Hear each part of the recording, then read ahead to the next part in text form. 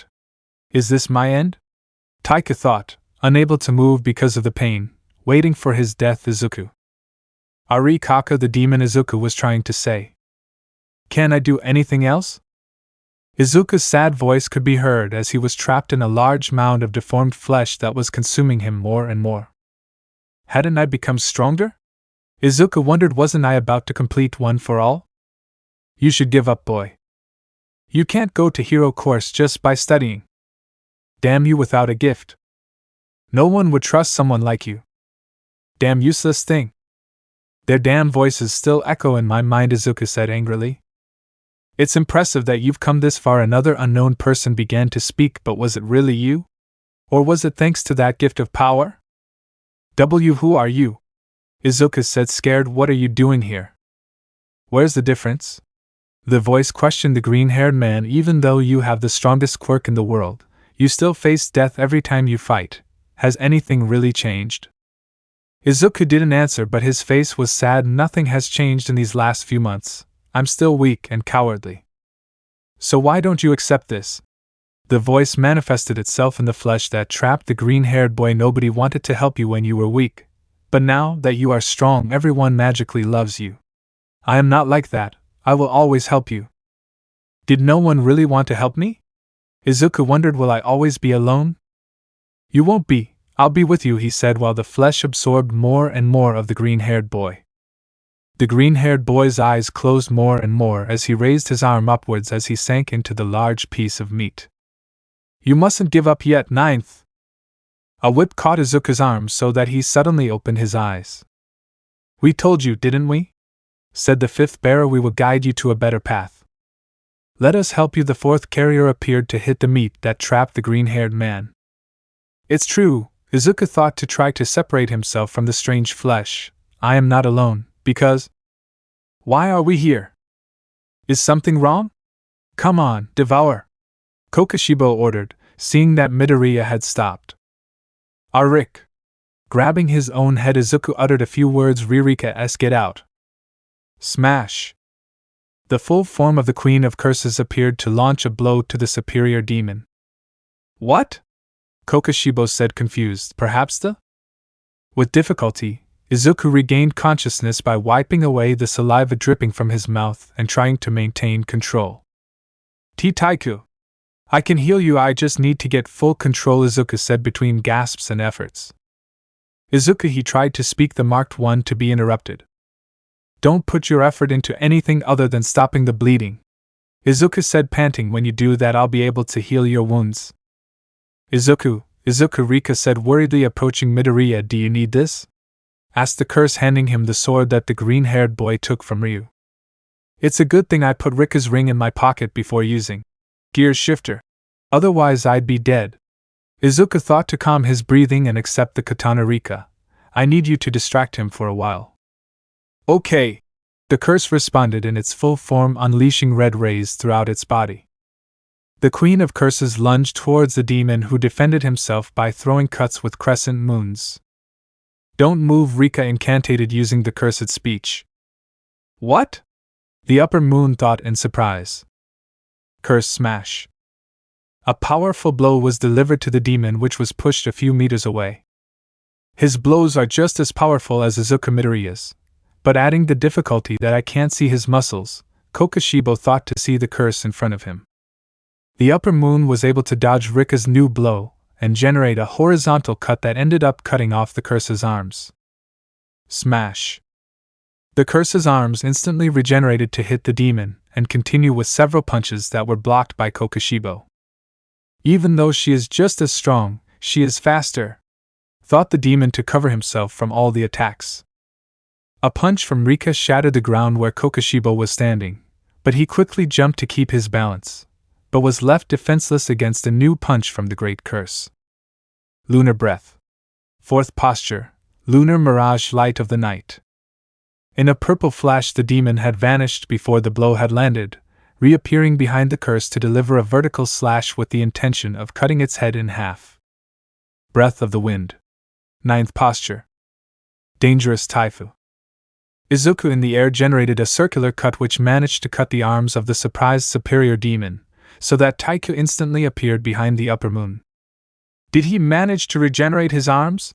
Said the demon, surprised, looking at Taiku. No, you were the one who regenerated them, right? It was a bit risky, but I was able to do it. Not long ago I forced my reverse rituals to regenerate entire limbs on myself, Izuku said, but by becoming a demon and using this special vision, it allowed me to know how demons regenerate. Demons regenerate in the same way as curses, Kokoshibo replied. No, at first I thought that too, but the truth is it was easier than I thought. Izuku mentioned, confusing the demon. The bodies of the demons absorb the cursed energy of those they devour and store it in their bodies, creating an excess of energy. That generates an accidental reverse ritual. So, automatic reverse rituals, Kokushibo said, summarizing what he understood. That allowed me to improve my reverse rituals to the maximum. Izuku mentioned I was able to discover it thanks to a friend of mine who has similar powers who helped me do my first reverse rituals. The transparent world does not allow us to see that, said Kokushibo. If that could be done, I would have known centuries ago. And who spoke of the transparent world? Izuku replied, I had to use the fourth carrier's ritual, energy vision, to be able to see how this worked. Energy vision allows the user to be able to see the cursed energy before it is actually used, allowing him to see attacks before they are executed and know in which part of the body the cursed energy is used. He wouldn't be talking so much for nothing. What could he be up to? Kokushibo thought suspiciously. Wait a minute. Where's the curse? Uzumaki. What? Was the only thing the demon could say as he looked at his side. A large dark-colored whirlpool vortex was launched by Rika in the direction of the demon, who, moving at a faster speed, dodged the massive attack that completely destroyed the ground. A distraction? Kokushibo wondered. Instantly Taiku launched himself in the direction of the demon. With his flaming katana he launched a horizontal slash that was dodged by Kokushibo, but he ended up receiving a punch in the back. Ninth, it's now. Hit the inside, said the first bearer. 70% smash. Izuku shouted to hit the demon. The blow had landed, passing through the demon and sending it into a wall, creating a large curtain of air that pushed everyone back quite a bit. Some things were awakening in Kokushibo. Something I thought was dead. Izuku had hit the demon's soul. In a dark and red space showing parts made of flesh without a specific shape that spread more and more, reaching the deepest point where a person was seen crouching crying in front of a small wooden flute. Brother. Why did you leave, brother? I lost everything I had for you. I wanted to be like you. Brother. Brother. I'm sorry. The man's screams were heard throughout the empty and lifeless place. With complete despair, the man only limited himself to crying, looking at his only good memory. Are you still crying? A voice was heard in an annoyed tone. Why are you still clinging to your past? Shut up. Please. Just leave me alone, said the man, still crying. You have power, you have immortality. Do you remember how you managed to get all this? The screams echoed throughout the space. Do you remember who gave you everything? Leave me alone. I didn't ask for it, the man excused himself. Didn't you ask for it? I'm sure it was you who approached me, the voice shouted threateningly. I just wanted to be like him, said the man, showing the fire marks on his face. You were damned when you made a pact with the king of demons, the voice responded, showing a physical form in a pile of flesh. You know that you can never break this pact. Is he Kokushibo? The same guy who almost killed me? Izuku thought as he watched the scene from afar. I'd like to know where I am, but I can't ignore this. The green-haired boy approached where the discussion was taking place, but the closer he got, his body underwent more and more changes, showing fire marks identical to Kokushibo's, and also creating other pairs of eyes under his own. Shit! The closer I get, the faster I speed up the process of transforming into a demon, Izuku thought as he watched his body change, but my sense of heroism prevents me from backing down. The green-haired man's body changed, resembling the man's demonic form, but he managed to reach the place where the discussion was taking place. Huh! Who are you? Said the man, seeing Izuku's new appearance. You! It's not your turn to chat yet, the Demon King said. Get out of here and kill that hunter quickly. I won't do it. I will never serve someone as disgusting as you, Muzan Kibutsuji, Izuku replied, having the appearance of Kokushibo. How dare you speak my name, Kokushibo? The angry progenitor demon mentioned you are just a soldier. One of many in my ranks, just obey and kill those humans. Kokushibo? Why do I look like him? Izuku wondered while looking at his body. I am not a soldier of yours. After saying that, Midoriya threw a punch at the mound of meat in the shape of Muzan to destroy it instantly. Flashback. Sengoku was. At the time we were born, twins were considered unlucky because they caused conflicts in the successor. Me Michikatsu Tsujikuni and my brother Yorichi Tsujikuni. My brother Yorichi was born with a horrible birthmark. And for that, my father ordered him to be killed. But when my mother heard this, she lost control of herself because of the fury and rage. So instead of killing my brother, the plan was for him to become a priest at a temple once he turned 10. Despite being brothers, our rooms, our education, even our food, they were completely different from each other. And that's why Yorichi never left our mother's side. Every time I saw him, he was hugging our mother on the left side. I always thought of Yorichi as childish and pitiful. In a traditional house of the Sengoku era, there were two children. While one was always training to be a samurai, the other was always leaning on his mother. What is this place? Izuku said with the appearance of Kokushibo demon. Am I in his memories? And you are not the only one, answered the first bearer in the form of a ghost. First, do you know what's going on? Izuku asked the former bearer. The others are fighting to not lose to the Demon King, but we, the first one reported, thanks to the mimicry and the blood given, we are fusing with Kokushibo. What you are seeing are the memories of his soul. The scene was changing to now show a rather small room where there was a wooden window where the two brothers could interact. I would go to Yorichi's small 3-tatami room when my father wasn't looking. Since my father would notice that I was giving him my own possessions, I made a flute and gave it to him. Since Yorichi was a baby, I had never seen him smile. He never spoke until he was 7, so people thought he was deaf. But I realized that it was different at that time. The space where they were changed again, now showing the two brothers while one watched the other trained until exhaustion. His hands are bleeding, Izuku said, looking at the boy who was training with a wooden katana. Is this what he meant by saying that we were similar? When I was practicing my fencing in the garden, Yorichi was standing behind the pine tree without making a sound. Not feeling his presence made my bones freeze. Brother, is your dream to become the strongest samurai in the country? Asked little Yorichi, surprising his brother. It was the first time Yorichi spoke, and he did so very fluently. It was so shocking that I held back and dropped my wooden sword. After that, he suddenly started saying that he wanted to be a samurai, even though he was supposed to be sent to the temple once he turned 10. He was supposed to become a priest, not a samurai. Didn't you understand? Yorichi smiled for the first time at that moment. I felt disgust. A samurai fights with his life on the line. A child who ran to his mother once he saw her could never become such a man. But one day after that, during my practices, Yorichi started to stay, saying to be taught. My father's subordinate, who was teaching me the way of the sword, gave him a small surname. All they told him were basic instructions on how to hold the sword and take a stance. Then my father's subordinate told Yorichi to go straight to him. The result was unreal. He was defeated in seconds. I was never able to hit that subordinate's body no matter how hard I tried. Not even once. However, he lost consciousness after Yorichi unleashed 4 punches in the blink of an eye. A 7-year-old boy hit him in the neck, chest, stomach, and ankles.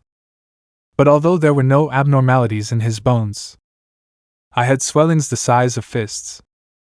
After that, Yorichi never said he wanted to be a samurai again. Because I couldn't stand the feeling of hitting someone, and it felt horrible.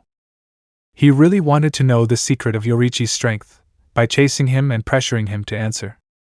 Yorichi said something strange while we were talking. Your opponent's lungs expand before they hit. Yorichi mentioned, confusing his brother, so we must closely observe their bone movement, muscle contraction, and blood flow. What is he saying? Izuku wondered as he watched the scene intently. See bone movement? He can see bone movements? It took me a while to understand his words. Yorichi could see through the body of a living creature. As with its brand, it was also born with a special vision. He had the physical ability to respond immediately to that sight. The boy I thought was pitiful, all this time. He was clearly stronger than me. But instead of talking about the sword, I want to play Sugoroku and fly a kite with you, brother, said Yorichi, looking at the ground. The path of the sword comes with pain and suffering. I had a talent that everyone around me accepted. So to get stronger, I just had to try harder. But that is similar to the pace of a turtle. In front of a unique prodigy like him. Our positions were completely reversed. My father's subordinate reported what had happened to everyone. Yorichi was going to be next in line while I was going to be sent to the temple when I turned 10. My dream of becoming a samurai would never come true. Brother, said Yorichi, leaning out of his twin's door.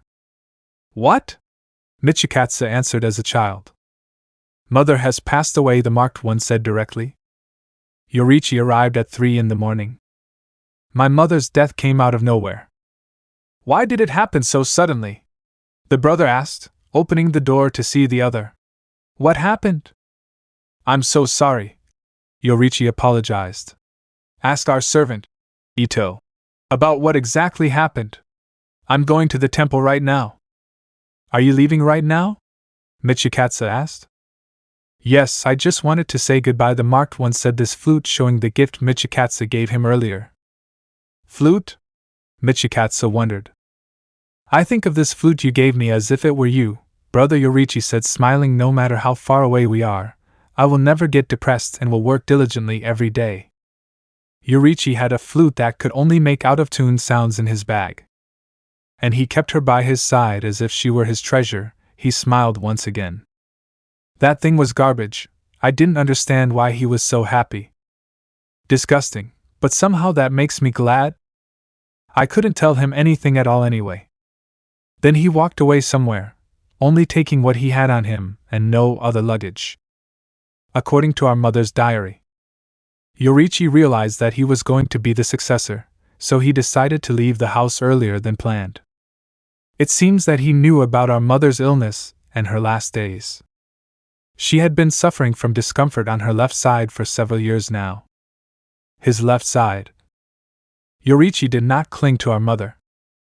He was supporting her because her illness weakened her. At that moment I heard the sound of my body tearing apart with envy.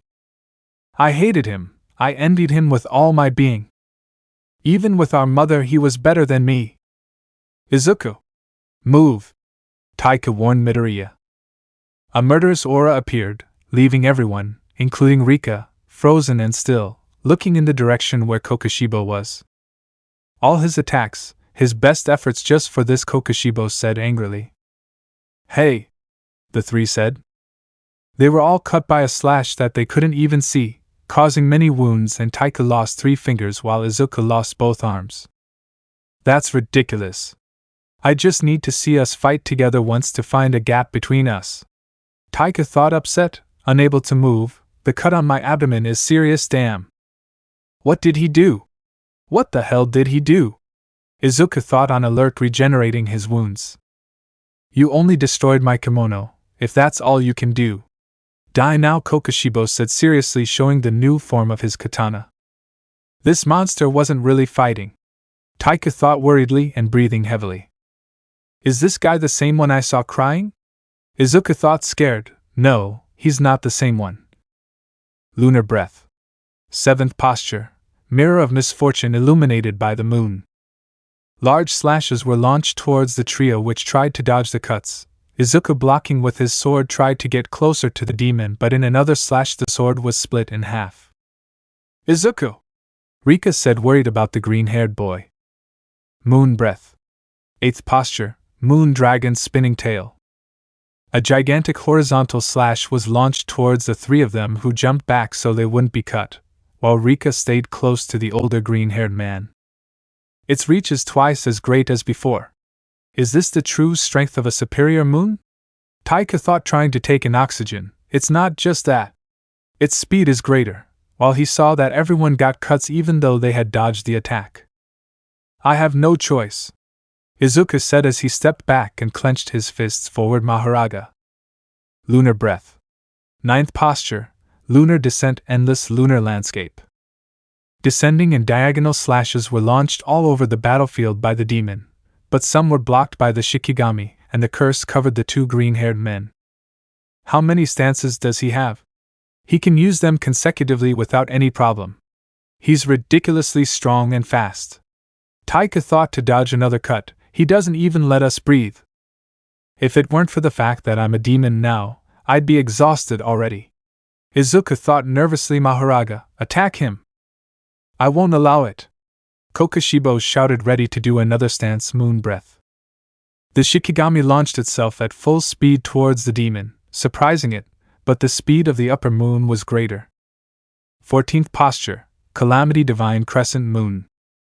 A gigantic vortex of cuts was generated by the demon's sword, creating cuts on everyone's body, cutting the Shikigami in half but not killing it. The wheel of Mahoraga has turned. The first adaptation has been completed. It's still moving? Said Kokoshibo, seeing that the Shikigami had completely regenerated in an instant. Smash! Izuku said, hitting the distracted demon's side. Rika, Taikyu. It's now! The four of them now headed to attack the demon, who would not stop attacking for anything in the world. 3 new cuts were generated on Izuku's body, while Taikyu managed to dodge 2 and received a cut on the leg. Don't move, Rika said, using the cursed speech on the demon. 2 blows from different directions collided on Kokoshibo's body, the responsible ones, Izuku and Mahoraga, to finish the combo with a Taikyu attack. Breath of Flames. Third stance. Burning Spirits. Taikyu said to launch his attack. A large flaming downward slash hit the still stunned demon, leaving a long cut from shoulder to stomach, further annoying the demon. Damn it! Kokoshibo cursed for the damage caused. Izuku, now! Taikyu warns. My blows hit his soul, but I want to save that crying man, Izuku thought, charging all the cursed energy possible in his right fist. Perhaps the only salvation he has is death. Still, I want to do something. Cursed smash.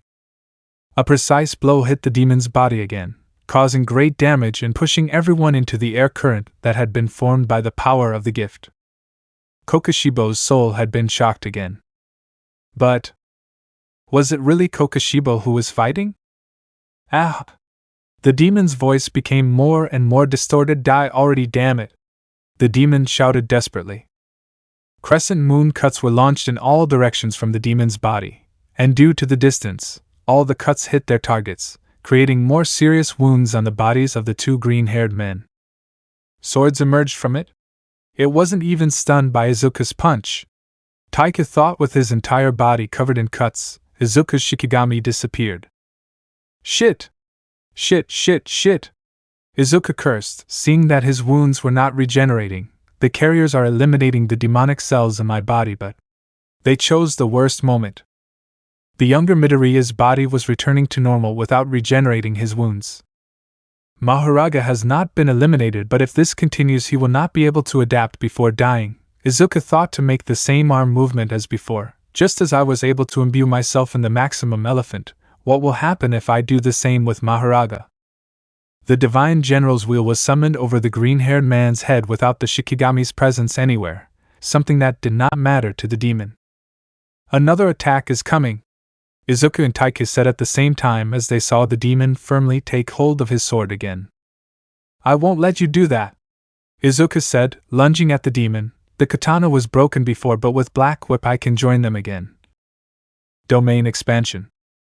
This is a joke, right? Izuku thought, scared. Rika, get Taikyu out of here. The green-haired boy ordered to drive the 2 away with a Black Whip. Izuku! Taikyu shouted, only to be pushed by the curse, taking him out of the range of the domain. Blood Moon Night. What do I do?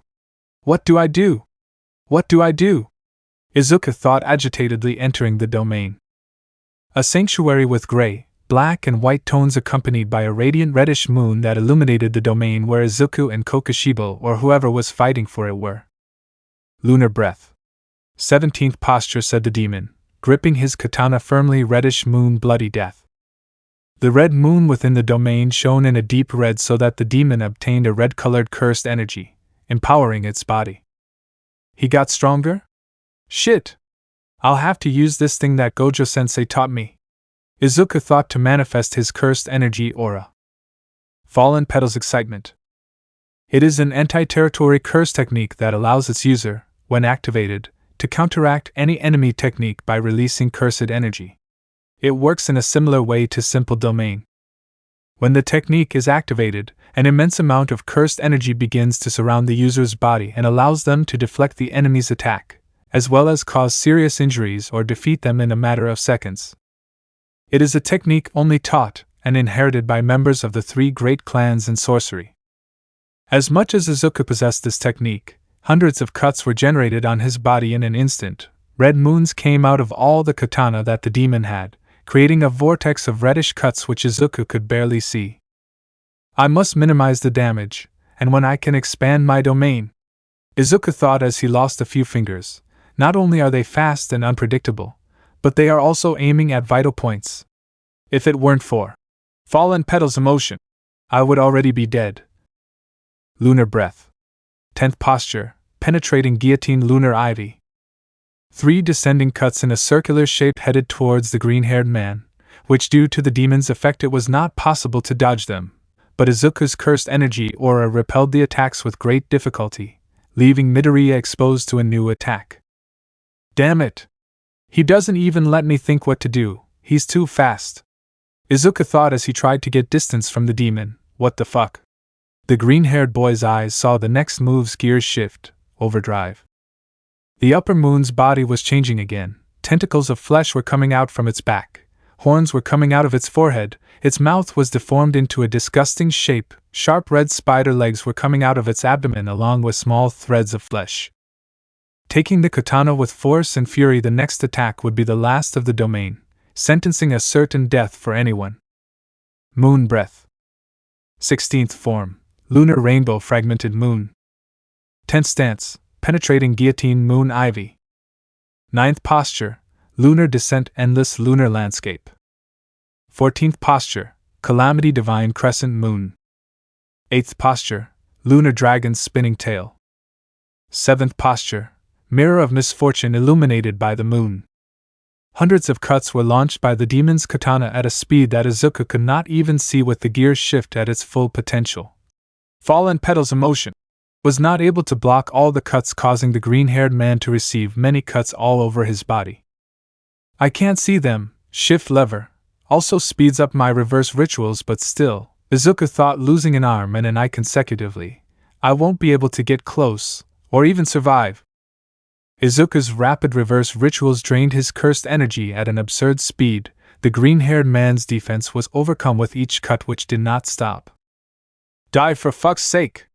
Kokoshibo shouted, increasing his speed and making the veins on his arms stand out more. I don't have the energy needed to expand my domain.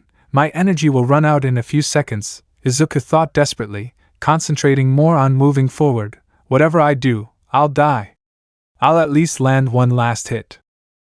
The green-haired man received the attacks and regenerated from the cuts and advanced at full speed. Few were blocked. Most hit Midoriya's body. Taking advantage of every drop of his cursed energy, Izuku shortened all the distance possible, being a few meters from the demon. Get away and die! Kokoshibo shouted in a distorted voice. I can't let him hit Kokoshibo again. 9th, you must hold on a little longer, said the first bearer suddenly. The green-haired boy tried to block the cuts with his katana, repaired with a black whip, paying attention to the first one, but the demon's attacks were not close to ending and Midoriya's energies were already reaching their limit. Just a little more, Nana the 7th shouted to the young man. Izuku's right arm had been cut off, leaving him without a katana and unprotected for one last big cut. This is the end, 9th, the demon shouted, surprising the green-haired boy. Moon breath. 8th stance, dragon spinning tail. Brother, your dream was to become the strongest samurai in the country, right? Me. I want to be like you too. I want to become the second strongest in the country. Yorichi? Said the demon, turning behind him and seeing nothing. It's now, 9th. Strike his soul, warned the 6th bearer. The green-haired man approached the demon, accumulating all his remaining energy in his left arm, causing the Kokoshibo to look at him in fear. Shit! What happened? Thought the frightened demon. Give me control of the body, now! Ordered a voice inside the demon's head.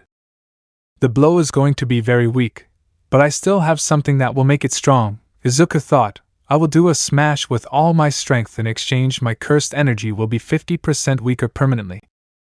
Binding contract. Izuku exchanges 50% of his total cursed energy to launch one last blow stronger than the rest.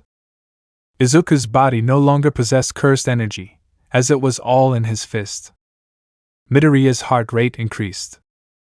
The heartbeats increased up to 200 per minute.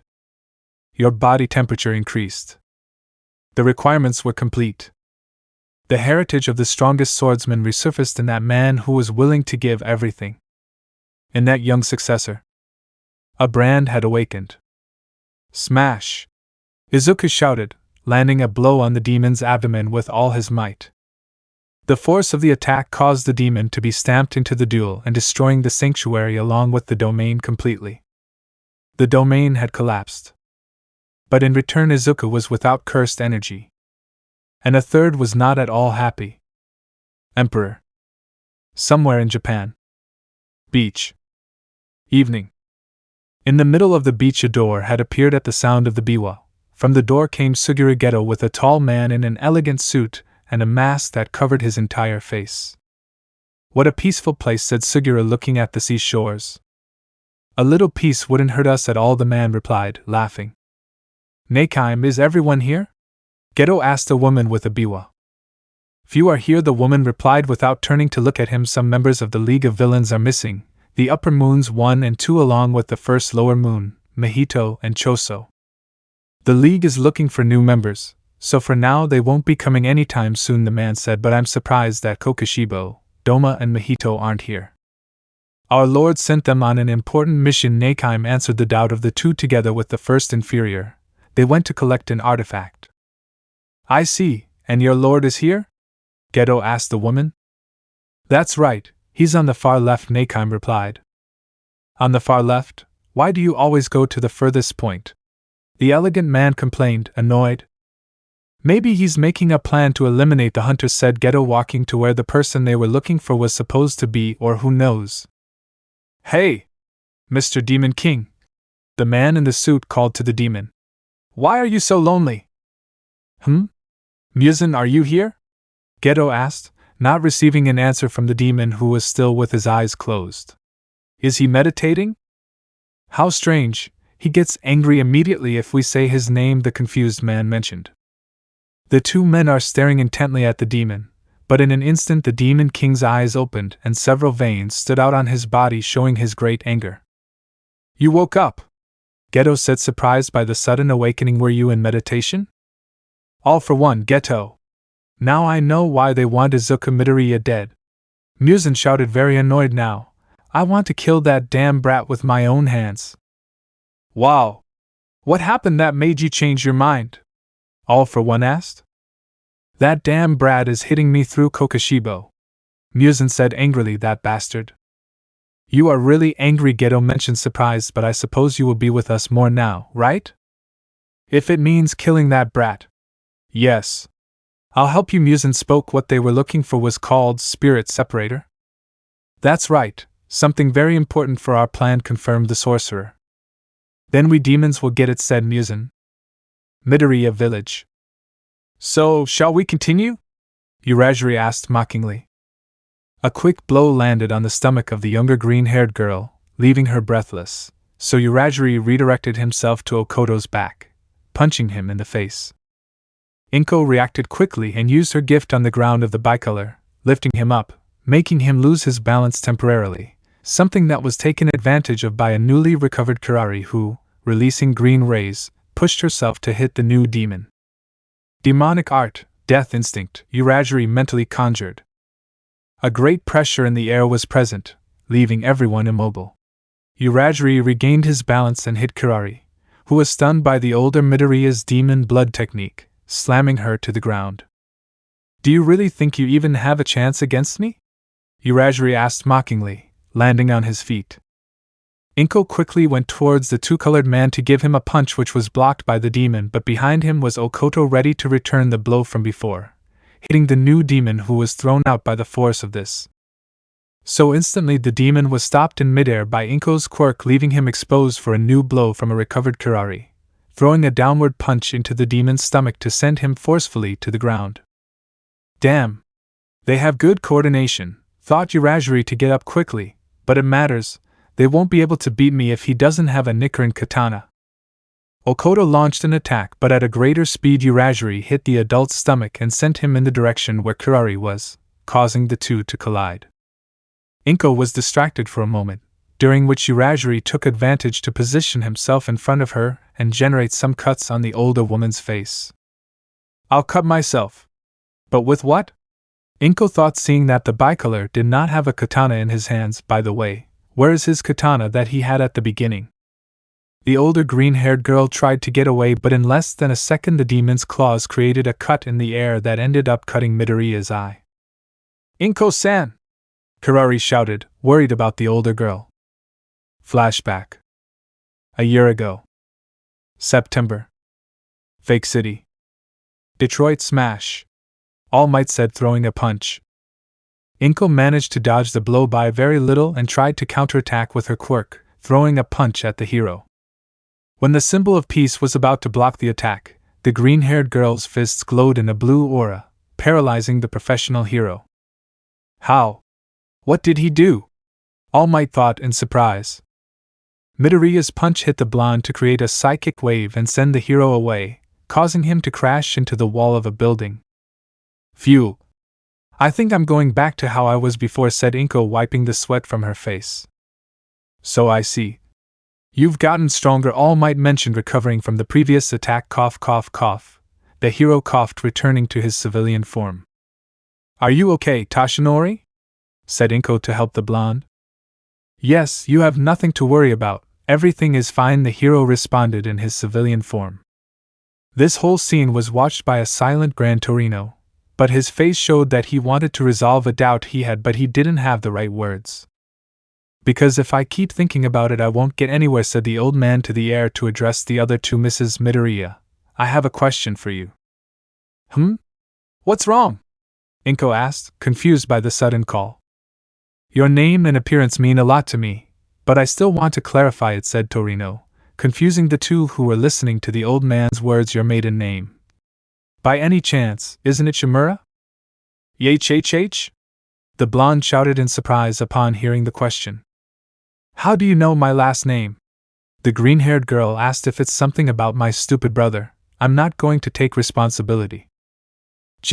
Nana always told me that Kotaro was a troublemaker, but I know little about the daughter he had, Torino recounted, surprising the green-haired girl. I only knew her name, and that her hair was black with green highlights. Taking a photo out of his pocket to give it to the green-haired girl here. She asked me that if I were to meet one of her children, I should give him this. The photo was received by the green-haired girl. Nana Shimura in civilian clothes was carrying a black-haired boy in her left arm, while in her right arm was hanging a black-haired girl with small green highlights and bright emerald eyes.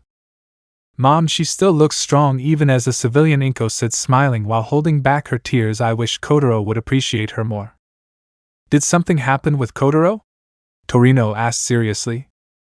We had a big argument, and each of us went our separate ways, Inko said without taking her eyes off the photo. After Mom left, he hated her for no reason.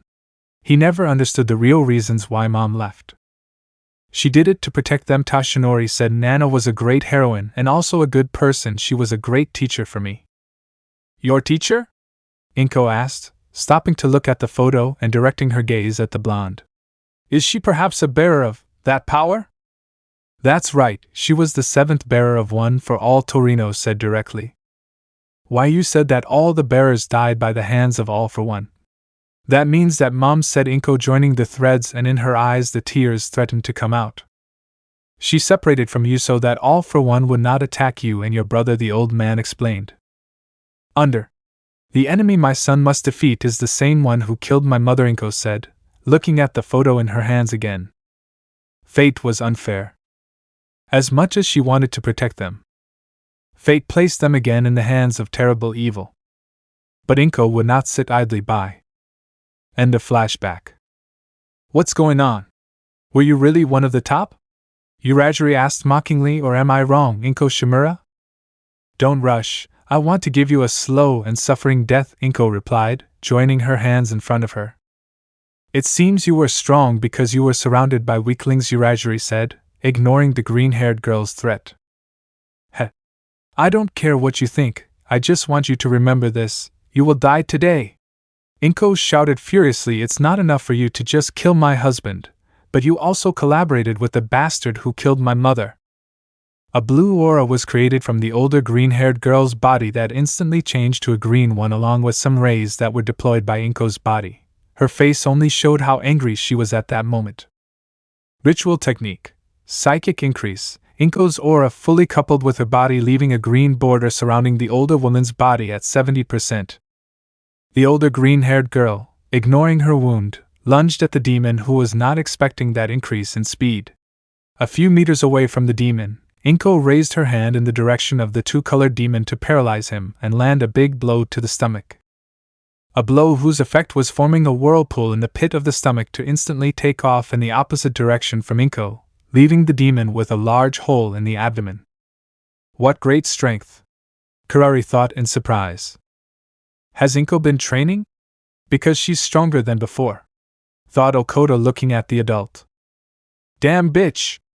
Uragiri was abruptly interrupted. A kick from the older green-haired girl connected with the demon's face, causing Inko to raise her hand again and send the lower moon crashing into a wall.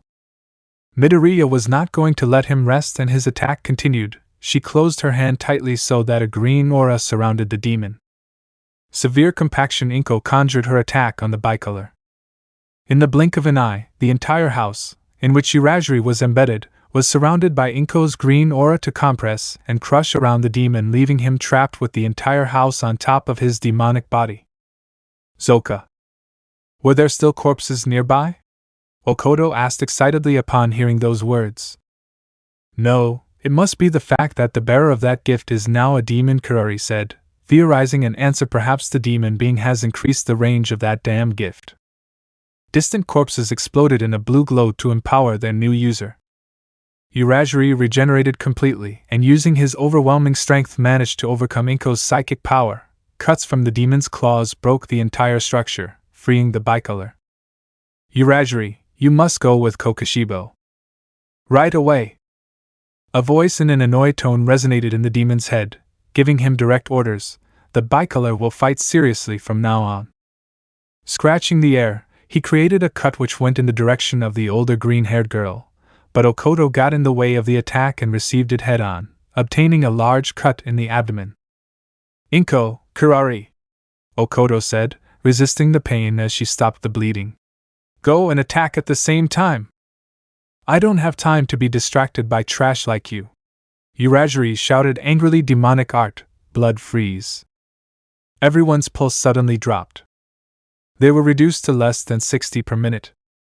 Okoto's quirk was completely reduced.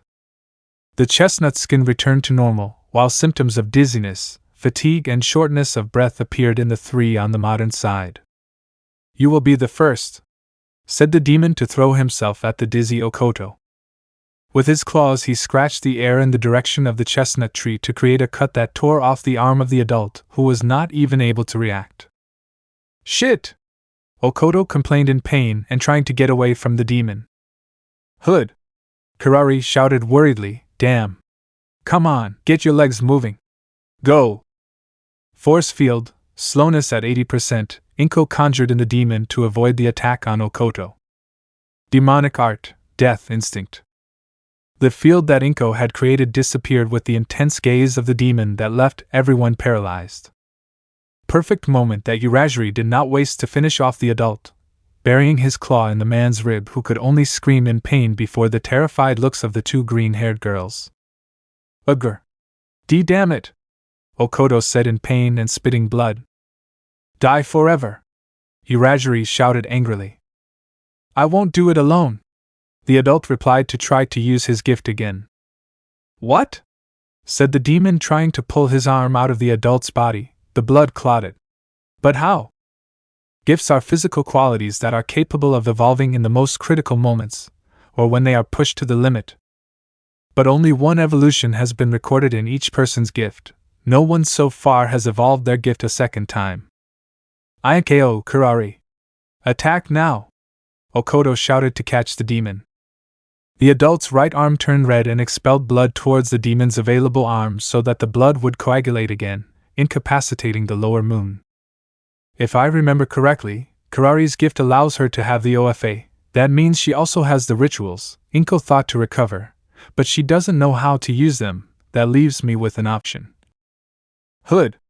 Kirari screamed, trying to regain control of her body. Damn! What do I do? What do I do? Okoto had already evolved his quirk. But he was evolving again because of the situation. His gift had changed again. Damn you, die now! Uragiri shouted angrily. Kirari, hurry up! Inko ordered as she went to attack the demon from behind. I'm going! The green-haired girl replied, finally moving. The two women were about to attack the demon, who was incapacitated and unable to move, while Okoto's blood coagulated more and more. The souls of lower beings. They are just objects that are thrown away once they are no longer useful. Uragiri, you are one of them. You are cornered by mere humans. They are not even hunters. That leaves you as a useless piece. What? Mentioned the bicolor, seeing deformations in his body. What's wrong with him? Kirari said in alert. Damn it! Said Okoto while standing in front of the demon. The demon's deformations grew and grew until they finally consumed the adult, leaving the two women shocked so that arms instantly grew from the deformations. The arms created mouths which began to devour the body of the demon along with that of the brown-haired boy who was trapped in the demon's disfigurements. The two women did not know how to react to the grotesque scene they were witnessing. The blood spread everywhere, staining the streets of the old village, leaving nothing of the body except the large amounts of blood. No one has survived to tell of his second evolution into Dudan. Okoto was no exception. Oh, Okoto-san? Inko asked, hurt. Hood? Kirari said, trying to get out of shock. A long silence reigned over the place. Inko and Kirari still couldn't digest everything that had happened in such a short time. Hood! He could only manage to cry, it can't be. Inko could only hug the green-haired girl to comfort her. We must go with Izuku and Taika, said Inko, walking in the direction of the green-haired boy. Kirari, you can stay if you want. Getting over the death of a family member is never easy. I'll go! Kirari replied, following the adult. If I start crying now, I won't be able to protect anything, my brother, and I will talk about it later. Are you sure? Inko asked, although she didn't seem sad. Yes, Kirari said, to follow the adult woman on her way. Michikatsu's soul was struck again. True memories bloom again. Brother, said Yorichi, leaning out of his twin's door. What? Michikatsu answered as a child. Mother has passed away, the marked one said directly. What? Impossible! Michikatsu said excitedly, opening the door to see the other. What happened? I'm so sorry. Yorichi apologized. Ask our servant, Ito, about what exactly happened. I'm going to the temple right now. What? Wait. You can't leave, Michikatsu said. Why not? After all, I will be sent to the temple, Yorichi said, confused. We can both become samurai, don't you think? Michikatsu said, we both have talent. Why would they leave one of us out of this? Brother, you know perfectly well that he will not do that, the marked one responded sadly. Maybe if we insist a lot. Michikatsu sighs in defeat. I just don't want you to go, brother. What? I never said that. Or did I? Questioned an adult Michikatsu, watching the memory with the green-haired boy. What is happening? Even he doubts the veracity of these memories, Izuku thought while looking at the adult, but it is impossible for these to be false. These are Michikatsu's memories, the second bearer spoke, surprising the other two. Who are you? And what are you talking about? Michikatsu asked, distrusting the man. What we saw before were Kokoshibo's memories, said the second one, confusing both. It's time to see the real memories. What do you mean, Kudo? Izuku asked the former bearer. When you were about to become a demon, we managed to see how the Demon King controls these, Kudo mentioned. Explain yourself. What is the difference between my memories and those of my demon self? Michikatsu asked without understanding. Why are they different if we are the same person? Because Muzan creates false memories, said the second one, surprising the other two. No matter how powerful he is, Muzan cannot erase memories.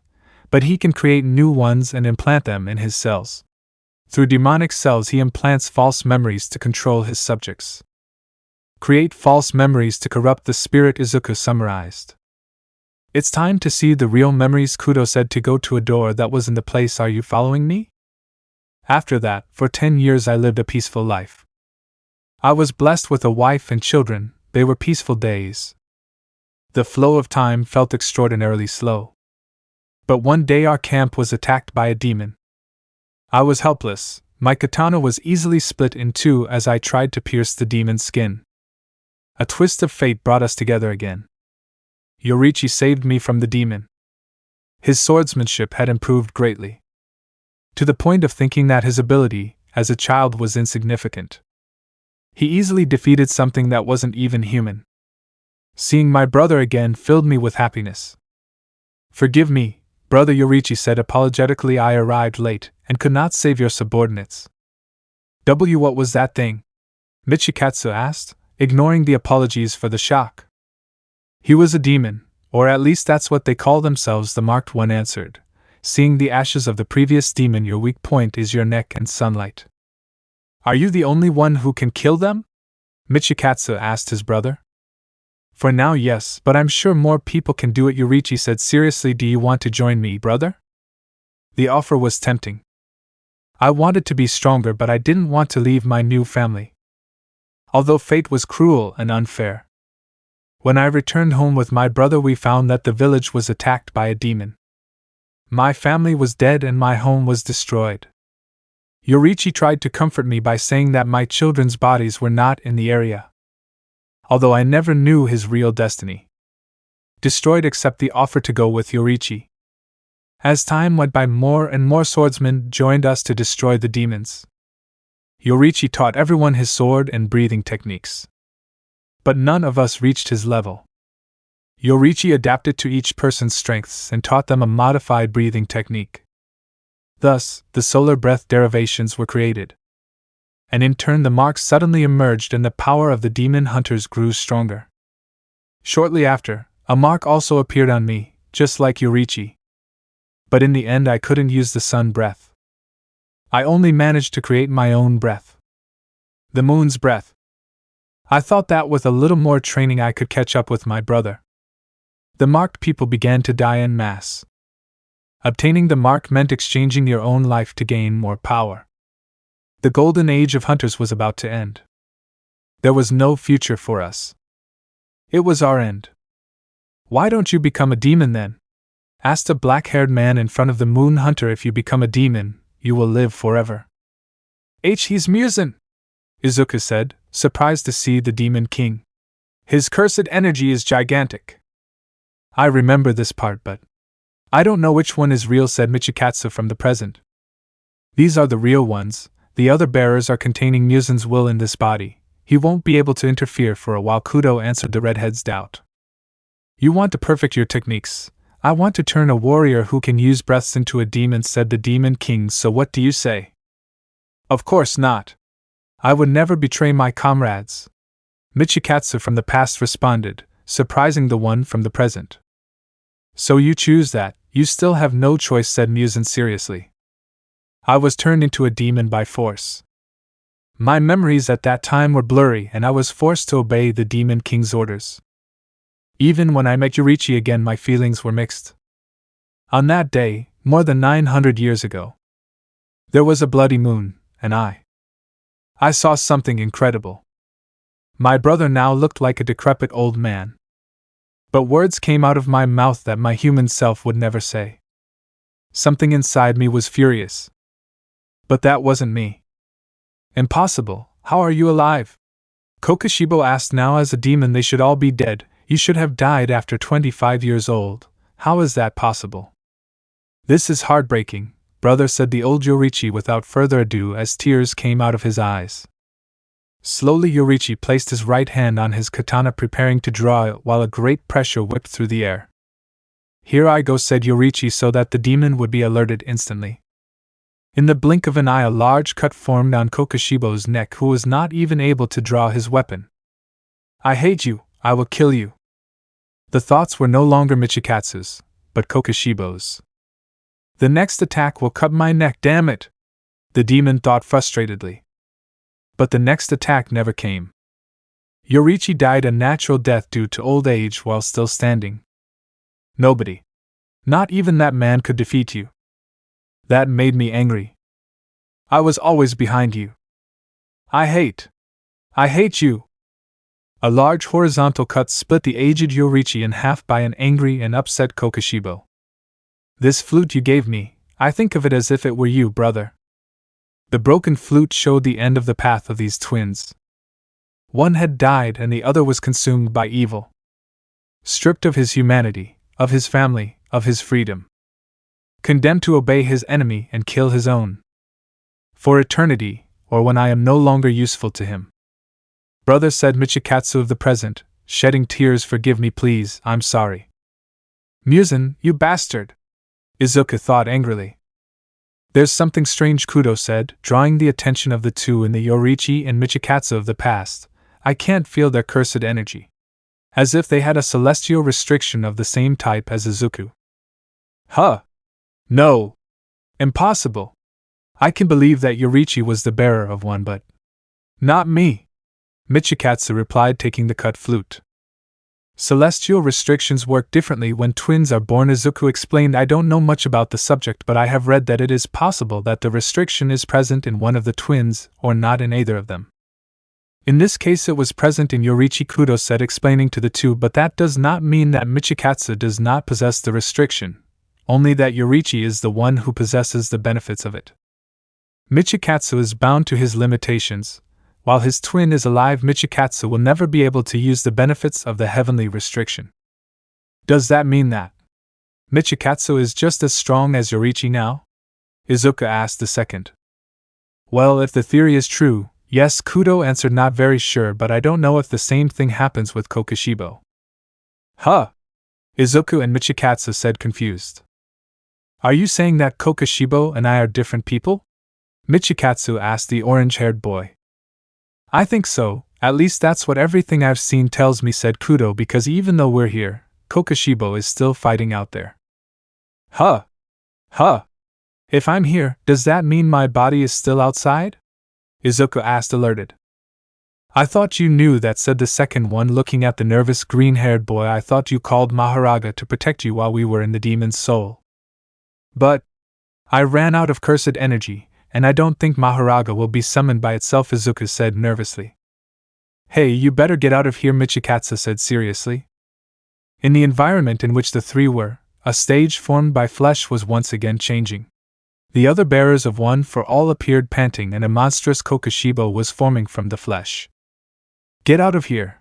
I have unfinished business with this guy, said Michikatsu as he walked towards the demon. Cut off my head if necessary. I will weaken him from within. Moon breath. Lunar breath. Seventh posture. Mirror of misfortune illuminated by the moon. Izuku! Kirari shouted, grabbing the green-haired boy who had just woken up. Shit! Large vertical cuts headed towards her, who could only watch them without being able to do anything, but Rika quickly moved them to a safe place, receiving the attack herself. He doesn't even let us breathe for a moment, said Taika, very hurt, dodging the cuts. Izuku, wake up! Kirari! Izuku said, waking up completely and seeing the green-haired girl with cuts on her face. Damn! How much time has passed? Izuku, don't wake up suddenly, Kirari said to the green-haired boy, but it was too late. Your wounds. That doesn't matter now. We must focus on him. Mention the ninth to see the demon in his grotesque form. We just have to endure or weaken the demonic cells. Rika, do you have my katana? If your katana was this one, I have bad news for you, said Kirari, showing a katana split in two. It's true that it broke. Shit, Izuku cursed his luck. That sword could kill demons, but now what do I do? Izuku, take this, said Rika, taking out a blue katana from her body. I took it from the hunters you killed. Rika, I appreciate it. Izuku mentioned, taking the katana so that it changes color. Kirari, I will need your help on this. I will, Kirari answered without letting the green-haired boy finish. I trust you. Heh, thanks, Kirari. It's time to end this festival. Izuku said to grip the katana tightly. For the first time I saw the creation of a breath, Now I know how it works, and its postures at least the first 6. Total concentration. The marks on Izuku's face glowed a deep red as the green-haired boy took a deep breath of air, launching himself at an absurd speed at the demon, surprising it. Lunar breath. 6 posture, Lonely Moon in the Night by Avicii.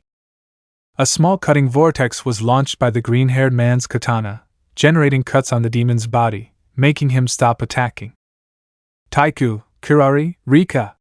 It's now! Inko shouted, giving him the order to attack. Divine General, Maharaga Rika conjured, summoning the Shikigami, making the wheel disappear on the green-haired man's head. Breath of Flames. First position, Sea of Fire, said Taiku to launch himself towards the demon.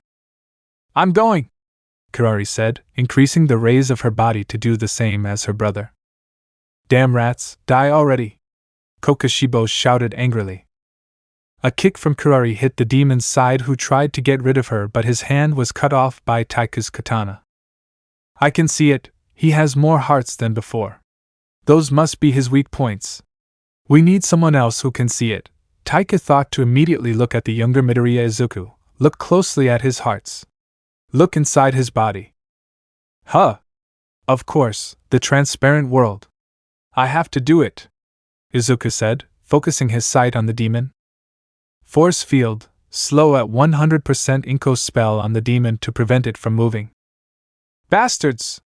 Kokoshibo cursed, but was interrupted by a blow to the face from Kirari. Breath of Flames. 9th stance, Purgatory. Taiku shouted to make a great force destroying the ground. I see it. I can see it. The transparent world, Izuku thought before launching himself to attack the demon. Moon Breath. Demonic Blood Technique. Kokoshibo shouted to draw more swords from his body. 14th stance, Calamity Divine Crescent Moon. The wheel has turned. Maharaga has adapted.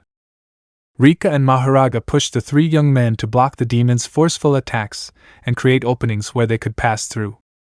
While Inko with her power lifted the ground where the upper moon was located and destabilized its balance, leaving it exposed. Seeing the beginnings of the hunters will help me a lot, Izuku thought to see Taiku standing up. Taiku, block this. What? Hey!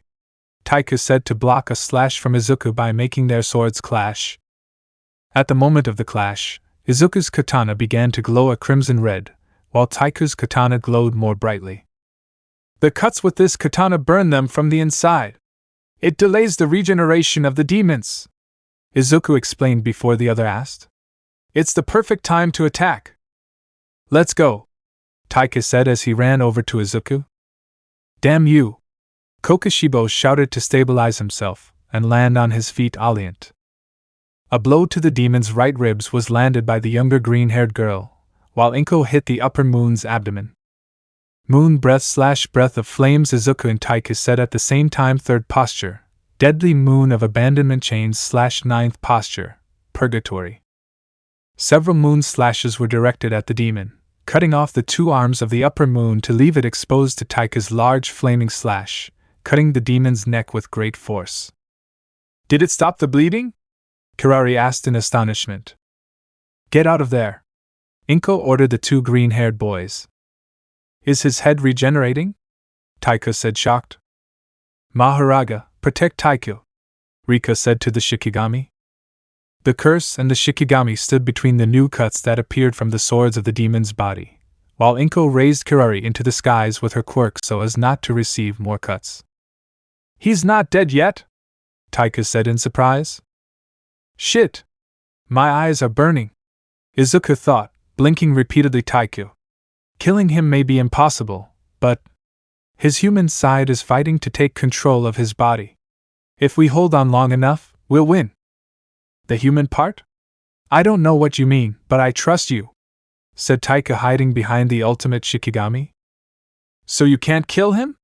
Kirari asked as she was left on the ground by the older green-haired girl. Only with the sun, Izuku replied, but that is not an option for us. Izuku, there's little time left, said Rika, resisting the demon's cuts. Are the attacks getting slower? Inko asked, surprised at the pace of the cuts. Maharaga, hit the demon! Rika ordered the Shikigami. Let's attack together, Izuku said as he launched himself to attack the upper moon. Izuku dodged the cuts as he approached Kokushibo, but his eyes were getting more and more dry, making his movements less precise. Taiku tried to firmly hold his katana as he moved, but the lack of some fingers made this action difficult for him. Kirari dodged the multiple cuts with difficulty, unconsciously increasing the raise of her body. Inko raised fragments from the ground to cover herself, but the cuts still reached her, although they were superficial. Shit! The katana feels heavier. I can barely hold it, Izuku thought with difficulty.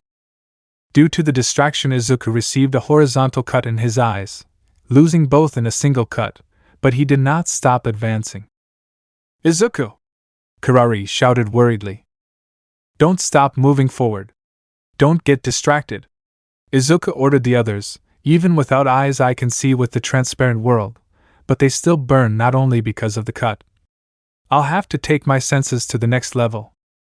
Curse Blast.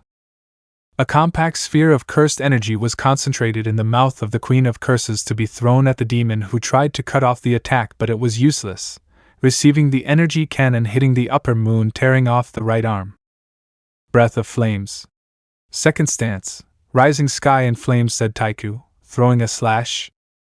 A flaming upward slash that caused a long cut across the demon's abdomen to the head, with the effect of the katana reducing the demon's regeneration. Bastards! The furious demon cursed. Kirari kicked the demon's head, momentarily stunning him, so Inko could hit the demon's chest, paralyzing him with her psychic power.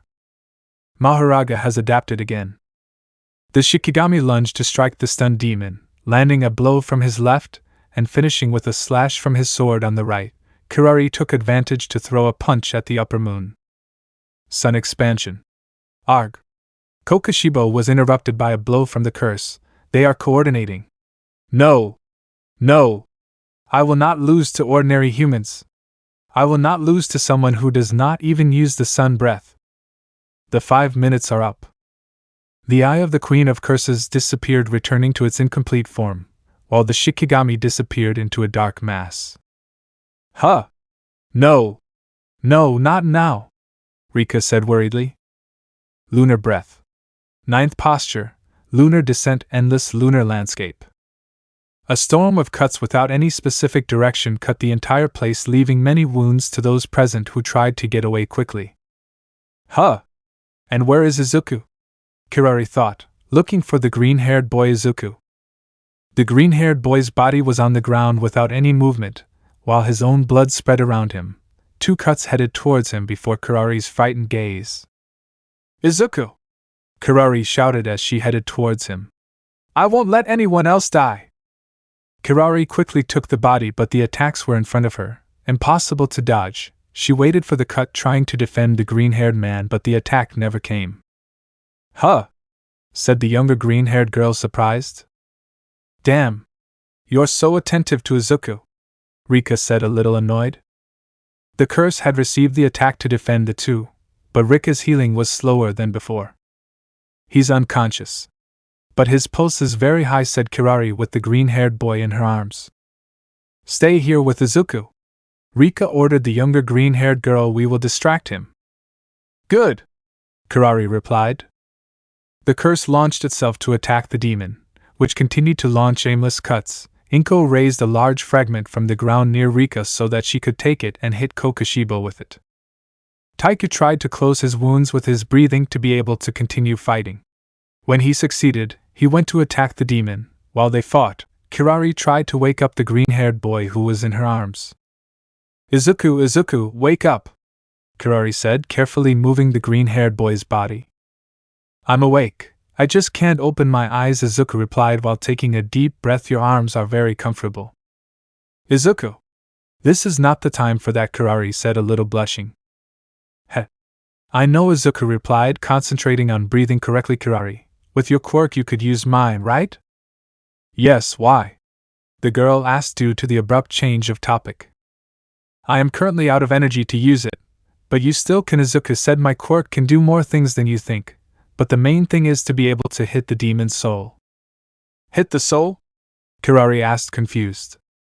Yes, That accelerates the awakening of his human side, explained Deku. All the blows you have given were more effective than our cuts. Awakening Michikatsu would give us victory. I see. But what about you? Are you ready to fight? Kirari asked, worried about the green-haired boy. I don't want you to die. Don't worry, I'll be fine. I don't plan on getting into the fight right away. I'll do it when my lungs are better. Izuku replied, touching the girl's cheek. I trust you. Izuku was silenced by a kiss on the lips from the green-haired boy. The two stayed for a short time in the same position, enjoying the little moment until it ended. I know you'll make it. We'll all get out of here together, Izuku said to the girl. You better get out alive, Kirari replied with a red face. Of course I will, Izuku said, sitting on the floor.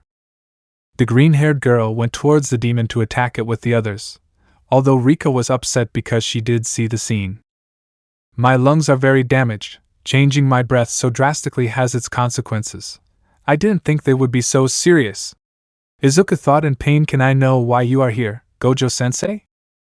I wanted to know where you were. I gave you permission to be out for a few hours, said the white-haired man walking towards the green-haired man, but it's been more than 6 hours. I see. Sorry, but this is very important, Izuku replied. You're blind, said Gojo to annoy the green-haired boy. Well, in general you're a mess. Do you know that this way you won't be able to participate in the exchange festival with Kyoto? It's a shame. But wasn't it mandatory to participate? Izuku asked, getting up from the ground. Yes, but after this you won't come out in good condition, said Gojo, looking at the demon. But I can do something. I'll say that I sent you on a special mission in exchange for giving us more information about the demons. Fine. I can do it, Taiku. My cousin is a hunter. I could ask him to tell me more information about them, Izuku replied, motivated. Even if we could talk to the boss. Sounds perfect to me. And do you need any help? Asked the white-haired man. Since I'm here, I can help you with something. Although this is something personal, right? Could you defend my mother and my cousin? Izuku asked his teacher. They are the most injured, Kirari. Rika and I will fight against that. We just have to hold on. I won't ask, but I'll leave it to you, the white-haired man replied. I'll do what you said. You do your thing. I no longer have the energy to use OFA. I just have to trust in my restriction and improve it, Izuku thought, preparing himself by holding his katana firmly. Full concentration. Moon breath. Infinite. Gojo stepped in front of Inko and Taiku to stop the cuts with his ritual technique, while Izuku sliced the demon's arms, leaving him exposed to 2 blows, one from Kirari and the other from the curse. How many more are going to appear? The demon asked angrily. Izuku, with a quick slash, cut the demon's tongue to launch a kick to the abdomen.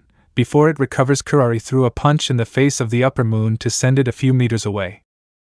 Izuku quickly positioned himself on the demon's back to launch a stab into one of its hearts. Damn you! Why don't you just die already? Kokushibo said, very upset. Black Whip, invoking the gift of the 5th bearer, Rika caught the demon. Kirari increased the raise and kicked the demon in the stomach with all her strength, generating a current of air and destroying Kokushibo's skin. D-damn them! The demon complained. Ha!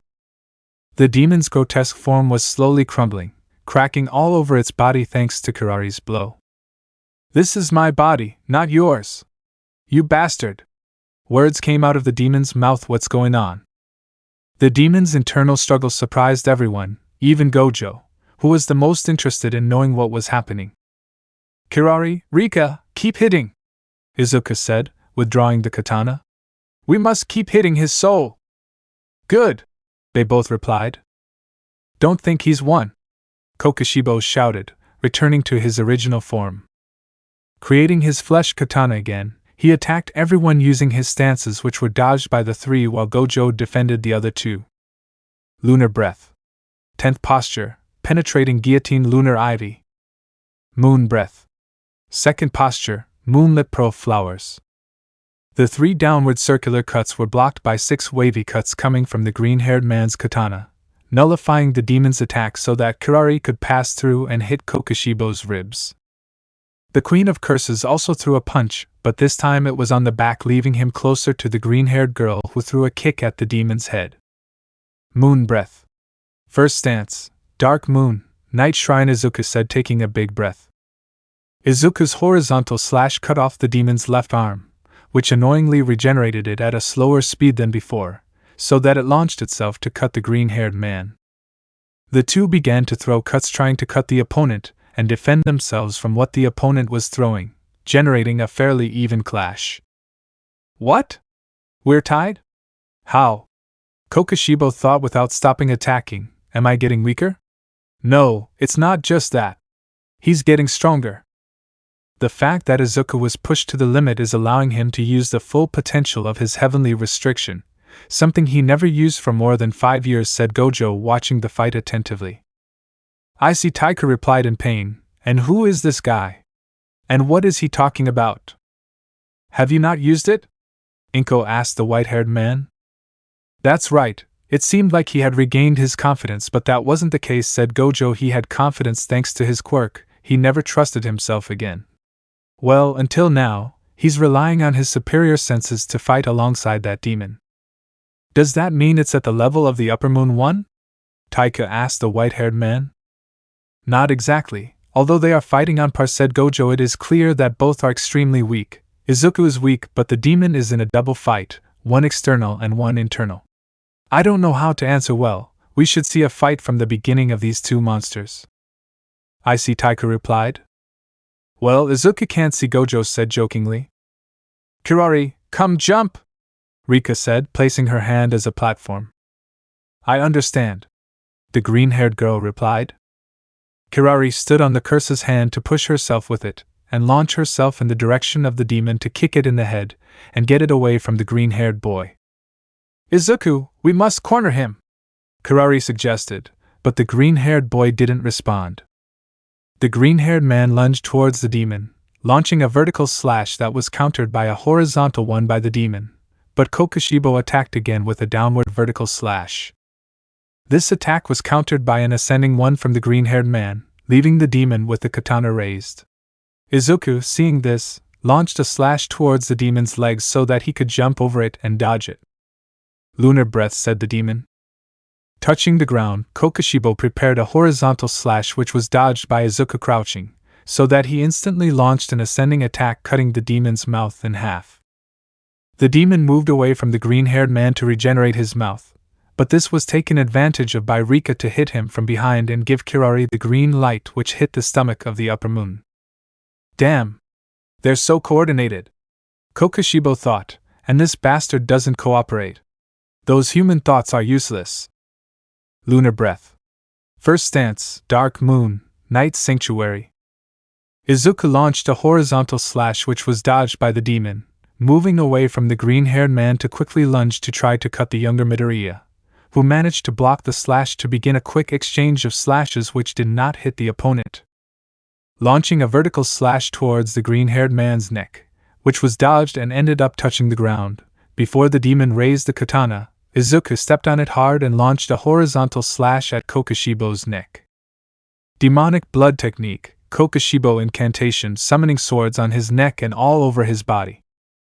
The edge of a sword stopped the path of the green-haired man's katana, but that did not stop Izuku, who continued to exert more force trying to cut the demon's neck. Black Whip, Rika shouted to use the fifth gift. The dark matter trapped the demon, leaving it exposed to Kirari's punch which hit the rib of the Upper Moon. Damn it! Kokushibo shouted, trying to get back into his grotesque form. Die now! It's better that you do it, Kirari replied to hit the demon again.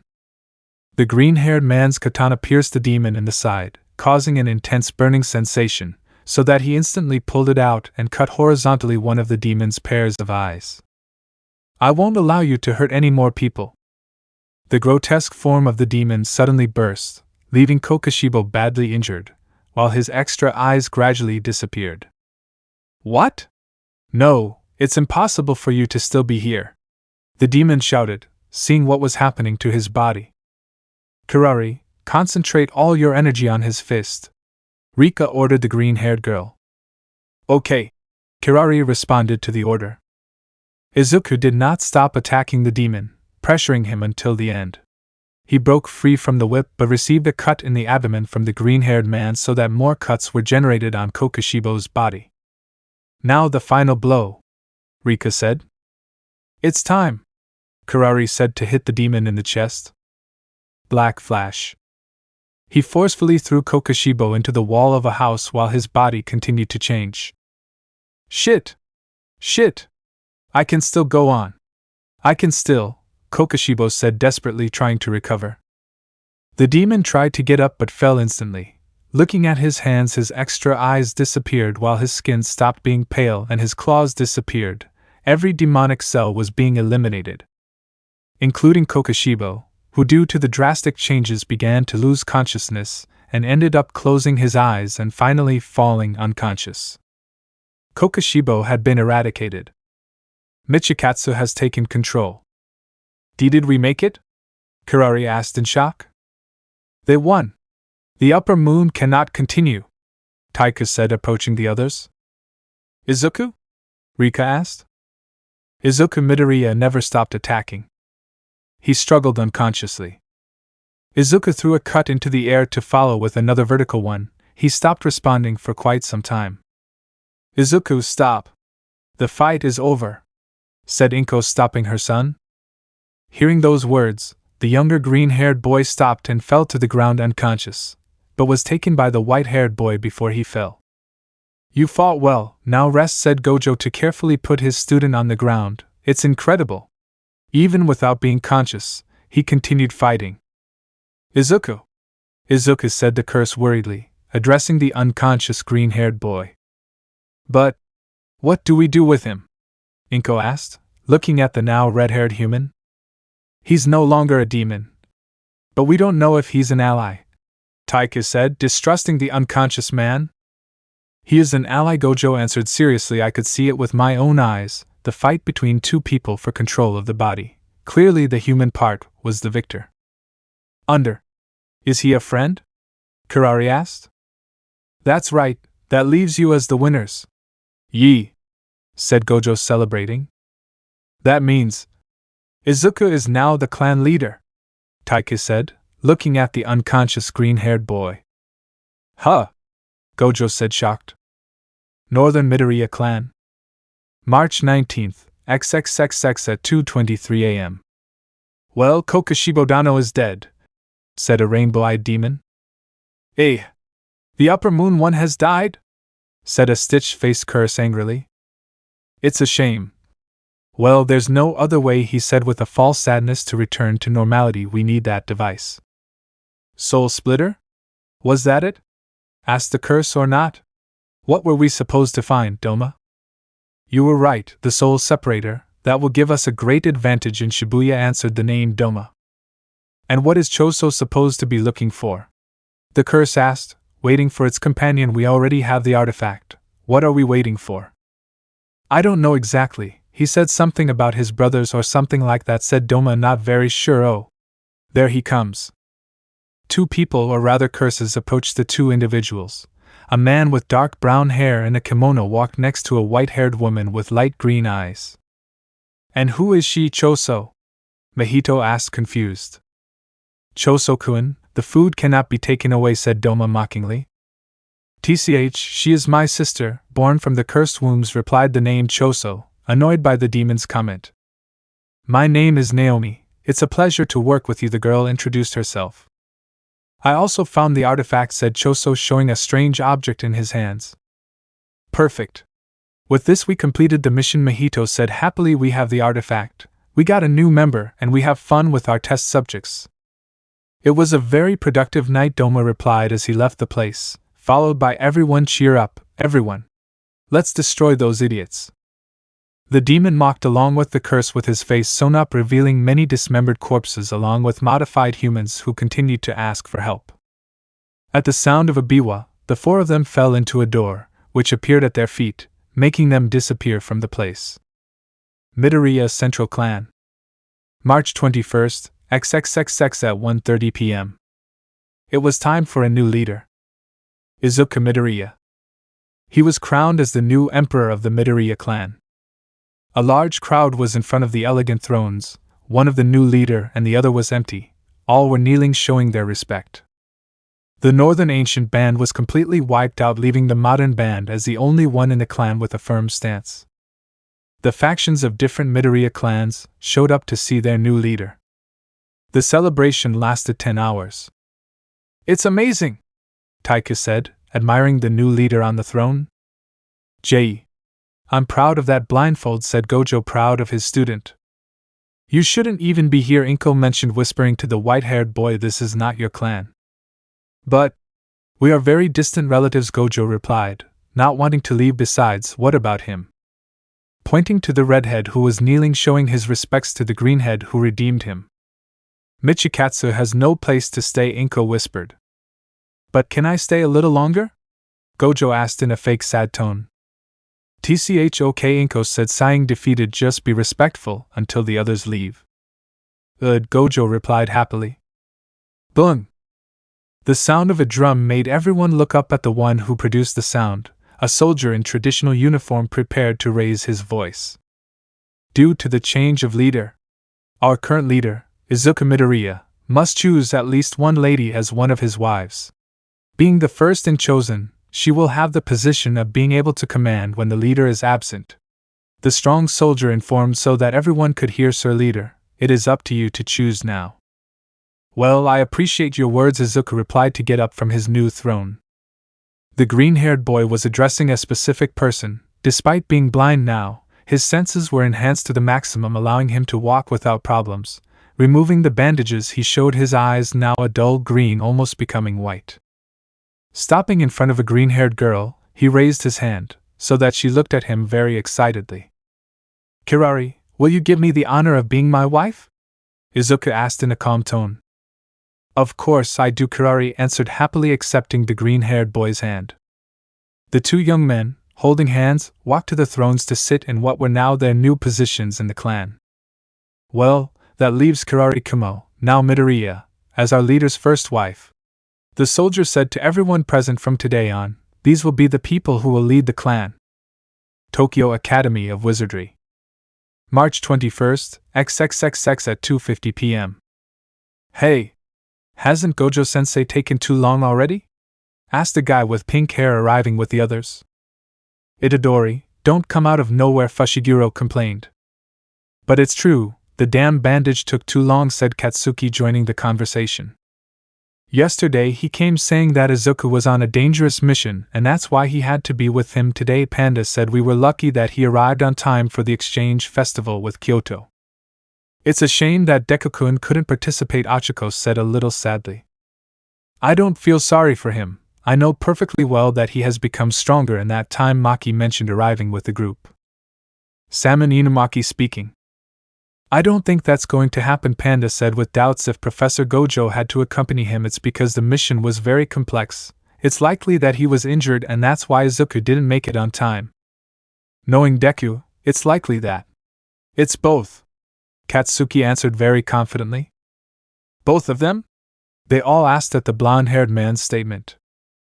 "I know Deku better than all of you, and I know perfectly well how excited he was to see everyone's rituals," Bakugo said. "That's why he wouldn't miss just because of a few wounds. There must have been something else that prevented him from doing so." "Hey! Guys!" a white-haired man shouted as he arrived. "Guess who's back? It's your beloved teacher Gojo." No one answered, a brutal silence which made the sorcerer look ridiculous. Difficult public. "Well, that doesn't matter. Because we have new news," said Gojo, regaining his spirits. "The sports festival will start in 3 hours," Aizawa continued, "so get ready everyone, wizards included, the bus is waiting." "Sensei, a question," Ida said, raising his hand to be looked at by the black-haired boy. "What about Midoriya? Will he also miss this festival?" "Midoriya is by your side," Ida Aizawa replied with his bored tone. "I wanted them to realize it on their own, but since Izuku said in the middle of everyone." "Huh? Midoriya?" said the whole class, shocked for not seeing the green-haired boy before. "Hello everyone," said Izuku. He was wearing the uniform he had as a sorcerer along with his blindfold, while his hunting mark shone in a deep red, drawing everyone's attention. "I didn't hear when you arrived. What did you do, Midoriya?" Jiro asked, surprised. Do you have fewer burns than before? Maki mentioned, looking at the green-haired boy. Are those marks tattoos? Kirishima asked, looking at Midoriya's marks. No, I don't know what they are exactly, but they just came out, Izuku answered the redhead. And those bandages you use as Gojo-sensei? Itadori asked the green-haired boy. It's the first time I see him, and I clearly know he's strong. That's because my eyes were cut out, Deku replied, taking off the bandages for a moment, showing his dull eyes. I use it simply because they look cool. Hey Deku, why did you disappear? Katsuki asked curiously. For several reasons, but in short, said the green-haired boy, searching for the best words, I fought against a very strong enemy, and then I had to accompany Gojo-sensei to a very important matter. What kind of matter? Megumi asked. In a few months, an event never seen before will occur, and we must prepare ourselves as best as possible. We went to talk to someone. I'm sorry I can't say more, Izuku explained as best he could. The good thing is that we managed to talk to the boss. Okay. They're very inquisitive. But everything in its time, said Gojo, annoyed. Why don't they receive me like that? He thought angrily at the way his students treated him. Prepare your questions for another day. Now you have to concentrate on the sports festival, said Aizawa. Better go to the bus. Maybe those from Kyoto and Class B are already there. All the students responded in the same tone as the black-haired boy. Come on. Cheer up. I have a big surprise for you for the festival, said the white-haired boy, trying to cheer up the students. All right. Let's go, Izuku and Itadori replied excitedly. Guys, let's do our best in this festival, Izuku shouted to his companions, supported by Itadori. Yes. They all responded with excitement. Izuku, Itadori, they are my pride, thought Gojo, proud of his two students. Why don't the others listen to me? Beach. Evening. TCH. We lost Kokushibo, said the king of the demons, irritated. Although I didn't expect that Kokushibo could turn back into a human, this isn't an absolute defeat, Geto said to the parent demon. What do you mean? Muzan asked the black-haired man. We lost one of the strongest demons. Our plan will depend on many things. That's why we must create emergency plans, Geto explained. Now Izuku, Midoriya is a perfect and natural vessel. Perfect? Natural? Specify. All for one spoke, confused too. I have been trying to create a perfect vessel for the reincarnation of him, but I realized that anything artificial would be useless and would not be able to bear such a burden, the black-haired man told the other two. Yuji Itadori was one of them. The reason why he is still alive is simply because he is the most natural thing I have created. You will say, I have given birth, corrected the villain, mocking the wizard. Whatever, the fact is that Yuji Itadori is not entirely natural, unlike Izuku, Midoriya said Geto, annoyed by the villain's correction, while Izuku was not subjected to any experiments, only training to be able to withstand the strongest quirk in the world. You mean, all this was to prove how good a container that brat was? Right. Muzan asked angrily. Not at all. I wanted him to be pushed to the limit so that he could reach his full potential, Geto explained to the demon. That's why I told you to send Kokushibo. But I never thought that he would be returned to his human form. Nobody thought about it. That was quite unexpected. All for one mentioned supporting the sorcerer, but now that you explain that, I think I understand why the artifact. Do you want me to? I see. Muzan said, understanding the plan. Is that the emergency plan? If so, I'll help you. If not, I'll do that too. That's what we'll do. Help us and we'll make the world ours, said the wizard, smiling sadistically. Soon the world will see what desperation is like firsthand. Now it's our turn. Roar Sports Festival. Midoriya Central Clan.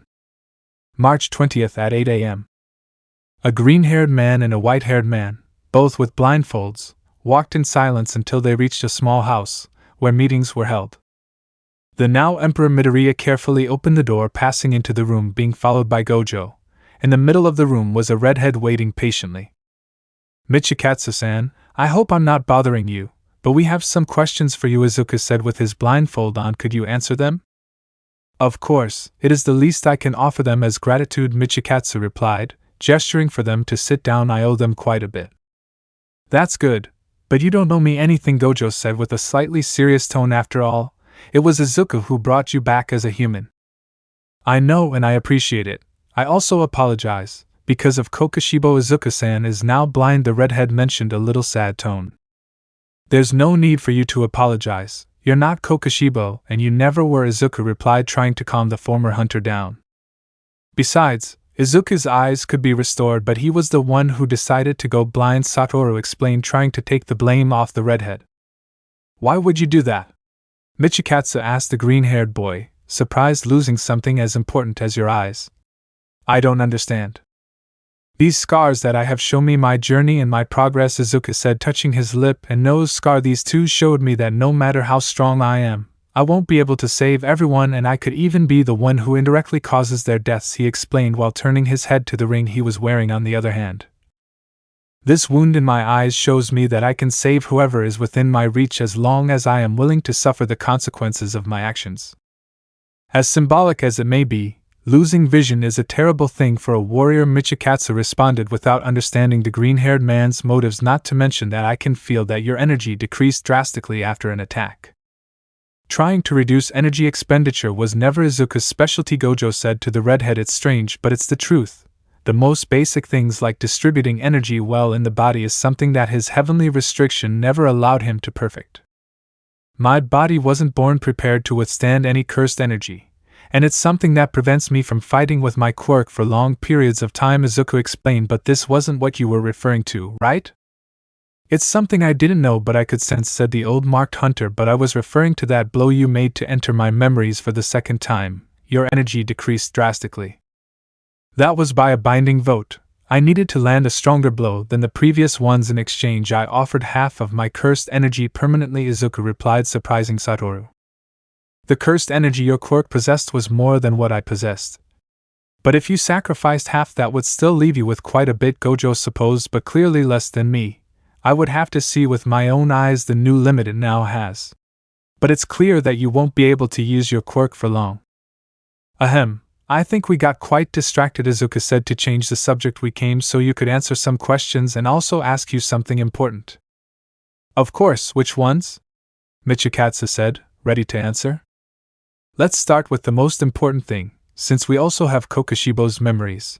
We want to know if the demons are allied with intelligent curses, Gojo said directly. Is that so? Yes, the Demon King accepted an alliance with a villain named All for One and someone named Suguru Geto, Michikatsu replied, leaving the white-haired and green-haired men frozen. The demons are working together with the League of Villains and Intelligent Curses. Suguru again. That's impossible, Gojo said angrily, but I don't think you're lying to us, he sighed resignedly. It's not just Geto, but also All for One, the most fearsome villain, Izuku mentioned quite seriously, musing.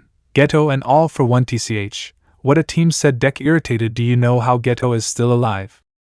I didn't even know he was supposed to be dead, but when I saw him, he had a big scar. Michikatsu replied. A big scar? Maybe they recovered the body and with some ritual technique, gift, or demonic art they brought him back to life again, said Gojo, but we have no choice but to fight against him again. We would also like to know why you were in the village, Deku said to the redhead. Why were there two demons in the village? The order was to recover an artifact called Soul Separator, but ours was to kill the successors to the leader and meet another demon, Michikatsu responded. Uragiri and Kokushibo were not the only ones. The Upper Moon too, Doma, along with the curse called Mahito, were searching the clan for the artifact. That explains why the Eastern Midoriya clan was exterminated, Izuku said, showing some images. Other modified humans were devoured and the whole place was completely looted. These horrors are the fault of Mahito and Doma, Michikatsu answered. Looking at the photos shown, Doma possesses a demonic art based on ice, and Mahito. It is able to control the soul of whoever it touches, Gojo interrupted the redhead. My student Yuji Itadori fought against that curse, so we know it well. But now that you mention it, what the hell were they supposed to encounter? Izuku asked. I think his name was Chiyu. He was a demon that was not created by Muse, and that's why we had to talk to him, Michikatsu answered. A demon that wasn't created by Muse? Interesting. Well, let's go to the next point, Izuku said, having the redhead's attention. Gojo-sensei and I are looking for an alliance between sorcerers, heroes, and demon hunters. It seems that the enemies got ahead of us, so we must hurry. The question is this, Michikatsu, are you willing to return as a hunter? Gojo completed the question. Yes, I am willing to return, the redhead answered with great confidence. So we have something to ask you, Gojo said to the Dio. We managed to get the boss to listen to our requests to chat. I want you to accompany me to chat with the boss. I understand, but how did they manage that? Michikatsu asked. It's very difficult to find the boss. My cousin, Taiku, is the successor to the Flame Pillar. He was the one who spoke to the boss personally and managed to convince him to hold a meeting, explained Deku, although I will go later, since I have something else to attend to. I understand, and when should we leave? Michikatsu asked the white-haired man. Now, Gojo replied, the meeting is in a few hours, but it is better to arrive early for something so important. One more thing, Michikatsu said, having the two's attention. Izuku, I have a question about your quirk. What would it be? Izuku said curiously. Will you ever tell the truth about your gift? The hunter asked the green-haired boy. I'm planning on telling a few people, but telling everyone I know is difficult, Izuku replied. I was thinking of telling Gojo-sensei and some friends about One for All. Is that the name of your quirk? It's the opposite of All for One, Gojo said, surprised, but I'm afraid time is against us. Right. Good luck with the meeting, Izuku said, getting up to walk out the door, leaving the other two in the room. Butterfly Farm. March 20th at 8:45 a.m. Come on, Zenitsu, said a redhead, encouraging a blonde. The clash of one katana against another was heard, this being a confrontation between a wild boar hunter and the fearful blonde. Hee hee. Come on, come on. Attack, Inosuke shouted, mocking the lightning hunter. It's just training. You don't have to fight so brutally, Zenitsu claimed, blocking the boar's blows. They seemed to be having fun, said a black-haired girl with purple highlights watching the training. Ah, Shinobu-san, said Tanjiro, who was scared by the sudden appearance of the girl. It's strange to see her at this time. Is something wrong? It seems so. I just know that someone is coming to the farm, Shinobu replied. It's someone authorized by the boss, and from what I know, he's not a hunter. Someone's coming? Zenitsu shouted in surprise. Is he strong? I want to try my strength with him, said the boar excitedly. I'm afraid I don't know much about who's coming, Shinobu replied, although if Taika said anything about him it must be for a reason. Shinobu-san! Shinobu-san! Shinobu-san! Mentioned some girls running towards the aforementioned. Someone is calling for you. I see, I'll go right away, the hunters replied. You guys keep training, she said to the three rookie hunters. Yes, the hunters answered, watching the pillar retreat. Hey, Zenitsu called to the little girls. Do you know who it was? We really don't know him, answered one of the girls. And what was he like physically? Tanjiro asked, also interested in knowing. He had green hair and bandages over his eyes. Extravagant clothes, said one of the three girls, remembering what he looked like. He had scars on his body. Green hair, bandaged eyes, and scars on the body? Zenitsu said, gathering what the little girls had said. No, I can't think of anyone with those characteristics. Izuku-san, Tanjiro suddenly said. Huh. Just because he has green hair doesn't mean he's the one, Zenitsu said at the redhead's hasty conclusion. I don't mean that. I just smelled Izuku, Tanjiro said, surprising the blonde and the boar who were listening. I'm sure it's his. But why would he come? Zenitsu asked, confused and excited. Is it because of us? It doesn't matter. I'll finally have my revenge, Inosuke said excitedly. A few steps along with a chatter could be heard approaching the hunters, who were waiting attentively to see the subjects. Midoriya-san, I have a question for you, Shinobu said kindly. Yes? What would that be? Izuku mentioned in the same way as the pillar. You are related to the successor to Pillar Taiku, right? Shinobu asked the green-haired boy. That's right, we are distant cousins, Izuku replied, although I recently found out that Taiku was a hunter. Wow! That must have been surprising, the pillar said in surprise. It was, but because of the situation I couldn't talk much with him, said Deku a little more seriously, but I've been interested in hunters for a long time. Have you met any hunters before? Shinobu asked the green-haired man. Yes, those hunters are here if I remember correctly, Izuku answered, surprising the pillar more than before. You mean them? Shinobu said, arriving where the rookie hunters were. Izuku-san. Broccoli, let's have a fight, said the three hunters upon seeing the green-haired boy. Yes, I am, Izuku said with grace in his voice. And that bandage? Zenitsu asked, looking at the green-haired boy. And those clothes? It's training, Izuku replied. Wow! Really? Tanjiro asked in surprise. No, Izuku said gracefully. The truth is that my eyes were cut, he answered truthfully while taking off the blindfold. I don't need the blindfold, but I like to wear it. I guess that happened because of what we were talking about before, right? Shinobu said, trying to regain attention. That's right, and that happened yesterday at night, Izuku answered, changing his tone to a more serious one. Yesterday the Upper Moon one attacked the Midoriya clan, and from what we found and identified, the Upper Moon too was also there. Upper Moons? Tanjiro and Zenitsu said in surprise.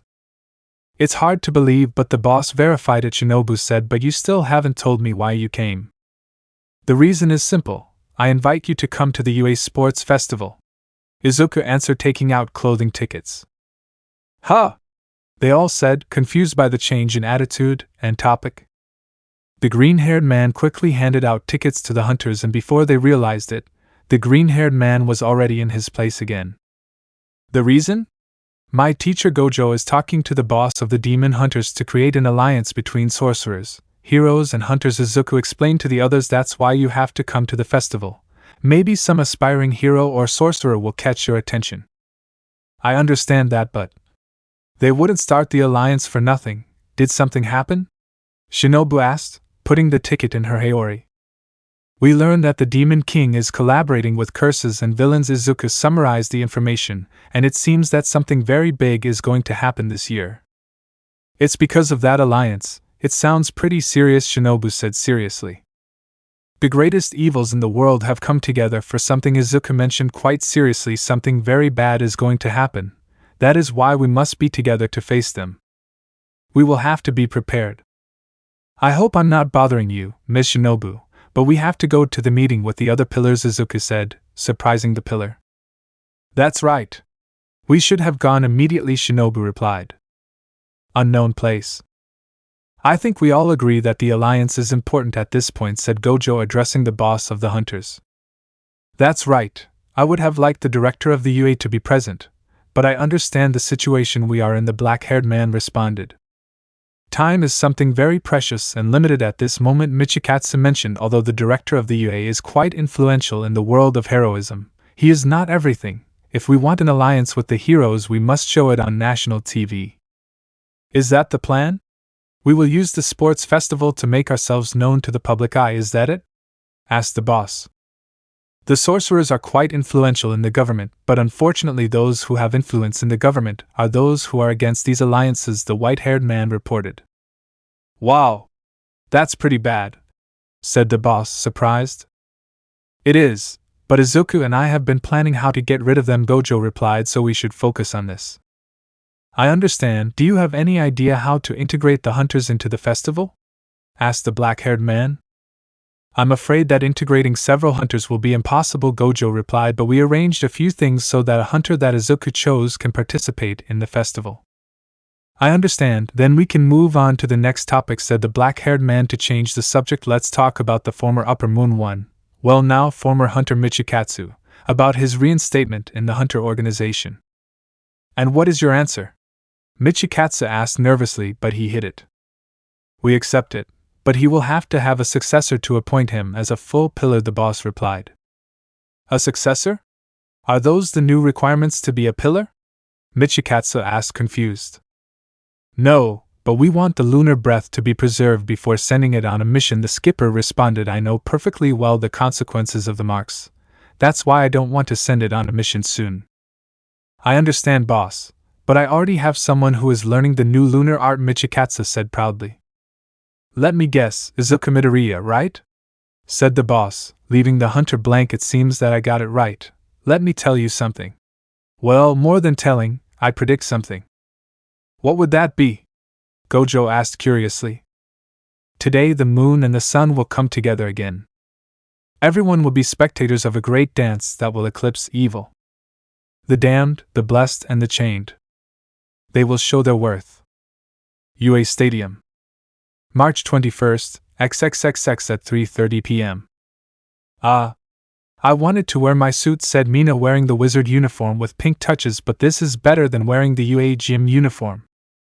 To keep everything fair, we can't use our hero costumes, but since the sorcerer uniforms don't give us any advantage, we were allowed to wear them, explained Shoji in the sorcery uniform. I wonder what the first round will be like, Sato mentioned nervously. No matter what comes, we have no choice but to deal with it, Tokoemi replied. True, confirmed Megumi. I'm still curious what they're going to do to add us sorcerers. Maybe they changed some rules so that others wouldn't complain, Panda said. Everyone. Are you ready? Izuku asked, entering the room, drawing everyone's attention. We'll be entering soon, so get ready.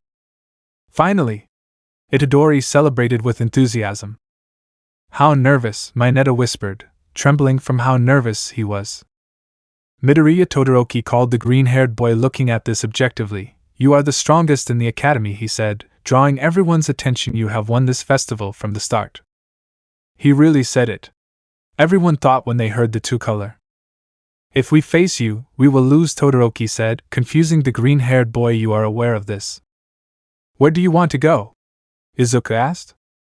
Don't hold back, it's simple, the bicolor mentioned, surprising the others. We don't need you to pity us. You just fight as always. Heh, I never thought about holding back. I'll give it my all.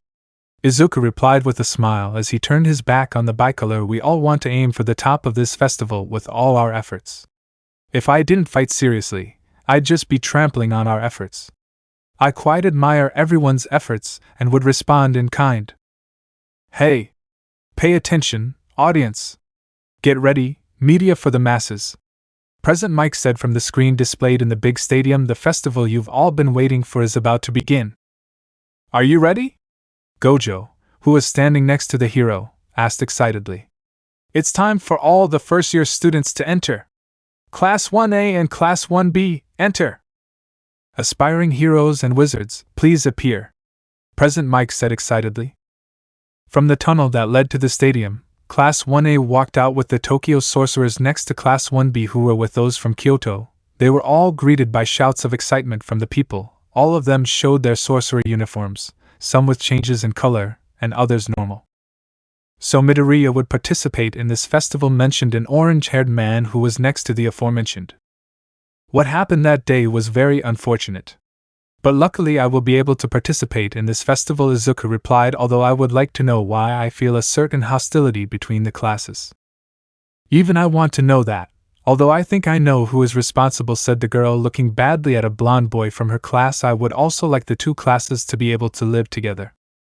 We agree on that, but it seems that others don't, Izuku said, directing his gaze to Maki, who was glaring at a green-haired girl from the other group. So many people, Kirishima said, impressed. There are too many, I'm getting nervous. And you, Bakugo? You just have to give it your all, it's simple, Katsuki responded defiantly. All the students stopped in the middle of the field waiting for the next order. Some were nervous, others excited, but they all had one goal in mind, to show what they are capable of. Two classes full of talents. Class 1A with the strongest student, Gojo said on the screen with excitement. While Class 1B has perfected techniques, President Mike said, introducing the students. Next up, General Studies Class C, D, and E. The bandaged white-haired boy introduced as the classes entered the stadium.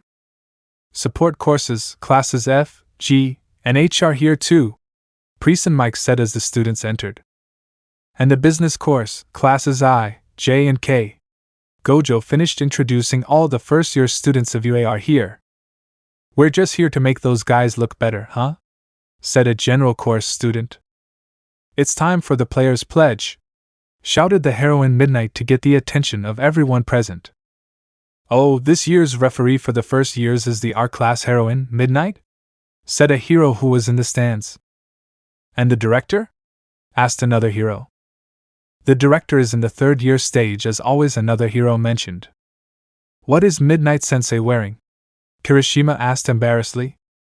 That's a class our hero Kaminari said. Is it okay for me to be at an event like this even if I'm from Class R? Tokoemi asked seriously. Yes, Mineta replied. Representing the students of Class 1A, Izuku Midoriya, said the heroine, surprising the class. Huh? Midoriya? Siro said, surprised. It makes sense. After all, Izuku is the one who came first in the entrance exam. Katsuki mentioned seeing the green-haired boy going to the teacher. Midoriya walks to the front where Midnight was, climbing onto the small platform where the teacher was, and suddenly stops. Sensei, where is the microphone? Izuku asked, leaving everyone who heard him speechless. The microphone is in front of you, answered the heroine with a drop of sweat on her forehead. I had forgotten that I was now blind. That's it, right? Izuku said, grabbing the microphone in front of him and bringing it to his lips. Clearing his voice to check if the microphone was working, he lightly tapped it with his index finger, creating a noise that caught the attention of everyone, both students and those in the stands, and even the television viewers paid attention to the green-haired man. I guess I have your full attention, because what I want to say is more than just a motivation to the participants, said Izuku, being listened attentively by everyone. You are all motivated by this event, so I don't see why I motivate you again. We need you to see our potential. Heroes and villains, sorcerers and curses, hunters and prey. Whoever hears my words, whoever watches the festival, witness our potential. All of us will go beyond the limit plus ultra. They shouted in the stands with great excitement along with the students who were behind the green-haired boy. Good job, Midoriya, said Kirishima, supporting the green-haired boy. That's our president. Mina, Nobara and Achiko mentioned excitedly. Let's give it our all, said a subject from Class B with a metal body. Deku, what exactly are you looking for?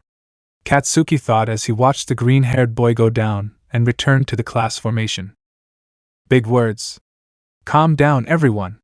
Because the first game is about to begin, Midnight said while a hologram appeared behind her. Obstacle course. Obstacle course? Will that be the first test? Maki asked. All classes will participate in this event. The race will be the circumference of this stadium, about 8 meters, explained the heroine, showing the hologram screen now. Everyone, take your places. All the students looked at the tunnel that Midnight was pointing at with her whip. It had a red entrance with 3 lights above it. The students headed towards the tunnel to position themselves for the race, but due to the large number of participants, several were left out, ending up among the last. I think it would be better to start last. They are very crowded in there, Izuku thought, feeling the number of people who were in the tunnel. Clap. Huh? Izuku said as he felt something different. Did the cursed energy of the person next to me exchange? Or is it someone else now? I can finally talk to you, Midoriya said, a black-haired boy with a scar on his left eye. My name is Aoitade. I'm from Kyoto Academy. I understand. It's nice to meet you, Tadu, Izuku replied without looking at the sorcerer. I have an important question for you. What is your type of woman? Tadu asked with a smile. The strong ones with big butts like the heroine Mirko, Izuku answered without shame, shocking Tadu. Of course, how could I forget? You were there when I was at my worst. Do you think that person is me? Asked a depressed Tadu. Of course not, answered Itadori, who was accompanying him. It's obvious that it's not you, Izuku said directly. Behind a common school the 3 were there. Itadori and Izuku only saw their depressed partner who was rejected by the girl he loved. Come on, let's go, Izuku said, lightly hitting the other's back. Let's eat something or whatever you want, I'm treating. Can we watch a concert together? Tadu asked. Of course. Who do you want to see? Izuku said, smiling at the 2. I'll pay, don't worry. Come on, cheer up, Tadu. All this happened in Tadu's mind. This never happened in reality. You never lost your smile despite the great adversities that were in your way, said Tadu, shedding manly tears. Everything seems to indicate that we will be best friends with Yuji. That's good, Izuku mentioned, confused. What happened to him? A light at the entrance of the tunnels went out, showing that the countdown had begun. Everyone was alerted and kept an eye on the light. Brother, good luck with the test, Tadu said to the green-haired boy. Thanks, good luck to you too, Izuku replied to the Kyoto sorcerer. Get started. Everyone hearing that started running, trying to get out of the tunnel, pushing each other who were in the tunnel. Everyone tried to get through, but they were very tight in the narrow tunnel. Now it's one-on-one. Are you ready to comment, world's strongest man? President Mike commented. Of course, noisy friend. Gojo replied cheerfully. So let's get started with this. What should we pay attention to? President Mike asked the white-haired boy. This same part Satoru mentioned. Hey, complained one participant. This is very narrow, said another student. Everyone inside the tunnel was accidentally bumping into each other, blocking everyone's way while Tadu and Izuku were waiting outside the tunnel patiently. The temperature of the tunnel suddenly dropped to the ground, which froze instantly, causing many participants to be trapped by the ice. The culprit of the ice left the tunnel first to start the race.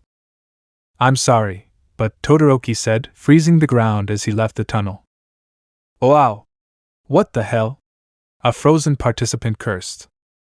That won't be enough, half. Bakugo shouted while flying with his explosions. How naive, Todoroki, said Momo, pushing herself with a stick to get out of the tunnel.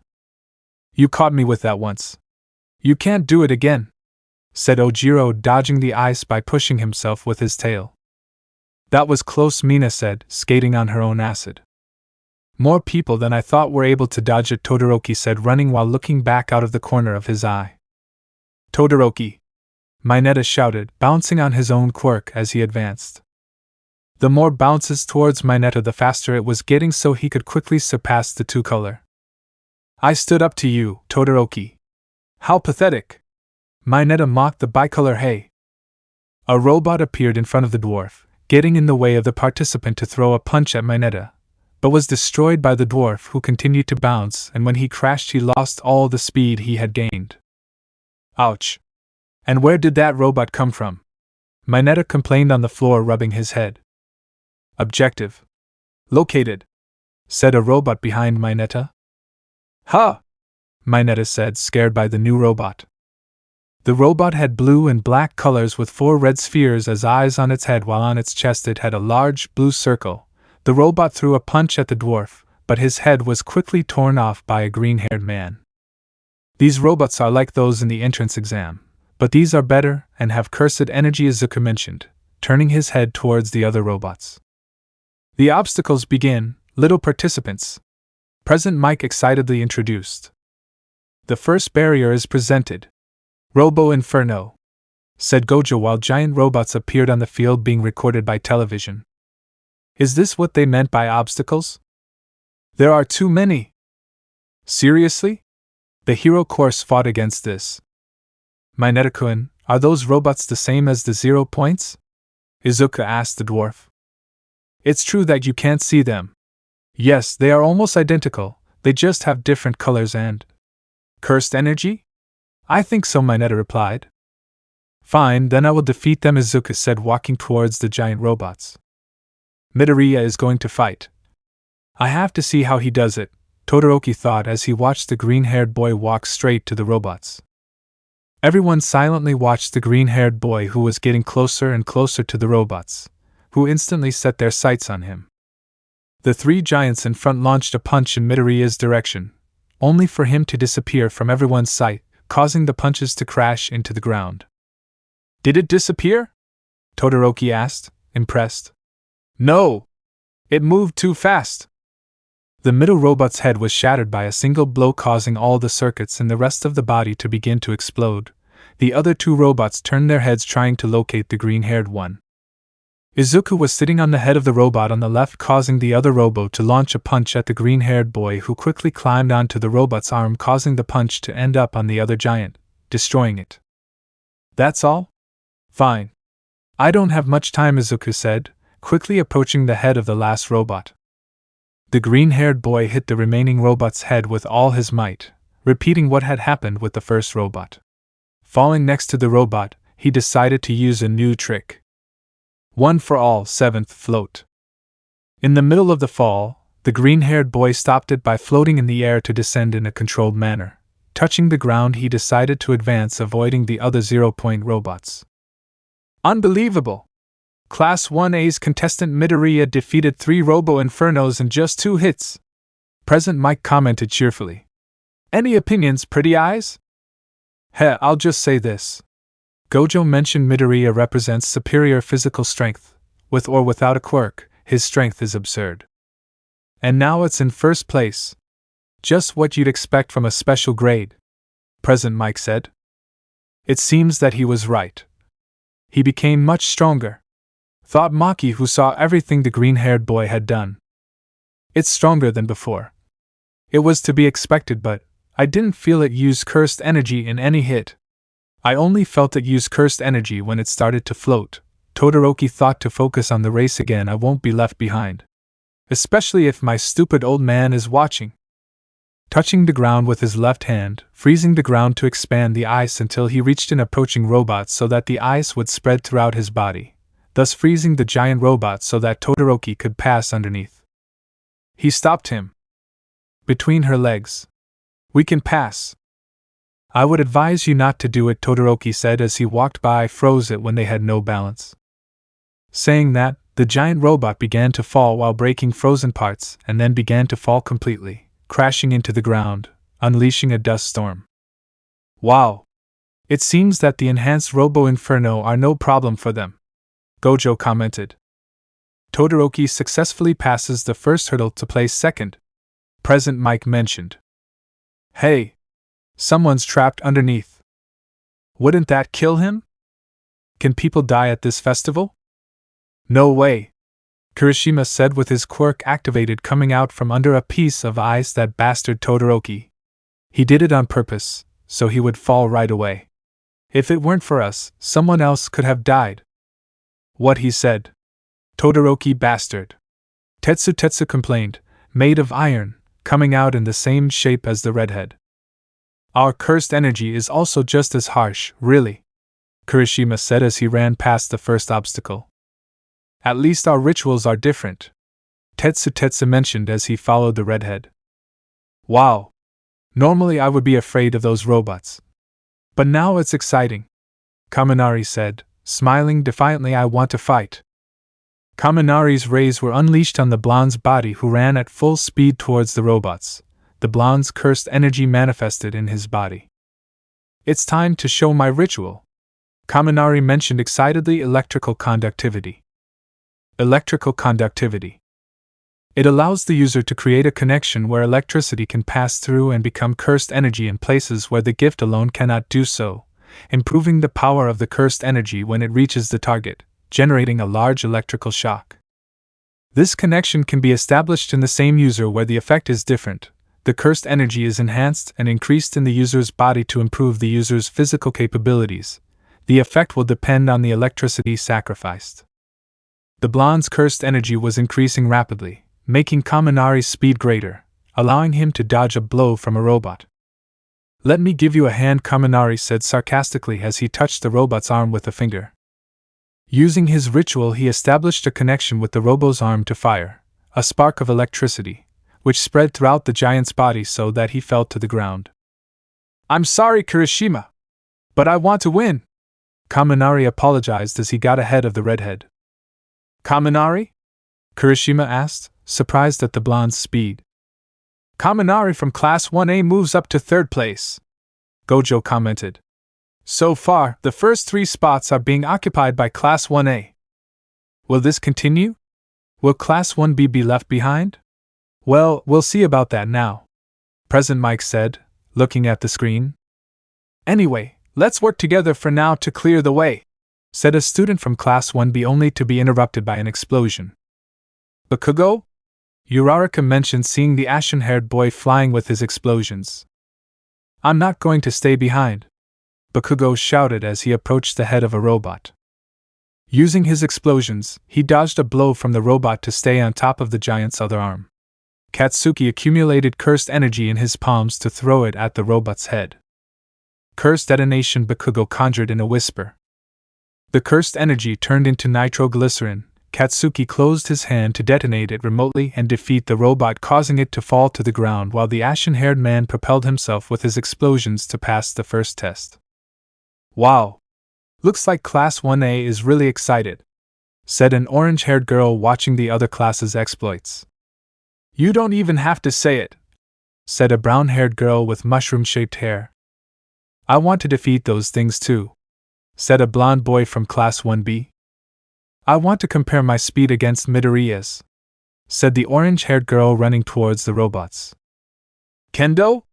Asked a dangerous girl from Class 1B. The president of Class 1B stepped forward, passing through the middle of all the robots while suddenly increasing her speed thanks to the cursed energy, passing the test quickly. Many are already passing by. I have to hurry, thought Uraraka, but was interrupted by a loud bang. 2 heads of 2 Robo-Inferno were destroyed by cannonballs, showing that the responsible was Momo, who with her quirk created a cannon. Yayorosa, Uraraka said, surprised. Piece of cake, said Momo, running to move on to the second test. The way is clear. Let's go in quickly. During the entrance exam, they were there to be avoided snipe mentioned from the stands, but these were improved. If you see those defeated things, they are just pieces of metal, said 13, seeing the defeated Robo-Inferno on the ground. It's surprising, now many students have been encouraged to face that robot, said Tashinori, looking at the screen, but in the entrance exam, young Midoriya was the only one to destroy it, and one of the few who dared to face it. It's true, only 3 students tried to face him, but they failed to defeat him, but now they defeat them as if they were nothing, Snipe said, really surprised by that detail. Although it may seem surreal, these are no longer ordinary students. Both Class 1A and Class 1B can be purchased at the level of a professional hero, or even higher, commented Gojo, surprising those who were waiting for the race. This shows that these classes will go very far in the very near future, said President Mike, looking at the screen with enthusiasm. Oh, look who's already about to arrive at the second test. That's right. It's Kendo and Midoriya. They're practically on par, Gojo mentioned with great excitement. Young Midoriya, show the world that you are here, thought Tashinori, watching the green-haired boy on the giant screen. The 2 of them were fighting for first place, running quite fast, but neither of them used their best. The orange-haired girl glanced at the green-haired boy, realizing that his reddish marks had disappeared. Did his marks disappear? When? Kendo thought confusedly. Is something wrong, Kendo-san? I feel like you're staring at me a lot, asked Izuku, who could feel everything around him. The red marks on your face disappeared. When did you do it? Kendo said, confused. The marks have very specific requirements, the main one being not to have cursed energy for a period of time. That's why when I used my gift these marks disappeared, explained the green-haired man without any problem. Wow! Those are very specific and strange requirements, Kendo said, stopping in front of a cliff. Is this the second test? What? Izuku asked, floating as he couldn't feel the ground. I think this test is not going to be very difficult for him, thought Kendo with a drop of sweat on his forehead. Kendo and Midoriya have already reached the second stage of the race. The big fall. The blonde hero presented with great excitement. Be very careful where you step, because you could fall and be disqualified. A big fall, I guess that doesn't affect me, Izuku said while floating and propelling himself with air currents on his feet. Maybe I'm blind, but they're not. 9th, further ahead there is a platform to move on to the next test. Go there, Nana mentioned as a spirit next to the green-haired boy. Good. Then there is no need to wait, Izuku said excitedly. Placing his hands behind his back and propelled by his fingers, he generated a large air current, giving him a great push to be able to float forward. How fast? What are the others waiting for? It seems that Midoriya has no difficulties in this obstacle, said President Mike, looking at the screen. Come on. The rest of you, hurry up and catch up with that monster, Gojo said with excitement in his voice. Damn. This is going to take time. Kendo looked in a hurry. I have to hurry. Move aside, Todoroki said, quickly passing by the orange-haired girl. Todoroki steps on the rope to continue freezing it and slide quickly until reaching the next platform, repeating this several times. The president of Class 1B was not far behind, trying to keep her balance while running on the tightrope, Surprisingly, she managed to do so passing the first platform until she heard a large explosion behind her. Damn Deku! You're not the only one who feels that way, Bakugo shouted defiantly. The ashen-haired boy floated and propelled himself with his explosions in his palms, giving him quite an advantage, reaching and surpassing the bicolor, who upon seeing him hurried even more, increasing his speeds determined to reach the green-haired boy who was calm. I'm not going to be left behind, Kaminari said excitedly. Deploying yellow energy from his body to enhance his physical capabilities, after increasing his cursed energy, Kaminari decided to ignore the ropes to start jumping platform by platform. Look! The first place is becoming more and more contested, commented Gojo. More and more contestants are showing all their skills. But it seems that this will end faster than we thought, said President Mike looking at the screen. Let's move on to the third obstacle. And that is the minefield, Gojo commented with great excitement. These explosions are not that powerful, but don't be overconfident, because they are still very annoying, President Mike mentioned. Wow, this is going to be annoying, Izuku said as he stopped in front of the large field. How should I complete it? Do I float or do I walk? While Izuku was in his own thoughts, he was overtaken by Todoroki along with Bakugo and Kendo, who did not stop and tried to seek first place. What is going on here? Midoriya has gone completely still, President Mike commented, shocked. This distraction cost him first place. Now the one in first place is Todoroki? No, it's Kendo from Class B, said Gojo with quite a bit of excitement. And not only that. Look back. More contestants are approaching at absurd speeds. President Mike showed his great surprise. Itadori, Kaminari, Ida, Uraraka, Fushiguro and more keep coming. Incredible. What is the monster Midoriya going to do about it? Reciprocal burst. Electrical conductivity, acceleration. The speed of these two, Kaminari and Ida, suddenly increased to impressive levels, quickly surpassing the three who were fighting for first place, it being noted that Ida had more advantage than the blonde with black locks. How fast? Kendo, Todoroki and Bakugo said at the same time, very surprised. Wow! Impressive, Izuku said, feeling the wind currents okay. It's my turn now, I know what to do. Deku-kun? Asked Uraraka, who had just arrived at the place. One for all, 100%. Gears shift, overdrive. The green-haired boy's appearance changed from 1 second to the next. His hair changed to an intense turquoise color along with an aura of the same color that formed around Midoriya's body. The ninth's hair became more pointed. What happened? President Mike asked, completely confused. And Midoriya crossed the finish line in less than a second. Awesome! Midoriya has come in first place, said Gojo excitedly.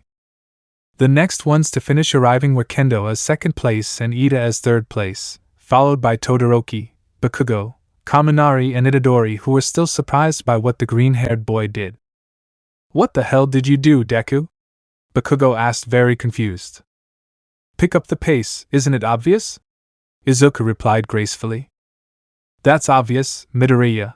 Bakugo was referring to what new trick he used now, Kaminari said with a drop of sweat on his forehead at the green-haired boy's response. Okay, use one for alls, gears shift, Izuku admitted, confusing the others. One for all? What is that? All the finalists asked, confused. It's the name of my quirk, Izuku answered in a bored tone. I haven't been able to talk to All Might about this, but I have a feeling he knows it too thanks to the OFA. It's stupid that all my enemies know about my quirk and my allies don't know it, although doing it suddenly isn't the best. Wow! I didn't know you had given your quirk a name. Sounds great, Uraraka mentioned. It's more than just a name for a quirk, it's a legacy that I must fulfill, Izuku said, confusing the others even more. How deep? Ida said in surprise. Legacy. One for all? This is very strange. He mentioned gears shift as if it were something external and not an ability. What are you hiding, Midoriya? Todoroki thought, looking at the green-haired boy out of the corner of his eye. Minutes later, more and more participants arrived until the list was complete, with a total of 55 students, all the sorcerers from Kyoto and Tokyo along with the students from Class 1A and 1B, adding 2 more people from other courses. That's so cool! It was so fast, said a girl with pink and green hair. Is this the first event? Because this was very striking, a white-haired man mentioned with great excitement. Interesting, is this the gift of the new moon pillar? Asked a black-haired man with a snake around his neck. That's right, Iguro-san, this is the famous one for all quirk, the same quirk that the worst of villains seeks to steal, Shinobu replied, looking at the screens in the stands. He hasn't used any type of breath yet. How much longer will it take him to use it? Asked an albino with scars on his face. Shinizugawa-san, you shouldn't make such comments. Izuku Midoriya couldn't use any stance in this race, said a blind man with black hair. It's likely that in the next one he'll use his breath. I want to see the moon breath. I have a feeling it will be really cool, said a guy with yellow hair and red streaks, almost shouting. I already want to see the second event. Izuku-san is very fast, said the girl with 2 colored hair, and he's also quite cute. The group of 10 people were in a part of the stands, a private part and away from normal people, but they were relatively close to the academy teachers. Midoriya is a kind person, said a black-haired man with a haori of 2 different patterns. He said I was his friend. It's time to introduce the second event of the festival. Are you really ready? Midnight commented, showing the roulette wheel again. What will happen now? Izuku thought, waiting patiently, or so it seemed from the outside. And what happens now will be, said the heroine with great emotion, while the roulette wheel was spinning. Battle Royale. Battle. Campal? Said Bakugo, finishing what the bandaged green-haired man had said. I think this doesn't need any explanations. Right. Well, that doesn't matter, I still have to explain it. Midnight mentioned all those who manage to qualify will have to face each other on the platform, which will be similar in size to the stadium but with its limits. Being on this, the participants will have to get each other off the platform or knock each other out of combat. They can make teams, but the event will only end when there are only 15 participants on the platform. Only 15? Kendo said in shock. There are 55 of us, and only 15 will make it to the next and last event of the festival. That means that less than 28% will be able to qualify for the next event, Momo mentioned, as did the orange-haired girl. That's right. And to add something else, whoever is able to defeat the first place of this first event, that is, whoever manages to defeat Izuku Midoriya, will be given a special rule in the next event. But if no one defeats him or knocks him off the platform, this special rule will be for Izuku Midoriya, said Midnight, raising her whip finally. Those of the hero course, if you want, are allowed to use their hero suits or curse tools as support. You must first notify it so that they are allowed to do so. Can we wear our costumes? How cool, said Mina happily.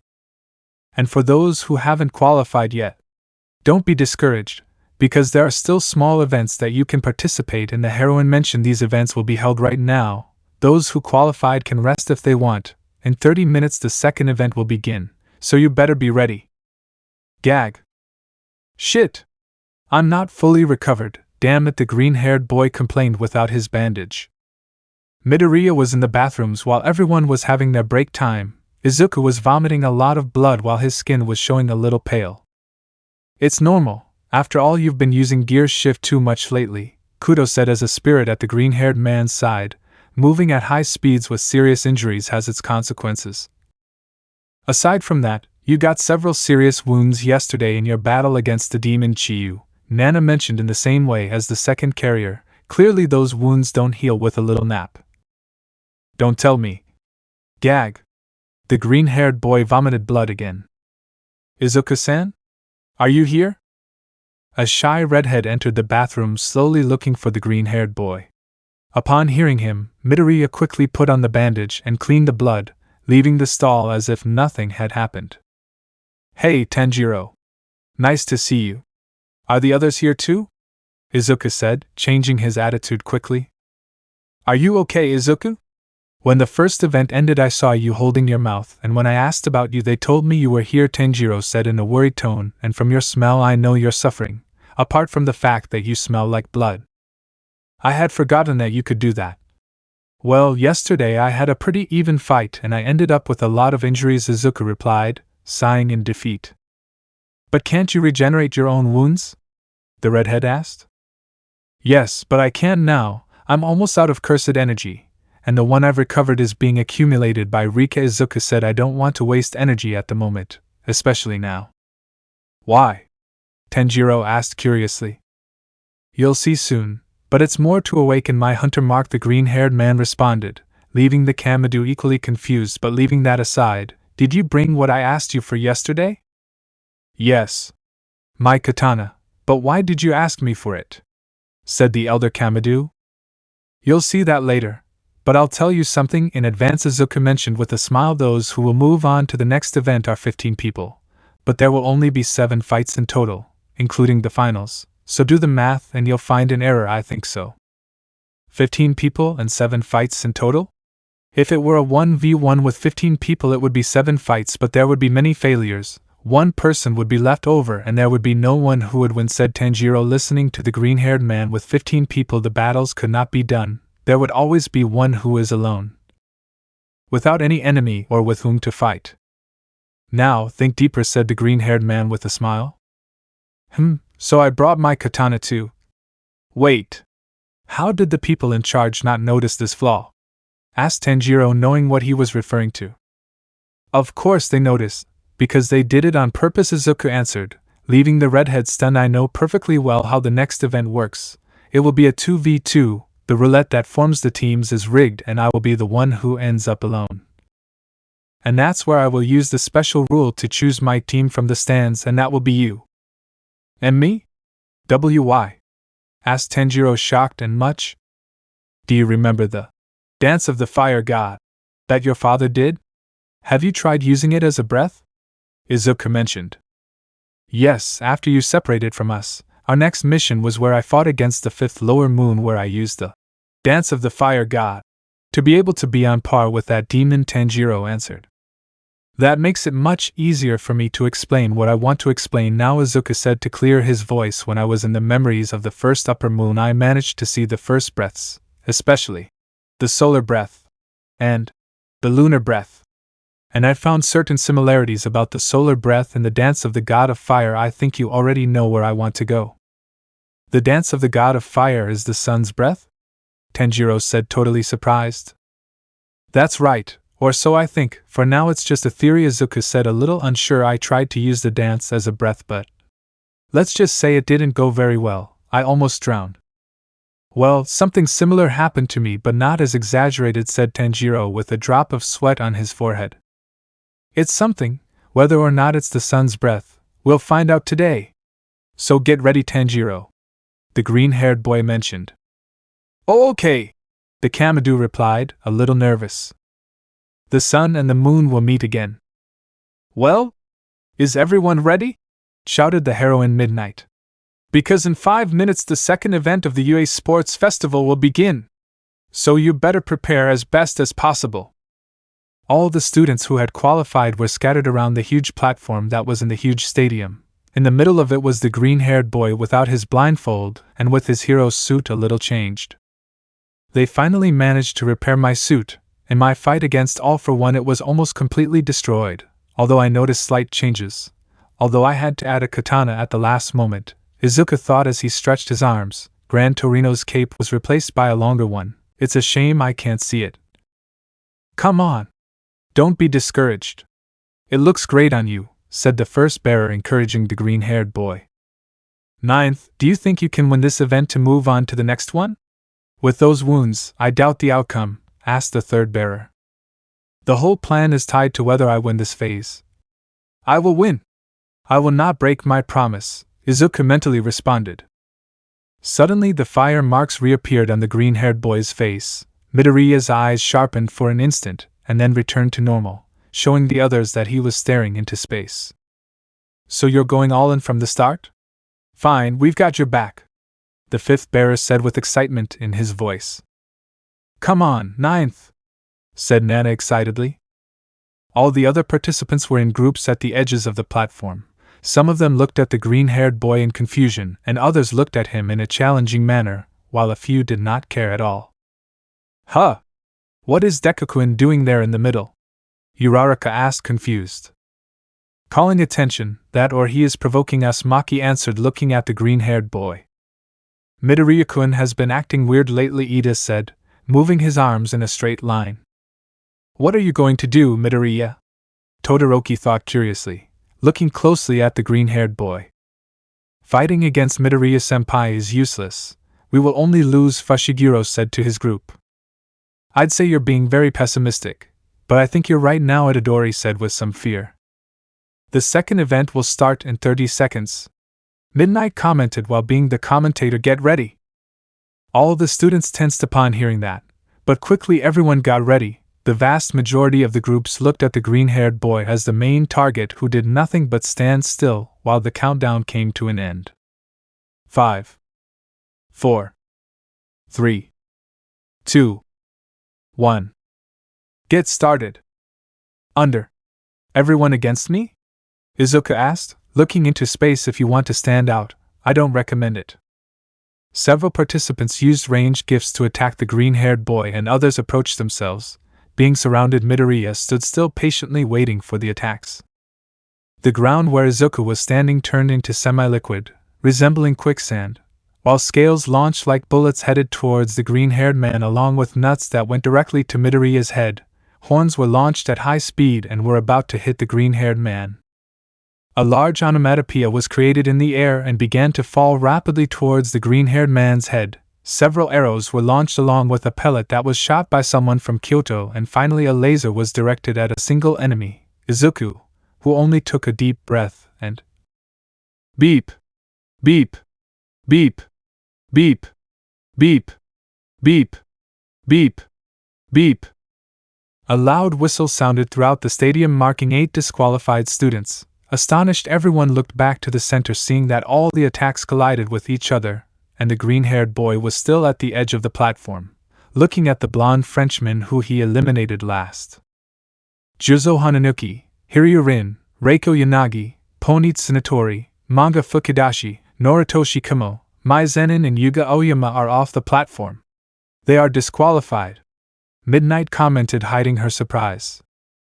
This is crazy. Only 2 seconds have passed and there are already 8 eliminated. All this because of one person, said President Mike with total emotion. Izuku Midoriya. His speed continues to surprise. He can do hundreds of things in less than a second, Gojo mentioned, as did the blonde. Everyone was shocked, both the spectators and the participants themselves, but in the stands there was someone who was quite proud even if he didn't show it. Beep! Beep! Beep! Beep! Momo Nishimiya, Arata Nitta, Toji Numaki and Kojiro Bando have been disqualified. Midnight commented in surprise. I couldn't even see it, Nishimiya said, impressed. I'm not complaining. After all, my ritual is not for combat, thought Nitta, relieved. Is this really a pitched battle? It seems to be a Russian roulette where Izuku decides who goes next and who doesn't, Mina said in shock. No. He seems to have a pattern with these last ones. The first ones went because they attacked him, but the others weren't even close to him. What do they have in common? Todoroki thought, watching the eliminated ones attentively. They're not random, idiot. Look carefully, Katsuki shouted without taking his eyes off the green-haired boy. Beep! Beep! Beep! Beep! Beep! Toru Hagakure, Minoru Mineta, Mizo Shoji, Kyokujiro and Kujisaki Nobara are off the platform, Midnight commented. In no time, 17 have already been eliminated. Incredible, not even a minute has passed, said Gojo, impressed by what happened. Will the other participants be able to do something against that emerald monster? I don't find any pattern. It seems to be random, said Yami, confused and nervous. Beep! Beep! Beep! Beep! Beep! Beep! Beep! Hantashiro, Yosetsu Aways, Yui Kodai, Setsuna Tokage, Shirhai Kurwaro, Nairenjiki Shota and Koziite Subiraba have been eliminated, said Midnight as a commentator. 24 have already been eliminated, in 1 minute. Apart from the first ones who attacked him, The others did not have offensive gifts or rituals. Most of them had capture or location gifts, Todoroki thought. Looking for the blessed pattern, that means the next ones will be. From Class B there is only one with those characteristics left, thought Bakugo looking at a brunette with mushroom-shaped hair. Kinoko, be careful! Kendo shouted to warn his companion. The brown-haired girl reacted to the scream to use her ritual, taking water from her palms, creating a wall of water in front of her which stopped the green-haired boy's punch, surprising him, quickly removing his arm from the water and taking a few steps back. The wall of water was deactivated, causing all the water to spread around the green-haired man, so that in an instant mushrooms began to grow on the platform, reaching Midoriya's arm where mushrooms also began to grow. The first counterattack towards the contestant Izuku Midoriya. The mushrooms are quite dangerous. President Mike commented on what happened with excitement. Can these mushrooms defeat the green monster? Gojo was excited as he asked the audience. Kinoko concentrated a sphere of water in her right palm, so that a high-pressure jet was launched in the direction of the green-haired man, who decided to dodge the attack but did not expect a kick to his head from one of the B-class, Senkaibara. Although the kick was blocked by the green-haired man's great instincts, the force of the kick pushed the green-haired man a few meters away, bringing him closer to the brown-haired woman, who did not waste the opportunity to try to land a punch. Lunar breath. Fourth posture, lunar mirage, light of the night. The green-haired boy disappeared in a purple glow in a kind of illusion, reappearing behind the brown-haired girl, surprising her. But what Izuku didn't expect was that some vines grabbed his legs and tried to spread throughout his body. Shiozaki! Kinoko said in surprise, looking at the green-haired girl. They're going to need more than that, Izuku said, freeing himself from the vines. He didn't even try, Ibara thought in surprise.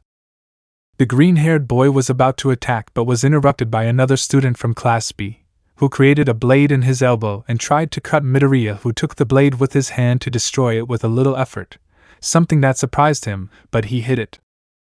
Fungus pluvia. Above Izuku, a cloud formed, created by the moisture accumulated by Kinoko's ritual. Said cloud grew rapidly, causing the green-haired boy to pay attention to it. A rain began to fall all over the platform, surprising more than one. Kinoko's ritual allows her to control the humidity of the environment she is in. Although this has a limit that is quite wide which prevents one from escaping the effect, she can create a cloud and humidify the environment in a range of 150 meters. With the humidity of the environment, you can control water and use it as an attack or defense, basically, hydrokinesis. This humidity is perfectly complemented by dawn, which allows him to create fungus on any wet surface, and it takes 2 or 3 hours to disappear. Mushrooms quickly began to appear all over the platform, although to the surprise of many, there was no mushroom on any of the students. The entire attack was concentrated on Midoriya, who had more mushrooms than before. So you can control where you want the mushrooms to grow and where they don't. It's a very powerful gift and ritual, the fifth bearer mentioned to the green-haired man. You must be careful, ninth.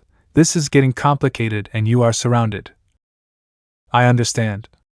But I think I know how to neutralize the fungus, Izuku thought, leaving the fifth one intrigued. Midoriya pulled out the mushrooms that had grown on his arms and a small one that had appeared on his face, spilling his own blood as he forcefully pulled it out, and these mushrooms had spread inside his body. Should I rip them off? And never mind, removing that doesn't mean the fungus has been eliminated, it's still there like a root in his body, thought Kinoko, impressed. In the blink of an eye, Izuku appeared in front of the brown-haired girl, surprising her, throwing a punch at the girl who, controlling the water, created a wall of water, but it was pierced by the green-haired boy's punch, managing to hit the blow, sending the brunette a few meters away. Ibara quickly launched her vines in the direction of Izuku, who tried to dodge it, but due to the humidity the vines increased in size. This forced the green-haired man to take his katana to cut the vines quickly. But a rotating blow from Kaibara was launched from behind the green-haired man, but he was alerted by the danger sensor, blocking the blow with his forearm, but was surprised by the tangles again which held the green-haired man's arms. Kaibara, Kamakiri is now! Ibara shouted for the aforementioned to react. Kaibara prepared to launch a new blow with more force, while Toguro Kamakiri took out some blades on his forearms to pounce to attack him, but Izuku deactivated his mark so that in an instant an overwhelming cursed energy covered his body. One for all, ritual technique, mimicry, hardening. The freckled boy's body hardened, taking on a slightly more rocky shape, which surprised everyone, but more so Kirishima, who watched the fight from afar. The blow had no effect and the blade remained stuck in the green-haired boy's hard skin. They have good coordination, but I'm afraid they won't be able to do more, Izuku said seriously. 35%. Increasing the raise of his body, he forcibly freed himself from the vine and without deactivating the hardening he launched 2 blows, hitting Kaibara and Kamakiri, who were knocked off the platform by the force of the blow. Beep! Beep! Kaibara and Tagaru Kamakiri are off the platform, Midnight commented. Hardening? That's my gift! Is that your ritual? Kirishima asked in shock. Didn't you hear him? He said mimicry, which means he can copy gifts and probably rituals too, Bakugo replied, annoyed with the redhead. But we don't know how he copies them, or how he copies them, said Todoroki, appearing at the side of the ashen-haired boy. Kinoko and Ibro were worried, not knowing how to confront the green-haired man, much less now that he has hardening. Although someone did not like the mimicry, a blonde walked towards the green-haired man to confront him, Nito Monoma. Mimicry. TCH, it's practically the same as my gift, Monoma said, annoyed by that detail. Monoma! Kinoko and Ibra said when they saw the blonde boy approaching the green-haired boy without fear. Izuku deactivated the hardening and turned his head in the direction of the blonde's steps, who seemed confident despite being very nervous inside. New mushrooms began to grow on the green-haired man's body, who was determined to end these fights quickly, launching himself to attack the blonde. Clap. Monoma clapped his hands to exchange positions with Izuku, confusing him. Taking advantage of the confusion, Monoma clapped his hands again, causing the beast man, Jiroda Shishida, to appear in his place. Shishida slightly increased his size by activating his quirk, ready to launch a strong blow, but he didn't expect Izuku to grab the fist in time, making a duel of strength between beast and monster. Seeing his fist trapped, he tried to hit with his other arm, but unexpectedly Izuku used smoke screen to spread a purple smoke that ended up covering almost the entire platform. Shishida could feel that his fist was released, but his vision was obstructed by the purple smoke. The rain did not stop on the battlefield. The air suddenly became cold and unexpectedly Todoroki created a large piece of ice, dispersing the smoke and trapping Shishida in the ice. The rain turned into hail. Where is Midoriya?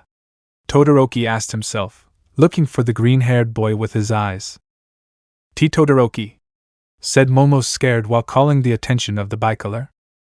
At Todoroki's side was the green-haired boy, who in a quick movement pulled out a small hair, surprising the bicolor boy, who tried to attack but was stopped when he felt a hand on his back.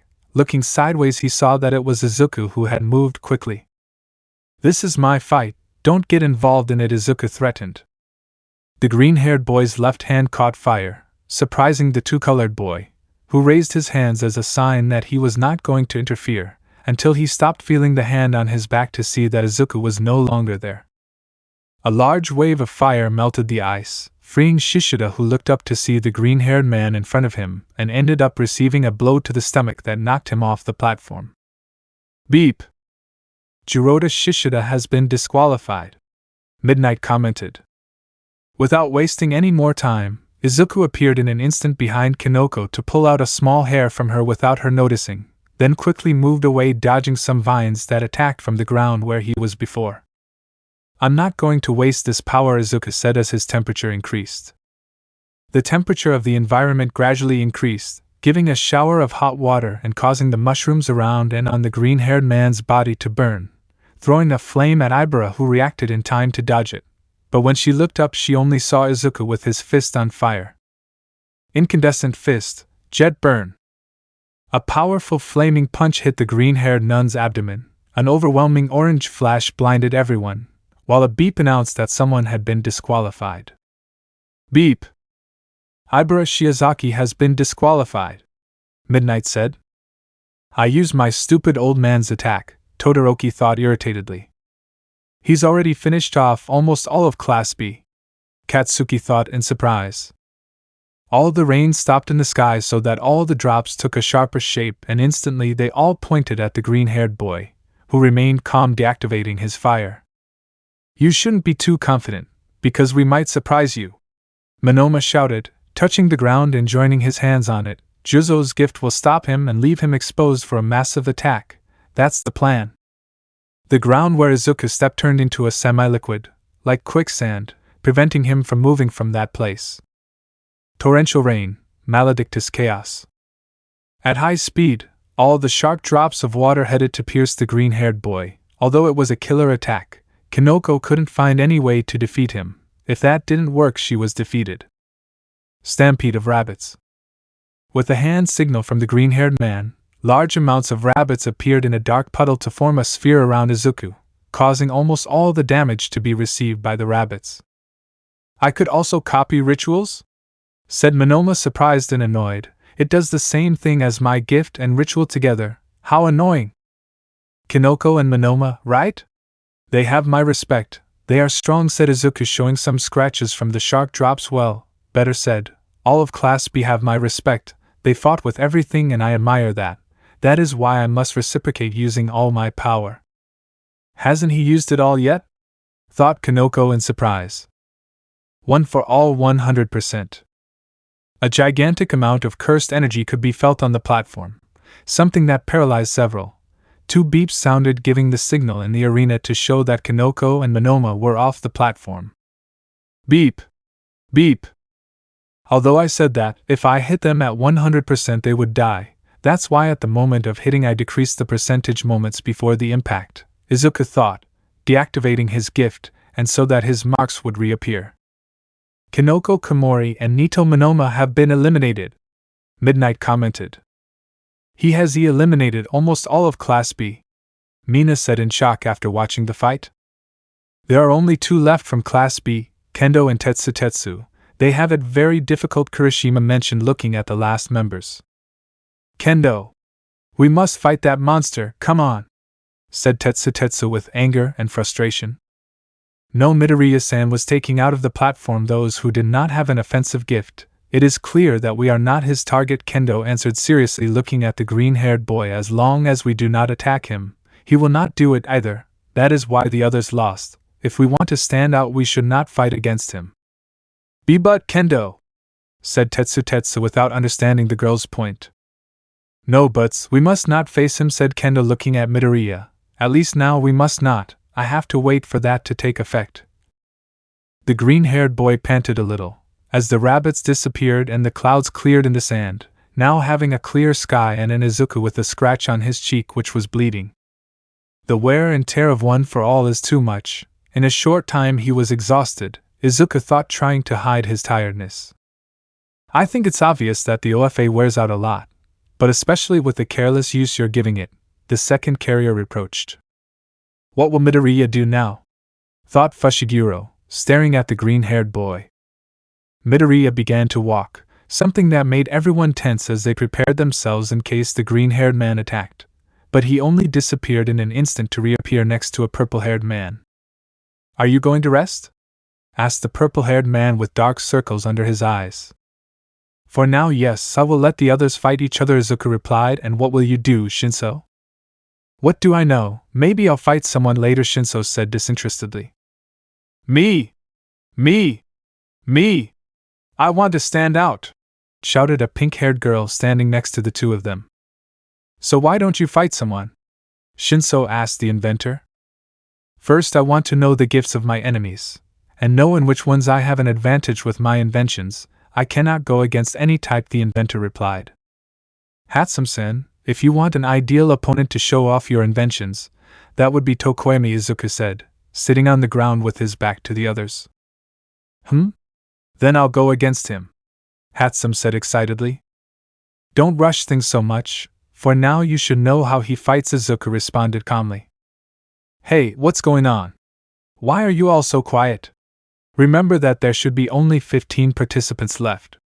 There are still 10 participants to be disqualified," President Mike announced. "There are 10 left? Does that mean Midoriya disqualified 30? Yajirosa said, impressed. "If there are only 10 left, That will be easy, said Katsuki, walking to the center of the platform. So, who wants to be first? What was that guy's gift? Shinso asked the green-haired boy in a whisper. His gift is explosion. It allows him to sweat nitroglycerin in his palms and make them explode whenever he wants, explained Izuku, who knew who he was just by his voice. Fine, I'm going to face him, Shinso said, approaching the ashen-haired man. Interesting. Good luck with it, Izuku replied, surprised and interested. Bakugo was annoyed to see that no one was approaching. They were just whispering among the small groups.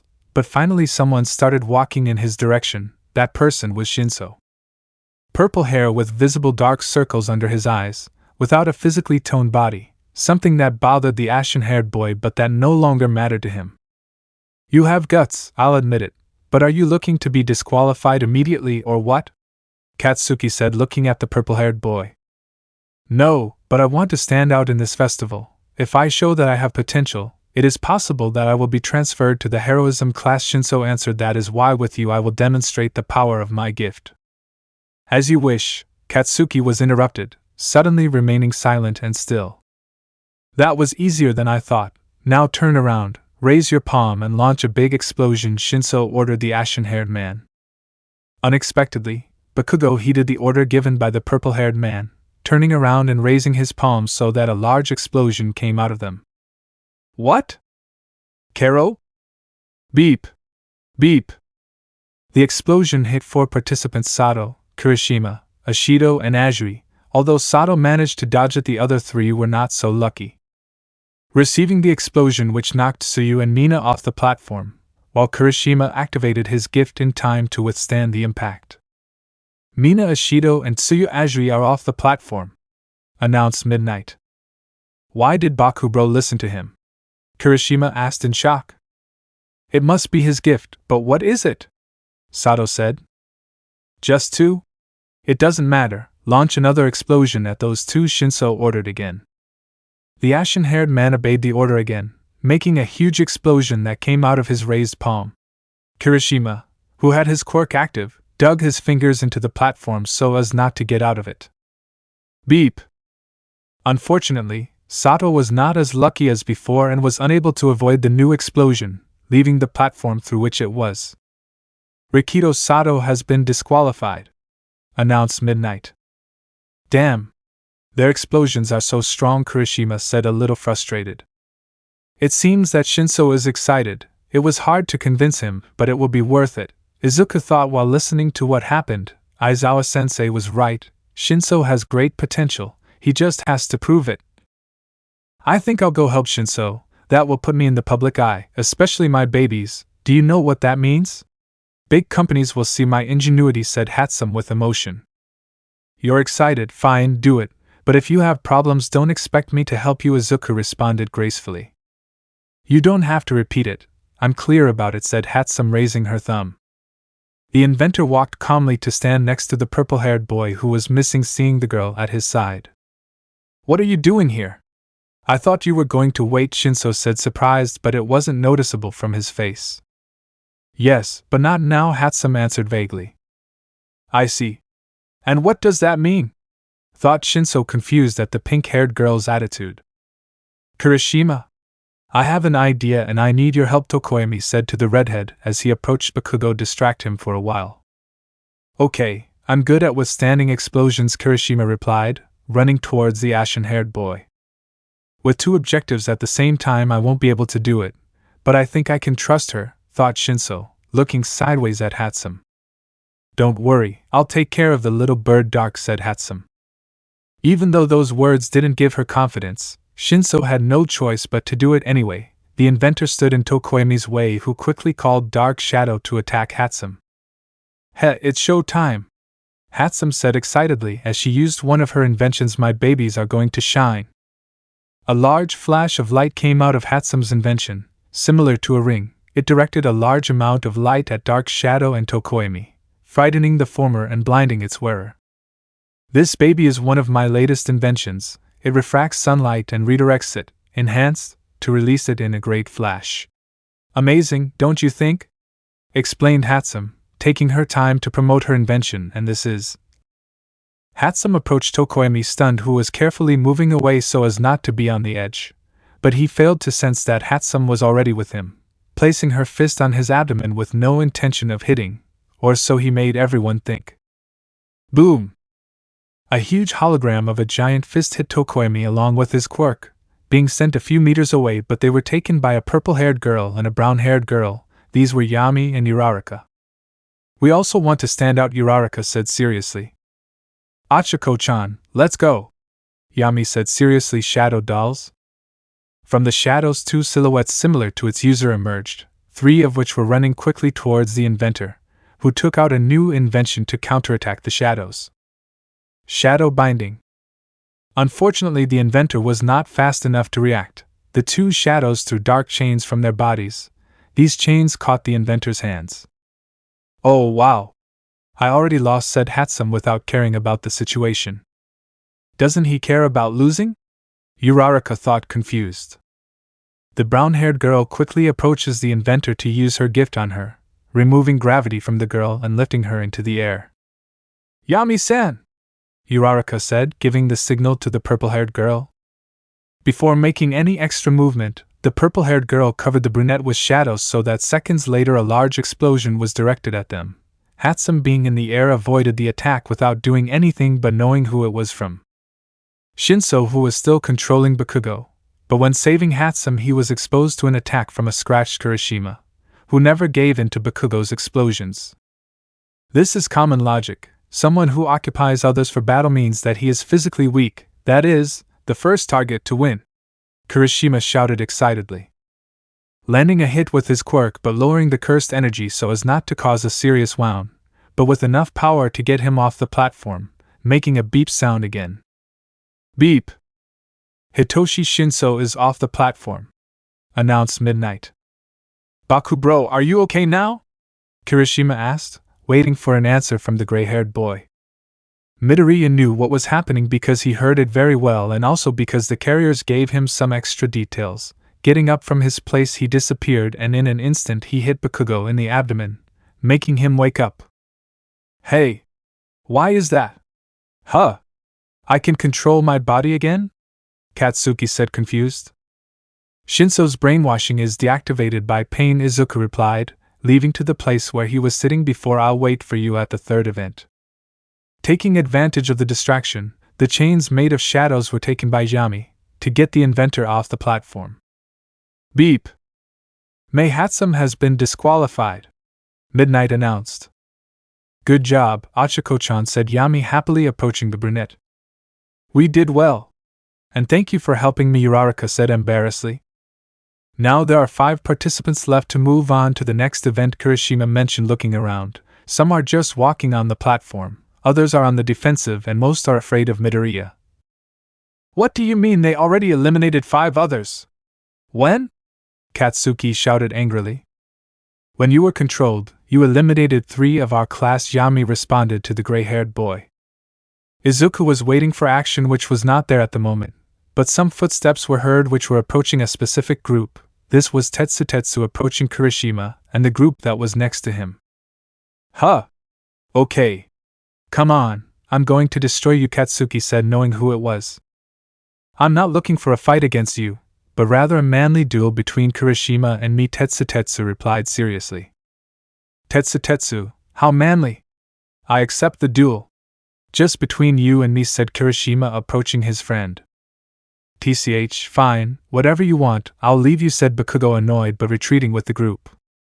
Wow, look at this! A duel between the strongest shield of Class A against the strongest shield of Class B. Present Mike commented excitedly. The hardest metal versus the hardest rock. Who will be the winner? We'll see now, announced Gojo, excited and curious. The 2 friends were in the center of the platform while being watched by the other participants, waiting for something that would start their duel. It was enough with a snap of Izuku's fingers for the fight to begin. Steel hardening. The 2 activated their gifts at the same time to launch a punch in the same place, causing them to collide their fists.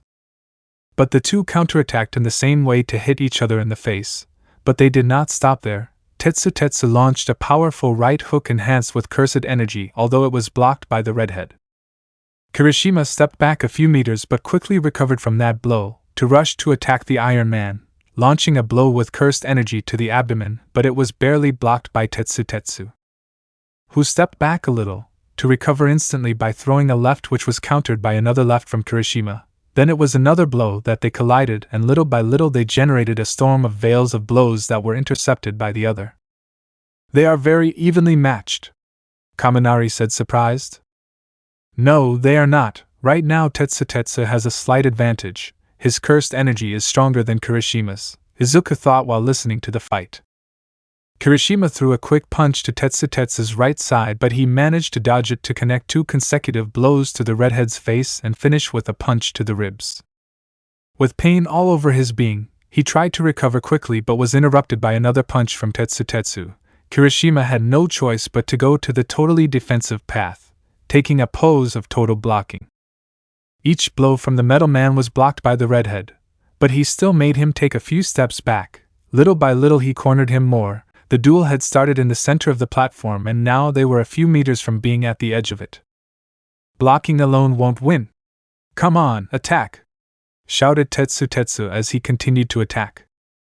The strongest edge. Heavy metal. As long as his body is in contact with any metal, this metal can obtain an edge equivalent to the cursed energy which aligns with the user to resemble a human blade with each blow. The edge can penetrate any surface. The only thing that changes is the severity of the cut made by the blow, but no material in the world can come out unscathed from such a blow. With each blocked blow, cuts were created on Kirishima's arms. They were more and more. The pain only increased in the redhead's brain, but he had no intention of giving in. He wanted to reach his limit and overcome it. It doesn't matter what your quirk is as long as you're a knight. My quirk was weak, deplorable, but I made it strong with effort. But I can't compare to them. If my quirk is to endure, I must harden it even more if I want to win, Kirishima thought, overwhelmed by the blows and cuts.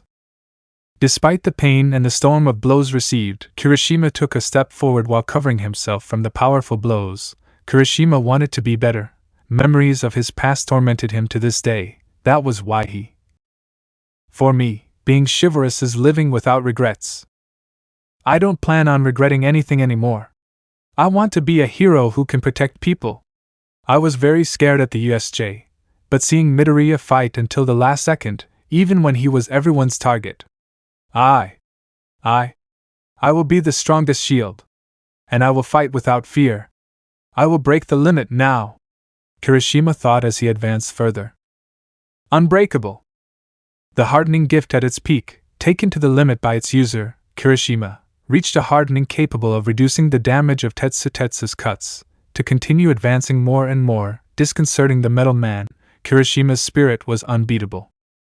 Something that awakened something else within him, his ritual technique, unbreakable pride, which allows him to reduce the damage of Tetsu's blows and cuts. I see, your ritual is offensive and complements your quirk. It's incredible. But my quirk and my fighting spirit can't go against yours, Kirishima shouted to break Tetsu's guard. That? With the defense broken, Tetsu was unable to block the next attack from the human shield. Kirishima launched a large punch augmented with cursed energy, hitting its target and ending up leaving a dent in Tetsu's metal. If his defense increases, his offense will too. Then, I must increase my offense, thought Tetsu, recovering instantly. Showing a smile on his face, he immediately became serious and positioned himself to prepare a new blow, concentrating all his cursed energy on his right fist. Bro, let's make this the last hit, Tetsu shouted defiantly. Fine, whatever you want, bro, Kirishima replied in the same way as the metallic teenager. The two deactivated their gifts due to the damage received, both stunned and quite sore. Kirishima and Tetsu weakly still stood but with their arms without the strength to keep them up. No matter how hard they tried, they could not raise their arms. Unbreakable pride. Ah! Kirishima's spirit was still in the fight. He would never give up, screaming to give himself momentum and finally raise one of his arms, to quickly activate his gift for a brief moment, and launch the blow that would end the fight. Although Tetsu turned his entire body into iron, it was useless. Kirishima's blow was stronger than his iron layer, leaving a dent that threw him off the platform with great force, causing the whistle to be heard again throughout the stadium. Beep! Tetsu has been removed from the platform. He is disqualified, Midnight announced. Augur. Kirishima deactivated his quirk and fell to the ground on his knees in great pain. His whole body was bleeding, he couldn't even move. With luck he managed to breathe between gasps. The civilian stands were scared and nervous, as were some heroes who watched the broadcast on television. This had never happened in the other sports festivals. No student should suffer serious injuries and much less continue participating. Although Tetsu had similar injuries, he could be treated by the infirmary since he was now disqualified, but Kirishima could not, something that made all the people watching the great event nervous. And that nervousness increased when some footsteps approached the injured redhead. This person was Izuku, something that only made the spectators more nervous, believing that the green-haired man would eliminate him now that he was weak, something that would never happen. "You've overstepped your boundaries," Kirishima-san, Izuku said, approaching the redhead. "Midobro?" Kirishima asked, on the verge of unconsciousness. Midoriya crouched down to the same height as the redhead, to place his hand on the latter's chest and begin to use reverse rituals on him, healing his wounds little by little, surprising him by no longer feeling the pain. "You will move on to the next one, so stay away from the fight until this event is over," Izuku said, surprising Kirishima. The redhead only thanked the green-haired man for this manly act, and then he did what he was told, joining his group again, something that relieved the public. But this would begin with a few minutes where no one wanted to fight with anyone, especially against the green-haired man who was standing in the center again. "Nobody is going to fight? There are still some time left to move on to the next one," Yaoyorosa said nervously, looking around her surroundings. The disqualified ones watched the platform from the stands, confused to see that no one moved much, because everyone was looking at the green-haired man who generated a great feeling of terror in the others, so they preferred to avoid him, because they knew they could not win. There should be 4 more people left to be disqualified, and I think that none of my Shikigamis would be very strong against someone. I must think carefully about who to face, thought Megumi, analyzing her surroundings. "Fushiguro, if we all fight together against Midoriya-senpai, could we win?" Itadori asked in a whisper. "Obviously not. You already saw that it is not easy to connect a blow even in a group. That happened to Class B," answered Maki, who was next to them. "That's true. So he's like Gojo-sensei? He has no weak point?" Itadori asked. "Everyone has weak points. Only some know how to use them to their advantage or hide them from others," Megumi answered seriously. All the small groups that were scattered on the platform were talking to each other, looking for who would be more favorable to fight with, since the green-haired boy was not an option for anyone, although that was not the case, and that was Kasumi Miwa. "Why am I still here? Isn't Midoriya supposed to have eliminated everyone who didn't have any quirks or offensive rituals? I don't have a quirk, not even a ritual. Just cursed energy," Miwa thought nervously. "I know. I'm going to face him and he'll eliminate me quickly, so I won't have to fight in the third event. Okay, I'm going to do it." You want to fight me?" Izuku asked, turning to see an orange-haired girl. "We're at a stalemate. No one wants to face you or anyone else anymore, and you defeated my entire class," Itsuka mentioned, looking around. "That's why if no one does it, I will." "He beat me to it," thought Miwa, more nervous than before. "Heh, I like your attitude," Izuku said, smiling. "Fight with everything you've got." "Kendo-san," thought Class B, looking at their president. Everyone was waiting expectantly for what was going to happen in the center of the platform, while everyone was in small groups at the edges. "I'll show everyone that you're not as invincible as they say," Kendo said, heading to face the green-haired boy. "I want to see you do it," Izuku replied, getting closer to the girl. "They are not very close," Ochako whispered nervously. The two were in the center, centimeters from their faces. They were the same size, making them both look into each other's eyes. In 0.9 seconds, Izuku quickly jumped back so that Kendo could follow him at the same speed, once again getting close to the other. Itsuka threw a punch at the green-haired man's face, which was stopped by the palm, deflecting the fist to another side.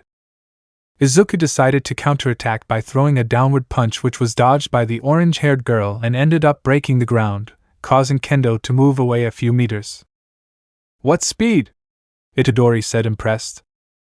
"I didn't even get to see what they did," Uraraka said in shock. "You have quite a bit of cursed energy, more than usual," Izuku mentioned, brushing the dust off his fist.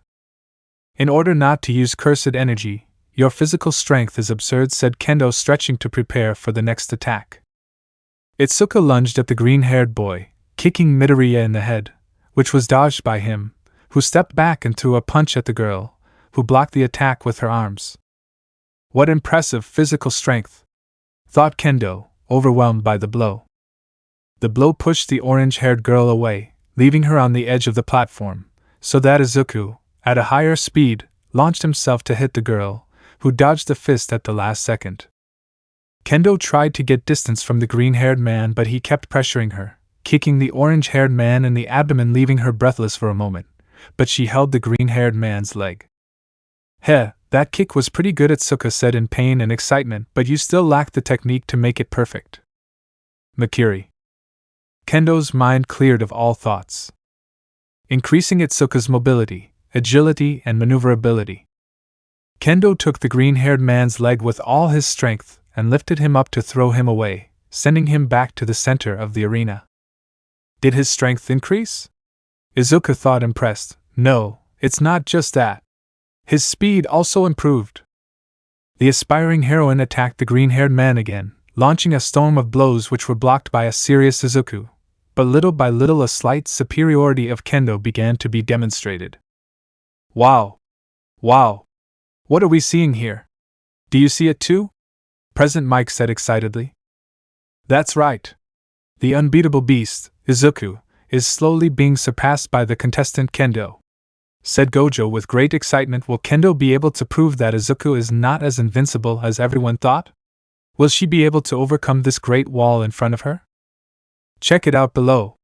In this clash of titans, the noisy hero introduced. The green-haired boy was being pressured by Kendo's new speed, increasingly losing more and more ground in the rain of blows. Although Izuku limited himself to blocking only, he was about to be overwhelmed by the amount of punches. He's incredibly strong. I didn't want to take up this now, but since, Izuku thought while blocking the blows. Transparent world. The flame-like marks reappeared on the green-haired man's face, causing his cursed energy to disappear to zero, hiding his presence from normal people. The green-haired boy was able to take a fist from the orange-haired girl who kicked Izuku's head to try to free his fist, but the kick was blocked with the green-haired boy's forearm, who released the girl's fist to quickly throw a punch to Kendo's stomach. Still no hits? Damn! He really is a monster, Away said from the stands, frustrated. The orange-haired girl recovered immediately to once again launch herself against the green-haired boy, who was completely attentive to every movement of the girl, dodging 2 punches and then counterattacking with a punch aimed at the girl's face. Kendo quickly evaded the blow to throw a kick towards the green-haired man's rib, who only limited himself to stopping the orange-haired man's kick with his palm. I want to check something. I'm quite curious about your ritual, Izuku said, interested as he pushed the girl away. Moon breath. 6th stance. Just by hearing those words, Kendo's body was shocked by a pressure in the air.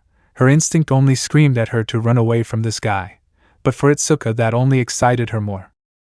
Her cursed energy increased when I had the slightest intention to kill, so that is her ritual, or is she hiding another secret? Izuku thought, looking closely at the orange-haired girl. Gripping his katana tightly, Izuku charged at the girl who, surprised and excited, decided to counterattack the blind man. Lonely Moon in the Night by Avicii. A storm of cuts without any pattern left small wounds all over the orange-haired girl's body, who, trying to contain the pain, continued forward to throw a blow that was dodged without problems. What the hell was that? Bakugo thought, surprised and confused. Kendo! Shouted Class B, and those from Kyoto worried about the girl. Hee hee ha ha ha ha, the orange-haired girl laughed excitedly, which confused her classmates. Hee hee ha ha ha ha ha ha, Izuku accompanied the girl, both laughing together. What are they laughing at? Thought everyone who saw the scene. What are you laughing at? Said the 3 confused commentators. And what are we laughing at? Izuku asked, stopping his senseless laughter. It's nothing, It's just fun to fight against someone stronger than me. Kendo stopped laughing. Wow. I tried to leave you on the brink of death, and you're laughing. You're incredible. Izuku said, surprised. I don't know your ritual for sure, but I see that it works when you're in danger by granting you a large amount of cursed energy. Am I wrong?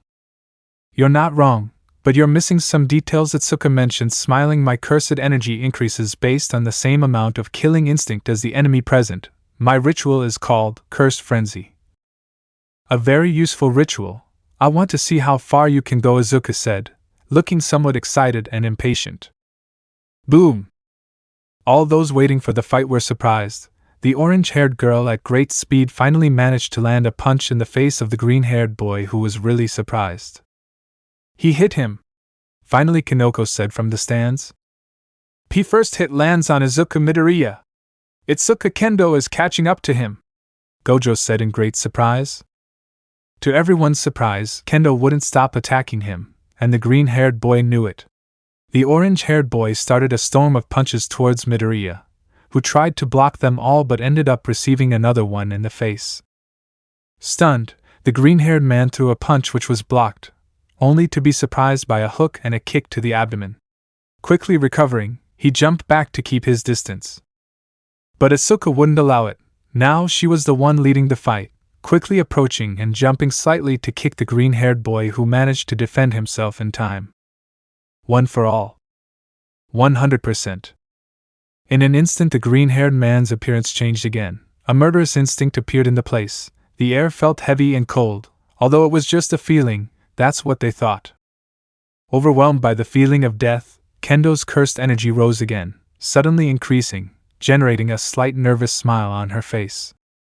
Unconsciously, the orange-haired girl stepped back from the overwhelming killer instinct displayed by the green-haired boy. Reacting in time to not fall off the platform, Kendo broke out in a cold sweat. Although the green-haired boy had not made any move yet, she knew that any wrong move and she would be out of this. She only had one option left. Kendo-san, will this be the last round?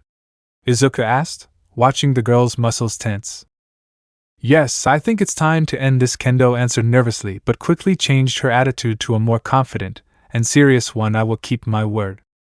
Before anything happens, I have something to tell you. You are strong and your whole class is too. You surprised me quite a bit. You have my sincere respect, Izuku said, positioning himself in a defensive pose waiting for the next attack.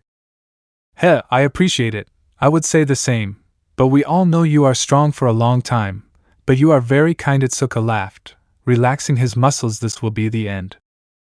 The orange-haired girl cleared her mind. Her muscles relaxed completely. Her posture became more and more crouched, giving Kendo the sensation that her body was turning into liquid.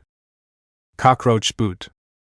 A tackle at an initial and maximum speed of 270 km per hour. This is possible because Kendo's muscles imitated being liquid to go from 0% to 100% of their maximum speed in less than 0.2 seconds. Kendo at an absurd speed attacked the green-haired boy, throwing a punch at Izuku's chin, and with his other hand putting his fingers in his eyes, seriously injuring them. 100%? That was impossible for him. 1 for all, 56%. Turquoise rays were generated in the green-haired man's body.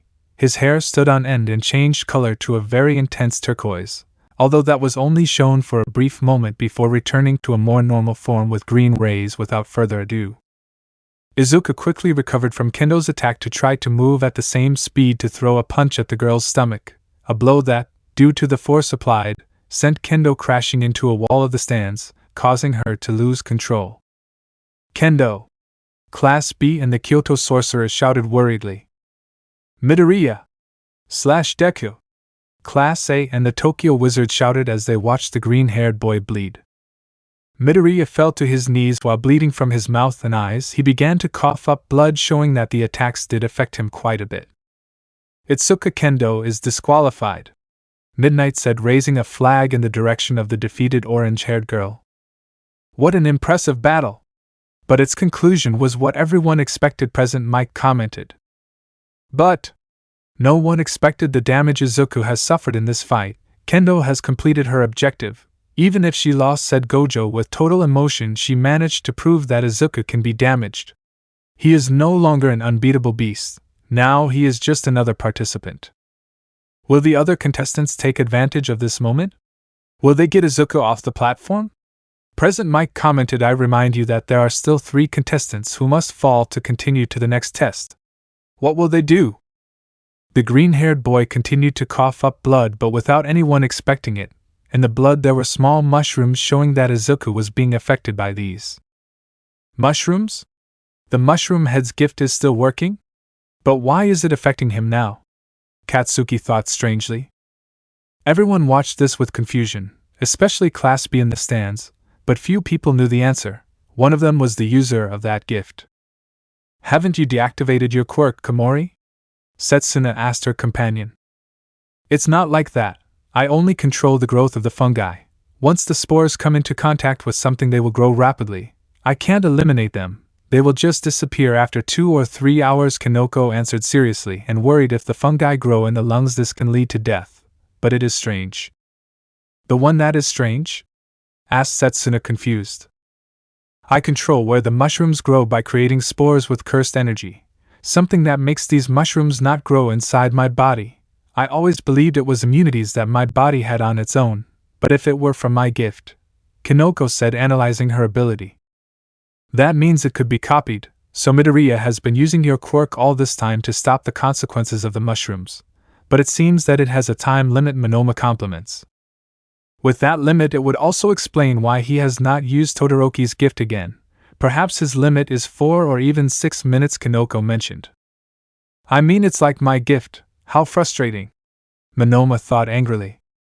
On the battlefield, the green-haired man couldn't stop coughing up blood, more and more, added to the damage he already had before the festival and the new wounds that Kendo made him.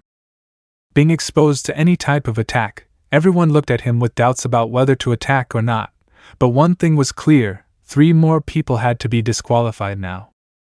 The air suddenly became cold, being a warning that Todoroki was about to attack with his right side, when a large wave of ice headed towards the green-haired man, who could not dodge the attack. But there was no need to dodge it. Using his Delaware smash with his finger, he created a gust of wind powerful enough to stop the ice and destroy it halfway. Maximum Elephant.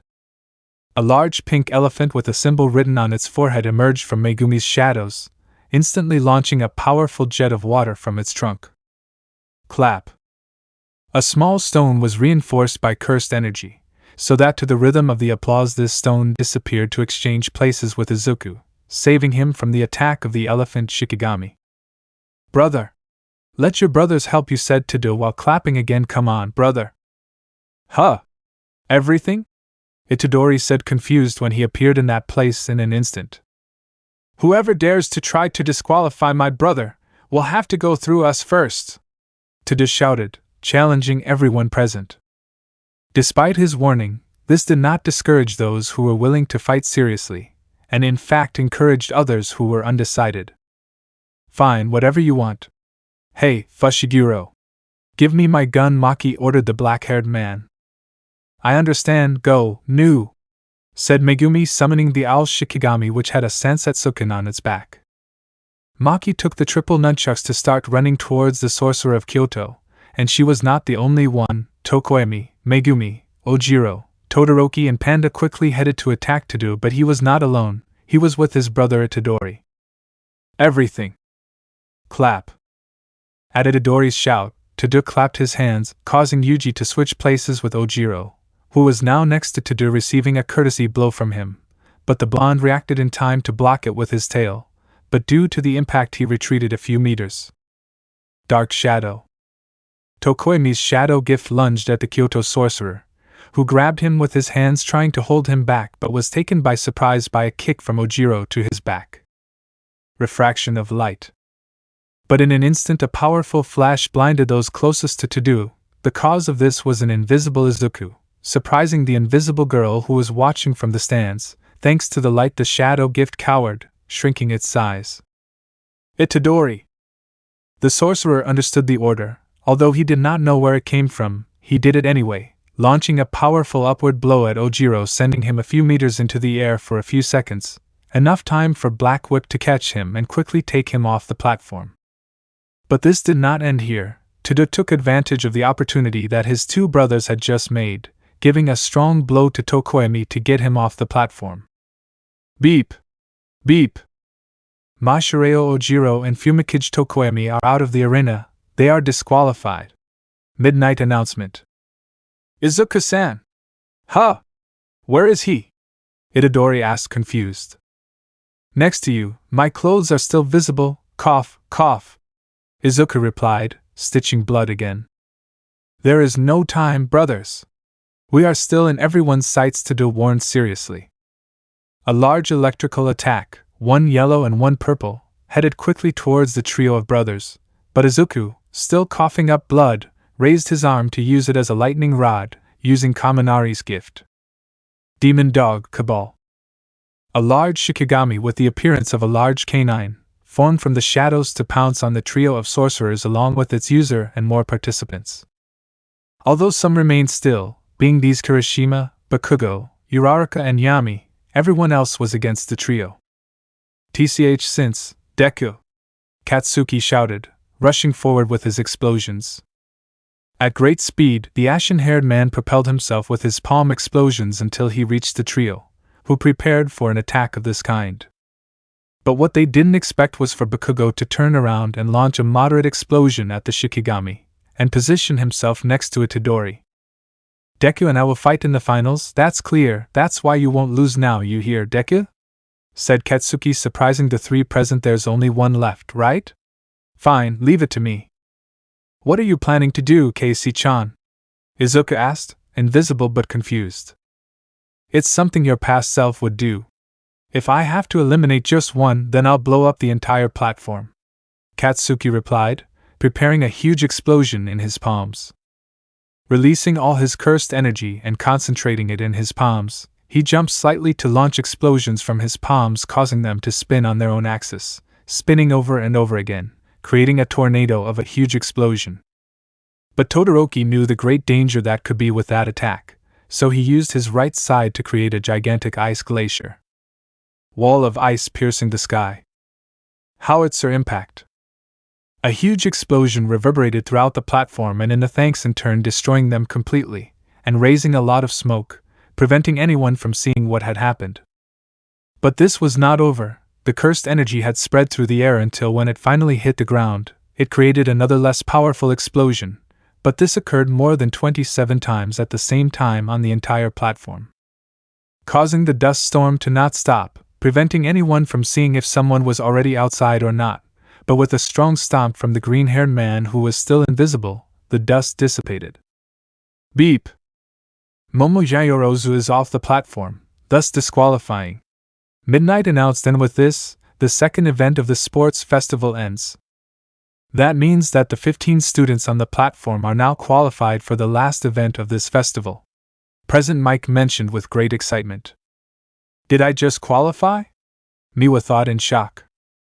I hope no one has forgotten. If someone managed to get Izuku Midoriya off the platform, they would be given a special rule for this last event. But since no one did it, this special rule goes to Izuku Midoriya. Midnight mentioned as a commentator, but to say it before, we must mention how the last event will be. And unlike previous years, this will be a 2 versus 2. And the couples will be formed by a random roulette. The couples can only be sorcerers with sorcerers, and the aspiring heroes will be with other aspiring heroes, explained Gojo. A roulette wheel with all the names of the qualified appeared on all the screens in the stadium, to begin spinning and forming the couples. The teams will be Kokichi Muta and Panda, Maki Zenin and Kasumi Miwa, Aoi Todo and Itadori Yuji, Megumi Fushiguro and Yami Nara, Katsuki Bakugo and Shoto Todoroki, Tenya Ida and Achiko Uraraka, Denki Kaminari and Eijiro Kirishima, Izuku Midoriya. Deku-kun doesn't have a team? Uraraka said, surprised. Did the UA make a mistake? Ida asked in shock. I already knew this, but can you hurry up? The mushrooms are killing me. Izuku thought, annoyed, but now it was visible. My team is Mai's sister, Miwa thought without paying much attention. Is this a mistake?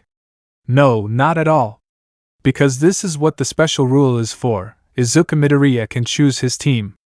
And he can even take someone out of the stands present. Mike answered everyone's doubt. Everyone will be given 15 minutes to rest or meet up with their team. Meanwhile, the platform prepares for the last event Gojo mentioned, so get ready. Thank you, Komori-san, said Izuku, sitting on one of the beds in the infirmary. You're welcome. I know perfectly well that my fungus is very dangerous. I can't make it disappear, but I can stop its growth, and add it to the medicine I just gave you. It will disappear quickly, explained Kinoko. Although, can't you copy his gift? Monoma asked curiously. No, once I copy it I'll have it forever. But I'll only be able to use it for 5 minutes a day, Izuku replied. I understand. Do you copy the gifts by touch or with another condition? Kinoko asked curiously. I have to digest some of the person's DNA, like a hair or blood. When I do that I can use the gift and or the ritual, Izuku said calmly. Well, perhaps my gift is a little different from your ritual, Monoma said, a little more relieved. The blonde sighed quietly, confusing his companion, but the infirmary door was knocked softly, drawing the attention of the three, the door opening to reveal a redhead. Izuku-san? Tenjiro. I'm glad you're here now, Izuku said, recognizing the voice. Do you know him? Monoma asked. That's right. Tenjiro will be the one I choose for my team, Izuku replied excitedly. Wow! You already thought about it. Is he a sorcerer or is he a student hero? Kinoko asked. I'm either of those. I'm a demon hunter. It's a pleasure, Tenjiro said a little nervously. Demon hunter? What is that? Is it allowed? Monoma asked, very confused. If it is allowed, since we are in the last event, I think it does not matter to hide this anymore. But the roulette was rigged so that I would be left without a team, although they did not even hide it, Izuku said, and I had information about this since yesterday. The reason for this is the alliance of villains, curses, and demons. Damn! I'd never heard of them, apart from the fantastic. I didn't know they existed, Kinoko said, surprised.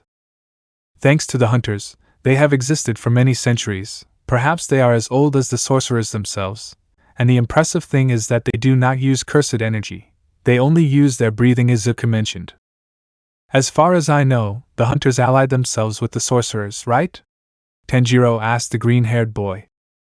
That's right, that was yesterday. They also allied with the UA but not with the heroes. If we want to achieve that we must demonstrate our potential as a hunter, Izuku replied.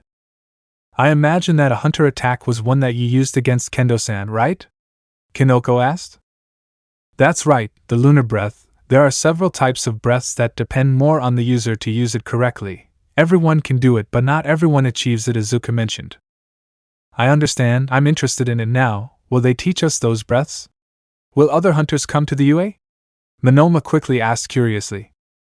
The first will depend on you. You will have to use katanas or create your own breath, and the second is possible, but it will depend on whether the pillars agree to come to the UA. Or perhaps rookie hunters come to study at the academy, Izuku said the possible options. So even you don't know, that makes me even more intrigued, Monoma said without satisfying his curiosity. To everyone's surprise, the door was opened again, but this time it was more abrupt, with Todoroki being the cause of this. Midoriya, would you mind talking a little? Shoto asked with his serious attitude. And what did you want to talk about? Izuku said, confused by the sudden call of the bicolor. Todoroki took the green-haired boy to a private place so that no one would hear their conversation, with his face the two-colored sigh at Midoriya's impatience. I'll get straight to the point. Are you All Might's bastard son? Todoroki asked. Puff, are you serious? It's impossible in every way. We're nothing alike, Izuku replied, holding back his laughter. It is true that physically they have no resemblance, but their gifts are almost identical. Only yours seems more enhanced, said Todoroki. The gifts are inherited or form a combination of the two parents, and in very few cases the child develops a gift completely different from his parents. But it is an exception that hardly happens anymore. I understand your doubt, but the answer is still no. I am not an unacknowledged son of All Might, the green-haired man responded again, but if you want a more elaborate answer, I need you not to make it public for now. You don't want it to be public? Fine, but I want to know why their gifts are so similar, Todoroki said. I was born with a celestial restriction, one that strengthens my physical abilities in exchange for not having cursed energy, and if I don't have that I can't develop a quirk, Izuku explained, surprising the bicolor eye. I was very different when I was a child. I hated the weak with all my being. I just wanted to be strong because it was great, but year after year I ended up losing myself, after the death of my father and Rika, two loved ones, in the same year. I ended up with a serious lack of confidence along with depression, but when I was at my worst I ran into my hero, All Might. He didn't save me from a villain, he saved me from falling into the abyss and gave me a chance to fulfill my dream. He transferred his quirk to me, one for all. Did he transfer it to you? A gift that can be transferred to other people? Todoroki asked, listening attentively. Several centuries ago, in the era where gifts began to appear, a terrible villain, All for One, was created, with a gift capable of stealing and granting other gifts, Izuku mentioned. Sounds like a very scary villain, Shoto said, intrigued. That's right, but he had a younger brother. He was born weak and sickly along with the condition of not having a gift. It is not known if it was out of pity or evil, but All for One forcibly granted his little brother a gift. Energy accumulation, Izuku said seriously, but it turned out that the youngest did have a gift. The useless gift until then of being able to transfer gifts to other people. With a great sense of justice he revealed himself to his brother, and transferred his gift to another person. This transfer has occurred a total of 9 times, leaving me as the 9th bearer. All Might is the 8th. Todoroki asked, trying to process all the information said. Right, and he was the one who defeated and killed All for One, but in return he received a wound that now limits his time as a hero. That's why he was at UA, to find a successor. Although he granted me his gift well before the exams, Izuku said with a nervous smile. Well, now you should know why One for All is a well-hidden secret. There are few who know this. There's something I don't understand, Midoriya. When we finished the obstacle course you mentioned One for All being something very secret. Why mention it at that moment? Todoroki asked, confused by what was said. The worst villains, curses and demons have allied themselves, and they all know the One for All. What's the point of my enemies knowing this secret and my allies not? That's why I will slowly tell him the truth about my gift, Izuku replied. I understand, now that you told me your story. I think it's my turn, Todoroki said seriously. My father in Endeavor is known as the Eternal Number 2. My father has a great desire to rise in the world's ranks. As a hero, he earned a name for himself with his great strength. For that reason, the living legend, All Might, is an offense to him, but since he couldn't surpass All Might, he moved on to his next plan. The next plan? Izuku asked, attentive to what Shoto was saying. You know about gifted marriages, right? Shoto asked, surprising the green-haired boy. They are a problem for the 2nd and 3rd generation since the appearance of gifts, choosing a marriage only based on strengthening your gift in your offspring, regardless of the rest. An outdated way of thinking that lacked ethics. He is a man with achievements and money. He won over my mother's family to take ownership of her gift. He aspires to fulfill his own wishes by raising a hero who surpasses All Might. It's so annoying. I will not be the tool of such a scum. So that's why he never uses his left side. I don't blame him. I was similar in the past with the clan, Izuku thought seriously. In my memories, my mother was always crying. Your left side is hideous. That's what she said when she threw boiling water on me, Shoto recounted, impacting Izuku basically. I wanted to face you to show you what I was capable of without using my damn father's gift. No, I will completely reject him being the first place without using his gift. You refuse to use your gift at 100% because of the hatred and contempt you have for your father, even blind. I can see the idiocy that is, said Izuku, surprising the bicolor. Do you reject your gift because of someone else? I will not say much more because I know you will ignore it. Therefore, when we fight I will force you to use your left side. I will share with you some words that were said to the hateful son of the demon. If you want to see the light, you have to embrace the darkness. After saying that, the green-haired boy began to leave the place where they were, leaving the two-colored boy confused and thoughtful, although this whole conversation was heard by a third party, someone who knew that nickname. Deku, did you project yourself into the half-half? No, knowing you, you'll solve it with blows, and I support the notion. Although it's my team since, Bakugo thought hidden. Tenjiro, you said the pillars were here, right? Izuku asked, walking next to the hunter. That's right, Zenitsu and Inosuke are there too, only we are in different seats. although I recognize the smell of all the pillars. I know they are close to here, Tanjiro answered, walking through the corridors of the stadium. The two walked side by side in the hallways. The redhead followed the scent trail he could perceive, while the green-haired man just followed it, trusting in him. But quickly hurried footsteps began to be heard in their direction. Oh! Izuku-san! Kenroji-senpai, it's nice to hear from you, Izuku said, recognizing the voice. Is that your hero costume? It looks really cool. Oh! There's also Kamado-san, Mitsuri said, looking at the redhead. Is Nezuko here too? I don't see her, aside from that. The second round was great. I can't wait to see the third one. Who are you going to choose, Izuku-san? Is it going to be a pillar or maybe someone who's already been eliminated? I know. Is it going to be a family member who came? Or maybe. Izuku and Tanjiro didn't know how to respond to all the questions and answers the girl gave. Mitsuri continued talking, changing the subject without a chance for him to respond, until someone behind her gently hit her head, this being Michikatsu. You have to calm down a bit, Kanroji, Michikatsu said with a calm attitude. Is it a pillar?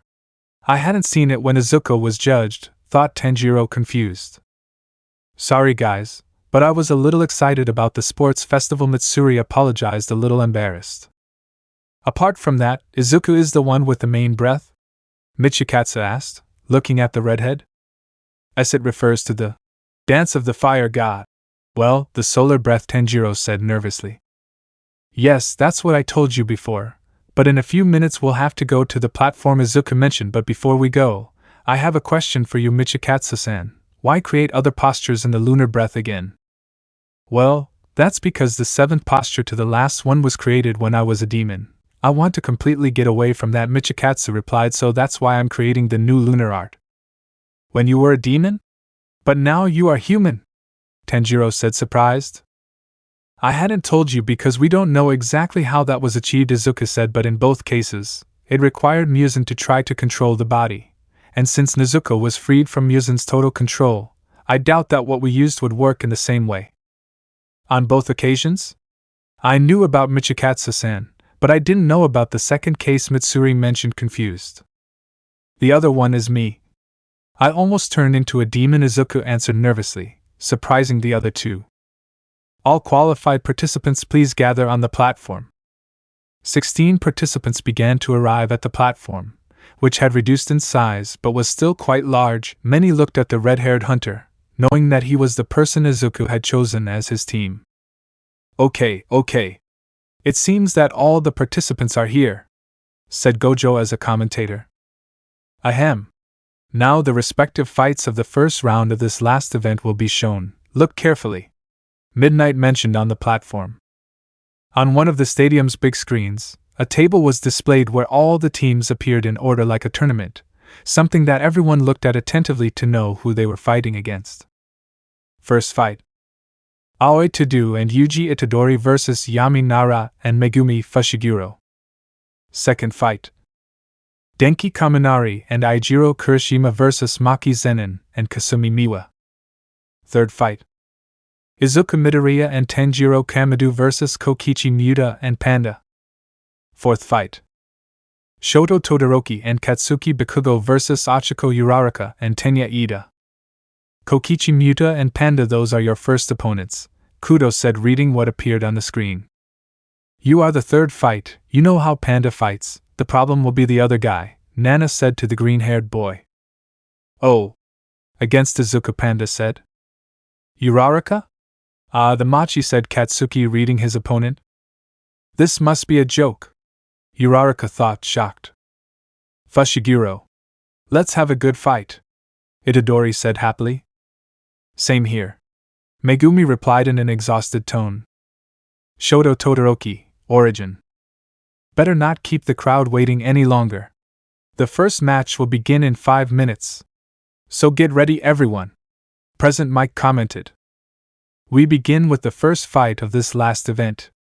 On the right side, the two brothers who are not blood brothers, those who have faced a special grade without problem, with a coordination superior to everyone. These are Aoi Tadu and Yuji Itadori. He introduced the sorcerers. Gojo excitedly watched the students go to the platform.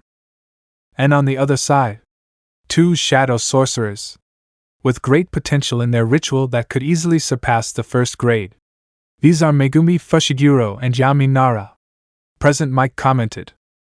The opponents arrived at the platform, facing each other, waiting for the signal that would allow them to begin the fight.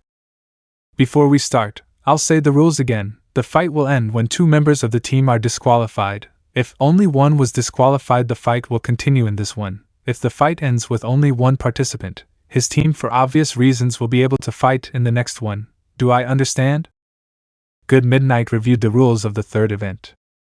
The crowd was excited for the match as Midnight raised her whip to hit the ground. Begin!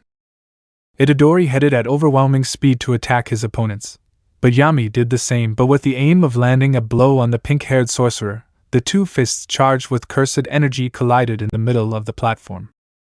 Shadow daggers. A shadowy dagger was created in Yami's free hand, and he instantly launched a horizontal slash near Itadori's face, which he managed to dodge but ended up receiving a scratch on his cheek. But with that distraction, he was intercepted by an upward blow from Yami, which unleashed a shower of blows towards the pink-haired sorcerer. Clap. To-do exchanged positions with the purple-haired girl, but she quickly returned to the same place to launch a blow at the Kyoto sorcerer, a blow that was stopped by him but was surprised by the great strength of the girl. She was also first grade, not for nothing. New. Megumi summoned one of her shikigamis. The electric owl swooped down on Itadori, recharging its wings with a powerful electric shock, which when it collided with the sorcerer paralyzed his body for a moment. But it was enough for Megumi to hit his opponent with the wooden tonfas, filled with cursed energy.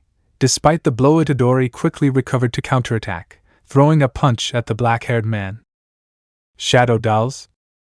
A shadow shaped like Yami appeared in front of Fushiguro, who received Itadori's blow, allowing Megumi to summon another shikigami, alerting the sorcerer, but this had actually been a feint. From behind Itadori, Nu appeared again with her wings imbued with electricity, with which they paralyzed Yuji again, who was trying to recover from the electric attack. Meanwhile, Yami and To-Do were exchanging quite powerful blows, evading and blocking and then counterattacking. That was what the two first-grade sorcerers were doing, showing their mastery of cursed energy. 3 of Yami's punches were blocked by To-Do, who quickly threw a strong punch at the girl, who dodged it with great agility. Yami knew the sorcerer's ritual perfectly, and knew that it would be very difficult to counteract. His plan was simple: fight To-Do until Megumi eliminated his partner. Absolute shadows.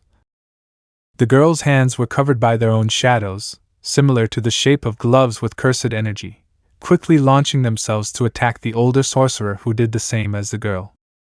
But suddenly the girl stopped to wait for To-Do, who got very close and tried to throw a punch but was surprised by the girl's new punching speed, who in a quick movement hit To-Do's head hard.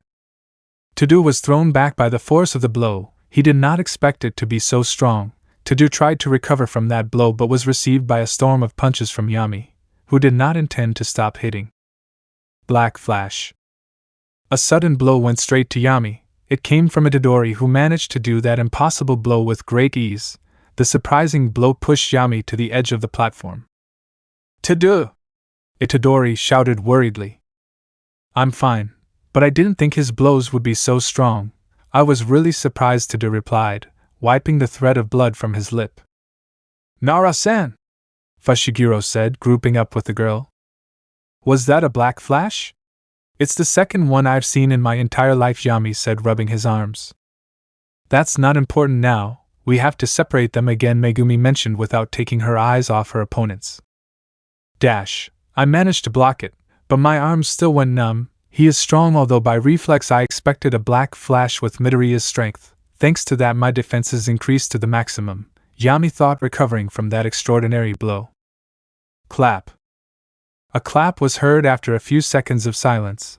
Megumi had exchanged positions with Itadori. Quickly the pink-haired sorcerer threw a kick to try to get the girl off the platform, but she managed to block the kick.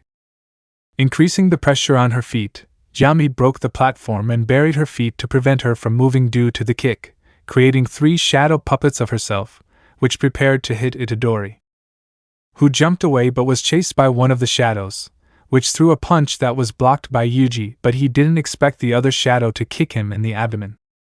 Clap.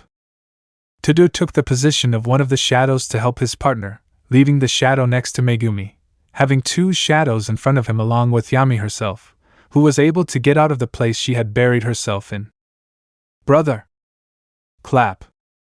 Itadori exchanged with the shadow closest to Yami, to throw a blow towards the girl, but she only smiled, so that the blow hits one of the shadows, leaving the sorcerer confused. Swapping positions with their shadows. Todo thought, impressed. Shadow bindings. Maximum elephant. From the three shadows, including Yami herself, chains came out of their hands which precisely caught the two opponents of hers, so that Megumi could summon another of her Shikigamis, the chosen one being the pink elephant, who instantly launched a large jet of water from its trunk upon being summoned. Todo quickly broke the chains to make a great jump avoiding the water, but Itadori was not so lucky and was about to receive the Shikigami's attack. Clap. Itadori had changed position to where Yami was previously, who received the attack from his partner, remaining on the edge of the platform and stunned. Let's end this, brother, Todo shouted excitedly. Good. Itadori replied with excitement in his voice. Touching the ground of the platform, Todo headed towards Megumi while Itadori lunged at Yami. Being close to his opponents, Todo clapped his hands, leaving his enemies prepared for an exchange. But nothing happened. Black flash. One last big attack by Itadori against Yami, while Todo launched a kick with enough force, seeking to do the same as his brother but without achieving it yet, but that force was enough to overcome Megumi, making the two opponents leave the platform. Yami Nara and Megumi Fushiguro are off the platform. The winners are Aoi Todo and Yuji Itadori, Midnight commented, raising her whip in the direction of the winners. The public in the stadium burst into a cry of excitement along with several applause after seeing the battle. The heroes looked at the screens surprised by the potential of the students. They were at the same level as a professional, but they were actually at a higher level than that. The next contestants, prepare for your fight. It will be in 10 minutes. Gojo commented with great excitement. He made 2 black flashes in a row. He will be a dangerous opponent, Izuku said with a smile on his face. You don't seem too worried about that, said Tanjiro, who was sitting next to her. The stands of the students who were waiting and the disqualified were added to Class 1B and all the sorcerer apprentices, not to mention that all eyes were on Tanjiro as he was someone totally unrelated to them. Worrying is in vain. I must relax my muscles. They have been tense for a long time, and especially because of gear shift. Gear shift? What is that? Tanjiro asked, confused. Everyone was listening to the conversation. Intrigue was eating away at all the listeners, especially the bicolor and the ashen-haired ones who were totally focused on listening to what was that skill that had surpassed them in less than a second in the first event. I can manipulate the speed of everything I touch, just like a car's gear shift. I can increase the speed of objects or people based on 5 gears, each one faster than the other. It sounds very powerful, Tanjiro exclaimed, very surprised. Midoriya, sorry for listening, but I shouldn't say your techniques when your opponents are in the same place. It's something, interrupted Kokichi Muta, or rather his puppet Mekamaru. Stupid, complete the sentence Panda without any fear. He really said it. That had been the thought of all the listeners who were there. Although Panda knew the green-haired boy well enough to make those jokes quite often, Izuku only laughed at the comment, which was quite true. I know, I didn't say it for nothing. Gear shift has a great weakness which won't allow me to use it for a few days, or less, Izuku answered to everyone's surprise. Don't create more doubts and answer at once. Bakugo showed his curiosity, but the unnecessary pauses of the green-haired boy bothered him. Casey-chan, you are more upset. Are you still imitating? Tanjiro's mouth was covered by an annoyed and irritated Bakugo. Casey-chan? A loud laugh from Izuku was heard by everyone. He knew what the redhead was about to say. This annoyed Bakugo more but only confused the others. Stop laughing, Deku! Okay. Where was I going? Yes, the weakness of gear shift, the speed I can get when I use it on myself, which is the most useful, is so much that my cells can't get enough oxygen and they die quickly, Add that to an overwhelming energy drain, and that's the reason why I won't be able to use it again at the festival, Izuku explained. It's practically a technique of few uses, or of last resort, Tada said, using his self-proclaimed 540,000 IQ. That's right, but these last few days I've been using it quite a bit, although in one I was defeated because I had become weak, Izuku admitted with a little shame. Is there anyone who managed to defeat you? Todoroki asked, curious about what the green-haired man had said. The Upper Moon one, Kokoshibo. Upper Moon? And what is that? Uraraka asked, just as confused as before. They will know later, maybe they will even show it to us in class. Who knows, Izuku replied, laughing. So you don't know? Do you even know anything about hunters? I thought everyone knew, Tanjiro said, intrigued by the subject. Hunters? All the students, both the aspirants and the sorcerers, responded with the same question. Of course the next 4 to fight were not present.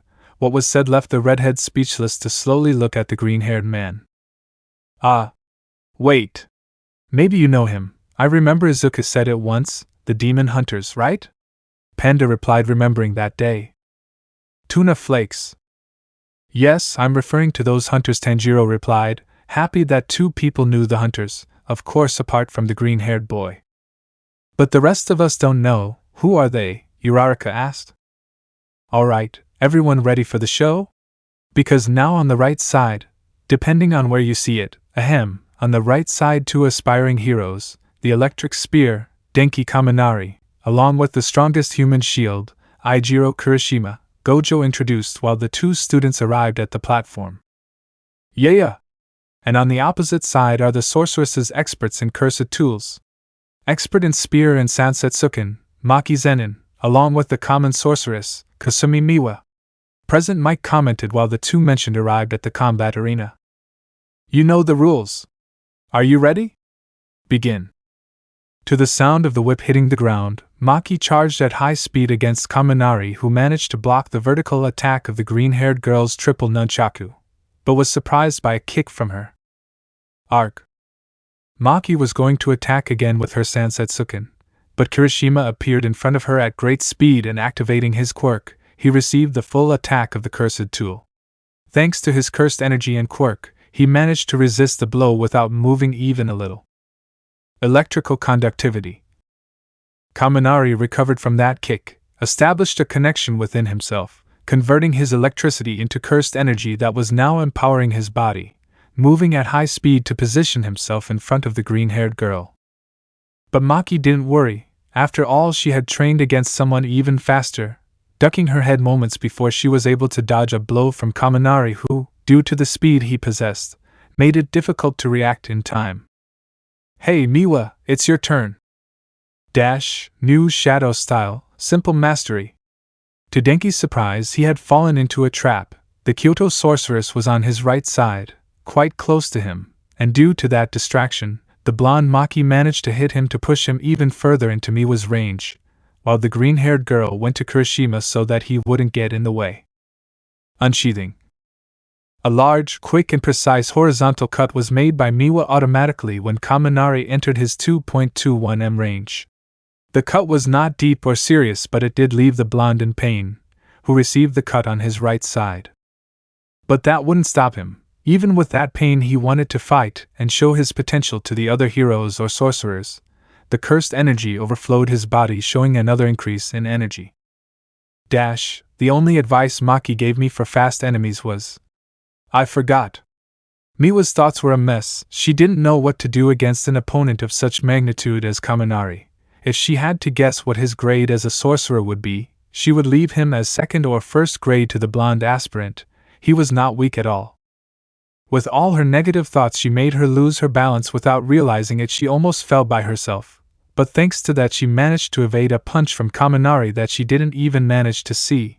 After straightening up again and positioning herself again with her katana, she evaded a kick without wanting to, again. Can she even keep up with my speed? It seems like she doesn't even have a hard time dodging them, as if she doesn't even notice me attacking her.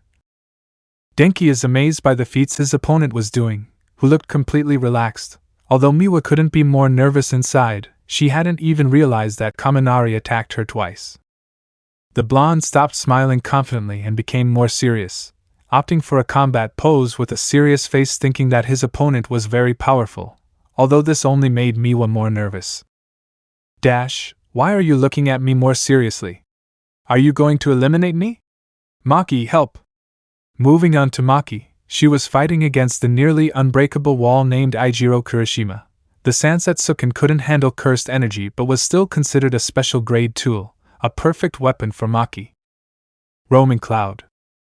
It is the only special grade cursed tool that is not imbued with cursed energy, but instead, the tool makes use of the pure physical power of its user. Each accurate attack of the cursed tool causes moderate damage to Kirishima's robust skin, who, due to the green-haired girl's agility, could not counterattack. The red-haired girl's toughness was increasingly exhausted. Damn! She's too fast, she barely lets me react. 3 consecutive blows from Maki, which hit the aspiring hero who was only resisting the impact, but if he continued like this he would be off the platform, and he knew that. He had to do something quickly. Kirishima's arms were going numb from so many blows received. The hardening was breaking down little by little, showing that he was quickly reaching his limit. Despite receiving the healing of the reverse rituals, these do not recover the energy spent. As much as his body is healthy, it is exhausted anyway. If Kirishima wanted to get out of this situation, he would have to think of something fast. 2 more blows from Maki and a third was about to arrive, but quickly Kirishima deactivated his gift in his entire body except for his arms. To Maki's surprise, he grabbed the Sansetsuken by one end and pulled it to force it closer to Maki, throwing a punch that was dodged by the green-haired girl thanks to her good reflexes, and counterattacked with the opposite end of the weapon, something that Kirishima did not expect, and received the attack on his torso. Because of the pain, she dropped the weapon, allowing Maki to move a few meters away. She could have continued attacking, but for some reason her instincts were telling her to get away at that moment. Whatever it was, Maki was determined to win, positioning herself again to attack. But once again his instincts told him to move further away, and not for nothing, Kirishima activated his ritual again unconsciously, shooting off in the direction of Maki, who, even with her great reflexes, was unable to react to that new speed. Unbreakable Pride. It is activated when the user's defense is surpassed and a limiting point or extreme danger is reached, converting all defense into attack and speed, leaving the user totally exposed but with a final decisive attack. This ritual that at the moment its user is not aware of what it does or how its activation is achieved, but soon he will know. Maki received the blow without being able to react, and due to the force of the impact she was sent crashing into the stadium wall, thus being off the platform, leaving Kirishima victorious in the match. Maki Zenin and Denki Kaminari are off the platform. There is 1 participant left from each team. The announcement of the adult heroine surprised the redhead quite a bit, who, gasping and with his whole body in pain, turned his head to look at his partner who had crashed face first into the wall of the stands. The loud noise of his impact prevented him from hearing the blonde's crash, since they happened at the same time. Kirishima tried to keep his back firm, but the pain and fatigue prevented him from achieving this quickly. With his eyes almost closed, he looked at his next opponent, Miwa, who was surprised by what had happened but especially by her sword that was now broken. On Miwa's face there was a scratch on her cheek, a sign of Kaminari's attack, who had collided with her left. What happened? Not even Miwa knew. Kaminari's serious look scared her, and she displayed her simple dominance, but she accidentally moved her leg to her right and deactivated it, and then she didn't see Kaminari. My cheek hurts, why? And why is my katana broken? If before Miwa was focused on her thoughts, now she was worse. She not only wanted to know what had just happened in this minute, she also wanted to know what happened to her sword, which was the most important thing to her, not for sentimental value, but because it was quite expensive, and she did not have money to spare. Impressive. She was able to react at Kaminari-kun's speed, Ida said from the stands, impressed as was the rest. Kirishima has a hard time winning. Come on, Miwa, you can do it. Kirishima, you can win. Some students supported the 2 remaining on the platform, but others analyzed what happened, these being Kendo and Izuku, who managed to see everything that happened because they fought at a higher speed. Kendo-san, did you also manage to see it? Yes, and I can only say a few words. Miwa is the luckiest sorceress I've ever met, they both said at the same time to the confusion of most. Hey! Back on the combat platform, the tension was noticeable. Kirishima was very exhausted, but out of pride he would never give up. While Miwa was blank, she totally trusted Maki since she was the one who defeated her at the exchange festival. But now she was alone. With no other option, Miwa stood in a combat stance with her broken katana. She didn't know if she would win or lose, but she just wanted to finish this quickly. Being in the center of everything made her very nervous. Kirishima, defenseless, had no choice but to go on the offensive, beginning a run towards the Kyoto sorceress, who prepared to counterattack despite her broken sword. New dark style, simple mastery. For Kirishima it was too late, he was already in the range of simple dominance, so desperately and quickly he formed a cross shape with his arms to receive the impact. But he did not take into account that the katana was broken and therefore had less range, ending up cutting the air. Hey! Faced with the redhead's confusion and distraction, Miwa launched an attack with the katana magician, which surprised Kirishima, who activated his hardening in his right arm to receive the impact, but it never came. In return he received a punch in the side, which due to the weakness of his ritual, the blow caused great pain throughout his body. Miwa's blows were not a big deal, but right now Kirishima had no defense, his gift could fall apart at any moment. With his last breath he launched a punch towards the sorceress, who dodged it. Well, actually he tripped again, leaving the aspiring hero exposed, so Miwa tried to hit him but failed, and had lost sight of Kirishima. That?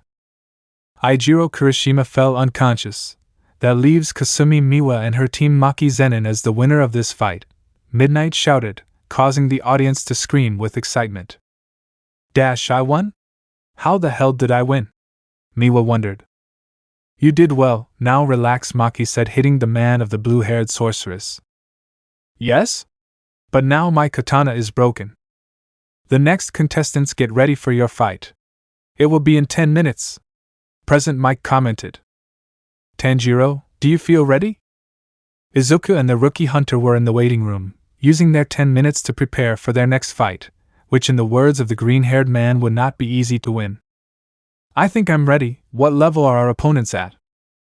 Let me review. Panda is a semi-second grade sorcerer, and from what I know Mekamaru is a semi-first grade sorcerer.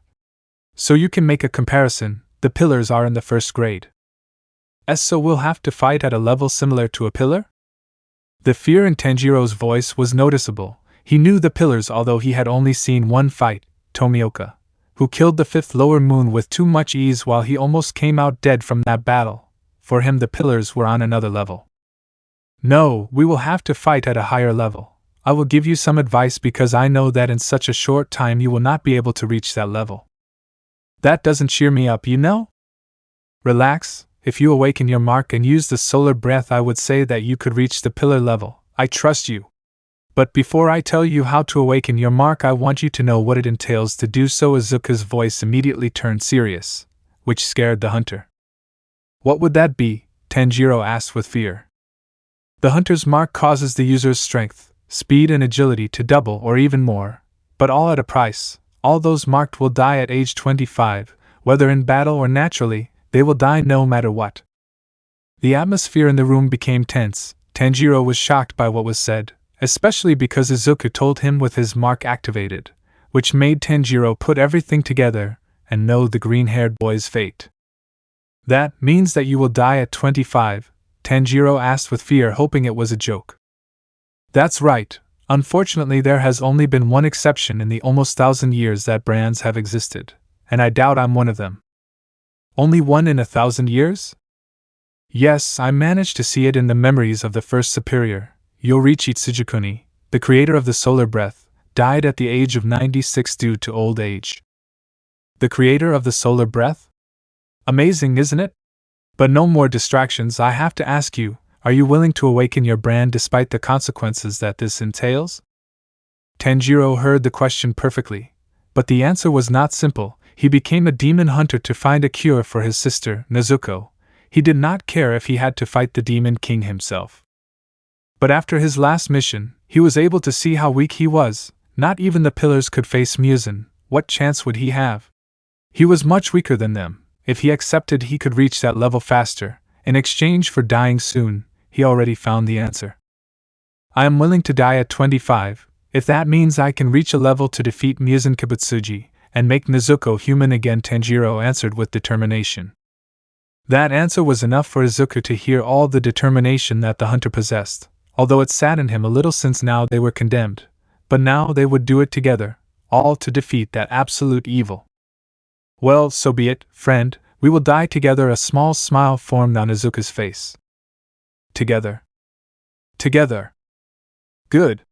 Do you know what time it is? Exactly. Time for the third fight. On the left side, and a team made up of cursed puppets. But don't underestimate them, they are very dangerous. Panda and Kokichi Muta as Mekamaru. President Mike commented with excitement in his voice. And on the right side, a team made up of swordsmen. If you lose concentration for a second, you'll be dead and cut like sushi. How horrible! That's Izuku Midoriya along with his guest Tanjiro Kamado, Gojo introduced gracefully. The 4 participants headed to the platform, Izuku having his hero's suit on along with his mark activated and katana in hand. In front of him was Mekamaru, who already had his opponent in front of him. Panda has trained against Izuku, so he wants to fight Tanjiro, since he doesn't know him and is curious. On the other hand, Tanjiro was nervous, but he didn't think he would fail. He was determined to awaken his mark today to reach the pillar level, and fight alongside his friend. You know the rules. Ready? Set. Begin. Ultimate Mekamaru, Ultra Cannon. Gorilla Mode.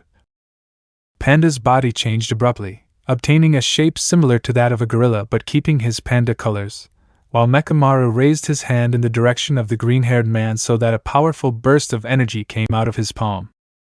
Lunar Breath. 6th Posture, Lonely Moon in the Night by Avicii. But to Mekamaru's surprise, his attack was cut off and repelled by the vortex of lunar cuts that left a red trail along with merely aesthetic half-moons. Mekamaru was interested in that technique that the green-haired man showed. He managed to see it in the second event, but he wants to see more of what he can do, although he did not expect Izuku to be so fast in front of him. Ultimate Mekamaru, Ultra Shield. The puppet's right arm was quickly modified, gaining a layer of several sharp points protruding from the arm, forming a kind of shield, something that works against fists, but Izuku wasn't planning on attacking with punches. The arm was cut off by Izuku's katana cleanly and quickly, surprising the person controlling Mekamaru. The puppet may seem fragile, but it was anything but. It was made from several very hard metals. Cutting them is something to admire. That's true. I forgot to ask, but does it matter if I destroy your puppet? Izuku asked, taking a few steps away from his opponent. You can break it all you want, I have more than enough, Mekamaru replied, positioning himself again for combat. Well, then I won't hold back. I didn't expect you to do that. From the severed arm of the puppet came another identical one replacing the lost one, emerging in a circular shape until replacing the entire arm. State-of-the-art compressor technology. The same technology as Izuku's mid-gauntlet. Ultimate Mekamaru Boost On. The puppet's elbows became thrusters, plus a large amount of cursed energy added together, resulting in a huge charge at a truly astonishing speed. Appearing behind the green-haired man and raising his fist with the intention of connecting with Midoriya's head, what Mekamaru did not expect was that Izuku did not even turn around and blocked his attack with his katana tilted behind his back. Dash, how much strength! In less than an instant, Izuku had cut the puppet's mechanical arm again, surprising it with a speed greater than the thrusters and positioning itself behind Mekamaru. Lunar Breath. 3rd Stance. Deadly Moon of Abandonment Chain. A whirlwind of horizontal cuts in which half-moons came out of Izuku's sword. Despite Mekamaru's good reaction dodging the deeper cuts, he received small cuts all over the puppet's body. But Izuku was not going to stay still. In less than a small blink, the green-haired man was in front of his opponent, who did not expect that movement. Receiving a blow from the handle of the katana that pushed him 2 steps back, Mekamaru tried to counterattack by launching a blow powered by the cursed energy propellant. What he didn't expect was that his opponent was not in front of him, but behind him again. But it was too late. His fist was already in front of him, hitting the air, leaving him quite exposed to an attack that never came. Izuku was with a defiant smile. He wanted to see what else his opponent could do, although it seemed that he was about to give his last attack, and so it was. Mechamaru turned quickly and took a few steps back, then opened his mouth. Mode: Albatross, Ultimate Cannon. A cannon was formed from the puppet's mouth, and along with its raised hands in the direction of its opponent, a large amount of cursed energy overflowed, showing that the next attack is the strongest it has in its arsenal. If I dodge the attack, it is possible that it will harm people in the stands. Its objective is to force me to receive it, but I have my own methods. Moon Breath. First stance: Dark Moon, Night Sanctuary. If he couldn't dodge it, then he would prevent that attack from being carried out, launching a very powerful horizontal slash that cut off both arms and the puppet's cannon in a single attack. But that wouldn't be all. Lunar Breath, 7th stance. Lunar Lunge, Deadly Chain. 1, 2, 3, 4, and 5 were the number of stabs that each pierced the metal of the puppet, leaving a large hole that allowed one to see the other side. Circuits, cables, and metals were pierced as if it were nothing by Izuku's katana. And as a final attack, a 6th stab of greater magnitude than the previous ones was nailed into the puppet's head, piercing it completely and consequently deactivating it due to all the damage done. Mechamaru can't continue, he's out of this fight, Midnight said. Do I defeat him now? Don't get distracted. Panda's giant fists in his gorilla form were evaded by Tanjiro, who barely managed to react in time. In all this time that Izuku was fighting, Tanjiro could only be on the defensive. Panda's strong attacks barely let him breathe. He was very cornered. He couldn't use the fire god dance without the hot body, but that left him very exposed now since he couldn't use the water breath. If he did, then he would have to suffer the consequence of changing breath quickly. That would leave him worse. Panda is using his gorilla mode first. That's unusual. That form has a great energy drain. He himself told me that that form is the last option of all, Izuku thought while listening to the blows of the fight. Izuku was not going to intervene. The only one who could push Tanjiro to the limit at the moment was Panda. Although he did not understand why he used gorilla mode at the beginning, he appreciated it. With such a strong opponent, Tanjiro could find his limit and overcome it quickly. 2 more blows were launched by Panda towards the redhead, who dodged it but was surprised by a 3rd blow, which was a hook from the panda. Tanjiro by mere instinct positioned his katana to block the blow. Unfortunately for him, it was a feint. The real blow connected with his abdomen, knocking the air out of him and pushing him several meters back, although Panda did not chase him but instead stayed in the same place. You're not going to interrupt the fight, right, Izuku? I won't do it, don't worry, but I recommend that you don't take Tanjiro so lightly. He's not someone who gives up easily. Oh. A short talk, but it was enough time for Tanjiro to take a big breath of clean air, expanding his lungs, maintaining his breathing of total concentration, increasing his temperature, accelerating his heartbeat. Flames came out of his mouth. The redhead's face showed his seriousness. Now he was determined to continue fighting. Now he could attack. Increase your heart rate to 200 per minute. Let your body temperature reach or exceed 39 degrees and fight to the end. With this you will awaken your mark. I remember. Izuku-san told me that, if I meet those requirements I will be able to awaken my mark. I will do it now. Dance of the Fire God. Waltz. Your speed increased. Panda was surprised by the redhead. A strong and fast vertical slash was followed by a quick run that brought the Kamadu closer to his target, causing his slash to hit his opponent, a fiery slash that cut the Jugai's left eye. Panda recovered from the attack to launch his own, this being a strong slap of his giant hands, but now Tanjiro saw his movements better. He lowered his posture, evading the attack to prepare another now that the panda was exposed. Dance of the Fire God. Sunflower Thrust. Tanjiro's fiery thrust pierced Panda's chest, which happened to hit the Jugai's gorilla core, causing him to revert to his panda form. Panda quickly moved away from the redhead, surprised by Tanjiro's explosive increase in strength and speed.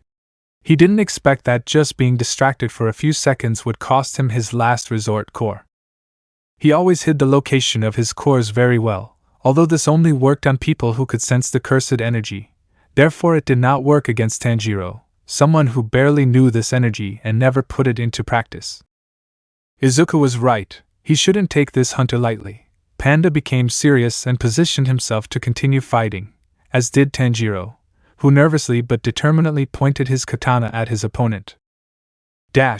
Panda was too confident, he could have easily dodged that attack, but now I think that anyone could be the winner. Izuku was completely focused on the battle that was happening in front of him.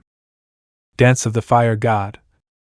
Tanjiro's body temperature continued to rise, and Panda knew it but didn't understand why, although he couldn't think much because the hunter moved at high speed to be in front of him. The sword burning in flames was what made the panda understand that a strong attack was coming. He had to avoid it.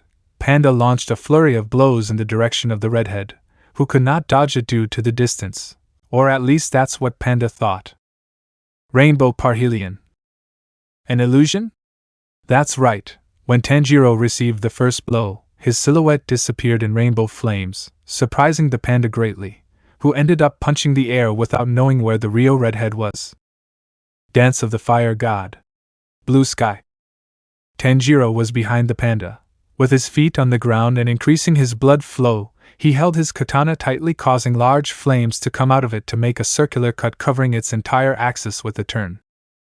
Panda couldn't react in time and received the blow near the neck, and unfortunately for him this damaged his sister's core, although he didn't have much time to regret it because Tanjiro was ready for the next attack. Don't stop, Tanjiro. The red-haired hunter encouraged himself, knowing what would happen if he stopped even for a few seconds. Dance of the Fire God. Flaming Waltz. You are weakening. 2 flaming slashes, one vertical and one horizontal, were launched at the same time, quickly and accurately, although his opponent's comment confused him, and it was no wonder because the panda managed to dodge the attack. The panda's words were accompanied by a small smile. The Jugai was right. The redhead's cuts were becoming less powerful and his speed was decreasing. The first attacks were the strongest, but if the hunter kept up that pace, Panda would have victory assured. Panda launched a punch in the direction of the hunter, who managed to successfully dodge it, but was surprised by a flurry of blows from the puppet, which were blocked by Tanjiro, who could barely handle it all. He still has trouble keeping his full concentration breathing activated at all times, although the solar breath generates a great pressure on his body. Perhaps that is what does not allow him to master it at the moment. Izuku used the transparent world to observe his partner. Panda's quick blows did not let the hunter breathe, who could barely block his opponent's attacks, but he was not willing to lose. Using his head, he could get out of this situation. Tanjiro saw Panda's fist in front of him and had no better idea than to headbutt him, which confused the panda, who did not expect the hunter to have such a hard forehead. It was like hitting the hardest metal. And that gave the redhead enough time to take a breath of air. His sword burned brightly again, which alerted Panda, who to avoid it began to attack the hunter again. Dance of the Fire God. Scorching Sun. The puppet's arms were cut off by a vortex of burning flames, an attack that serves for defense and offense, something that Panda never expected. Tanjiro's strength increased and decreased strangely. And that was what gave Panda the defeat. He could not predict the hunter's strength, much less his speed, and what to say about the techniques he possessed. He knew nothing about his opponent, but now he knew why Izuku had chosen him. Tanjiro had great potential. Panda can't continue, he's disqualified. That means the winners are Izuku Midoriya and Tanjiro Kamado, Midnight said, raising her whip. The next contestants, get ready for your fight. It will be in 10 minutes. President Mike commented. You did well, Tanjiro, Izuku said, approaching his partner. No, I can't, Breya. Cheer up. Hey, half. Are you listening to me? So you weren't listening to me. In the waiting room for their next fight were the two-colored Todoroki along with his team Bakugo. The latter was not much of a team player but was willing to do so, unlike Shoto, who was not at all willing to work as a team. There is no need to make a plan. With my ice we can win. Hey! And you think I'm just going to sit there doing nothing? Do what you want, but I plan to win without using my fire. Damn bad Zuko copy. He wasn't even compassionate. The fight ended in less than 30 seconds by Todoroki's massive ice. Neither Bakugo, Ida, much less Uraraka expected such hostility from the bicolor. In his gaze there was only pure hatred. Nobody really knew why, but it was obvious that that was the bicolor's feeling. It wasn't even a fun fight to watch. There was no fight, it was just an attack that ended the battle, boring for some and abusive for almost everyone, even for Bakugo, who, despite wanting to fight seriously, the idea was to put on a good show, not a public humiliation. We'll have to face him next time, Tanjiro said uneasily. Tanjiro, leave Todoroki to me, Izuku said. The green-haired boy's seriousness was not normal, and everyone noticed it. Izuku was determined to finish off Todoroki, but really his idea was to corner him until he used his fire side. He would make Shoto open his eyes. If possible, he will do it with blows. It is the best way, or at least in his clan it was done that way. He's too serious, Tanjiro thought in surprise. Wow, that last fight was so anticlimactic, Present Mike said, not at all excited but disappointed. Shoto, Todoroki and Katsuki Bakugo are the winners, Midnight said with half her body frozen. You will have a 20-minute break. If necessary, go to the infirmary to heal your wounds. Enjoy this time, Gojo commented. Tanjiro, follow me. The green-haired boy's request made the Kamado nervous. Izuku's seriousness was not normal for him. There were few unfortunate people who saw him serious because that was the last thing they saw until their death. Or at least that's what Tanjiro thought, which wasn't so wrong.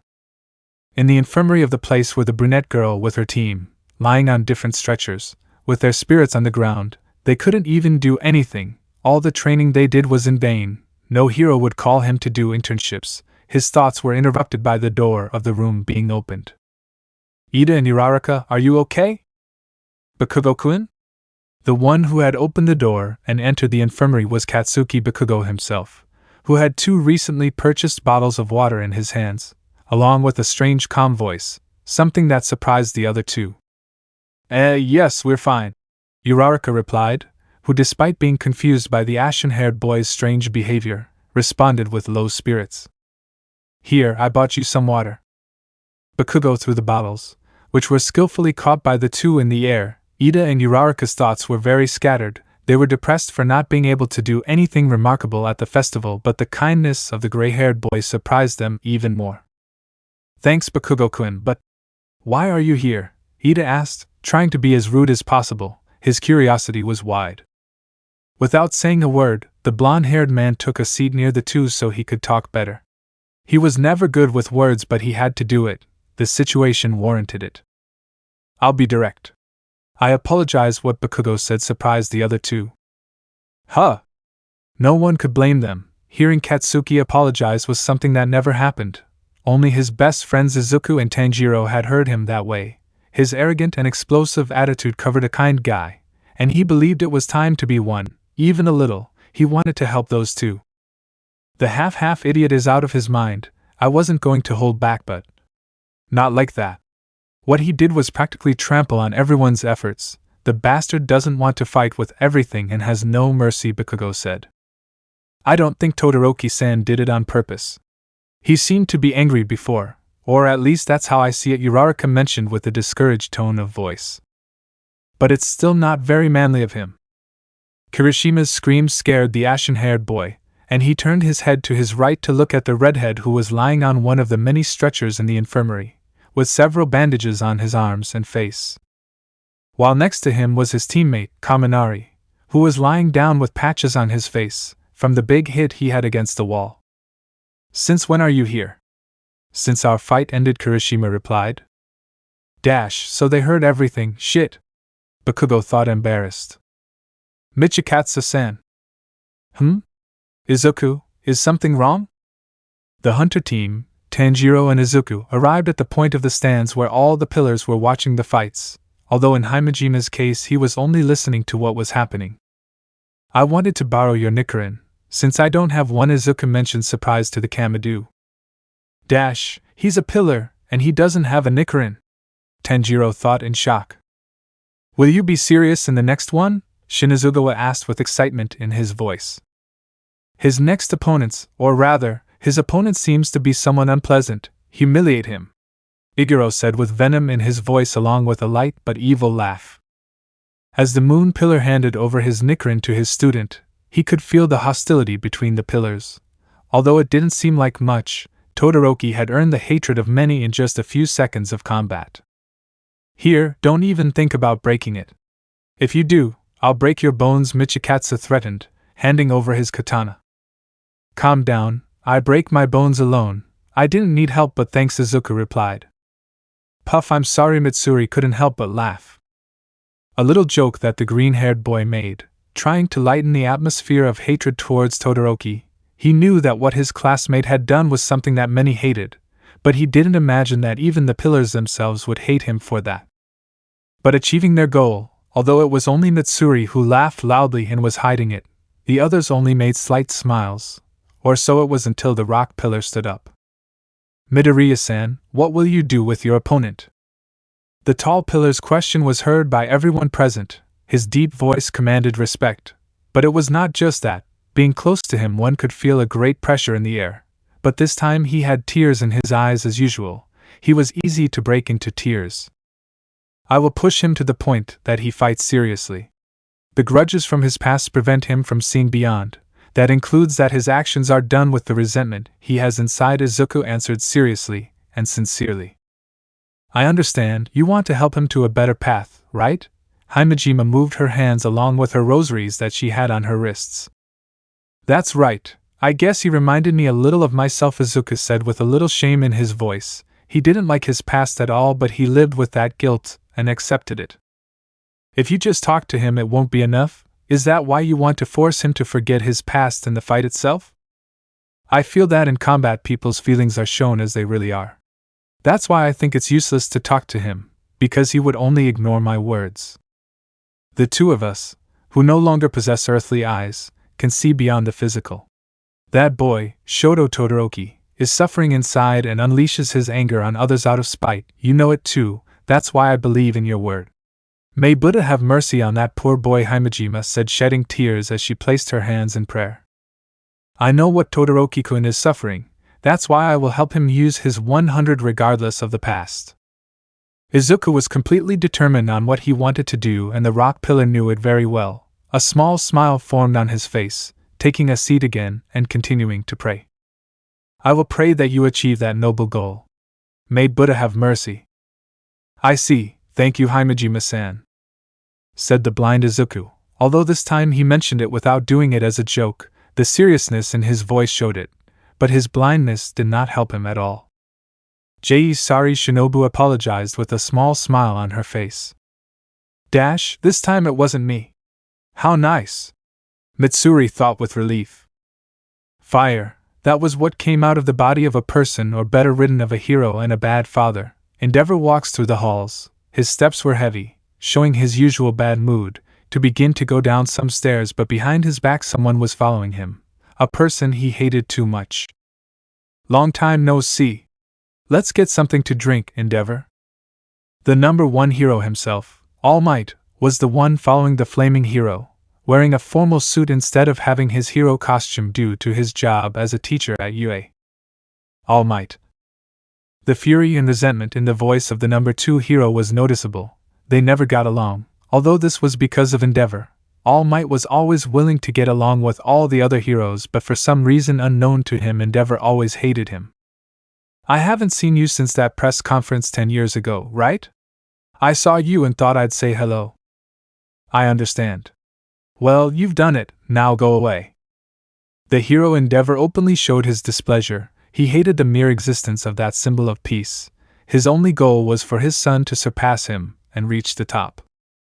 Drink something? What a joke. I'm going to the bathroom, go away. Ha ha ha ha ha.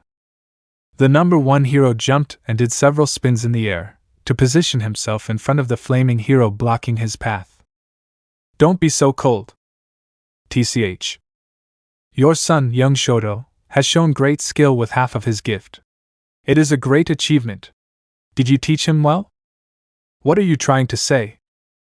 Well, I want to know the truth about how to raise the next generation. Do you think I'll tell you? You look as lost as ever, you drive me crazy. With his bad mood, the flaming hero hit the bronze man without even looking at him. The hatred that the second-rate possessed was noticeable from afar. I'm sorry, All Might said. Just remember this. I will make him into a hero who will surpass you one day. That's why I created him. What are you? All Might was very surprised. He's in his rebellious phase now, but I'm sure he'll outgrow you. I'll make sure of it. Returning to the infirmary, laughter was the last thing missing. Everyone was laughing because of Bakugo. He was not the funniest person, and he was even less the most charismatic. The funny thing was the strange personality he had shown a few minutes ago. They weren't laughing at jokes or anything like that, but at the reactions of the ashen-haired boy. It was strange to hear a Bakugo who didn't tell you to die every 3 seconds, although he had accomplished his goal. Katsuki was there for only one reason, to cheer on those who were his opponents moments ago, but... Stop laughing at me. Can't I be friendly? Of course. But you have to admit that it's unusual for you. Kirishima mentioned laughing. Too much. I never imagined you apologizing, Kaminari said, as did the redhead. It was very Ida said, searching for the right words so as not to be rude. Unexpected, complete Uraraka with a better mood than before. Bakugo couldn't argue back on anything they were saying, because they were quite right.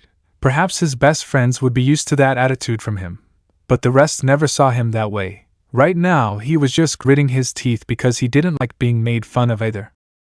Even the 2 nurses were laughing silently. Miss Shoko and Recovery Girl hid their mockery, but it was quite difficult for them. They shouldn't allow so much noise in the infirmary, but they had to admit that the atmosphere was more lively, so that's why they were quiet without scolding anything. All the good atmosphere was interrupted by a loud sound, something that silenced everyone as they were curious about the strange sound, like a heart beating, but it was so loud that it was impossible for it to be that. Right. Deku? Bakugo recognized that sound. He never thought he would hear it again, but he could never forget it. The sound of a true demon's heart. It was obvious that his childhood friend was responsible for that sound because he was the only one who could do that. No one other than Deku is capable of doing that so strong. I thought you wanted to leave that form forever. With the mere sound, which was echoing throughout the stadium, scaring several and confusing many, Bakugo, who had heard the loud heartbeat for years, was surprised and shocked. What he was hearing was something greater than what he remembered, as if it was something stronger. The heartbeats finally stopped, but with everyone confused, silence took over the large stadium. The confusion was massive in the public. In the infirmary, the students were only on alert in case something bad was going to happen. Thus, a few minutes of absolute silence passed. Bakubro, do you know what that was? The manly redhead was the first to dare to speak again. After seeing the reaction that the ashen-haired boy had had before, he thought that he might have an answer, but unfortunately for him, before anyone could speak, the door to the infirmary was suddenly opened. Nurse Shoko. I need your help. Heh. Suddenly, Izuku, accompanied by Tanjiro, entered the infirmary, having scratches and several cuts on their bodies, as well as their suits were with large cuts and next to their own blood. I'm not even surprised anymore, Recovery Girl said, seeing the state of the 2 hunters. Wow! How are they so hurt? Their fight ended more than 15 minutes ago, as far as I know, Nurse Shoko Yeri asked. Let's say we were preparing for the next one, Tanjiro replied with a bit of embarrassment in his voice. Deku! Bakugo's shout caught the attention of everyone present. From his tone of voice it was known that he was not angry but rather seemed worried, something that Izuku clearly managed to perceive. I know what you'll say. But I think it's necessary, not to win, but to save, Izuku said without being able to see the ashen-haired boy. Are you sure about it? Bakugo's voice was filled with concern. I hope. Don't laugh, it's serious. Izuku's laugh was nervous. Yes, he was sure of what he was about to do in his next fight, but if he didn't do it he would look like a damn hypocrite. He will be insisting to Todoroki to use what he has hated so much, but Izuku also has an ability that he hasn't used again for years, all because of the hatred he has for his clan. To the point that those who fought alongside him at the Green Blood Festival didn't use it either. An ability that his clan had acquired after years of searching for the perfect warrior. If they wanted that, they had to eliminate the limits that the human body had, and this ability allows him to do so. Bakugo and Tanjiro saw what that ability was like in person, and they know the consequences of activating it. Deku. Do you remember what could happen to you if you do that? Bakugo became totally serious. Yes, and I was thinking of something to solve it. How long have you been thinking about it? Sincerely. Since, I still can't think of anything, Izuku admitted with embarrassment. What? Bakugo said, quite upset. While the two childhood friends were arguing, Tanjiro was being treated by the brown-haired nurse who, using her reverse rituals, healed the hunter's wounds. But intrigued by what she was hearing, she decided to speak in the voice of everyone who was listening, who were also curious. What exactly are you talking about? Shoko asked, looking at the two who were arguing. It's hard to explain. But in simple words, Izuku wants to use a skill that puts his heart at great risk. Tanjiro lied. If he told the complete information, he would treat the three of them as murderers. Wait. That means the heartbeats just now, were they Midobros? Kirishima said, very surprised. That's right, it was me. I'm sorry, Izuku mentioned, embarrassed. Izuku hid his face that had cuts. He was ashamed of the strong heartbeats that this ancient technique of his clan forced him to do, especially since he was the one who enhanced that technique to the maximum. He was the only one who had surpassed the 100% limiter to the point of reaching 112%. I just hope you know how to control it well. Last time it didn't go so well, Bakugo sighed, putting his fingers on the back of his nose. As far as I remember, the last time you used it was 7 years ago, Tanjiro said, trying to remember. -7 years? That was the last time you saw him, but I used it again. 6 years ago, Izuku corrected, puffing out his chest proudly. That doesn't make it any better, Tanjiro and Bakugo said. Through one of the corridors of the large stadium, a trio of friends were walking silently. None of them really knew where they were going. Tanjiro was following the green-haired boy while Bakugo silently followed the red-haired boy, and Izuku wasn't even looking at the road, because he couldn't. We're lost, aren't we? Bakugo asked when he saw that they were going around in circles. They had already gone up and down the stairs more than 3 times. He asked, fed up, breaking the silence that was between them. Yes. We're just wasting time. Where are we going? Bakugo asked, upset and annoyed. I was planning to go where Tanjiro and I were training. But I got lost, Izuku replied. It's the room on the right, Tanjiro said, tired of wasting time like that. I already knew it. Izuku felt like a complete idiot. He didn't even escape the mockery of the OFA bearers. But if he said something, he would look like a crazy person talking to himself, and the truth is that he deserved it. The three of them entered the room in silence. Bakugo, despite being his next rival, accompanied them because of a big doubt he had.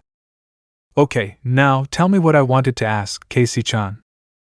I'll go straight to the point. I heard your conversation with the half-half. You think you're similar to him, don't you? Yes, it reminded me of when I hated my own blood to the point of distancing myself as much as possible from the clan. But I know that is the worst way to solve that problem. I want to help Todoroki. I'm not really aware of what they're talking about, but I don't think it's the best idea to use that technique, Tanjiro said, not at all convinced by Midoriya's blessed technique. I know, but not doing it is the same as saying one thing and doing the opposite, Izuku argued seriously.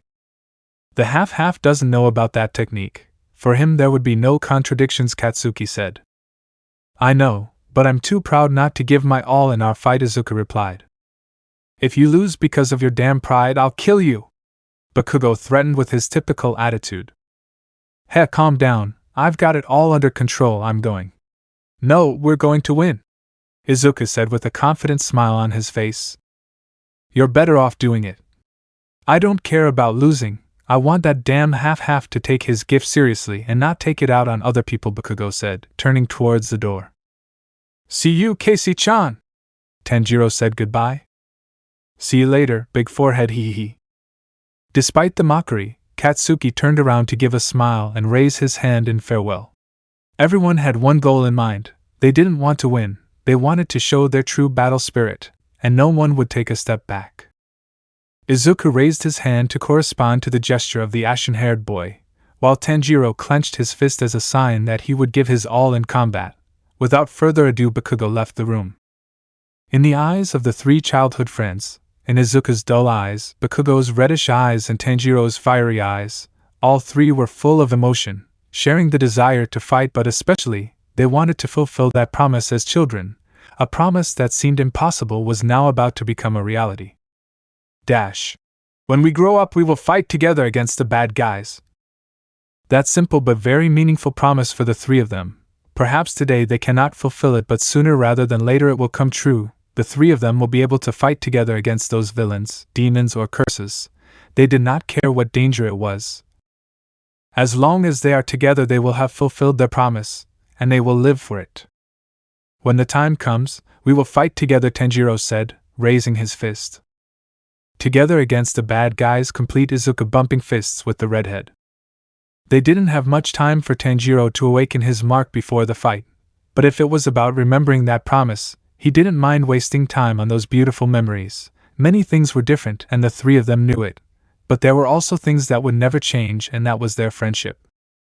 As a child, Izuku wasn't the best. His hatred towards the weak was too intense. Katsuki thought he was great and always tried to be by his side, but Tanjiro was and will always be the one who acts most logically in the group, which isn't much, but considering that the other two are quite crazy, it's a lot for the group. Memories flashed through his mind, that day when Izuku was beginning to be a better person, or that day when Tanjiro fought against someone, having an anger that even Izuku was afraid of at that moment. Or perhaps when Katsuki rejected him, but his two friends supported him in everything. Beautiful memories. If it were up to them, they would never have separated. Although it was a shame, the day that Tanjiro's father passed away from his illness was the same day that they stopped seeing him, not because they didn't want to, but because the redhead lived in a very faraway place, and they couldn't go visit him. A real misfortune for the three of them. But with that, a chain of misfortunes was formed. Izuku's father was murdered months later, when Izuku was 10 years old, falling into a deep depression, and to top it off, days later Rika died in front of him, giving him a giant lack of confidence, and Katsuki couldn't do anything. To this day, Bakugo still has that thorn embedded in his conscience. He never knew what to do to cheer up his friend. After all, Tanjiro was the best in those matters. Katsuki could only be by his side, wanting to stop calling him Deku, but he refused. Although Izuku is no longer depressed today, that thorn will never stop hurting him. And one day he will do something in compensation. Good. We must continue training, Tanjiro said, getting excited. Right, okay, let's go. Let's go! Tanjiro replied with great excitement. You wanted to train too, right, Hagakure-san? Izuku said, turning his head to the side of the room. Yes. Surprisingly for the hunter of the solar breath, a shirt and some pants were floating in the air. She was Toru Hagakure, the invisible girl, who was unintentionally listening to the entire conversation of the group. Her steps are very quiet, her presence is imperceptible, and her cursed energy was hidden, something worthy of admiration since not even Satoru Gojo himself can do it. She was so stealthy that Tanjiro never realized that she followed them all this time, including when they went to the infirmary. Izuku was trained by his clan to know how to deal with stealthy assassins, but he had to admit that Hagakure was on another level of stealth. If it weren't for the transparent world, he would never be able to see her. Even his super senses are mocked by the invisible girl. I didn't realize you were here, Tanjiro admitted, impressed. I'd say it's pretty normal, Hagakure said with a light laugh, but what surprises me is that Midoriya-san always notices my presence. Since we're going to do express training, I'll say it, Izuku said, smiling and puffing out his chest with pride. Oh. Which one is it? They both asked at the same time. I will, but I want you both to call me Izuku-sensei, Izuku demanded with his arms crossed. Yes, Izuku-sensei, they both spoke, listening to the green-haired boy. Well, I'll explain about the transparent world, and more, although since I have a new student I must review the hunter marks, Izuku said as if he were a teacher. Hunter marks. Hunter's marks usually appear on hunters who survived life-threatening conditions as long as these conditions are met. A heart rate equal to or greater than 200 per minute. Body temperature greater than 39 degrees Celsius. Those who have awakened the mark will have superior strength, endurance, and speed. It is said to double the power of the user. Transparent world. This ability can only be used if the mark has already been awakened. It allows the hunter to see the inside of living beings, being able to predict their next move based on their blood flow, joint movement, and bone alignment. When activating this ability, the user's perception slows down, meaning that normally fast movements can be seen slowly. Disinterested state. The user enters a trance where he disorients the enemy after eliminating their presence and fighting spirit completely. So far, only the creator of the breaths has reached that state. In the words of his brother, it was like fighting a plant. Huh! The last one doesn't require the hunter's mark? Tanjiro asked, raising his hand. I don't know the exact details, because only one person so far has possessed that ability, if it is someone from the Sengoku era, Izuku replied. A few questions, Izuku-sensei. Hagakure raised her hand, although it wasn't very visible. Which is it? What are hunters? What are breaths? Are they as old as sorcerers? Hagakure said. I forgot you didn't know that. The break minutes have passed, it's time to continue with the semi-finals. Gojo commented excitedly. And we start off strong. On the right side we have the two bothers, the besto friendo. Yuji Itadori together with Aoi Tadou, the noisy hero, present Mike, introduced with great excitement. On the other side, the weapon expert sorceresses, Maki Zenin and Kasumi Miwa, Gojo said as the participants entered the platform. You know the rules. Ready? Set? Begin. Dash, I forgot to bring another sword. Miwa was totally nervous as she remembered the broken katana that was kept in the sheath at her waist. Next to her was Maki Sirius. She didn't know her opponents much, but it was obvious that they were very dangerous. On the other hand, his enemies, Tadou and Itadori, were confident, not because of their opponents, but because they were with their brother. Having the other at their side, they will be able to fight against any opponent. Brother! Let's go, Tadou! Do we really have to see this? Located in an unknown place, exactly in a poorly decorated bar which carried a small television where they were showing the UA Sports Festival, several people were in the room, but the one who was most dissatisfied with being there was an albino. This was Tamura Shigaraki. Come on! Don't be so bitter, Tamura-chan. A playful and mocking voice was the one that answered. At Shigaraki's side was who was now the upper moon number 1, Doma. Only to increase the albino's discomfort, the demon grabbed him by the shoulder, trying to be nice. But without making any further movement, his hand cracked completely and began to disintegrate, stopping at his wrist. It was Tamura's deterioration that he knew very well, but he did not see him move to touch his hand. Don't touch me, Tamura said, irritated because of the demon. You didn't touch me and the deterioration spread to my hand. Is your gift evolving? Doma said in a calm tone. You don't care. How cold you are. The demon's last comment only irritated Tamura more and more, but he shouldn't do anything. After all, he is a very strong and important ally in the plans that his leaders had. Fortunately for the albino, a radio turned on by itself so that it began to make static for a short time.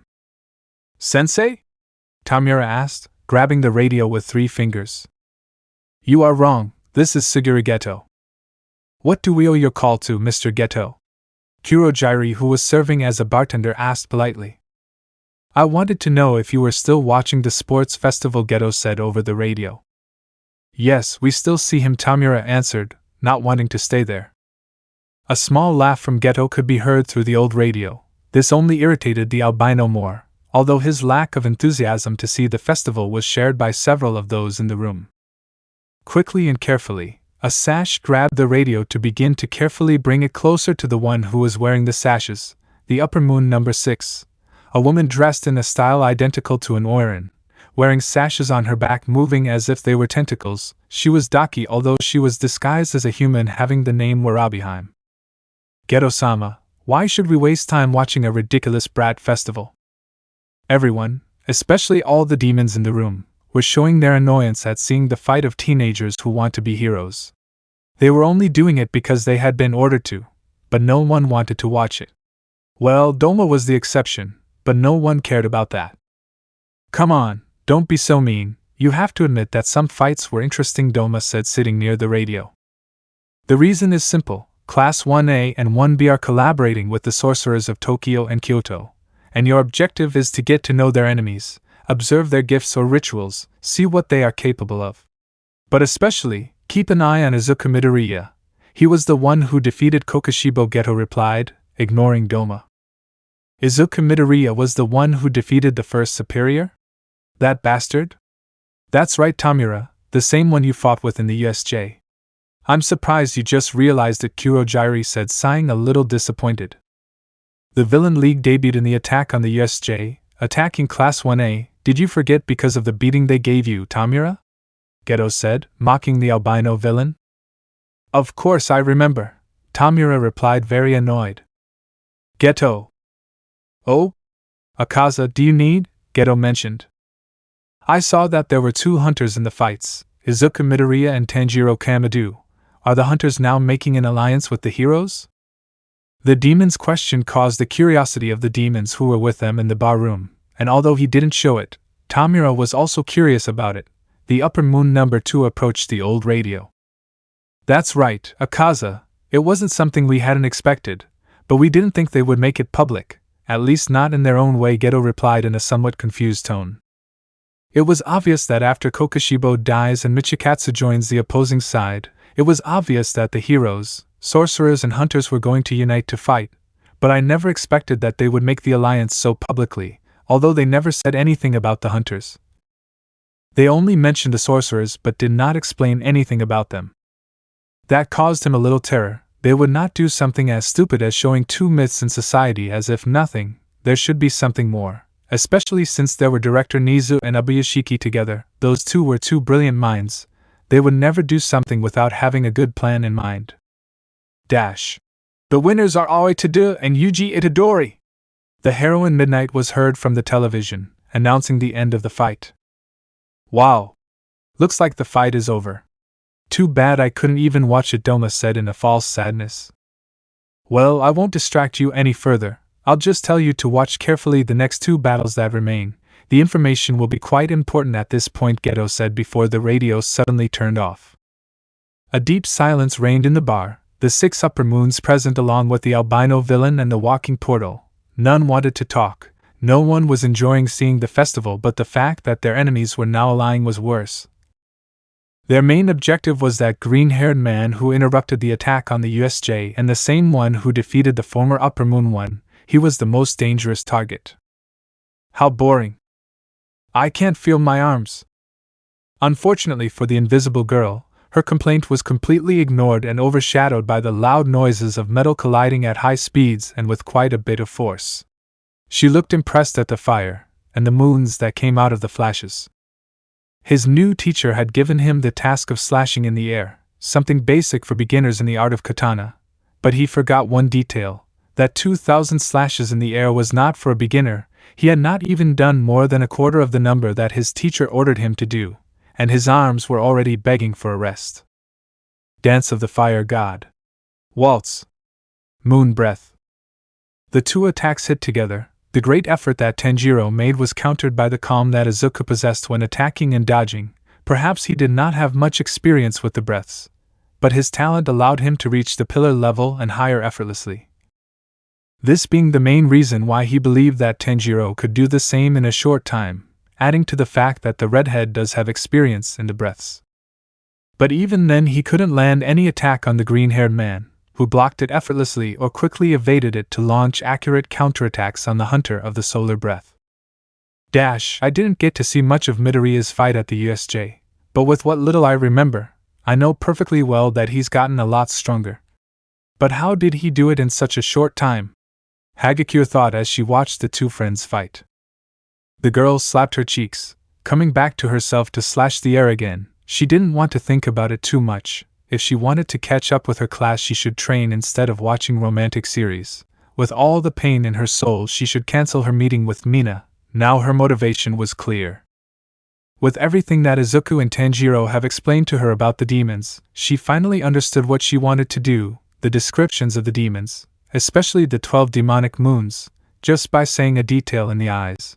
A memory came back to life in her, a memory that she had forgotten to hide her pain and helplessness. Years back. Hokkaido, Japan. Hirobai? Hirobai? The invisible girl walked through the dark streets of the area, with the goal of finding her friend who had lost sight of her when she was distracted for a moment. Hagakure was terrified of dark places, and even more so if she was alone. Her friend always played pranks on her since she was always pensive, and when she least expected it, Hirobai would hide to scare her. Even though Toru already knew it, he always managed to scare her. A few minutes ago the two friends were walking together, and because of a noise behind them Hagakure got distracted and her friend disappeared. Knowing that it was one of her countless jokes, she shouted her name to force her to come out of her hiding place, but walking cautiously because the dimly lit streets were very scary. Hirobai, get out of there. I want to go home quickly. Hirobai! The frightened girl's cries were carried away by the wind. No one answered her pleas, but with the silence of the place she was sure she heard someone laughing.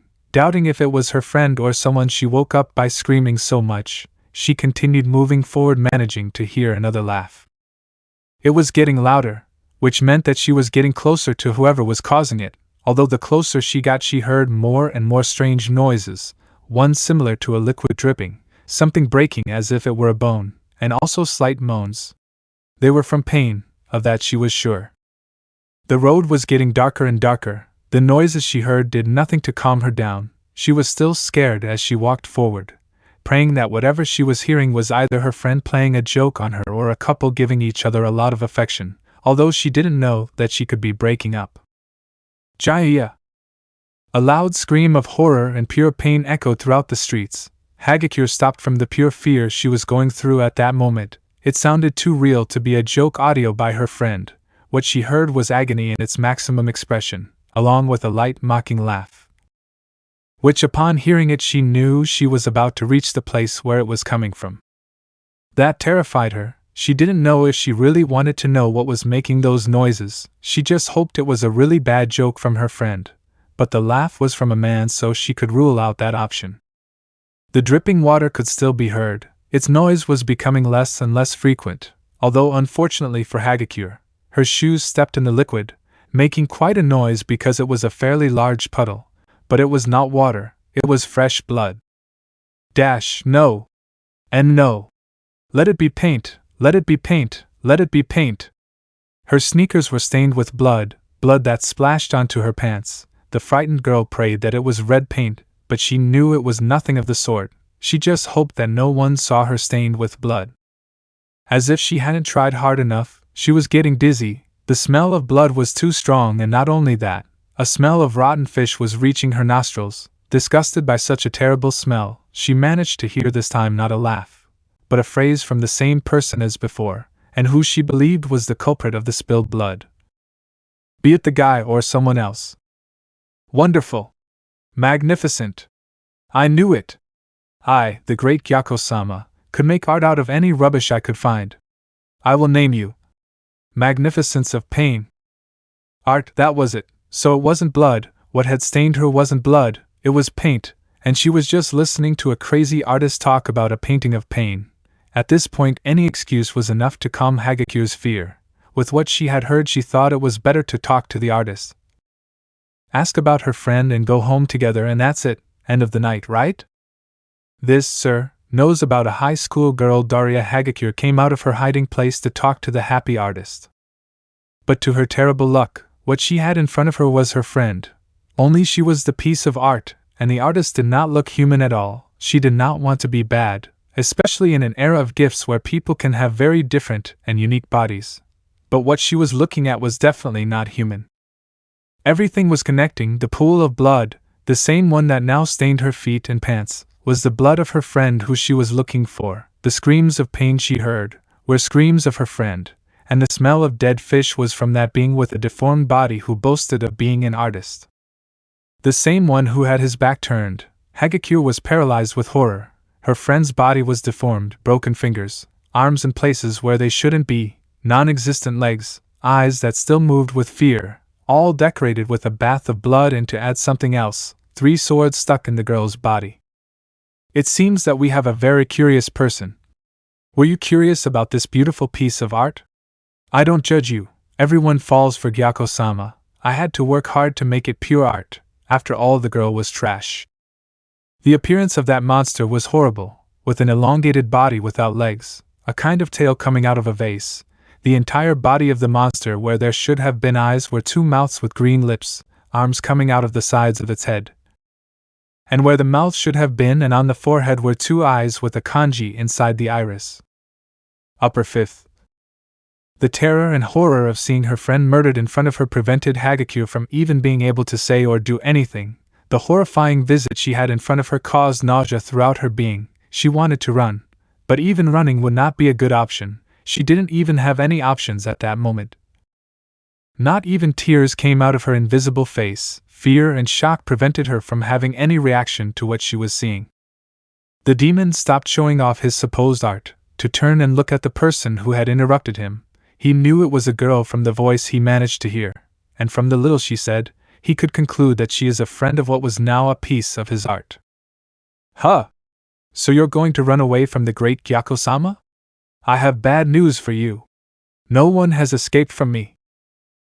What are you talking about? The situation became confusing. The demon in Superior Moon number 4, after turning around, managed to see that behind him there was no one or anything that caught his attention, so he assumed that whoever had interrupted him had escaped out of fear. But he couldn't be more wrong. Hagakure was in the same place all this time, but for some reason that even she doesn't know, her clothes also became invisible at the best moment to hide her presence. She was never so grateful to be invisible in her life. She always hated it, but this time was an exception, although she couldn't be happy either. The fear was still in her legs. The demon quickly got into its vase, disappearing from the sight of the frightened girl, who, horrified, could not take her eyes off what was left of her friend. Her legs gave way from fear, causing Hagakure to fall to her knees on the ground, her gaze lost in the agonized eyes of the corpse. Hirobi Nijiku was one of the few friends she had ever had in her life. One of the few people who approached her despite being invisible. They were very good friends apart from the jokes they made each other. Their friendship was the most precious thing Hagakure could have at that time. Such a beautiful friendship ended here. No and oh no! This can't be happening. This isn't real. Hours after that encounter with the devil, the authorities found two vases that had mutilated people as works of art, along with a small sign that was in the place where they found them. Here is a piece of trash turned into a beautiful work of art, and also her nosy friend. It was confirmed that the main attraction was her friend, Hirobi. But they killed someone else and passed her off as a friend. That was always present in Hagakure's conscience. They killed someone else when they were looking for her. She couldn't forgive herself. She lost her only friend, and because of her someone else was killed, all in one night, where she couldn't do anything, just watch what happened, without doing anything. To get rid of that guilt and try to make up for it, she wanted to go to a hero course. Her gift wasn't fighting, but maybe if she was lucky, someone would see that she had potential in stealth. Although she never thought she could get into the UA, she had unintentionally been able to fulfill the great dream that her friend once had. Thinking about that cheered her up a little. But seeing that on the first day she was almost expelled by her teacher, he lost her confidence. But she still continued going to classes thanks to her teacher making a terrible joke about the expulsion, although it only took a few more days to see the gifts of her classmates, and they managed to see the difference there was with her. Her gift was completely useless compared to the rest of her classmates. All Might's tests could confirm it. She shouldn't even be in that class. That was too much for her. Unfortunately, her words would be confirmed in the USJ incident. The same one where she couldn't even do something to help her classmates, even if she wanted to. From that day on, she confirmed something she had been thinking for a long time. She wasn't going to class because she liked it. She was only there out of commitment to go to class every day. But she was sure that she was just a hindrance to her class. When she met the sorcerers, she believed that her ritual could change his mind, but she has not yet managed to use it. It was possible that she did not have one, which meant that she would be left behind forever, unable to advance with her class. She was weak. Her destiny was not to be a heroine or a sorceress. Maybe she should settle for being a simple, ordinary civilian, with a common, poorly paid job and very bad hours. Dwelling on those thoughts depressed her. She really liked all her classmates, and had made good friends in her class. That was the only thing that kept her from doubting whether to leave or not. But not anymore. With what she had heard from Izuku about the demon moons, she now knew what fate wanted her to be. She would not be a renowned heroine or a great sorceress. Hagakure should be a great demon hunter, and reach the level sufficient to cut off the head of that damned demon who killed her dear friend. If Izuku had been the first to kill an upper moon in centuries, she, Toru Hagakure, would be the second to kill an upper moon, and she knew perfectly well which one it would be. The fifth upper moon had its days numbered. She did not care about taking years off her life if she could see the fifth upper moon dead. Dash, I will awaken my hunter mark. And reach a pillar level. Hagakure was determined.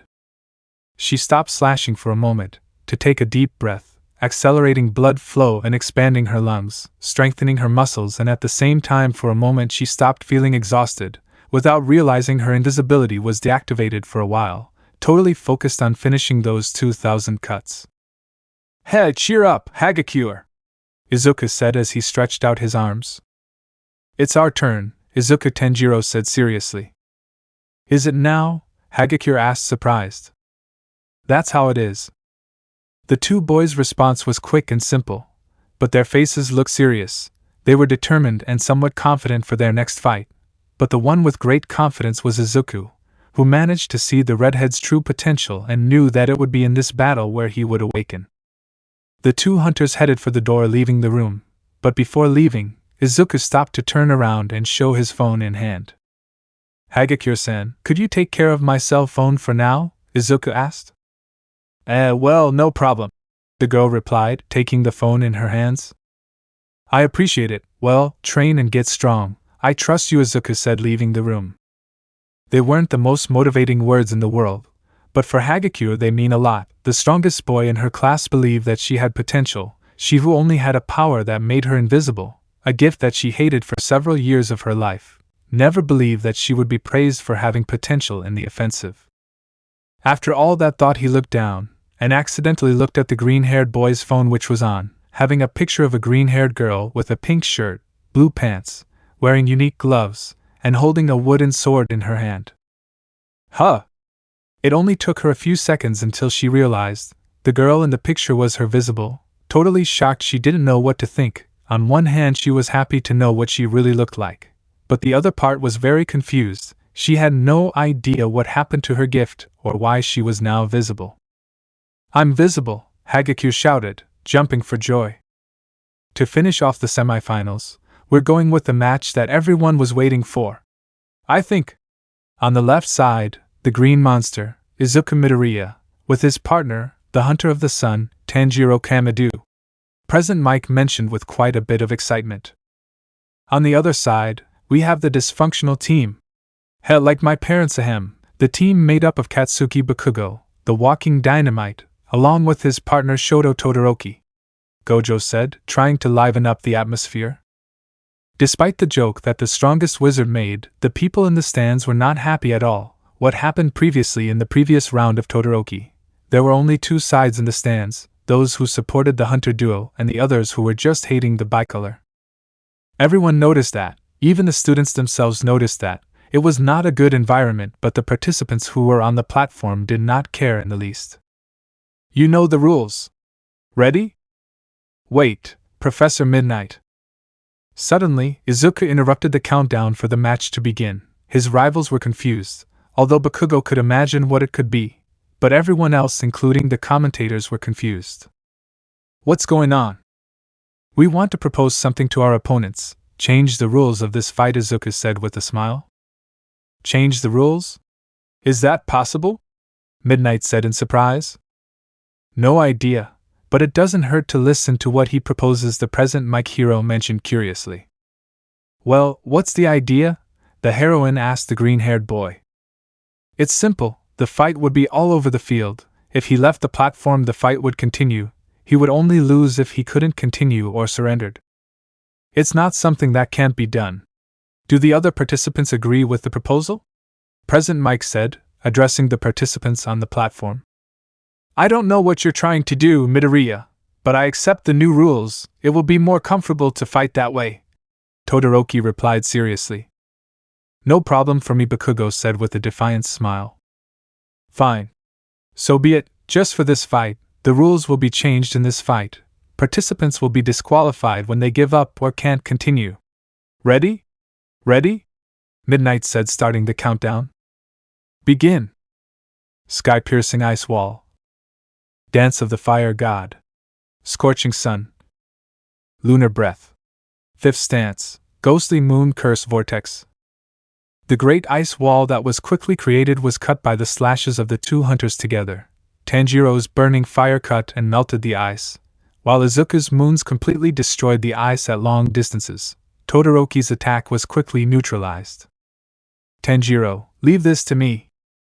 Good.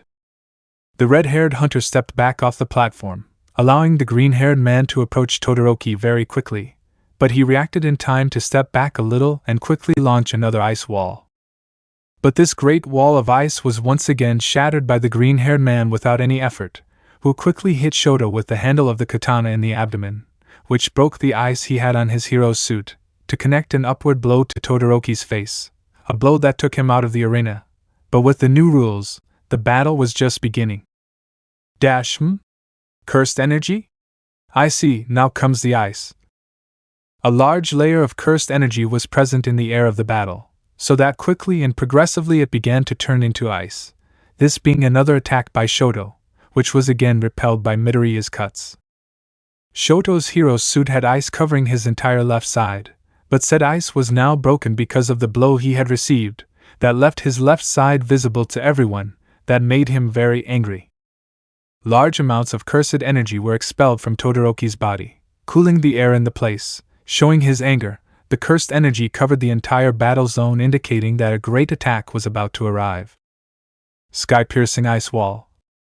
A large ice glacier was created quickly and aggressively, with the intention of catching the green-haired boy. He could not evade it, and to break it was too big to do it quickly. He had no other option but to receive it, being trapped inside the ice. The air is too cold, President Mike complained, shivering from the cold. Wait. Does everyone hear that heartbeat? Gojo said, surprised. I appreciate it, Midoriya. That old man's face is gloomy thanks to you, Todoroki said, looking away at his father. Strong beats were heard throughout the stadium, scaring the vast majority when they heard that loud, eerie sound again. Steam was coming out of the middle of the glacier, showing that it was melting from that place. The beating became louder and louder, while the glacier was being melted at a faster rate, leaving everyone expectant, until in an instant the great piece of ice would explode in all directions, cooling the air even more. What? Todoroki said, surprised. No, I will completely reject him being the first place without using his gift. Let's end this, Todoroki shouted, positioning himself to attack again. Shoto launched another ice attack in the same direction, even though his right side was already freezing and as a result he was starting to get chilled. The ice that was launched was heading to the place where there was a constant vapor, and where the green-haired boy was supposed to be. Where are you looking? In the blink of an eye, Todoroki received a strong punch in his face, which had so much force that it sent him crashing into the walls of the stadium, leaving large cracks due to the strong impact. Barely conscious, the bicolor tried to recover from such an attack, looking in front of him to see his opponent. Izuku did not have any scratches on his suit. Everything that was ice was now simple vapor. His hero's suit was intact, but his appearance, especially his eyes that cannot see, were different. Totally dark eyes having a contrast with his completely white pupils, very noticeable veins all over his face along with a more reddish skin color. The strong heartbeat stopped. Release. The special technique of the Midoriya clan. This involves removing the mental limiter that prevents humans from using more than 30% of their body's physical capacity. While breaking the limits of his body to access strength, speed, endurance and greater power, only those with the Midoriya blood are those who manage to access this state or technique. Each Midoriya who uses this ability manages to use it in percentages. The most powerful clan members have managed to reach high percentages, but Hisashi Midoriya held the record after reaching 82% of all his latent power. Although this record was broken by a specific child, 8-year-old Izuku Midoriya, who not only managed to reach 100%, the only one in the clan, but he was able to go beyond that number, awakening a bit of a murderer along with an insatiable thirst for blood. This is what gave him the nickname, the Son of the Devil. You haven't even scratched me yet. Come with everything you've got, Todoroki. What is that shape? President Mike said in shock. You're shaking, Todoroki. Quirks are also physical abilities. The cold you can withstand also has its limit, right? Isn't that something you could solve with the heat on your left side? Izuku asked. The question bothered Todoroki quite a bit, who didn't stop shaking because of his own ice that was created on his right side of the skin. Although Tanjiro and Katsuki only looked at that form of their green-haired friend, a form that drove Izuku crazy, they were attentive in case they had to interrupt the green-haired man if he went crazy. Everyone fights with their maximum effort. Not to win, but to show their worth in combat, to prove that we can be true heroes. And you, do you want to win with half your power? Midoriya, what are you planning? All I have. My father bought you. Shoto replied, annoyed. Todoroki, having just recovered from the previous blow, began to run against the green-haired boy, but everyone noticed how slowly he was moving now. His body was frozen, which slowed down and hindered Shoto's movement. He's too slow now, Tanjiro thought watching the bicolor's movements. He's become so slow, all because he didn't use his fire. TCH. Katsuki said, annoyed. Are those two not planning to fight? Midnight thought, watching the hunter and the explosive boy who were together watching the fight. At an unnecessarily fast speed, Izuku positioned himself on Todoroki's left side to deliver a hook to the bicolor's face, then launch an upward punch hitting his opponent's chin, who was barely able to react to the powerful blows he was receiving. Desperately, Todoroki tried to hit the green-haired boy, but his movements were so slow that they were interrupted by cuts on his body. Although they were light and normal cuts, for some reason they burned too much, and now that he thought about it a little, Izuku was emanating a great heat from his body, making his fists burn at the moment of impact. Is that so you want to win? With so little? Izuku said, annoyed. The green-haired boy instantly disappeared from the sight of everyone present, only to reappear behind Todoroki and connect a punch that pushed the two-colored boy close to the platform. Shoto quickly recovered from the blow but could only see that Deku was close to him. Out of mere instinct he raised his left hand and small flames ignited on his body. But they went out instantly because Todoroki realized what he was about to do and stopped, receiving a strong blow to his abdomen. Why didn't you attack? Izuku asked. I almost used my old man's stupid gift. That's all. The Midoriya's ultimate technique removes the limiter that humans possess. But coming from a clan full of assassins and warriors, releasing power also entails a great desire to kill, something very difficult when in that state, and no one has managed to completely suppress their murderous instincts using that technique, not even Izuku, who tried as hard as he could not to kill his opponent. But due to Todoroki's stubbornness, the effort seemed in vain. Izuku bit his tongue to contain his impulses and not kill him. This was why he hates using this technique. It was practically uncontrollable, and if he had to use it, it would be as a last resort, but whether he wanted to or not, being alone. Listen to me carefully, Todoroki, that is not your father's gift, nor your mother's ice. That gift that you have, is your gift. It is only yours and you decide how to use it. That is your power. Shut up. Todoroki's mind couldn't think clearly. Little by little the green-haired boy's words began to ignite the flame that he believed was extinct, a flame in his heart covered by ice. His mind, due to confusion, was about to take him to memories of the past. Get up! Too many bitter memories, an abusive father and a mother who could only drown in her sorrows just watching without being able to do anything to help her children. Endeavor, the number 2 hero with the record of solving the biggest incidents in history, but as a man or father. Enji Todoroki was a horrible person. He treated his eldest sons as failed experiments, and even one of his eldest sons, Tuya Todoroki, died due to being consumed by his flames, because his father never paid attention to him. Although Shoto is the experiment he longed for, he never had a normal childhood. The only goal imposed by his father was to train and train, with the sole goal of surpassing the unbeatable number 1 hero, All Might. If you fall for something like that, you won't beat All Might, nor will you be able to defeat the weaker villains. His father had hit him, and as a result the blow made him vomit on the wooden floor of the house. The little boy could only cough with difficulty and with great pain. He was only a child, who received a fairly strong punch from an adult. Please stop. He's only 5 years old. With fear but much concern, his mother finally intervened, rubbing the back of the little boy with two-colored hair. Despite the argument she had given, this only infuriated the flaming hero more. He's already 5 years old. Get out of the way. With a furious voice, Enji separated his wife from Shoto with brute force, then hit her, causing her to fall to the ground in pain, due to the brutal strength that the redhead possessed. Mother! Be quiet. Todoroki's right side was beginning to freeze rapidly, while his left side was beginning to sweat. The atmosphere had become hot, and small flames spontaneously appeared on Todoroki's body. I don't want to, Mom. I don't want to be like Dad. I don't want to be someone who mistreats you. A small moment between mother and son, moments that were unique because they could almost never be together, so for that reason, these small moments were what little Todoroki appreciated the most. Crying and hugging his mother, who could only hug him back while stroking her son's hair, listening attentively to the little boy's words. But you want to be a hero, don't you? Dash. It's okay if you're not number one, as long as you have a future you feel secure about. She remembered her mother's warm words as if they had been said to her yesterday, although it was a very distant memory. Years have passed since she last saw her mother.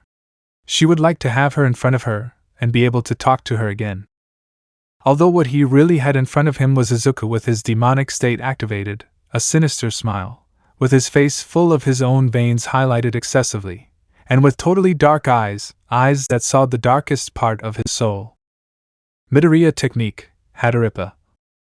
A punch at high speed and with an abysmal force together with great precision, hit right in the Todoroki's thorax, giving reason to the name of the technique, Heart Ripper. The fist with a great burning resonates throughout the opponent's body, overheating the heart until it explodes from the punch, but Izuku did not do that with that intention.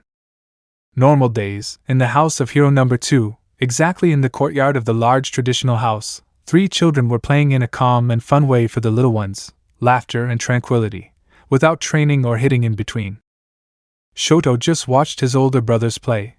While he couldn't even get close to that place, he wanted to be with them, play and live like an ordinary child. It was his dream. He always wanted to know what it was like to have a friend to play with. But his thoughts were interrupted by a strong pull from his father, forcing him to go with him, where he already knew was to train again, to receive his screams and blows again without being able to complain about anything. Don't look at that, Shoto. They're from a completely different world than yours. Mom, I'm going crazy. I can't take it anymore. Every day that passes, the children become more and more like him. Shoto.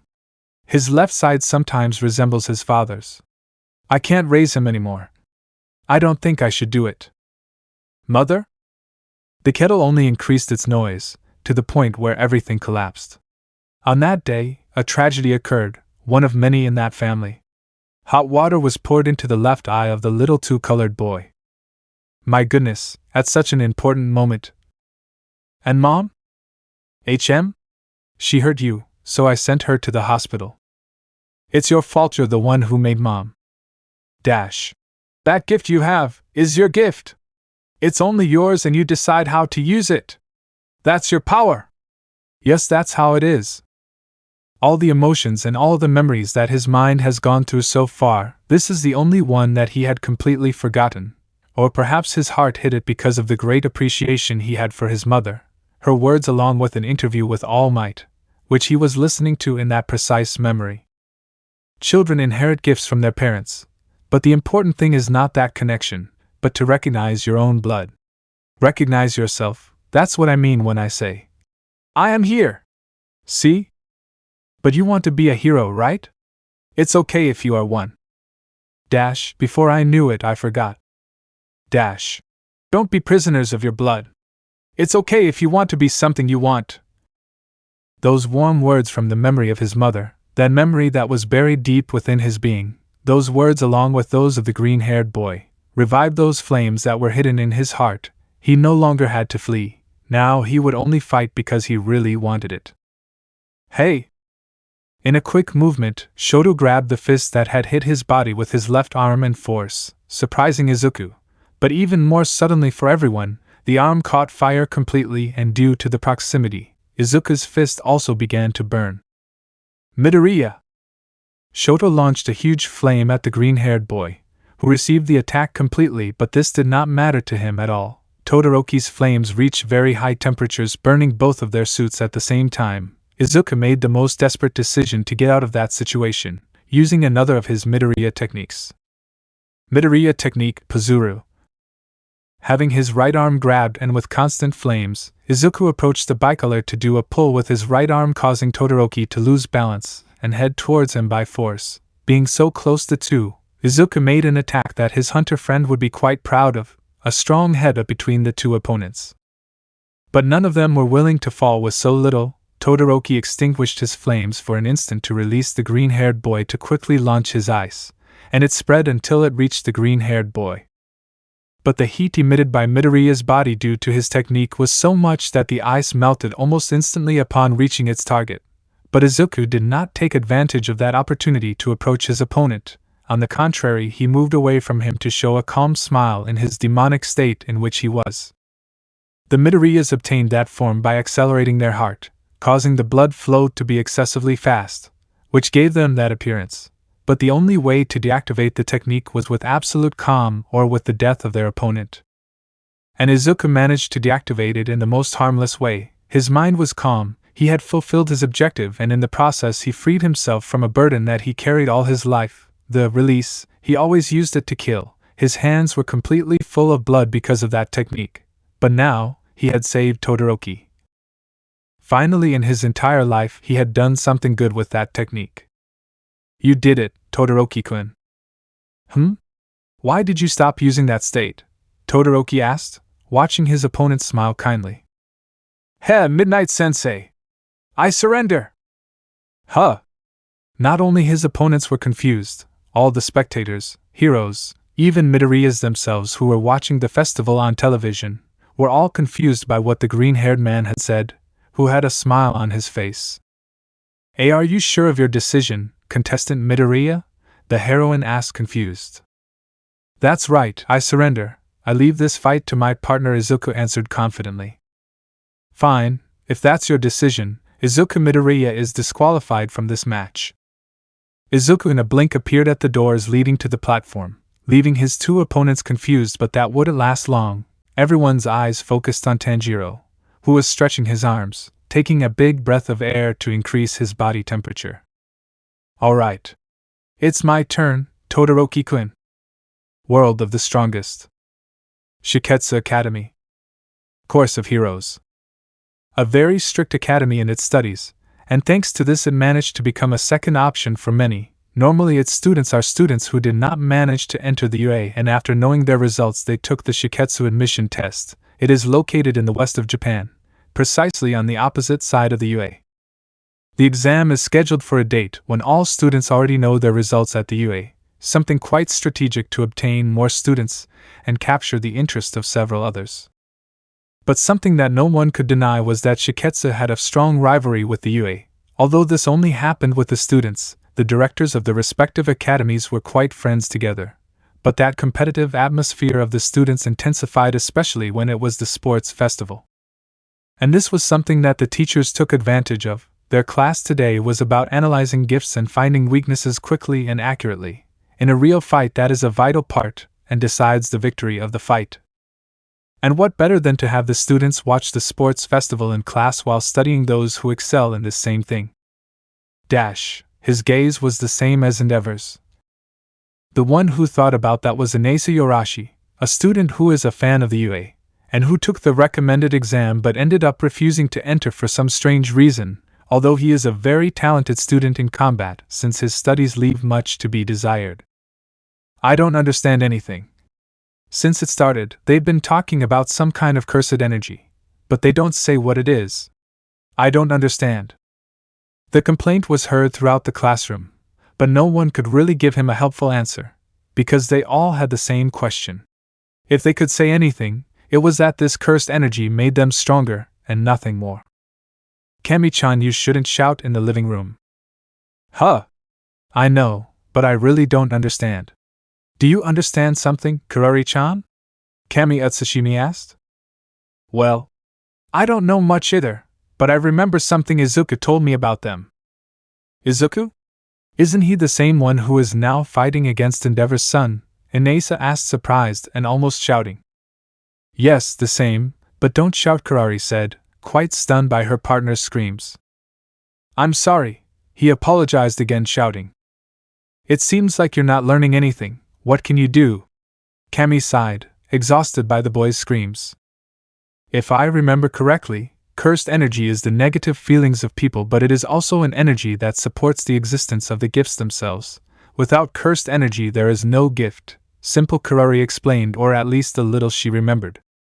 I'd say I'm the same as before, but it was interesting information, Cammy replied. Oh. Look! The green-haired guy got a strange shape, Inasa shouted. After that student shout, everyone covered their ears first, and then looked curiously at the television, which was in front of the entire room, seeing that the sports festival was covered by a layer of ice.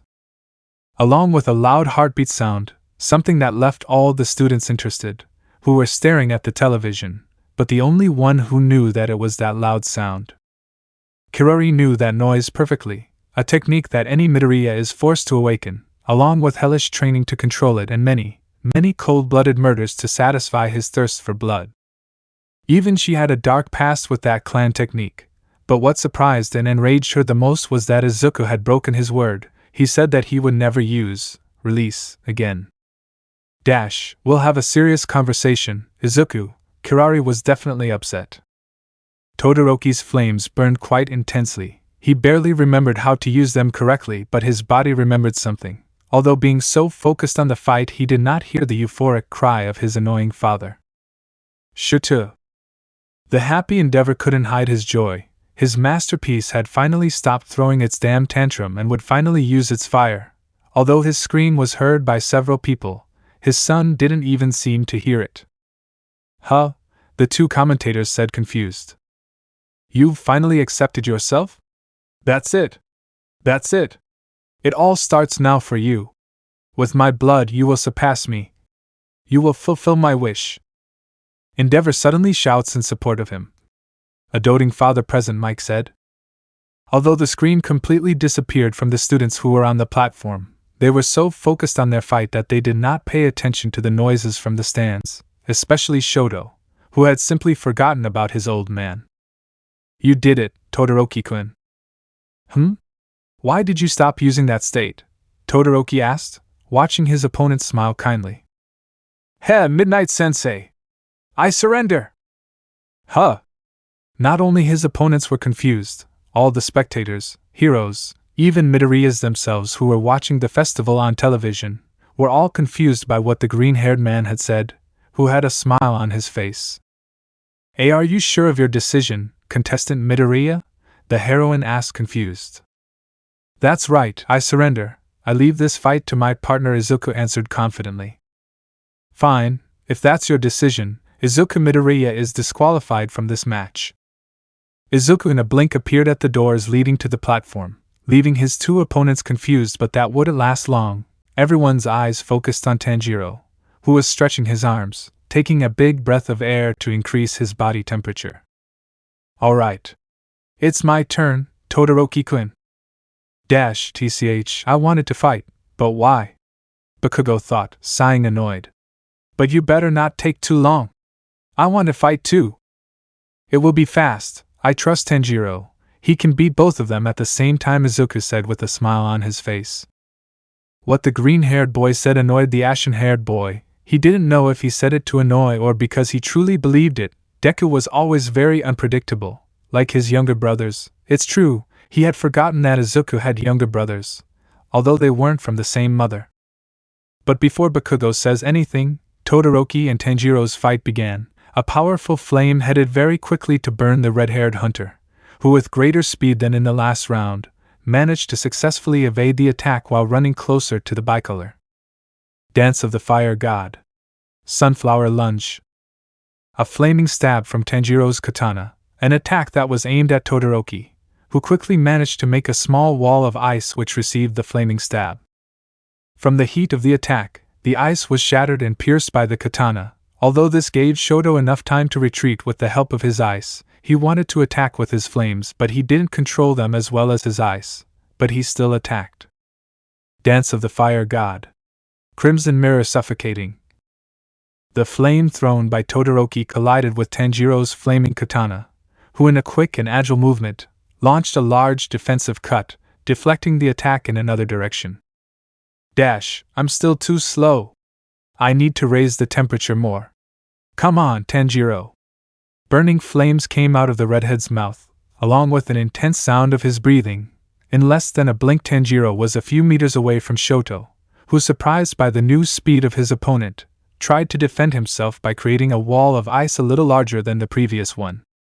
But it was useless. He didn't even manage to create the entire wall when a vertical flaming cut allowed the hunter to pass through Todoroki's broken defense, who out of desperation crossed his arms, covering his face to avoid further injuries. Tanjiro was determined to end the fight there. He didn't want to take too long, especially if he had to fight against two, but unfortunately for him, Bakugo's patience ran out and he entered the fight in his own way. A block from the platform was thrown so that it would collide with the hunter's katana. Curse detonation. First bomb, Bakugo whispered almost inaudibly. The sudden fragment of the arena was reinforced with cursed energy, and with a small action from Katsuki, the block exploded with enough power and in front of the redhead, causing him to be thrown towards a wall of the stadium, crashing into it. Although Todoroki did not come out unscathed from that explosion, small wounds on his hands and burns on them, ending up the same as the hunter, being propelled until he crashed into a wall. Exhausted, he tried to recover from that but only ended up falling to his knees on the ground, with labored breathing. I didn't think the half-half would get that explosion, but I'm not complaining. Well, that's enough. It's time for me to fight, Bakugo shouted with a defiant smile, staring at the hunter. Todoroki was about to speak to continue fighting, but a strong pain resonated throughout his body. The attacks he had received from the green-haired demon had begun to take effect. A thin line of blood dripped from his lips. Just this once, he would agree to watch the fight from afar. Tanjiro, on the other hand, recovered from that surprising explosion. He had burns on his arms and his Hewari was completely destroyed. But this was certainly a good thing. The explosion increased the temperature of the hunter's body. Tanjiro straightened his posture to look defiantly at his opponent. Tanjiro's temperature has already surpassed 39 degrees. Spreading your legs apart, straightening your back, positioning your kanata over your left shoulder, expanding your lungs, deep breathing, firm grip and a goal in mind, win. Heart rate exceeded 200 beats per minute. Dance of the Fire God. Dragon Solar Halo. For an instant the mark appeared. The ground cracked, and in a quick movement, Tanjiro reached Katsuki's position, who despite the hunter's high speed, managed to dodge the first slash, causing an explosion that propelled him into the air. Although Bakugo's reaction was quick, he was unable to completely avoid the attack. A small cut on his chest appeared, but it was so tiny that the pain was not significant, which allowed him to attack the hunter. Curse detonation, Katsuki whispered. Drops of cursed energy burst from Bakugo's palm, each drop exploding with great intensity. But this did not stop Tanjiro, who used rotations to increase the strength of his slashes and increasing his speed. Evading the explosions with spins while the flames on his sword transformed into a large flaming dragon, waiting for the right moment when Katsuki is about to touch the ground. That mark is similar to Deku's, I'll have to be careful with that. At Katsuki's thoughts, he launched an explosion behind his back to propel himself to the side to quickly launch another explosion that allowed him to touch the ground and be out of his rival's vision range. There's something wrong. Casey-chan's body isn't reinforced by cursed energy, but his explosions are. If his cursed energy turns into nitroglycerin, does that mean that if he uses it on his body, he could? Izuku analyzed the explosive boy, and if his conclusions were correct, that could be dangerous for some future. Get back! Quick! Tanjiro made a quick turn to see the ashen-haired boy again, but he didn't expect him to be so close to him. On his right side, Bakugo had his hand raised preparing a powerful explosion. The cursed energy accumulated on the surface of his palm so that a strong glow shone from it. The explosion was about to be launched, but Tanjiro remained calm at that moment. Taking a breath of air, he rushed straight to the attack of the ashen-haired man, shortening the distance between them, becoming smaller and smaller than before. Dance of the Fire God. Rainbow Parhelion. The mark on Tanjiro's forehead glowed brightly before he was struck by Bakugo's hand, but the hunter disappeared in a rainbow-colored flame, leaving his opponent confused but unable to stop the attack. The huge explosion shot forward, hitting nothing. As powerful as the explosion was, its range was very limited, but that was the least of his worries at the moment. Shit! Where did he go? Dance of the Fire God. Fire Wheel. Curse. The hunter had reappeared in the air behind the ashen-haired man. His previous stance was based on high-speed rotations to form a reflex, and it was a pretty good stance defensively, the best thing about it being that it could be coupled with almost all the other stances. And this was one of these. Bakugo could not react to this attack, a vertical circular cut, making the hunter's body turn completely on its own axis, leaving a flaming trail showing the cut that he made. A cut that created a medium cut on the ashen-haired man's back, added to the heat that emanated from the sword, and that this heat manifested itself with great burning and pain. But as painful as it was, this wouldn't stop Bakugo, who with all the pain in his body, turned his body to see the hunter, and with his opposite hand do the same thing as before. Accumulating cursed energy in his palm, unleashing a luminous glow that generated the new big explosion, and this time, the hunter could not dodge it. Shiny! Bakugo's explosion was not like the previous ones, condensed so as not to destroy the same stadium, but enhanced with the sweat and cursed energy of the ashen-haired boy, an explosion that made the whole place rumble as if nothing had happened. Wow! What a powerful explosion! Present Mike shouted, completely amazed. The attack hit the target, a direct hit. Will the participant Tanjiro be able to recover? Gojo commented excitedly. The poor hunter was thrown with force, hitting the ground outside the platform, until he hit the wall of the stands again, cracking them with great magnitude, showing how strong the explosion really was. Arg! Shit! I knew it! I knew Casey-chan would have a very strong attack hidden, but I can't imagine it being of this magnitude. Those were Tanjiro's thoughts. He could barely stand up, gasping heavily, and unfortunately for him the mark on his forehead disappeared. His arms were covered in burns and some smaller ones on his face and abdomen. The redhead's defeat already seemed obvious. He could barely breathe properly. His legs trembled just by standing, he barely had any strength left, and the most attentive sorcerers realized that Tanjiro's cursed energy was about to reach zero. Soon he would not be able to fight anymore. Ah! Shit!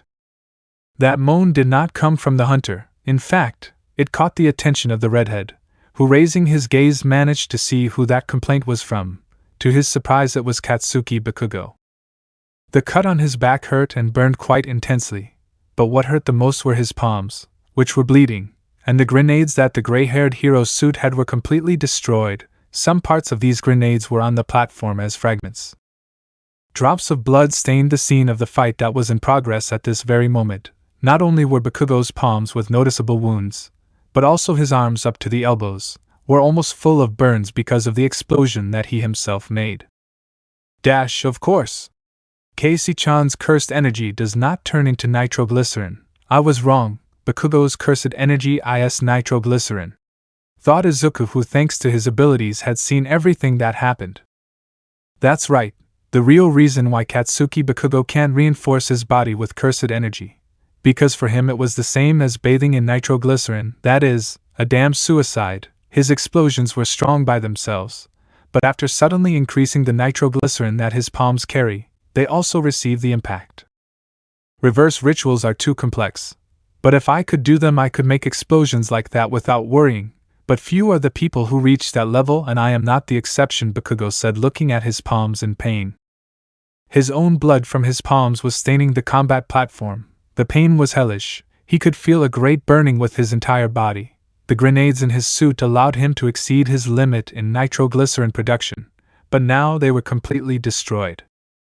You've grown stronger, Tanjiro, Bakugo said, taking the hunter by surprise.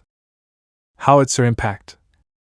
With pain in his body, he decided to end this fight with his maximum attack that he possessed, propelling himself with light explosions, spinning while he quickly approached the hunter, creating a tornado of explosions. The orange tornado turned into a gigantic explosion, which raised a huge curtain of smoke, smoke that blocked the vision of everyone in the stands. Everyone was waiting for the result of the fight. All the spectators had a favorite who they thought would win for obvious reasons. Everyone knew that Izuku could win the festival without problems. But now that he had given up and his partner, few had confidence in him, not because of lack of power, but because his opponents were beasts. After the green-haired man's surrender, the result of this round was already written, although no one could deny that the fight was a spectacle worth seeing several times. Without a doubt, the next generations of heroes were about to reach another level in a few years. Is the fight over? I can't see anything because of the smoke. President Mike commented in amazement. Bakugo, Todoroki shouted when he didn't see his partner. Little by little the smoke began to disappear. The first thing to be seen was the cause of the whole explosion. Katsuki Bakugo approached slowly towards Todoroki, who quickly approached the ashen-haired man to use his ice on his partner's wounds. Damn it! It hurts too much, complained Katsuki, annoyed but more sore than before. His own special attack was imbued with cursed energy, because his hands could no longer produce much more nitroglycerin, so he had to take on the pain of opening new wounds along with more burns on his body. His hero costume was quite destroyed, his face full of wounds and with a slight cut on his cheek. Of course the hunter would give one last cut before receiving Bakugo's super attack. Although he expected it, he knew the redhead too well. Participant Tanjiro can't continue? I can't see it, Midnight said without being able to see because of the smoke. We won, although I don't like the idea that Deku has surrendered, but I guess it was the best way to make it an even fight. He didn't like to say it out loud, but Katsuki always knew that he was behind the redhead in power issues. I don't feel Kamado's cursed energy anymore. I guess he's unconscious, Todoroki said, looking at where the smoke still didn't disappear. In the same way, we must wait for the smoke to disappear to see the participant Kamado, or for him to come out to continue the fight or finish it, Midnight mentioned, who had his gaze fixed on the smoke. The damned smoke disappeared little by little, so it would be a long wait, but if Tanjiro hadn't come out, it already meant to everyone that he was unconscious, and that the wait was unnecessary. Even Katsuki and Shoto thought so, but they looked at the green-haired man and changed their minds drastically.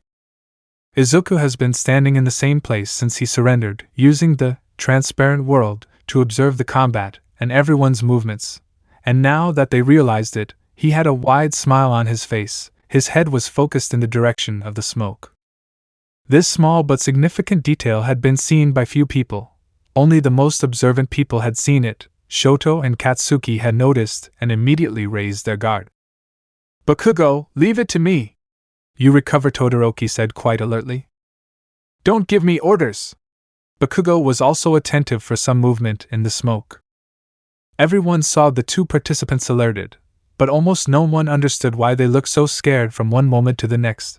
But in the stands, an orange-haired girl could guess what could be happening since she also saw the smile of the green-haired man. Brands have very specific requirements. The main one is not to have cursed energy for a period of time, Kendo said, seeing the smoke seriously. Hey! What are you talking about, Kendo-san? Tetsu asked his class president, who had just had the attention of everyone in the student tier. In the first event, in the obstacle course, I asked Midoriya about the marks he had, because they disappeared and reappeared in an instant, and that was what he answered me, Kendo said. It's true. Whenever Midoriya uses his quirk, he doesn't use his mark and vice versa, Yayorozu mentioned, shocked for not realizing that before. But Kamado also had a similar one, and we could feel its cursed energy, Minoma questioned, confused. The mark that Kamado had at first is just a burn. It is noticeable from afar. But when he fought against Bakugo, he used the mark since it had changed shape and strengthened Kamado's physical abilities for a brief moment, Kendo replied. So Kamado hasn't lost yet? Because I don't feel his cursed energy, even though he was already very weak and didn't have much, Itadori said, confused. The pink-haired sorcerer was right. The hunter's cursed energy was not a big deal. It was even less than the average of civilians, adding that the hunter did not control his cursed power at all, and that left him with little energy very quickly. It is possible that Midoriya's plan when he surrendered was to push Kamado to the limit, so that he would awaken all his latent power, Kendo assumed without having a clear answer. But there is something I don't quite understand, Mekamaru said. having everyone's attention, this Mechamaru was always in the stands, being another one who fought alongside Panda. I had forgotten that he was here, thought Miwa, who had been scared for a moment. When Panda and I fought against Midoriya and Kamadu, I realized something. The moons that came out of Midoriya's katana were made with cursed energy, but he never used cursed energy in the entire fight. The same thing happened with Kamadu. His flames were created based on cursed energy. Kendo, do you know why? Mechamaru asked, confused. I'm sorry, but I don't have the slightest idea about that, answered Kendo, who had the same doubt. We should ask Midoriya. It's the best. The atmosphere changed abruptly. The air was warm, too warm to be true, a heat that began to make the spectators, commentators, and the wrestlers themselves who were on the platform sweat. The smoke disappeared faster than before. Is it Kamadu? No, it doesn't seem to be Tanjiro.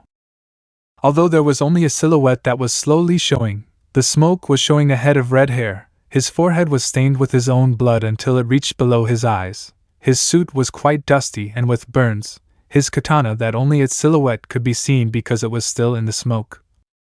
But a bright crimson flash could be seen through the smoke. A crimson katana? That brat?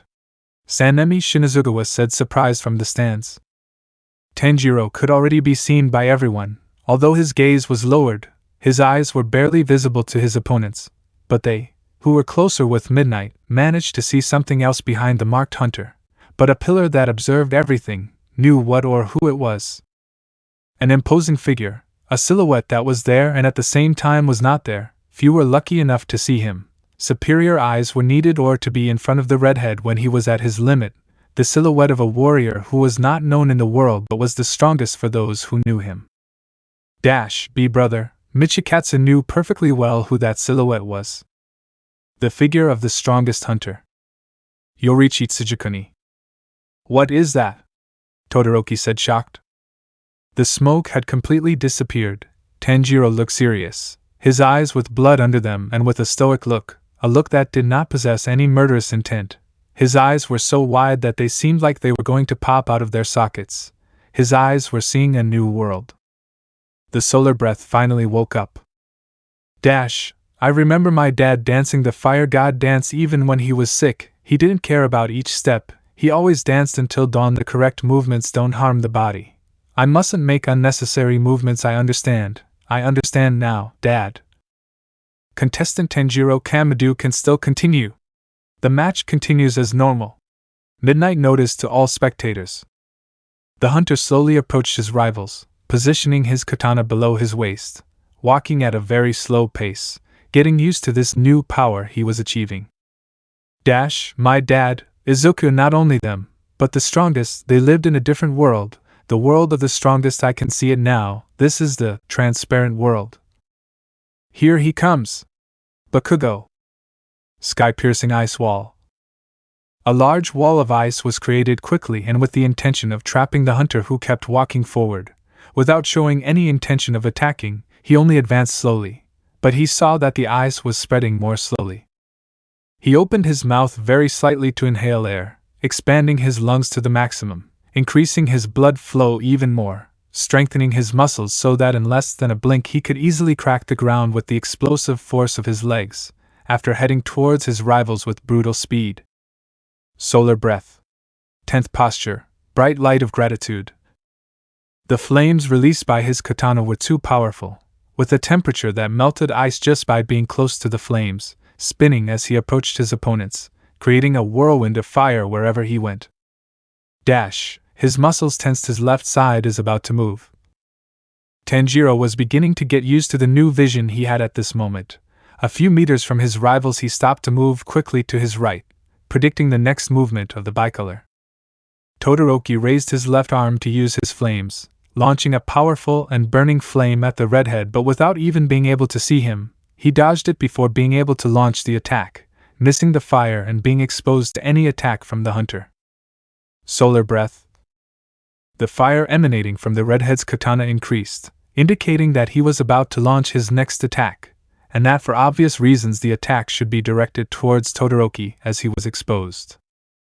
Shoto had barely reacted to the fact that his attack had failed, when the hunter of the solar breath was already in front, But unexpectedly, Tanjiro was in front of the ashen-haired man.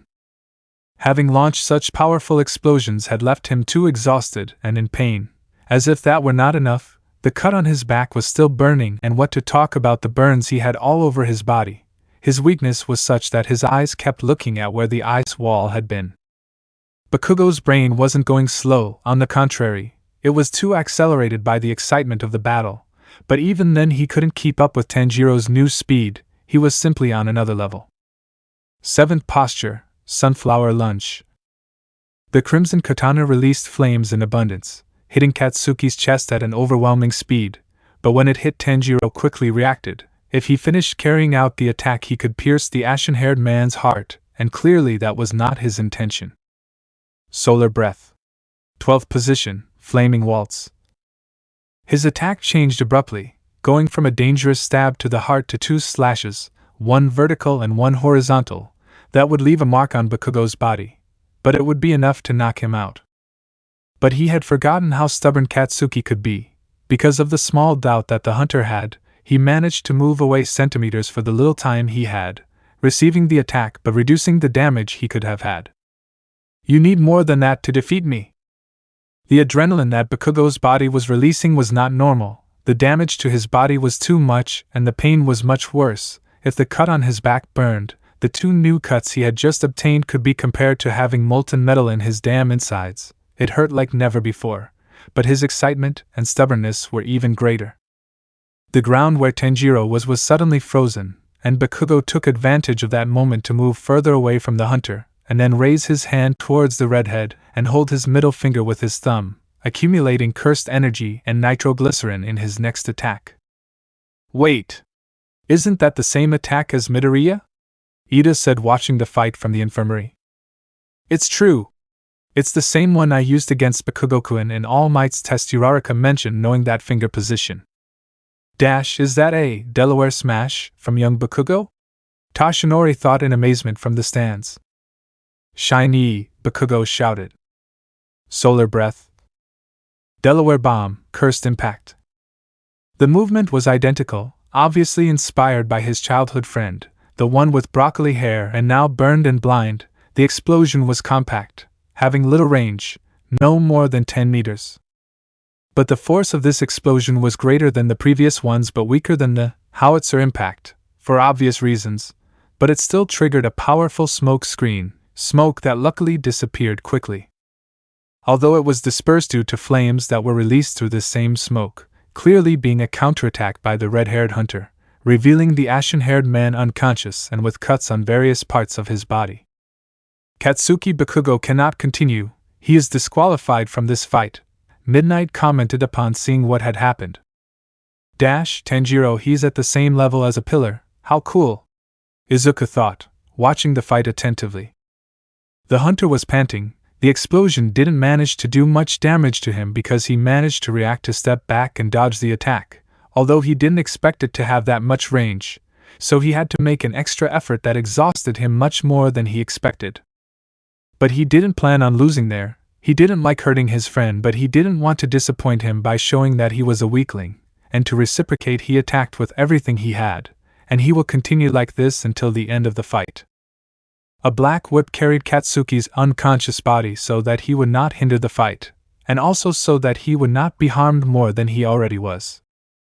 With this done, Todoroki and Tanjiro awaited their opponent's next move, knowing that if they made a mistake it would equal their respective defeats. One false step and it would be the end of their participation in the sports festival. It was now or never. Whatever it is, I must make a new improvised attack, something that he doesn't expect and that can defeat him. What could it be? Todoroki's thoughts were desperate. He wanted to win, but his opponent had far surpassed him. My eyes. They burn too much. If I continue like this, I think I'll go blind. I have to finish this quickly. The heat of the environment increased even more than it already was. Tanjiro's fire was not the only one that was now burning. Shoto's flames were now at their maximum, burning the entire left side of his shirt that he had as a hero's suit. But immediately the floor began to freeze, showing that Todoroki was releasing both of his powers at the same time, reaching their maximum points. the greatest cold he could make at that moment along with the best flame he could create so far. This attack will be the last. So throw your best punch, Kamadu. That's what I'm going to do, Todoroki-kun. Tanjiro replied excitedly. Izuku-san told me that the last attack of the solar breath, he managed to see through Musen's own memories, an attack of all the consecutive postures. That's what I must do now. Solar breath. 13th posture. Heat wave due to cold air. All the warm air that had been there before was now bone-chilling air, a cold that left even the most resilient shivering, along with a large wall of ice that was created as it approached the hunter. Brilliant light of gratitude plus scorching sun plus dragon solar halo. A brutal combination of stances. The ice that was continuously created was shattered and melted by the lightning cuts of Tanjiro, who moved too fast, forcing his body to new limits while doing the stances, making the right movements while looking for a way to get closer to the bicolor, who kept creating ice faster and faster than before, trying to keep the redhead at bay, but sooner or later, one of them will give in. Todoroki was freezing despite having his fire side activated at all times, while Tanjiro was running out of steam too quickly and his eyes were starting to burn excessively. Should I stop them? Midnight asked from the communicator in her ear. You have to stop them now. The two of them must be thinking. Nurse Shoko can heal me, so I'll give it my all now. But they don't take into account that even if they are healed they will still be exhausted. Professor Cementos responded from the communicator. Understood. The heroine tore off a part of her clothes, releasing a pink smoke which was a sleeping pill to put those who inhale it to sleep almost instantly. On the other hand, Cementos began to use his gift, shaping the floor of the platform and creating cement walls trying to stop the colossal attacks. The cold air immediately heated up. Shoto began to use his left bow at maximum intensity. The surrounding air expanded, giving a warning of an impending explosion that was about to come. Kamadu.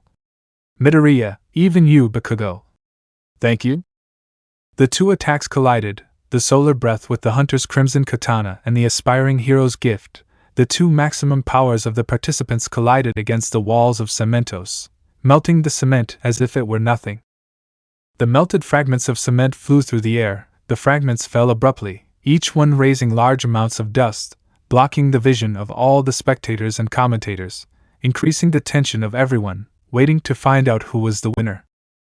The winner is, Midnight said, trying to see through the smoke. Great Agar Glacier. The smoke suddenly disappeared, along with the ground freezing in less than an instant, showing the two participants. Tanjiro's eyes were white, his hunter suit was almost completely frozen along with his katana that had turned black. Todoroki was panting, too exhausted, his body too frozen, but he was conscious although he was barely trying to make his warm blood run through his body, but he couldn't control it at all. Tanjiro Kamadu can't continue. The winner is Shoto Todoroki along with his partner Katsuki Bakugo. They move on to the finals, Midnight said. After the announcement, the public screams did not take long to appear. The excitement was clear. All those who witnessed the fight could say without fear of being wrong that not even the third years could surpass the excitement of this fight. No, not only the third years. Not even the professional heroes could reach that level easily.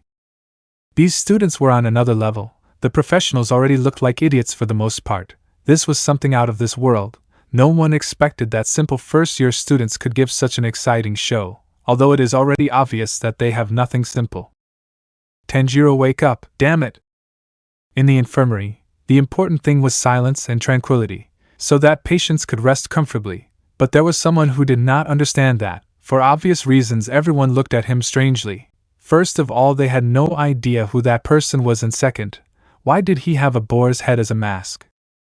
Stop making so much noise, you damn animal, Bakugo shouted angrily. Huh? Who are you calling an animal? Inosuke replied angrily. Bakugo was lying on one of the stretchers in the infirmary. Next to him was another stretcher where Shoto was, who only watched the argument with amusement. Honestly, the shouts bothered him, but the reaction of the two was funny to him. On the other side were the lightning hunter, Zenitsu, along with Izuku sitting next to the stretcher where Tanjiro was unconscious. More than 5 minutes had passed since the fight had ended, and it is possible that the redhead would not wake up for a while. But something caught Izuku's attention, something he had never heard before. Zenitsu, did you hear the same thing as me? Izuku asked, having the blonde's attention. The fact that? The discussion between the boar and the bomb with legs continued, but most of those in the infirmary did not want to listen to it, so out of curiosity everyone except Inosuke and Katsuki turned to listen to the green-haired boy. This is quite serious. Uraraka thought, scared.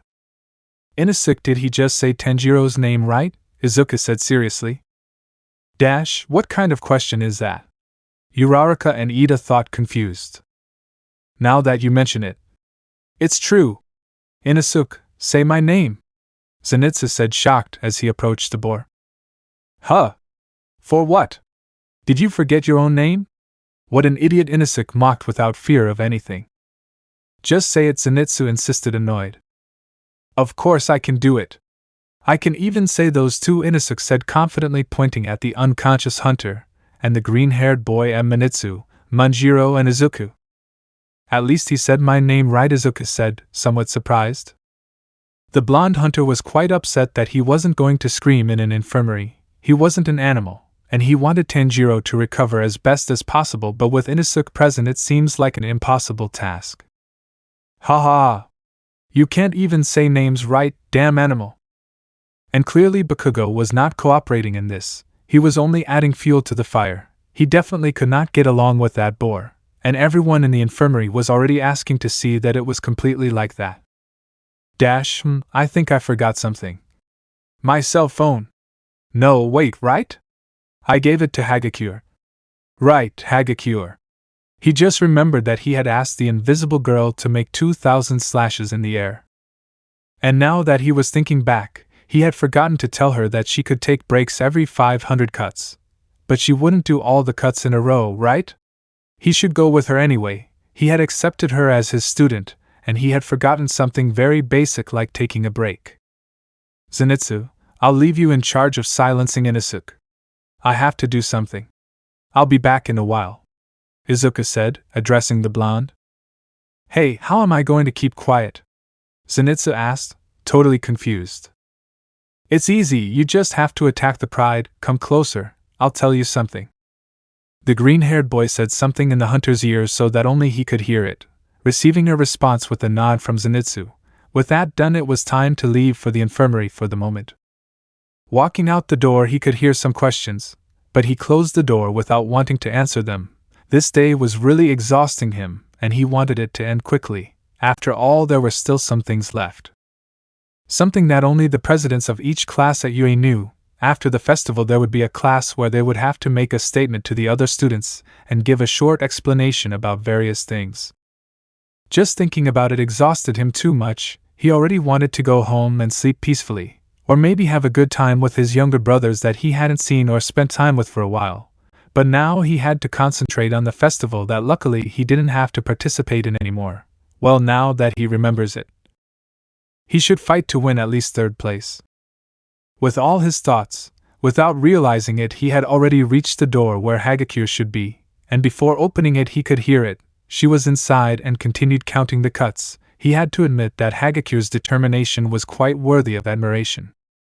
Turning the knob slowly and without making any noise, to continue opening the door and enter the blessed room, where Hagakure was visibly sweating, holding the katana in her hands while her arms trembled.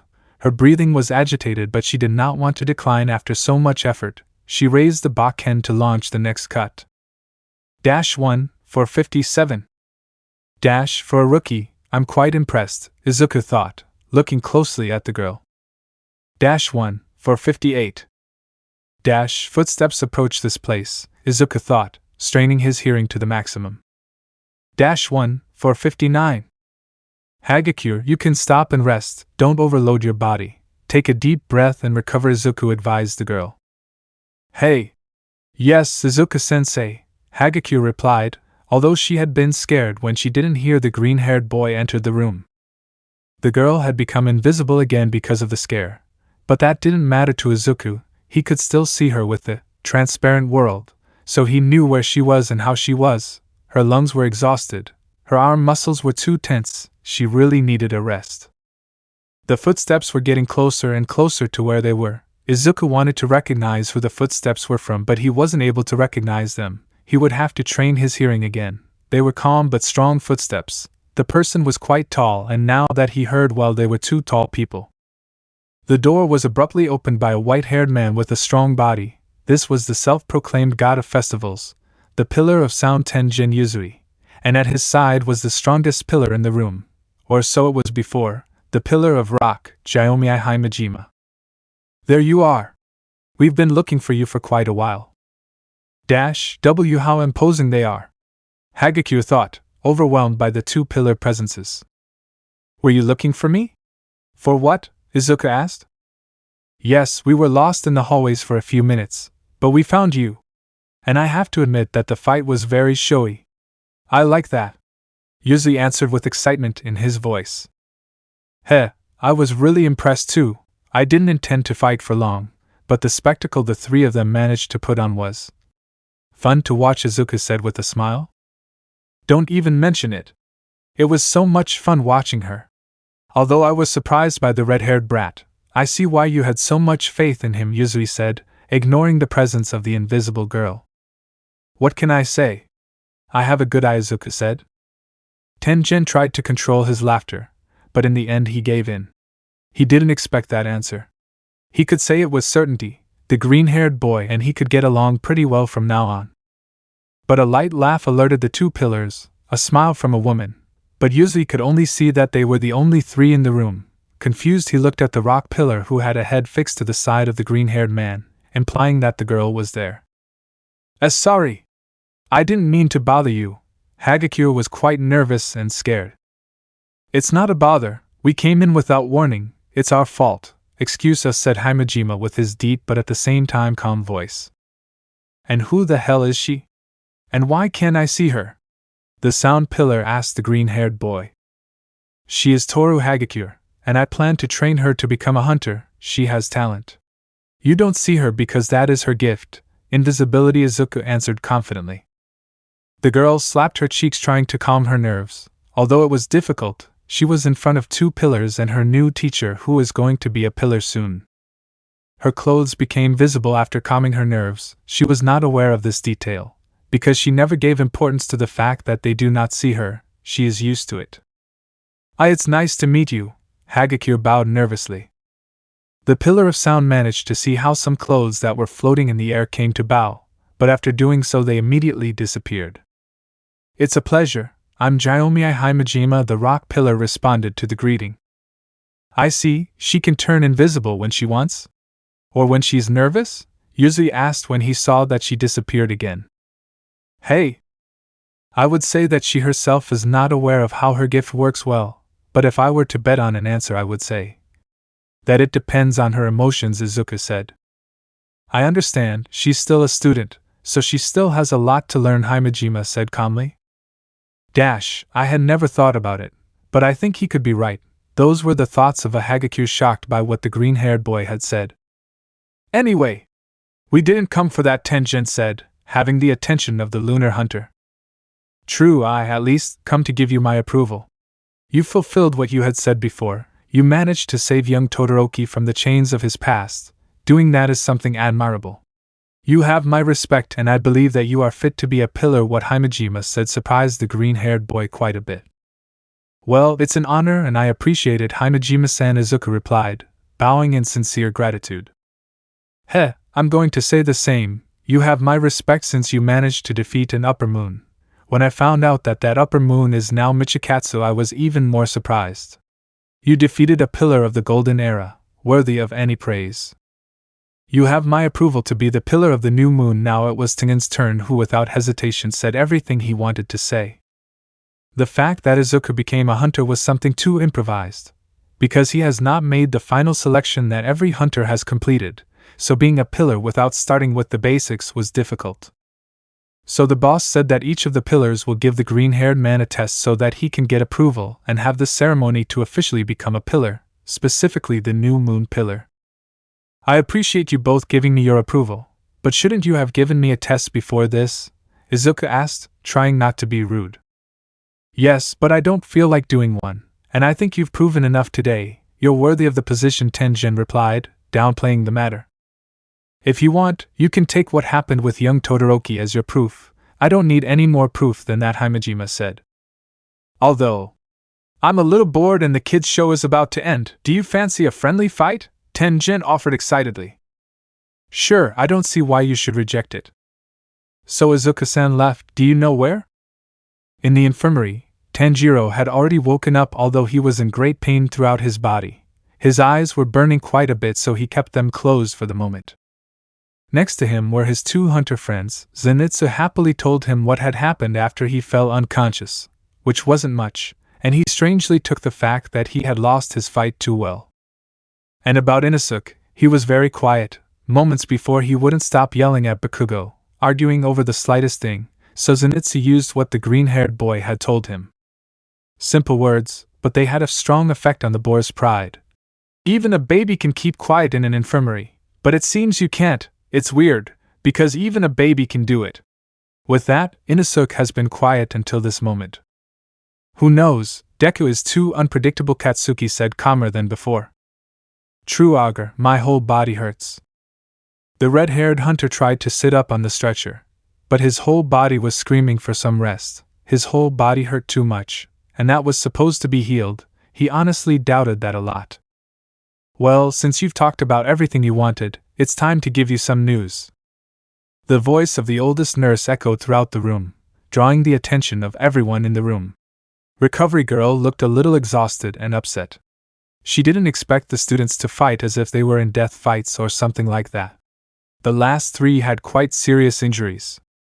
Even though Midnight announced Bakugo and Todoroki's team as the winners, the other teachers are discussing whether they really won, because Todoroki was also unconscious. But this is nothing more than an excuse to have enough time for them to recover, Shoko said, stopping reading what she had in her hands. We'll ask you three, do you think you're in condition to fight in the final? Recovery Girl said. None of the three responded, leaving the infirmary in total silence. Shoko's treatments with Recovery Girl are the best, but the attacks they had made and received were more complex than they would have expected. Tanjiro's lungs were now weak, because they were previously almost burned, a fact that was reported to him by Izuku, who also helped with his reverse rituals. The fire hunter also had some frozen tendons along with other muscles, this being the culprit of Tanjiro's pain. Meanwhile, Katsuki's body was burning, especially his wounds, cuts that the solar breath had made on his body, cuts that the nurses managed to heal with great effort, but the burning did not go away, and it would be like that for several days. And with Todoroki, he was the healthiest. All his wounds were treated in the best way, the pains were neutralized in his body. But there is something that the reverse rituals cannot heal, the temperature, because Shoto used the maximum of his own gift, and now it is affecting him because of taking it to the limit. Half of his body is super cold, and the other half is burning too much. I imagined it. We have a solution. Decide that the fight ends in a draw, and since none of you three are able to fight, whoever continues fighting will be the least injured, Shoko said, confusing the students. Who? Shoto asked, confused. Obviously Izuku Midoriya. He didn't even have any injuries in the last fight, Recovery Girl replied. I would say that the fact that Izuku-san participates is already cheating. He is too powerful, Zenitsu thought. Do you agree with this? Or do you have any ideas or complaints? Nurse Shoko asked. For my part, none. In this state I won't be able to fight, and Tadu and Itadori are very strong. I think Midoriya can put on a show, Shoto replied, lying down on the stretcher. I think the same as the half-half. Deku knows how to make an obvious battle into a real spectacle, said Katsuki. It's fine by me. We can't fight, and I think Izuku will do well, Tanjiro being the last to respond. Well, then that's how it will be. Now we just have to tell Midoriya, Shoko said, sighing tiredly. Didn't they warn you? In 20 minutes there will be the final of the festival, and after that you will have to stay for some information. After that you are free to go home, said Recovery Girl. Moon breath. Breath of sound. The two attacks collided with each other, causing the two hunters to clash their swords and starting a small fight of brute force, where Tenjin was at a complete disadvantage. Izuku's brutal strength was impressive. His body and his strength were almost two completely different things. The pillar of sound was hit by a surprising kick from Izuku, which pushed him back a few meters. To recover immediately, taking the chain that joins his swords with great force. Fifth posture, Symphony of Thundering Strings. Turning the chains into horizontal cuts, starting a fast race towards the green-haired man. Second posture, Moonlit Pearl Flowers. Midoriya took a few steps back to make a few defensive slashes, causing them to collide with Tengen's swords, stopping the Sound Pillar's attack with ease.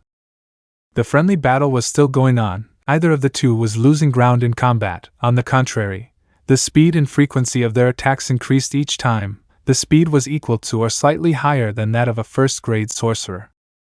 All of this was observed by a shocked Hagakure, who was now realizing what a pillar level is. She was far away, but even so with great effort she managed to see the movements of the two, although it was becoming more and more difficult for her to do so for obvious reasons. Soon she could see the maximum speed of the two, although she doubted very much if she could really even see anything. She knew that the fighters were just warming up for it, and yet she could see it with great effort and concentration. That told her how far she was from that level. That didn't discourage her like it used to. On the contrary, now she is more motivated than before. Seeing the level of two pillars in front of her face showed her that it was a distant but not unattainable world. If she trained hard, could she reach that level? Himejima-san, may I ask you something? Hagakure asked without taking her eyes off the fight. Of course, Pilar answered calmly. How does a hunter become Pilar? Are you interested in becoming a pillar? It's good to have such a goal, but it's not an easy or short path. Hellish training and requirements that can cost you your own life. I trust that Midoriya is a good teacher. After all, Kamado has shown incredible potential in a short time, but you are not him. Your path will be much more difficult. Are you still willing to do it? Himejima's words were calm but forceful. I want to become a pillar and accompany you all in the annihilation of all the demons. I entered the hero course because of the guilt of not being able to save my only friend, but I am weak for it. My gift is not very useful and my skills are not that great. I knew that heroism was not for me. But just by hearing about demon hunters, people who do not depend on their gifts, who do not know the cursed energy, and who still fight to the death against horrible beings like demons simply. I want to be like you. I was not born to be a sorceress or a heroine. I was born to be a pillar, and I am sure to achieve it. Her determination was noticeable just by listening to her words. What a great determination. May Buddha have mercy on your soul. Why is he crying? I can tell from your voice that you're not lying. You're saying what you truly feel. That's worthy of admiration. I'll answer what you asked me before. To be a pillar you must master your breath to the maximum, having as a requirement to defeat one of the 12 demonic moons, or it can be killing more than 50 demons, said Himejima. Kill one of the 12 demon moons? That's going to be difficult, Hagakure said a little nervously now that she knew the requirements of being a pillar. The invisible girl remained silent, concentrating more on her own thoughts. She was now aware of how complicated her goal of becoming a pillar would be. She still hadn't mastered any breath styles, so she was quite far behind. She would have to train a lot to reach that level. Will it be 2 years? Or maybe 3 or 4? She didn't know, but she was totally willing to accept those hellish trainings. Unexpectedly, the girl's pocket began to vibrate, instantly remembering the phone that was not hers in her pocket, taking it out of it, seeing an incoming call on the cell phone.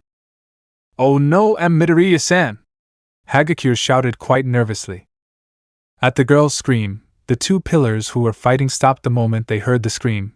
Tengen stopped, annoyed by the interruption, while Izuku, confused, walked towards the nervous girl. What's wrong, Hagakure-san? Izuku asked. Take it and you'll know. The invisible girl handed him the phone with a slight nervousness in her voice. Izuku clearly couldn't see the phone, so it occupied the vision of the bearers. They told him what was on his home screen, sliding his finger across the screen to see the notifications. Bad news, 9th. Bad news. 7 missed calls from Mom. 2 missed calls from Kirari. 1 missed call from Dynamite with Legs. I'm already dead. It's time for the grand final of the sports festival, President Mike shouted with great excitement, accompanied by shouts of excitement in the stands. But first we must give some clarifications, said Gojo, calming the spirits of the spectators. In the previous fight, there was a mistake. Shoto Todoroki and Tanjiro Kamado fell unconscious at the same time, making the result of that fight a draw. Present, Mike said. But since none of the three fighters can fight right now and only one is in optimal condition, he will be the only one to fight. Therefore, the winners of the previous fight are Izuku Midoriya and Tanjiro Kamado. Gojo finished explaining. With that being said, let's continue with the final, Present, Mike shouted excitedly. On the right side, brothers from another mother, those who are here to give everything. Who am I referring to? Obviously Yuji Itadori along with Aoi Tado, Gojo said quite excitedly, introducing the sorcerers as they entered the platform. And on the other side, a pillar of the new moon, the green light that illuminates people's hearts. I'm mentioning Izuku Midoriya, Present, Mike said as the green-haired boy entered the platform. The rules are back to normal. If you leave the platform, you are disqualified. Understood? Midnight asked, receiving a confirmation from the participants. Ready? Begin. Brother. The two sorcerers launched themselves against the green-haired man, who was patiently waiting for the right moment to counterattack. The two brothers launched a blow together directly to the green-haired man's head. The attack was easily evaded by Izuku, leaving a small opening in the two sorcerers. The green-haired man could have hit both of them at the same time, but instead he decided to hit only Itadori in the abdomen. The potential that the rookie sorcerer had caught his attention since Gojo told him about Sukuna's vessel. Something inside Itadori that is not Sukuna caught the green-haired man's attention, as if it were something known. Itadori was forced back a few steps by the impact of the blow, which was enough for Izuku to quickly approach him again and hit him in the stomach, forcing him to retreat even further. Izuku wanted to corner him as much as possible in this battle. Clap. Tado exchanged positions with the aching Itadori, causing him to be in front of the green-haired man who was expecting something like that, blocking Tado's punch, who quickly threw another punch trying to break through the green-haired man's defenses. Something that seemed impossible, Izuku blocked each attack with his katana and arms, with incredible calm as he forced the Kyoto sorcerer to retreat when he approached a few steps after blocking. Lunar Breath. Third stance. Deadly Moon of Abandonment Chain. A whirlwind of lunar cuts came out of the green-haired man's katana, barely letting his opponent react. Tado received several cuts that tore his sorcerer's uniform and created not-so-deep wounds on his body. Tado is strong and his ritual is strong too. Even if I don't have cursed energy at the moment, he can still attack Itadori together, Izuku thought, and then smiled. Deku moved his body towards his side, thus dodging a kick from Itadori, who tried to attack while the green-haired man was distracted, although it didn't work out very well. And Izuku was about to hit him in the ribs. Having missed that kick left him exposed for too long, where Deku was not going to waste it to punish such a mistake, but when the fist was about to hit, the brother acted. Clap. Itadori was exchanged positions with a stone imbued with Tado's cursed energy, causing the stone to receive the blow, shattering in the process, and confusing the green-haired man. If we fought like we always do, we would lose anyway. That's why we prepared. With our plan we would defeat you, Tado said, surprising the green-haired boy. A plan? Interesting. A fragment of the platform headed towards the green-haired man's head but was quickly cut in a movement almost imperceptible to the others. But Itadori began to run in its direction, having his fist reinforced by his cursed energy, showing the iconic blue fire of this energy. Isn't that attack going for me? Confused, Izuku stepped back to see Itadori's muscles moving and managing to predict that the blow was indeed not for him. The sorcerer hit the floor of the combat platform with all his strength, cracking it completely. The smoke raised by the blow surrounded the entire platform, blocking everyone's vision. Although this did not affect Izuku, his enhanced senses along with the transparent world allowed him to see his opponents through the dust. Several fragments of the platform were launched from different directions, all with the aim of hitting Izuku, who, confused by this, decided to act in the same way since he saw that his opponents were not moving. Lunar Breath. Fifth stance. Ghostly Moon Curse Vortex. A large vortex of horizontal cuts formed on Izuku's sides. With his iconic trail of moons, all the cuts succeeded in destroying the platform fragments. But he realized something, but it was too late. The fragments, despite being cut, still have cursed energy. Clap. Clap. The two sorcerers exchanged positions with some fragments of the platform, quickly approaching Izuku, who was caught off guard. Even so, he was able to defend himself quickly. Itadori launched a blow that was about to be blocked by Izuku, but before it hit, Tadu applauded. Clap. And Itadori exchanged positions with the stone that was behind the green-haired man, and because of the distance, Izuku had no chance of blocking the attack. He tried to turn quickly to be face to face with the pink-haired sorcerer, but Tadu appeared at his side after clapping again. And how are you? Dash. Our plan? Black flash. Black flash. In a synchronized manner, the two brothers made a very powerful attack on the sides of the green-haired boy. 2 black flashes. Receiving those attacks fully affects anyone, even Izuku, who was overwhelmed by his opponent's plan. The cursed energy shot out in black along with some red rays, which with the impact of the 2 super blows cleared all the dust that blocked the spectators' vision, letting them see that Izuku was bleeding. Easily those blows would have broken more than one of his ribs. The 2 fists of the 2 sorcerers were grabbed by a sore Izuku, blood running down his mouth, but he had a dark smile on his face. They had really surprised him quite a bit, and now it was his turn. He had thrown the katana into the air, and as it fell, he would use his fists and kicks to the maximum that he could, taking his opponent's fists tightly and using his absurd strength, forcing them to collide with each other. Continuing by throwing a punch in Itadori's face to quickly turn around and kick to his side, and continue with 3 blows to his body, and ending with a last punch in the face of the Kyoto sorcerer to stamp him on the ground. Raising his hand to the sky to catch the katana, the pain in his body was too much. Receiving 2 black flashes is keeping him awake. A little while ago he wasn't even interested in continuing to fight. They called him at the last minute, and that took away his desire to fight. But now it was different. His 2 opponents showed too much potential and had tried hard to beat him. Now he could not contain himself and insulted their efforts. He would fight with everything, and as proof of that, it was time for her help. Rika-chan. The Queen of Curses made her presence felt on the platform, along with a loud roar that would intimidate anyone. Izuku's marks disappeared so that red lines passed through his entire body, disappearing and creating green rays around him. All of Rika's cursed energy was divided so that a part went with Izuku. Thanks, Rika, but I want this fight alone. They have all my interest. 1 for all, full calling, 50%. The Queen of Curses accepted Izuku's words, shrinking to an almost invisible size to hide in the scarf or cape of Izuku's suit. Putting the katana in its sheath, the green-haired man was prepared to fight with his fists. Dash. As far as I know, Itadori doesn't have a ritual, so what would happen if he used mimicry on him? Would he copy Sukuna's ritual or something else? Izuku thought as he approached the sorcerer. Itadori recovered from the blow, and from seeing Rika in person, he didn't know that a curse like her existed, to the point of confusing her with a Shikigami. But he had no more time to think when the green-haired boy was already behind him.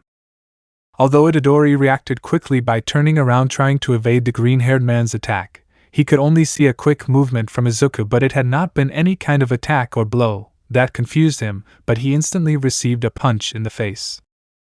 Recovering quickly, Itadori launched 3 consecutive blows, but 2 of these were blocked, but taking advantage of an opening he managed to land the 3rd blow on the green-haired man's jaw.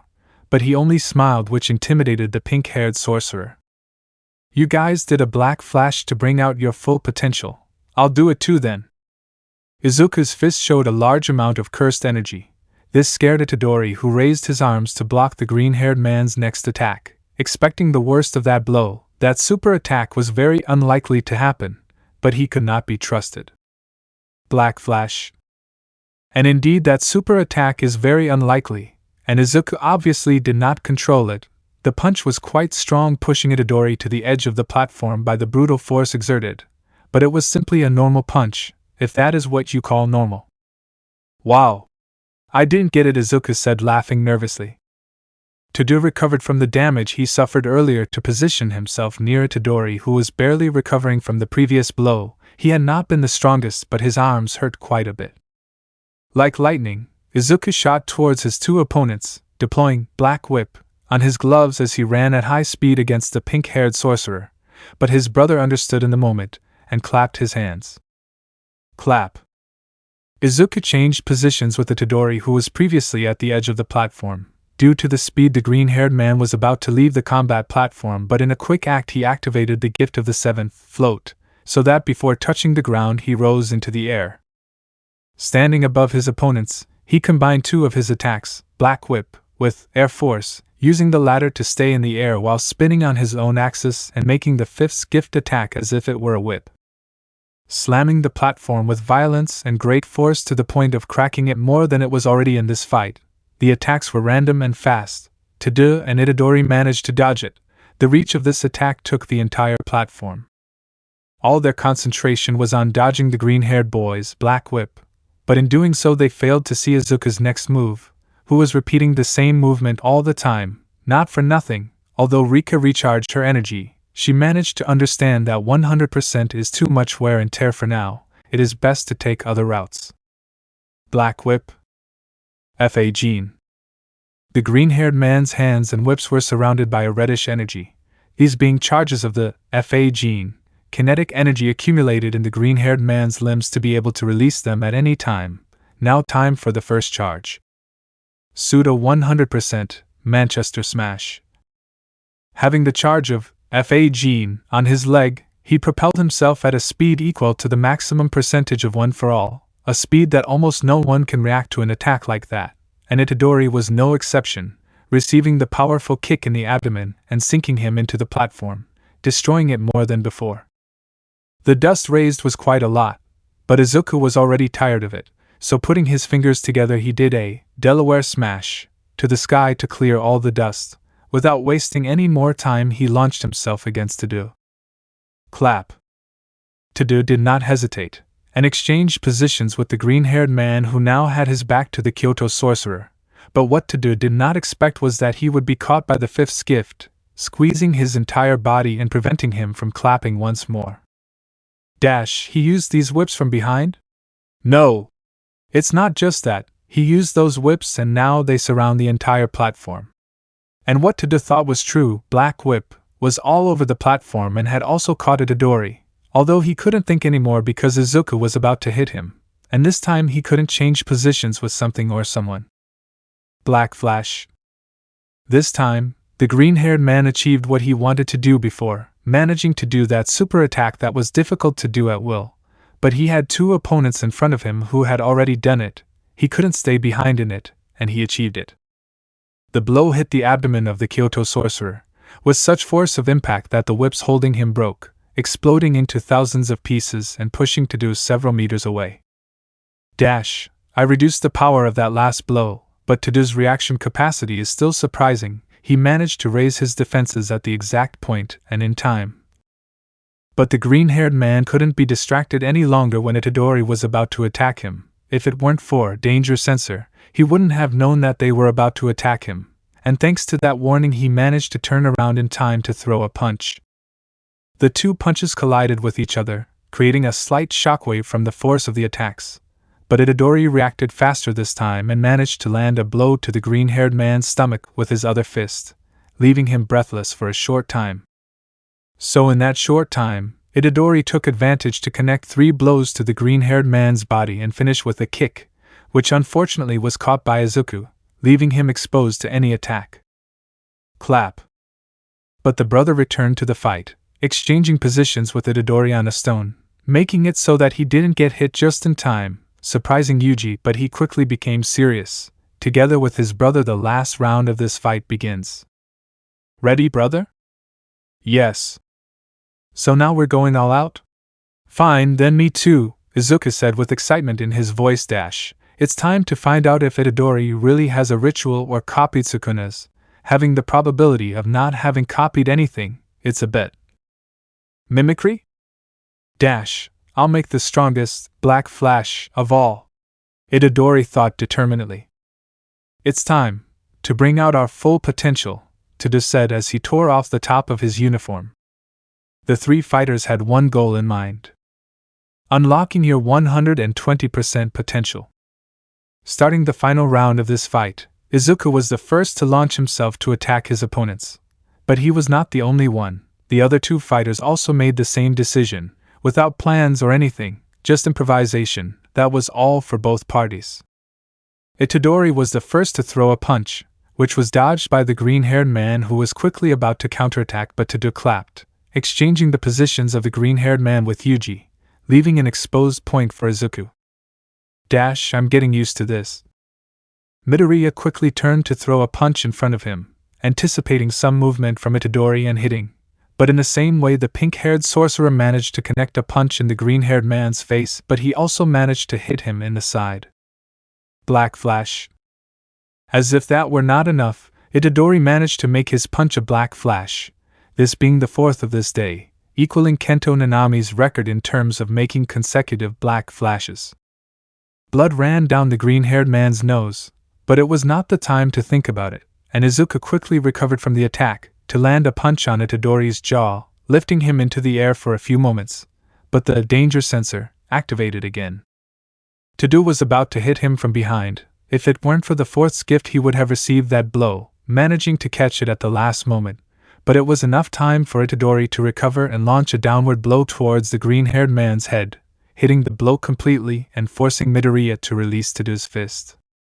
The two sorcerers took advantage of this precise moment to land blows on the green-haired man's body. Itadori managed to land 3 blows and Itadori landed 4 on Izuku's body, but their streak was interrupted by Black Whip. The fifth bearer's gift shot out from the green-haired man's arms, and due to the high speed with which the whips attacked, they created slight cuts on the bodies of both sorcerers and forced them to take a few steps back. One for all, sword style 50%. Lunar breath. 6th posture, Lonely Moon in the Night by Avicii. A storm of lunar cuts along with green rays fell on top of the two sorcerers. Devastating cuts were made on their bodies. Their blood splashed on the floor of the platform. It was an attack too strong and they did not expect something like that, but they would not take a step back. And no, this isn't over yet, Itadori screamed, holding back the pain. Well, this will finish it, Izuku replied to the surprise of both sorcerers.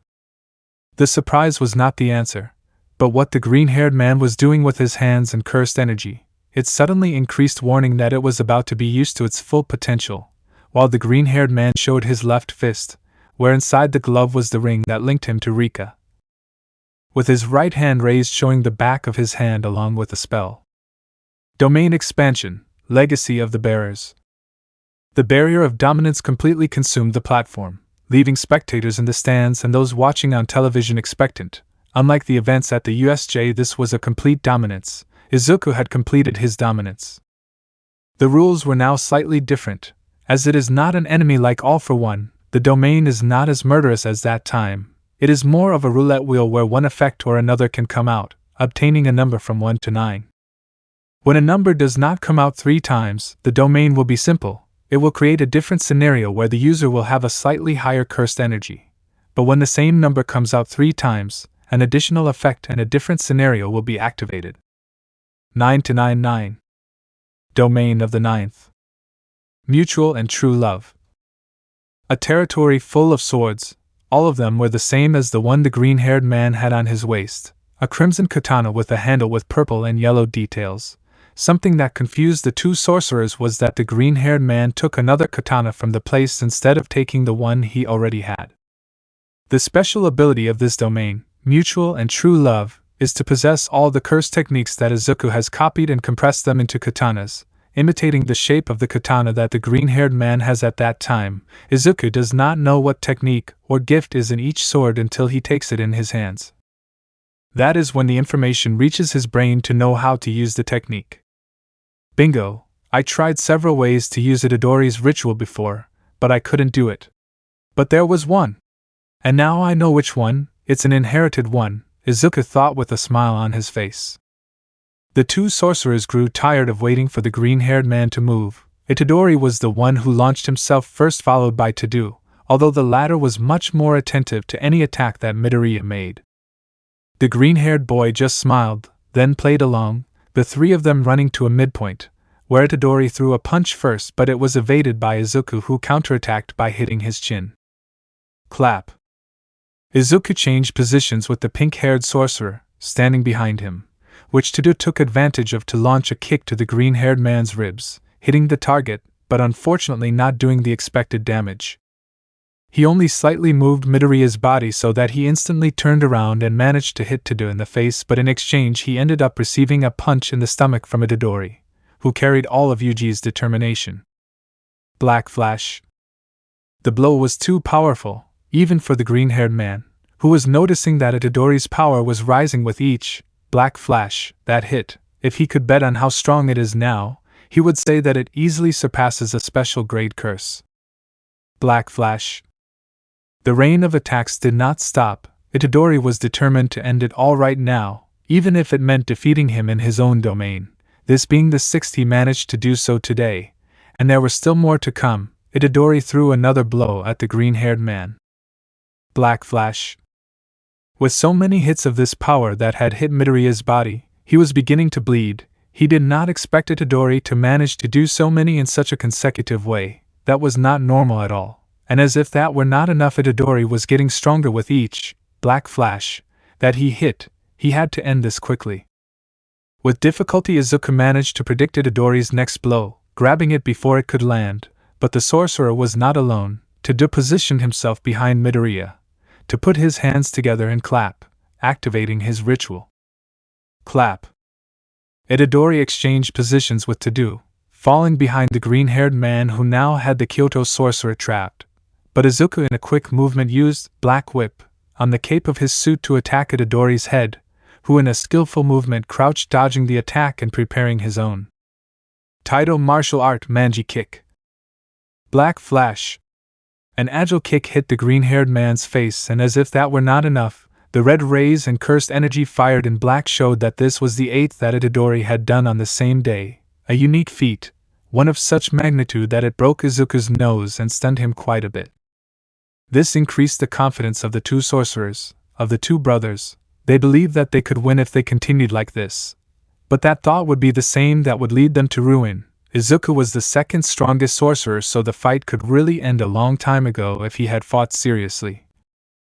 But he was enjoying this fight, and in itself Rika could not recover all her energy, added to the fact that she has a binding vow that prevented her from using more than half of her cursed energy. Since he expanded his domain, he stopped holding back, and if his opponents cornered him to this point, it was because together they were too strong, added to the incredible potential of Itadori, who increased his power with each Black Flash that he managed to hit. Because of holding back at the beginning, now Izuku was on the ropes. His spirit burned with great intensity. Izuku wanted to keep fighting. Black Whip. Izuku recovered from the impact of that powerful kick, and used the fifth wielder's gift, trapping the two sorcerers, tying Itadori's hands to prevent him from clapping again, so that in a quick movement he approached Itadori and placed his right hand on the sorcerer's left shoulder. Mimicry, Reliquary. Cut. The moment he conjured that, scissor drawings were made on Itadori's body, a pattern of one scissor followed by 3 lines and another scissor like that continuously. That pattern was formed on Itadori's shoulder so that in an instant it would form a fairly large cut. The cut forced him to step back, confused by not knowing how he had attacked him, but someone knew perfectly well what that attack had been. Sukuna only saw the use of his ritual with surprise and a lot of curiosity. But in less than a blink 2 more cuts were made on Itadori's chest, an attack that formed a cross on his body. Those cuts left him out of combat. Sukuna's ritual? Itadori thought in surprise. Itadori was so surprised that he became distracted, while the green-haired man approached him to give him a strong blow to the stomach, knocking the wind out of the Kyoto sorcerer, and then he kicked him in the side and hit Itadori in the forehead with the handle of the katana. The fight had turned into a one-on-one, until Itadori recovers or Itadori loses, the first being quite complicated and the last quite probable, because Itadori had already tried several times to get up without any success. But a voice that irritated him resonated inside him. Hey. Hey, brat. Sukuna? What do you want now? Itadori said in quite pain, trying to get up but not being able to do it. Let me out for a few moments. I want to fight that guy.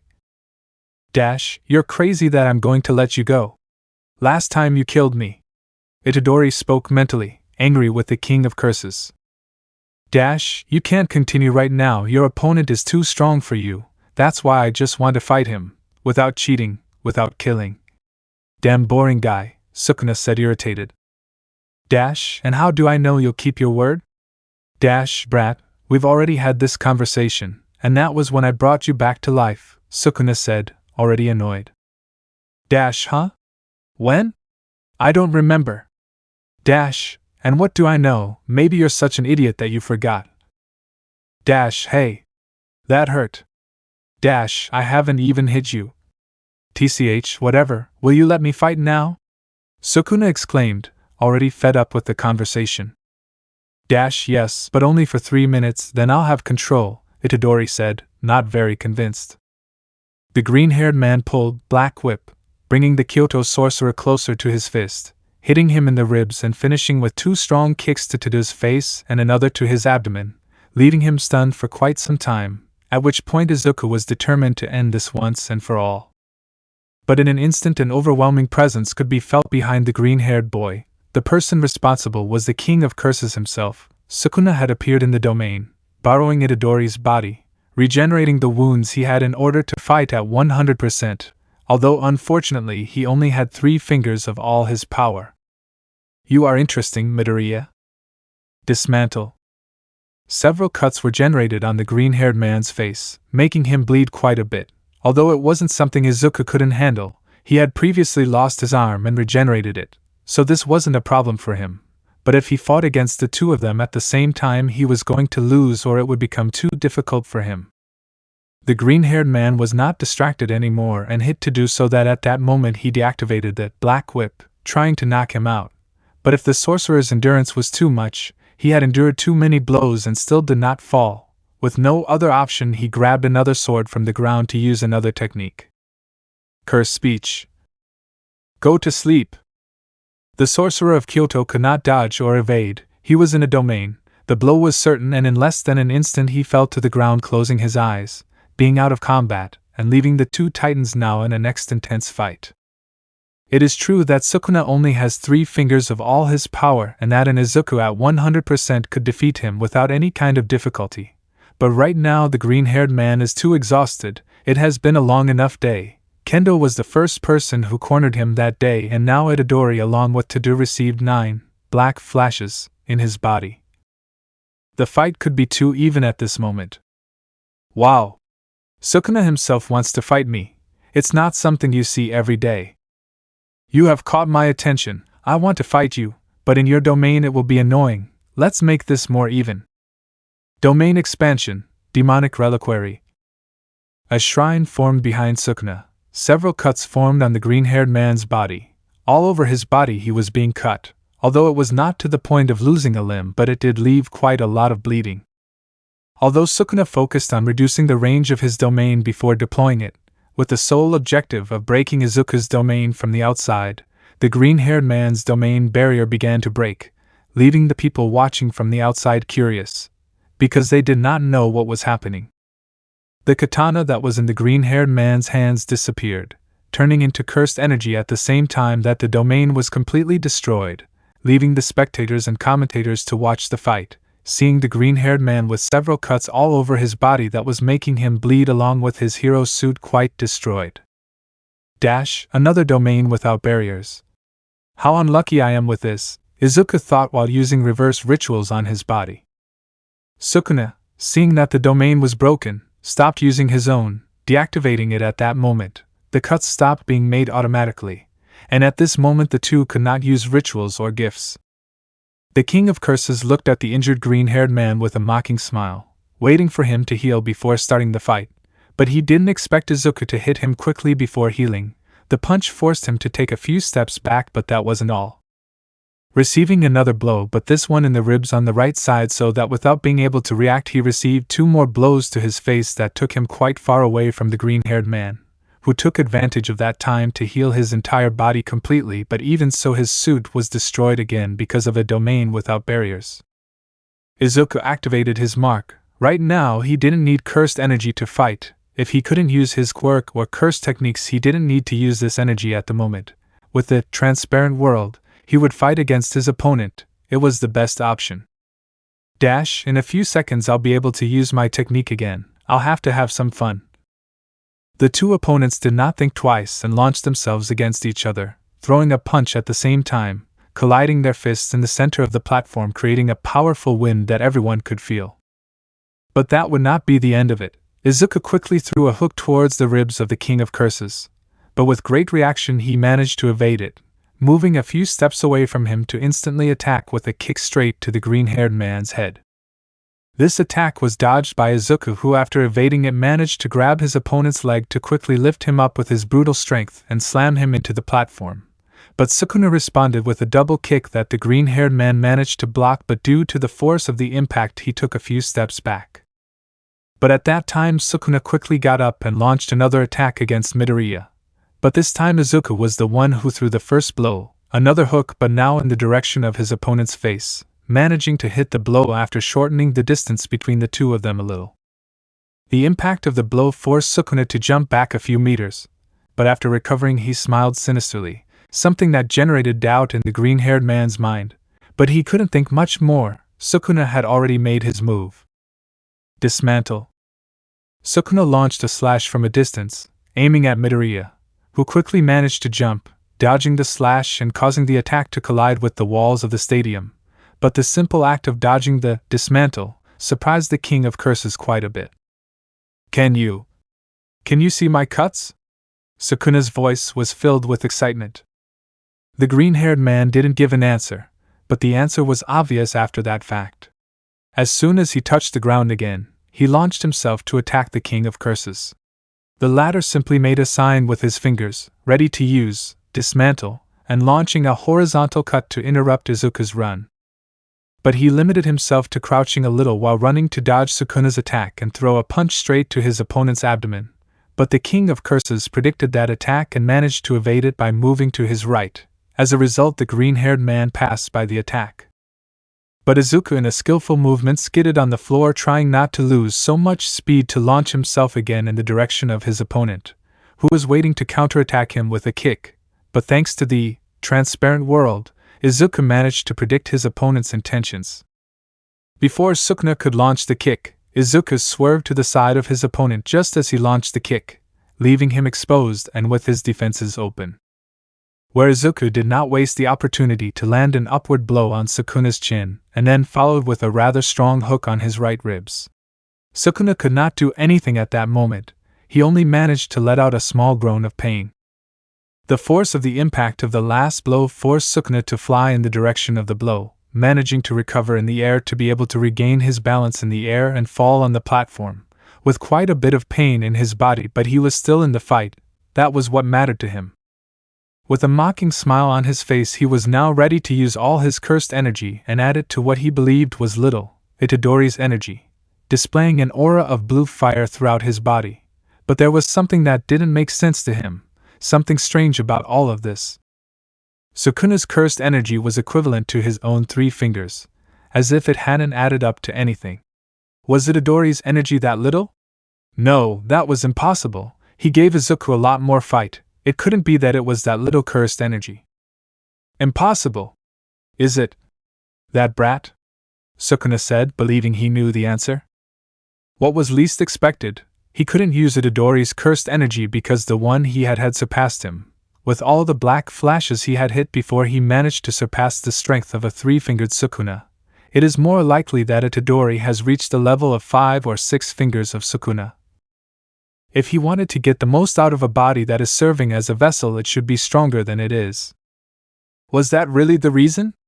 Not even Sukuna himself knew the answer, but he couldn't think about it anymore. He was now in a fight that had become more difficult than before. His plan was to add his cursed energy with Itadori's to equalize the fight or surpass the green-haired boy, but now his plan had been shattered into 1,000 pieces.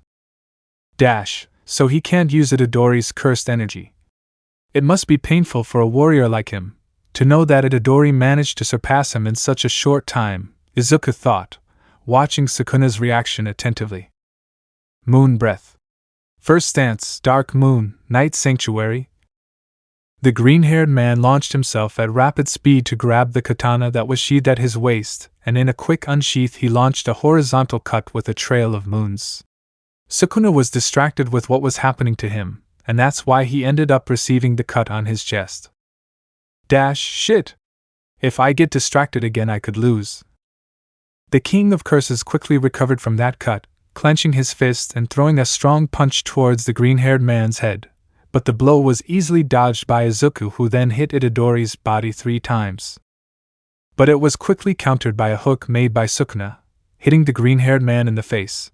But the moment he received the blow, the green-haired man tried to absorb the impact by throwing his body in the same direction as the attack, exaggerating the movement, but nullifying some of the impact of this same blow. 1 for all full calling, 38%.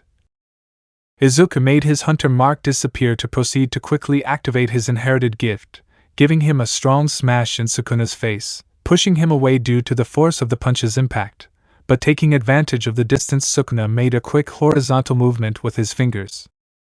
Dismantle. The king launched a horizontal short in the direction of the green-haired man, intending to cut him or manage to have time to get closer and take the lead.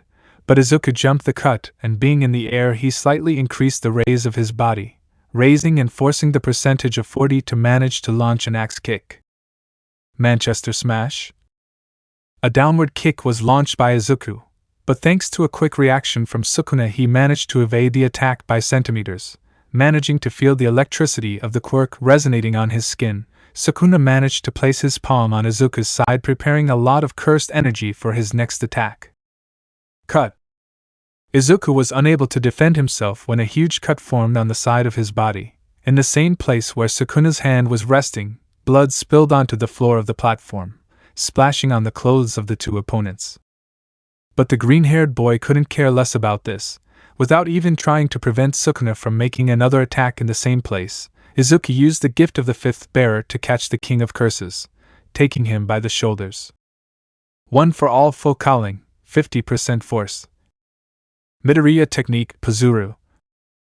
Raising the power of his inherited gift, and moving his head back to give himself a little more momentum and execute his next attack. A powerful head, but that made Sukuna's brain vibrate. But before he could even recover, the King of Curses received a strong punch in the face that sent him flying until he reached the edge of the platform. He was cornered and everyone was watching him. When he faced Gojo after awakening after a long slumber, in their fight, or rather humiliation, Gojo didn't even try to fight or at least put on a show, but this time it was different. Midoriya was giving him a real show. Sukuna was really enjoying this fight. Sukuna recovered to quickly look up and see Izuku's silhouette, but echoes of a bygone era were reflected in his eyes. He managed to see a man behind the green-haired man, with black eyes without any hint of soul. He remembered, that man was the only one who managed to amuse him using all his power, the devil in the body of a human. There were no better words to describe that terrible man. Excitement ran through Sukuna's entire body. It had been a long time since he had had fun with someone. Midoriya. Izuku Midoriya. He will never forget that name. He will be watching him every time he can. Just thinking about fighting the 2 of them at 100% excited him. This will be the last hit. Use all your power, Midoriya.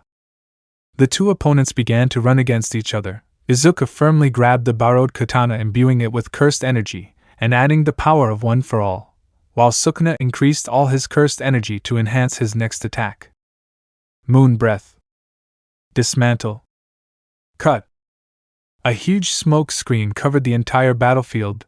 The last attack of the 2 opponents raised a strong blizzard that came with a large layer of dust from the rubble of the destroyed platform, which barely had anything left on it. It had been cut in various ways, having a gap where it could be considered that they were outside the arena. Everyone looked at the dust, expecting to know something. The commentators remained silent, since the green-haired man expanded his domain. But when it was destroyed they could not speak anymore because of the surprise they had of seeing Sukuna himself fighting. Pillars, heroes, sorcerers, students and civilians, everyone was waiting for something that would show them the result of the last clash of titans. But few spoke about Tada's sleeping body that had been like this since the domain was shattered. Few noticed it, not even Midnight, who was in charge of declaring his disqualification. She was simply overwhelmed by Sukuna's presence. "W1?" Mitsuri asked, intrigued, watching from the stands. "I don't see anything," Sanemi said, surprised. "What the hell just happened?" Katsuki asked while watching what happened from a television in the infirmary. The spectators just limited themselves to whispering amongst themselves. The intrigue continued to increase with each passing second. and this only increased when a few light drops could be heard along with a light metal falling. A light crimson glow could be seen lying on the ground next to two silhouettes. One was standing, although it was noticeable that it was difficult for him to do so, while the other was kneeling with a hand on his chest covering some kind of wound or healing it. "Can't we dust it? I'm dying of intrigue," Present Mike said, unable to bear all the tension in the air. And his words were heard by the individual who was standing. Obeying the order, he stomped hard, cracking the platform more but dispersing all the dust of the arena, leaving everyone with a strong breeze of wind for a few seconds, but after a few seconds the silhouettes could be seen. The green-haired man had cuts on his face and his suit was completely cut and damaged. Blood was pouring out of all his wounds along with Izuku's gasps of tiredness, showing how exhausted he was to the point of dropping the katana, but he was the one who was standing. In front of him was Sukuna, exhausted with large cuts on his chest, blood dripping from his nose and chest but especially on his knee, which had a garter cut that made him lose his balance and kept him kneeling on the ground, but on his face he was not upset at all, he was with a smile from eye to eye. "Are you still going to continue, Sukuna?" Izuku asked between gasps. The King of Curses laughed without answering the question. He had little energy and had to think carefully about what he was going to do now. That's what he would think normally. Sukuna used the little energy he had to regenerate his knee a little and get up with effort. Having one upper eye cut, he could see the green-haired man with the other three he had. Walking slowly towards Izuku, who raised his guard, but fatigue finally began to affect him. In less than 3 days he has faced beings too strong, that was exhausting him mentally and physically, and finally he reached his limit. His legs began to fail him, he almost fell just by moving his body a little. He could only wait for what I know Sukuna was going to do in these moments. "I admit and accept defeat. You are the winner," Izuku Midoriya, Sukuna said to everyone's surprise. Did he really just say that? Sukuna? Gojo thought in surprise. With the little strength that Sukuna had at that moment, he raised his hand on the hilt to hit Izuku's chest very lightly. This confused the green-haired boy, but Sukuna's smile did not go away. There are humans who in desperation become demons, but not us. We are demons in human bodies. We are perfect humans. We are death itself. Sukuna's words seemed more like a threat to anyone, but to Izuku it was nothing more than a little song, a chant that he heard countless times from his father's voice, a chant that told the story of his clan. The part that Sukuna said was the one that ended the story. "How do you know that?" "Who knows? Hee." Sukuna responded mockingly, but it didn't take long for him to fall limply to the ground, closing his eyes and becoming unconscious. The black marks on Itadori's body disappeared, showing that now Sukuna was not the one controlling the body, although Itadori couldn't do much either. The crowd watched this in astonishment. Finally, after an intense fight, there was only one person standing in the combat arena, and this would be the winner of the sports festival. Midnight came out of the astonishment quickly to take the microphone in his hands and make the announcement. Yuji Itadori and Aoi Tadu are out of the combat. The winner of this final is Izuku Midoriya. And therefore the winners of the sports festival are Tenjiro Kamado and Izuku Midoriya, Midnight shouted excitedly, giving the last warning of this kind of tournament. Loud screams of excitement were accompanied by fireworks and confetti shooting out onto the battlefield. Those who watched the show from start to finish screamed with excitement, or others applauded quite intensely. Definitely people were very happy with the spectacle given. Izuku just listened to all the commotion. He heard some praise or recognition from the public. He could hear different opinions about the festival. All of them came to the same point. This was the best sports festival you've done in years. The green-haired boy let out a nervous smile. He thought he was a different person now, but hearing people talk about him, being at the sports festival and being with his friends, it was a dream come true. Dad, are you watching? He would like his deceased father to be by his side again. He would love to have a conversation with his father again. But that was impossible. But at least he would like to know if his father is happy with the path he is on now. He would like to have that carefree smile of his father again. I'm fulfilling my dream, Dad. I'm doing it. Internship with Izuku-sensei. All the events for the first years in this sports festival have been finalized. And now, we begin the award ceremony, Midnight said to the audience. The screams of excitement from the audience were noticeable. The excitement of those great fights could still be felt throughout the atmosphere. The two courses of heroes looked nervously at the stands. The vast majority did not like to have much attention, while some were very proud of it. The heroine Midnight raised her whip so that the confetti shot out to where the students were, while behind her a platform began to rise, which was the podium. Smoke prevented the figures from being seen immediately, but the silhouettes were unmistakable. The other students saw this with surprise. Being at the sports festival was an honor for many of them. This year has been very different compared to the previous ones. Now there are two winners, Kaminari whispers, looking at the silhouettes that little by little were revealed. First place, Izuku Midoriya and Tanjiro Kamado. Second place, Yuji Itadori and Aoi Tado. Third place, Shoto Todoroki and Katsuki Bakugo together with Maki Zenin and Kasumi Miwa. The press that was allowed to film and take photos from close up did not take their eyes off the winners and the others on the podium for a second. This festival had been unique in many ways and they had to broadcast it to show it. The heroine Midnight managed to see a little confusion in some people and immediately knew why. In the previous sports festivals they always had two people in third place, but that was because they were 1-versus-1 battles, and this time being different, there are two teams in third place. That's why there are 4 students, Midnight said while making a small gesture typical of hers, drawing the attention of the press. The cameras quickly headed towards the third pod in order to focus on the students who were standing there. Bakugo was with bandages on his hands and a little on his face, having his hero's suit quite destroyed. Next to him Todoroki, who was in a similar state, with bandages on his body and with the top part of his hero's suit being replaced by his P uniform. Next to them were the 2 sorceress girls who were with small shaved heads but in better condition than everyone else. Now, we will hand out the medals. The handing out of the medals, of course, will be done by this man, Midnight said, exciting the audience. Ha ha ha ha ha ha. It was impossible not to recognize that laugh. A silhouette appeared at the top of the stadium. The entire audience, and even the students themselves, became excited. Everyone knew who it was, the symbol of peace itself, the great #1 hero of Japan. It's All Might, someone from the audience commented excitedly. Our hero, All Might. I brought the medals. The powerful and renowned blonde hero jumped from above to land in front of the students who were in the middle of the stadium, but Midnight accidentally spoke over the hero's voice, leaving a small, awkward silence.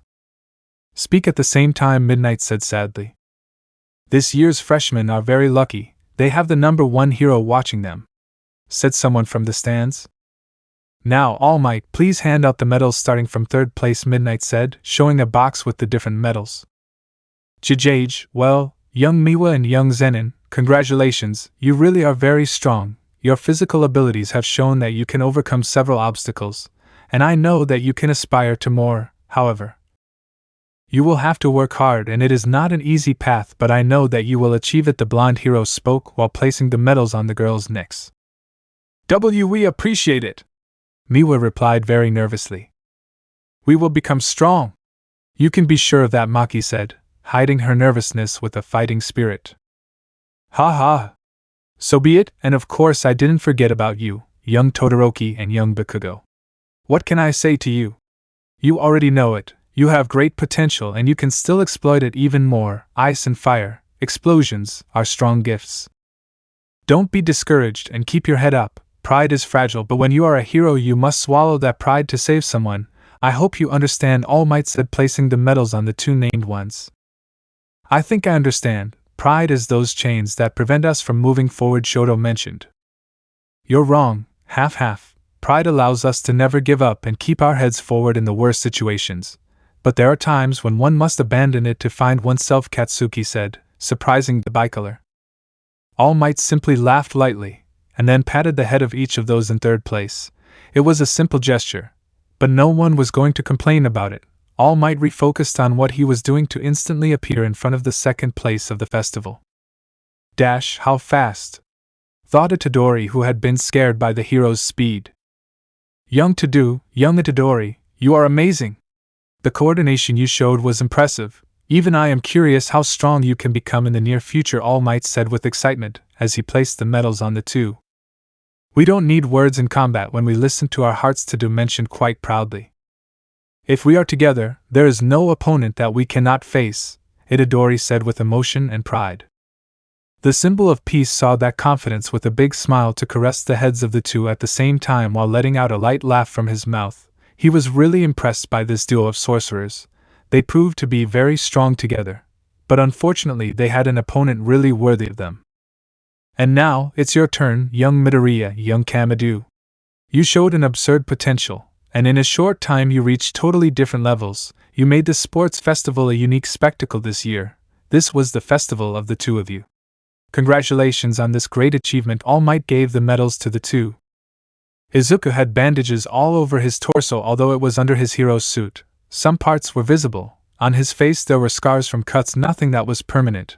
With some treatment they healed completely, while Tanjiro had a patch on his cheek that hid a burn. On his body he was the same as the green-haired man with bandages all over his torso as well as his right arm. It's a great honor to be here, despite being a surprise guest, Izuku. I thank you for giving me this opportunity. I would have liked to participate in the last fight, Tanjiro said quite happily. Don't worry about it, you did a 2-on-1 fight, so it was my turn to do it. I admit that even you surprised me with what you did in the semi-final, Izuku mentioned, putting his hand on the hunter's shoulder. Tanjiro smiled at his friend's words, but suddenly the two were hugged by surprise by the symbol of peace. The two surprised received a pat on the back, all separated to then go towards the students who were looking attentively at the podium. So, they are the winners this time. But listen up. Anyone here could have ended up on those podiums. Just as you see. Compete. Get better and better. And climb even higher. The next generation of hero is definitely flourishing. So, I just have one more thing to say. Everyone, say it with me please. Ready. Plus Ultra. Thank you for your great effort. You should have shouted. Plus Ultra. There, All Might. Well, everyone tried hard. 30 minutes later. UA Academy. Are we going to have classes now? Mina said, exhausted. All the students of Class 1A were in their corresponding classroom, some in different positions to be closer to their friends, chatting. Others were too tired to even talk. It had been a pretty hectic day for everyone. Now they were all in their UA uniforms. Don't you realize that your surroundings have changed somewhat? Tsuyu asked the pink-skinned girl directly. Ashido, it's hard not to notice that the room is larger and has more tables and chairs than before, Uraraka said, believing that what she said was obvious. That's right. There are more than 20 stalls. Will the sorcerers be with us? Mina just realized that great detail.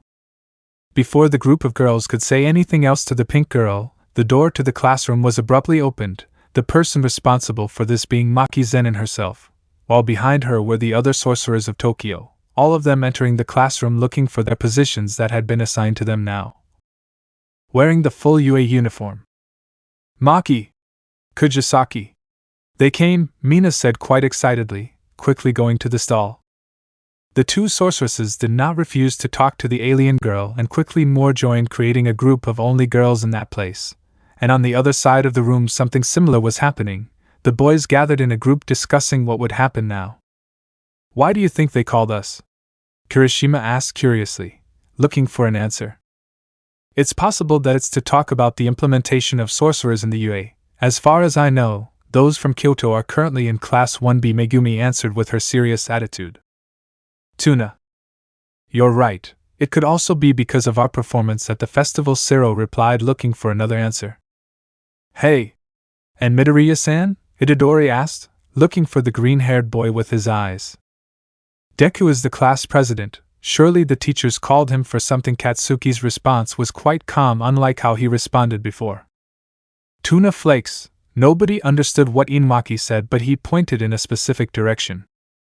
Everyone looked where the albino was pointing, managing to see that at the back of the room there were still some seats left, because there were 3 of them that were not occupied or could not carry a backpack that would make it clear that there was someone there. All the men understood that, apart from the sorcerers.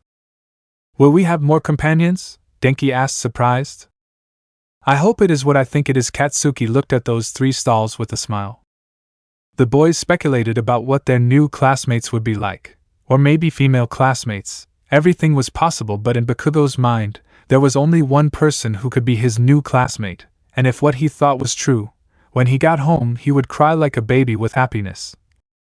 That is if he managed to hold back his tears for the rest of the day. Guys, we're sorry for the delay. But we're here. The door was never closed and Izuku and Vice President Momo entered the room, Izuku being the one who closed the door to cover the surprise, but Katsuki managed to see some reddish hairs. He would definitely sleep crying with joy today. Please everyone to your places, we have to give a few warnings, Momo said, raising her voice a little while positioning herself next to the green-haired boy. These are direct words from the director of the UA himself, Izuku said, drawing everyone's attention. This was heard by the entire classroom, who quickly returned to their corresponding positions. Everyone looked at the class president and vice president, who were in front of the entire class, being in the same place where a teacher should be. Well, before I say the most important thing, I must explain why there are more positions than before. The director changed some norms in all the courses. All will have a limit of now 30 students maximum, as opposed to before being 20 students. This also applies in the heroism course, that if we add the sorcerers we are 26 in Class 1A and 27 in Class 1B. This rule is being applied only in the first years, but it will be applied until reaching the third years, Momo explained to give the floor to the green-haired boy. The main idea is that the two first-year courses have the same amount of students. A solution was found, and that's why we will have 3 new students in our class, while there will be 2 in Class 1B. Better not leave them at the door. You guys can come in, Izuku said as he pointed to the door on his left. The door was gently opened, revealing a head of red hair, some bandages on his body, and a large burn mark on the upper left side of his forehead. He walked calmly until he was next to Midoriya. This action was repeated by the other 2 new students. A blond man looked very nervous. His gaze reflected the true nerves he felt at that moment. His hair was yellow with orange streaks. Wearing a yellow haori over his demon hunter uniform, he was recognized by a few who could see him in the festival's infirmary. Shoto managed to recognize him but couldn't remember his name. Behind the nervous blonde was another new student, one who was wearing a curious boar's head. His movements were excited and restless. Looking around him with surprise and amazement, he was not wearing anything on top and was wearing pants that were from the hunter's uniform. Izuku motioned for the 3 to introduce themselves to everyone else. The first to make the decision was the redhead, who was already known but still had to introduce himself. I'm Tanjiro Kamadu, nice to meet you. I'm a demon slayer. Mizuno rank Tanjiro introduced himself to the class, a little nervous, but he hid it well. And I am the great king of the mountain, Inosuke Hashibara. I want to fight against the strongest. The second strongest. Inosuke introduced himself, raising his voice quite a bit, showing the confidence he had and his great desire to fight, but not against Midoriya. He was afraid of him. I am Zenitsu Agatsuma. It's a pleasure. I am also a demon hunter. Mizuno rank. I think Zenitsu introduced himself, whispering the last thing. His nervousness was noticeable, and he hid behind the redhead. It's nice to meet you. You can take a seat, Momo told them. The 2 hunters responded by nodding, but I swear he had to pull Inosuke's arm to begin dragging them to the empty stall. The boar complained, annoyed, but was still forcefully taken by the redhead. Once everyone was seated, all attention returned to the 2 who were in front. Ahem. First, congratulations to everyone for their performance at the sports festival. Everyone put on a real show. We caught everyone's attention, both heroes and villains, sorcerers and curses, hunters and demons, everyone. They have their eyes on us. This is the beginning of our path, not only as professional heroes, but as those who fight against the evil of this world. The fight is not over yet, Momo said quite excitedly. Huh? More villains? Or maybe curses? We can't rule out demons. Shut up, you idiots, Katsuki shouted, annoyed. Too much noise, Tokoemi said seriously. I'm sure that the professional heroes who watch the sports festival will want to recruit us, but we have to keep in mind that this event is not only for heroes or civilians, but also for villains. If that time at the USJ they attacked us knowing that we were just rookie students, the chances of them attacking us again are high. It is more than clear, the level of all of you exceeds the average of a professional hero. But that does not mean you should be confident. We are still students, and we still have several things to learn. Stay alert, and if you are in a confrontation, do not be confident. From today, anything can happen. Izuku remained serious. Tomorrow, Friday, we will not have classes until next Monday, where we will be told which hero we can do internships with. Everyone must do them, including hunters and sorcerers, Momo informed, but someone raised their hand in doubt. Inosuke and I did not participate in the sports festival, and from what I know, the heroes choose us based on that. What will we do? Zenitsu asked, confused. Yayorozu and I talked about it with the teachers, and Gojo-sensei told us that they had something in mind to solve it, although it doesn't inspire confidence in me. We can't do anything else, Izuku replied. If there are no more questions, you may leave for today, Momo said, causing many to instantly celebrate the news. Hey, now that I think about it, should we go back to the butterfly farm? Tanjiro asked with the box containing Nezuko on his back. The trio of hunters was leaving the prestigious academy. Being near the exit, the redhead asked the question which caused the small group to stay still, also questioning the question that the Kamadu asked. I guess so, but I don't see any crows to guide us, Zenitsu replied, looking at the sky. This place makes me dizzy, Inosuke said, overwhelmed by all the technology. Tanjiro, Zenitsu, Inosuke, Frenton. The small group of hunters heard the scream. The voices were easily recognizable to the trio. Although Tanjiro was glad to see them again, he knew who they were with the simple fact that only one person called him forehead so openly. Izuku.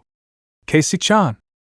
Guys, Shinobu-san told me that it is no longer necessary for you to go to her farm, since you have already fully recovered, so if you don't have anywhere to stay you can go with me if you want, Izuku said to the three hunters.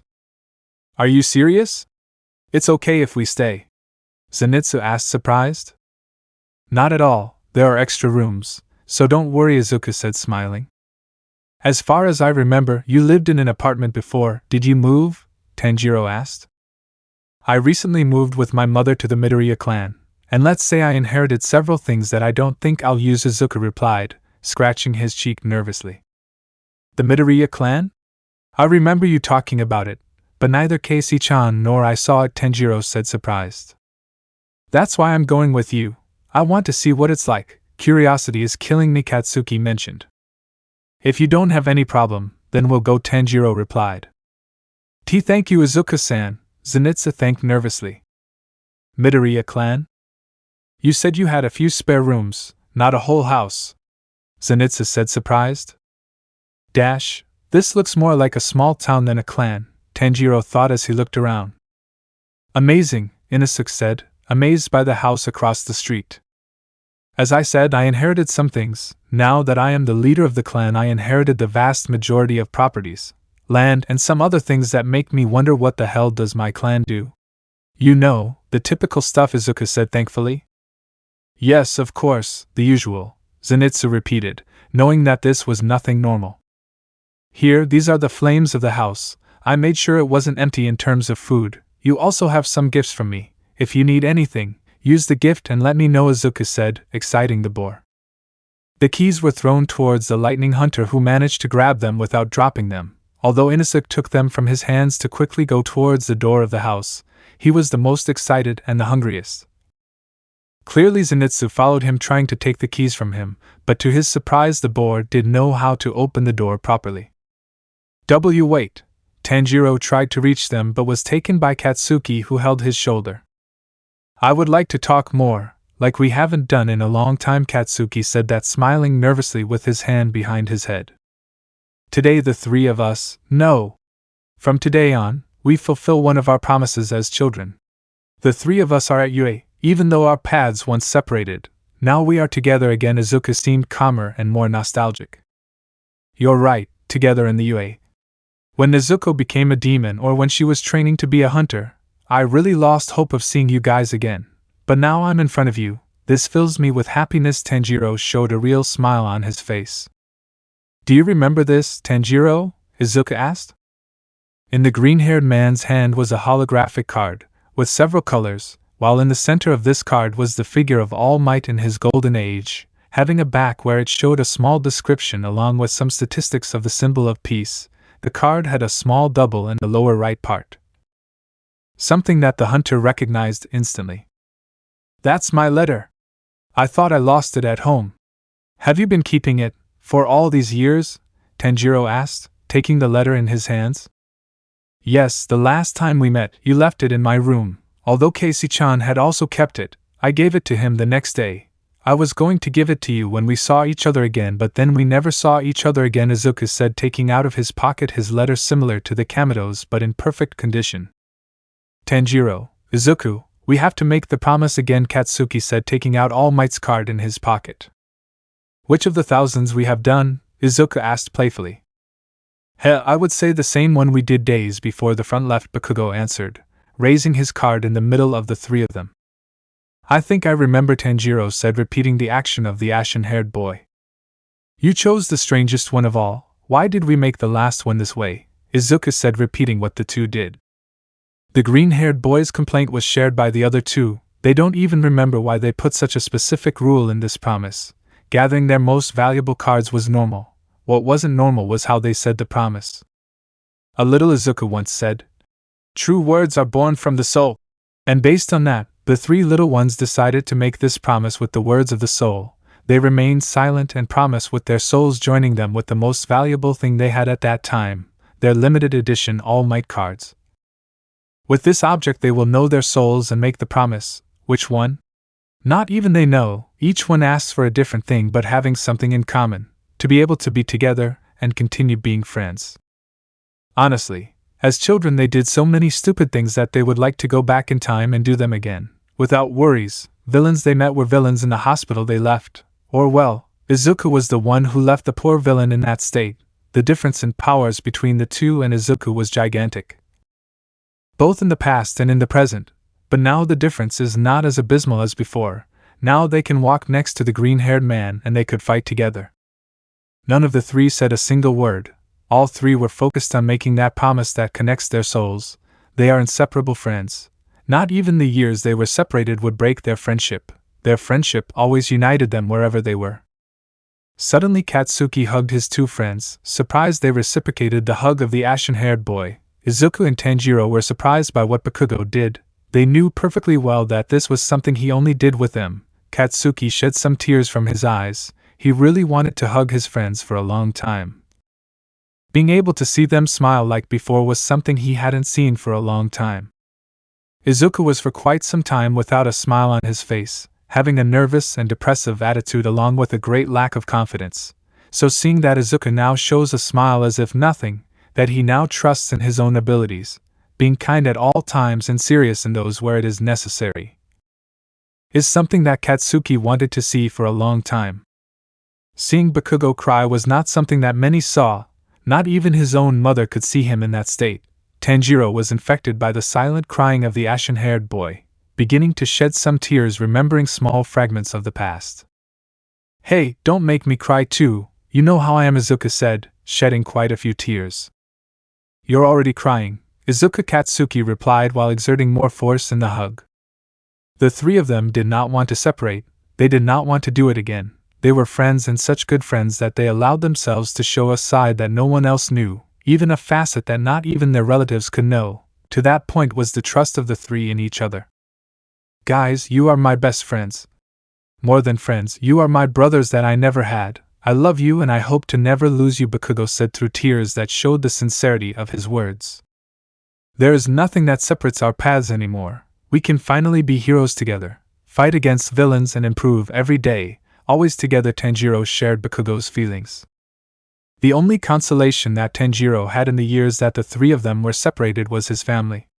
He always made an effort for his family. He was always accompanied by his brothers or mother, but no matter how accompanied he was, he always felt that he was missing the company of two people as important as his family. "We will always be together in everything, in good times and bad, as companions, as friends, as brothers, as family," Izuku shedding many tears from his damaged eyes. "So we have new neighbors, practically." A white-haired girl with violet streaks, long and quite messy hair, yellow eyes, casual clothes, was talking to the Midoriya emperor of the clan. The way she spoke denoted a lot of confidence between the two of them. Izuku did not blame her for the fact that she spoke with her mouth full of food, but if it was her he would forgive her. But still he had to let her know. Practically yes, but little sister, don't talk when you're eating, Izuku answered quite calmly. I'm not 6 years old for you to tell me what to do, big brother, the girl replied with quite a bit of pride. The Midoriya family was having a warm moment together, a moment where they were celebrating the victories of the family's eldest son, which is why they were at a large table with abundant amounts of food, along with a meeting of several Midoriyas. Kirari was sitting in the middle of her husband and her now mother-in-law Inko. Surprised, she saw what was unknown to her, Izuku's brothers and his other mothers? That means he has more mothers-in-law. Kirari was too confused to speak. Well, it doesn't seem like it.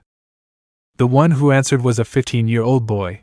His hair was disheveled and blonde, with 4 freckles on each cheek, and crimson eyes. The answer to that was quite annoying to the albino girl with violet locks. Hey! Brother, did you hear what he said? The girl said indignantly, calling her older brother Izuku. Are you sure you're not 8 years old? Then why are you going with our older brother when you can't answer? The blonde said mockingly. Ha ha! A loud, mocking laugh echoed throughout the room. The one responsible was an adult woman with white hair with violet lines. Her eyes were a strong yellow color that looked like headlights. She was taller than Inko herself, wearing expensive and extravagant clothes. She was not the only one laughing, but she was the loudest. She was the second wife of the late Hisashi, Myra Midoriya. Mom, don't laugh, said the second eldest daughter of the family, Akari Midoriya. By the way, older brother, who is the girl next to you? Is she your girlfriend? Asked the last sister, who is the youngest of the siblings. That poor attempt to annoy his brother and make the girl nervous ended up going quite badly. Izuku always bothered him because he hung out with a friend of his, making fun of the fact that he had never had a partner at the moment, and it's not like the youngest is that lucky at that either. The older brother let out a small mocking laugh. She's not my girlfriend, she's my wife, Izuku answered quite proudly, hugging the aforementioned. I am Kirari Midoriya. Nice to meet you. What? The vast majority of those who were there shouted in surprise at such information. Why didn't you say so before? The adult who spoke excitedly had short, bright yellow hair, bright blue eyes, wearing a traditional bright pink kimono. She was Hisashi's third wife. You better introduce yourself to Kirari, Inko suggested kindly. I'll start. It's nice to meet you, Kirari-chan. I'm Myra Midoriya. I am Akari Midoriya. Nice to meet you. I'm 16 years old and I study at an art academy, said the second oldest daughter nervously. I'm Emma Midoriya. I'd like to know more about Izuku-chan's wife. Do you mind telling us their love story? I'd say it's not time for that now, ahem. I'm Sora Midoriya. It's nice to meet you, the blonde said politely. Yukio Midoriya. It's a pleasure to know that Izuku has a wife. The fourth and last wife of the late Hisashi was introduced. The adult wore casual clothes. Her hair reached a little below her neck, brown with dark green eyes. Her attitude was calm with a very kind smile on her face. Why, Yumi Midoriya? It's nice to meet you. Yeah, what do I say, meet you? The girl said, quite nervous, something inherited from her father. She was the youngest of all, being 14 years old. Her hair was brown and messy like her father, bright green eyes, with 2 little ones on each cheek, wearing a shirt that bore the face of All Might as its main image, a fan of that hero just like Izuku. She's really nervous, Kirari thought looking at the girl. It's nice to meet you. Kirari had quite a few questions. Why did Izuku's father have 4 wives? Was he the leader of the clan and didn't realize it? That was impossible. She was always attentive to the clan. But what she didn't know was that not only the leader had to have more than 1 wife, that rule applied to all those who directly carried the surname Midoriya had the duty to have 4 wives in total. Dinner continued as normal, only now Kirari was more encouraged to talk to everyone. The day was about to end, a very exhausting day for Izuku, very good times and great fights that he managed to enjoy firsthand. Really now he just wanted to sleep a little. March 25th. Yui Academy, Hero Course 1A. The entire class was already gathered in the classroom, sitting in their corresponding seats. Some were talking about being recognized while they were on their way to the academy. The festival made many of them stand out quite a bit, but the conversations were interrupted when the classroom teacher, Aizawa, entered through the door accompanied by the strongest sorcerer, Satoru. Good morning, Aizawa greeted with his tired voice, unlike Gojo who shouted with joy. Good morning, the class responded together. Kero? Will we have 2 teachers this class? Tsuyu asked in amazement. It won't always be, depending on the class it will be with me or with Gojo, Aizawa replied. But the most important thing is that today we will have a special hero computer class, and everyone will have to do this, Gojo said with his typical attitude. Oh no. Special? A test? I hope not. Kaminari thought worriedly. I'm bad with laws related to heroes and things like that, Kirishima thought the same way. Code names. Today you will decide your hero names, Aizawa said, causing excitement in the students. We'll do something exciting. All the aspiring heroes were quite excited. Choosing a good name and having it recognized by everyone would not be easy, but it was certainly something they had been waiting for a long time, which was why they were so excited. But this did not let Aizawa continue, who slowly activated his gift, causing everyone to shut up. This is related to the draft selection of the professional heroes that I mentioned the other day.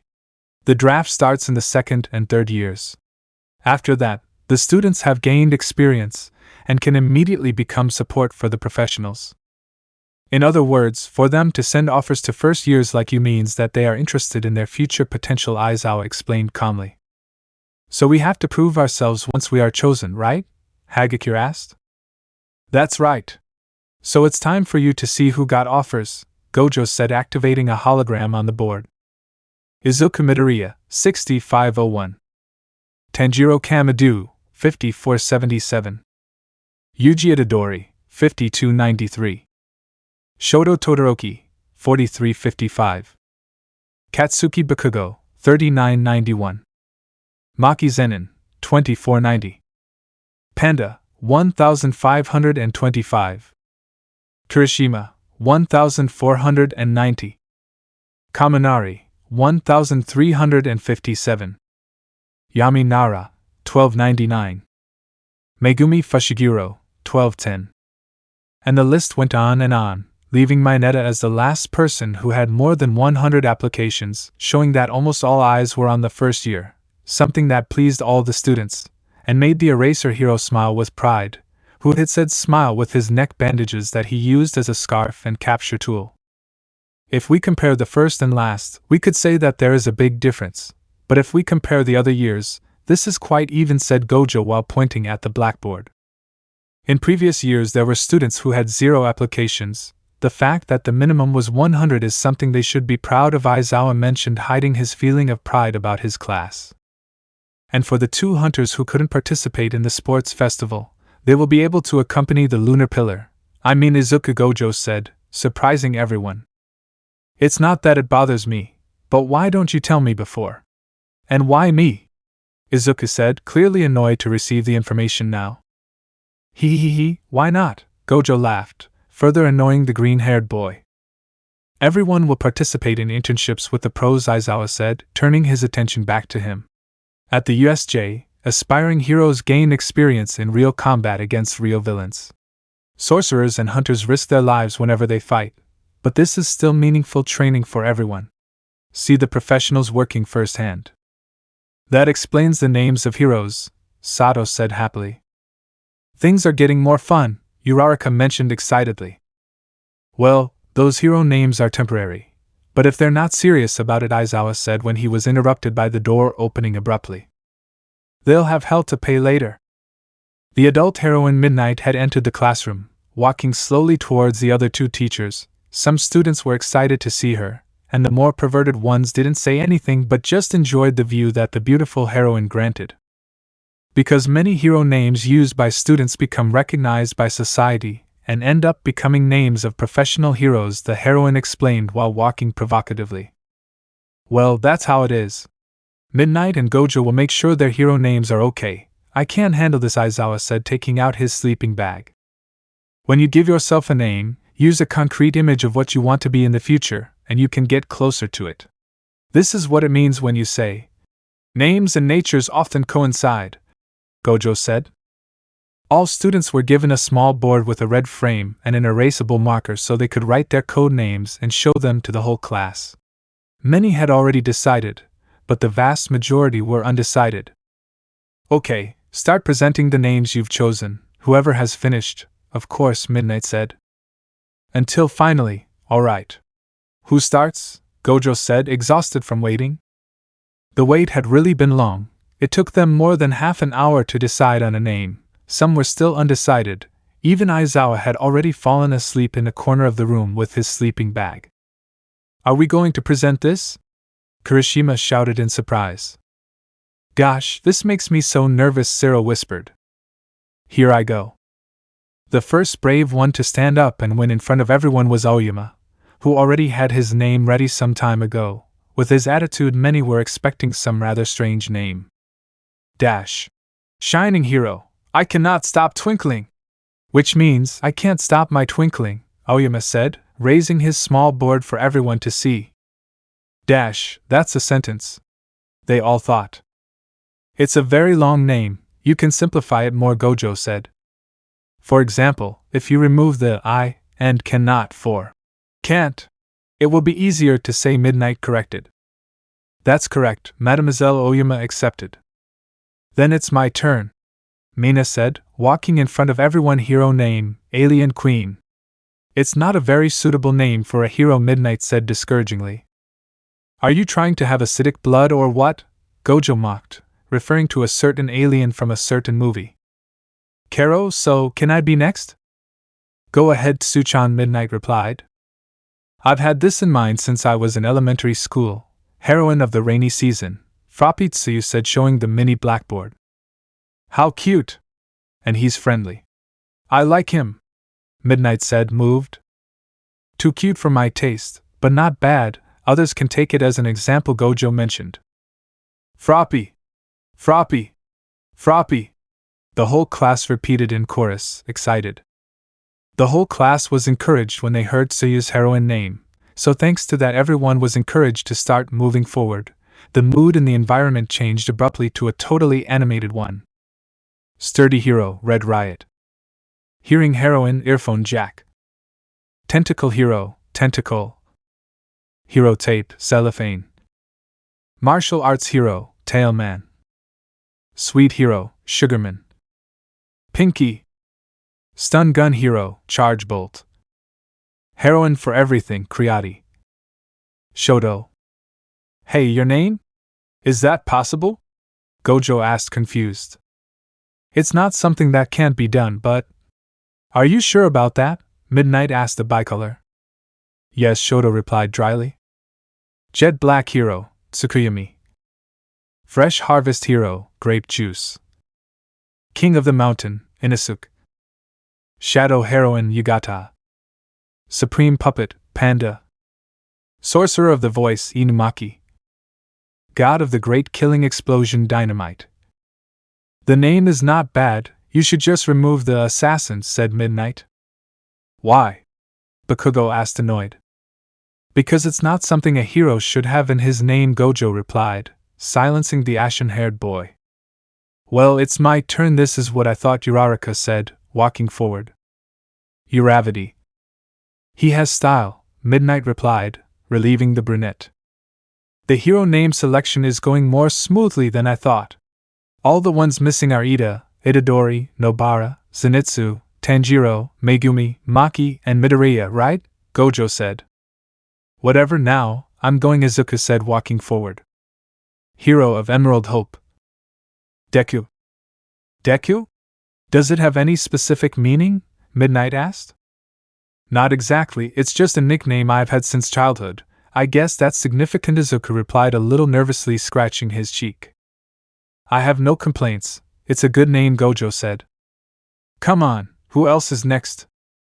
Breaking the Limits, Maki. Voodoo Heroine, Kujisaki. Flashing Thunder, Zenitsu. God of Fire, Tanjiro. Absolute Shadows, Fushiguro. Fist of Steel, Itadori.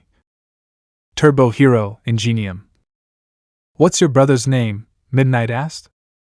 That's right, I want to honor him. I want his name to never be forgotten, Ida answered seriously. It's a noble motive. Well, and with this, all the names are ready, Gojo said. A few days ago. Tenya, why your brother was killed. The news was a bucket of cold water for the blue-haired boy. He had his mother in front of him shedding oceans of tears. Her voice was completely broken. Her legs were shaking as if she were going through a very high-magnitude earthquake. Her breathing was agitated. Just seeing her mother in that state made her feel short of breath. But when those words came out of her mother's trembling mouth, she managed to feel a lump in her throat. She could even swear that her heart stopped for a moment. Impossible. How? That was the only thing that could come out of his mouth. His mind had nothing to think about. His brain had shut off at that moment. Out of mere instinct he hugged his mother, trying to console her tears. But in the end he ended up being infected by that terrible pain. Tensei brother. The death of a loved one is not quickly overcome or is never overcome, sinking into an abyss of only loneliness and tears. But in a world where people have powers that help them harm others, a part of the murders in this society are due to revenge after a family member has died. Ida has had a good education, good parents, and a brother whom he admired more than the symbol of peace itself, instilled with values, capable of admitting his mistakes and apologizing at the moment. But in this situation he doesn't know what to think. Finding that bastard who killed his idol was the only thing that was going through his mind. His tears now of helplessness and total resentment. He would make that murderer pay when he finds out who it was. Now that everyone has decided on their hero names, let's talk about their internships. They will last 3 weeks. As for where they will have it, everyone will be given a list, so you choose them yourself, Aizawa explained after having already woken up. And since it is possible that a hero has noticed more than one of you, for this time we will allow you to make groups. Look at your lists, and if they match you can go together, Gojo said to the delight of several. But of course you should look carefully at your specialties and that of the hero, Aizawa said. For example, the heroine 13 is focused on rescuing accidents and disasters rather than fighting villains, Midnight explained. So you better think carefully about who you're going to choose, Gojo said. The 3 teachers handed out tablets to each student, each tablet with a fairly extensive list of requests. Everyone looked carefully at the requests, hoping that a recognized hero had sent them a request. You have until the weekend to choose, Aizawa mentioned to the students, as he left the classroom with the other 2 adults. Just as they closed the door, the bell rang confirming the departure time for all the students, something that excited several. But the vast majority were staying to choose their internships on that same day so they wouldn't have to worry about it later. Whoever I choose, Zenitsu and Inosuke are supposed to accompany me. No, I'm sure Gojo-sensei has something else in mind. It would be better to look for someone who is not very well known and wait for results, Izuku thought as he slid his finger across the screen little by little. 9th, don't keep going down, Nana shouted, scaring the green-haired boy. Don't shout so suddenly, Izuku complained, barely able to hide his fear from the others. Sorry, but I saw something that surprised me. Gran Torino is sending a request to you, said the 7th carrier, surprising the green-haired boy. Are you serious? Why did you send me a request? As far as I know, I already finished all your training. You even gave me your cloak. Izuku was just as confused as his grandmother. No idea. There might be something else. If I send it to you, it should be for something. Can you think of anything that happened near Hosu? Asked the only female bearer of that inherited power. It's weird. Gran Torino was changed to Hosu. I have to try my memory a bit. Hosu. I remember now. The hero killer was near there, I think. Or so they were saying on TV.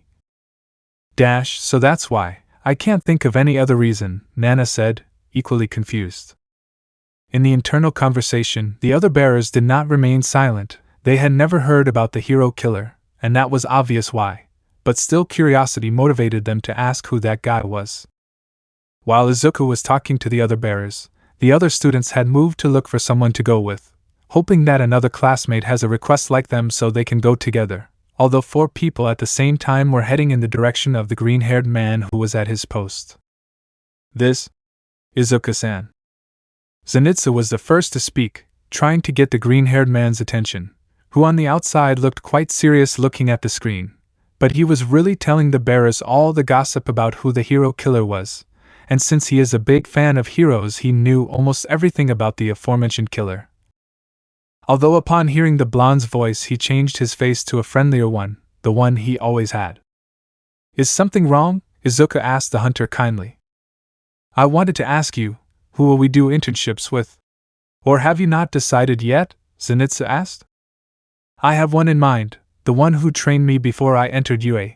It wasn't for long, but he's someone I can trust. I guess you and Inosuke came to know that, but what about the other two? Izuku said, turning his head to the other two who had approached. Can we come with you? Please, they both said at the same time. That duo was composed of the solar hunter, Tanjiro, while next to him was the invisible girl, Hagakure. The two asked the green-haired boy the same thing. He just nodded his head to the delight of both. Really? Thank you very much, they both said at the same time. I don't think there will be any problem. If I talk to Gran Torino, I'm sure he will accept you guys, Izuku said with a smile on his face. Gran Torino? I hadn't heard of that hero, Hagakure said, confused as she didn't recognize the name. It's normal not to recognize him. I didn't even know him. But I assure you that he's not weak, just don't be fooled by appearances, Izuku warned the others. How scary, Zenitsu said, expecting the worst. Well, it's time to go. Check if Gran Torino sent you a request. If not, I will speak to him personally so you can accompany me, Izuku said, getting up from his seat. In a somewhat small room but with a few pieces of furniture that decorated the place, a table in the center and two sofas where there was a person on each one looking at each other while drinking coffee in a relaxed manner. It's been a long time since we talked alone, young Midoriya Tashinori said while drinking from the cup. I guess so. A lot of things have happened in a short time, and we haven't been able to spend time as a student and mentor, Izuku replied with nostalgia. Mentor, heh, do you really consider me one? I've barely managed to teach you a few things, Tashinori said, a little unmotivated for not being able to do much. That's not true. You made a book to help me, you've given me useful advice, it was you who told me all the gifts of the previous bearers. That's why I am infinitely grateful to you for giving me this opportunity, Izuku said, a little annoyed that his teacher belittled himself.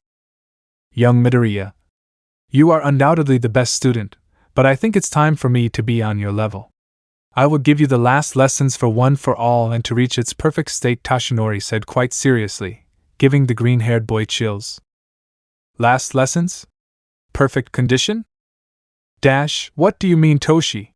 Nana asked, being heard by the blonde. It's something I realized in my youth. When I trained with Gran Torino, he trained me day and night, barely letting me rest, so I started to have One for All active for hours on end, but before I knew it, I managed to master 100% and have it active for days on end, said the peace symbol, surprising not only the green-haired man but also the other bearers.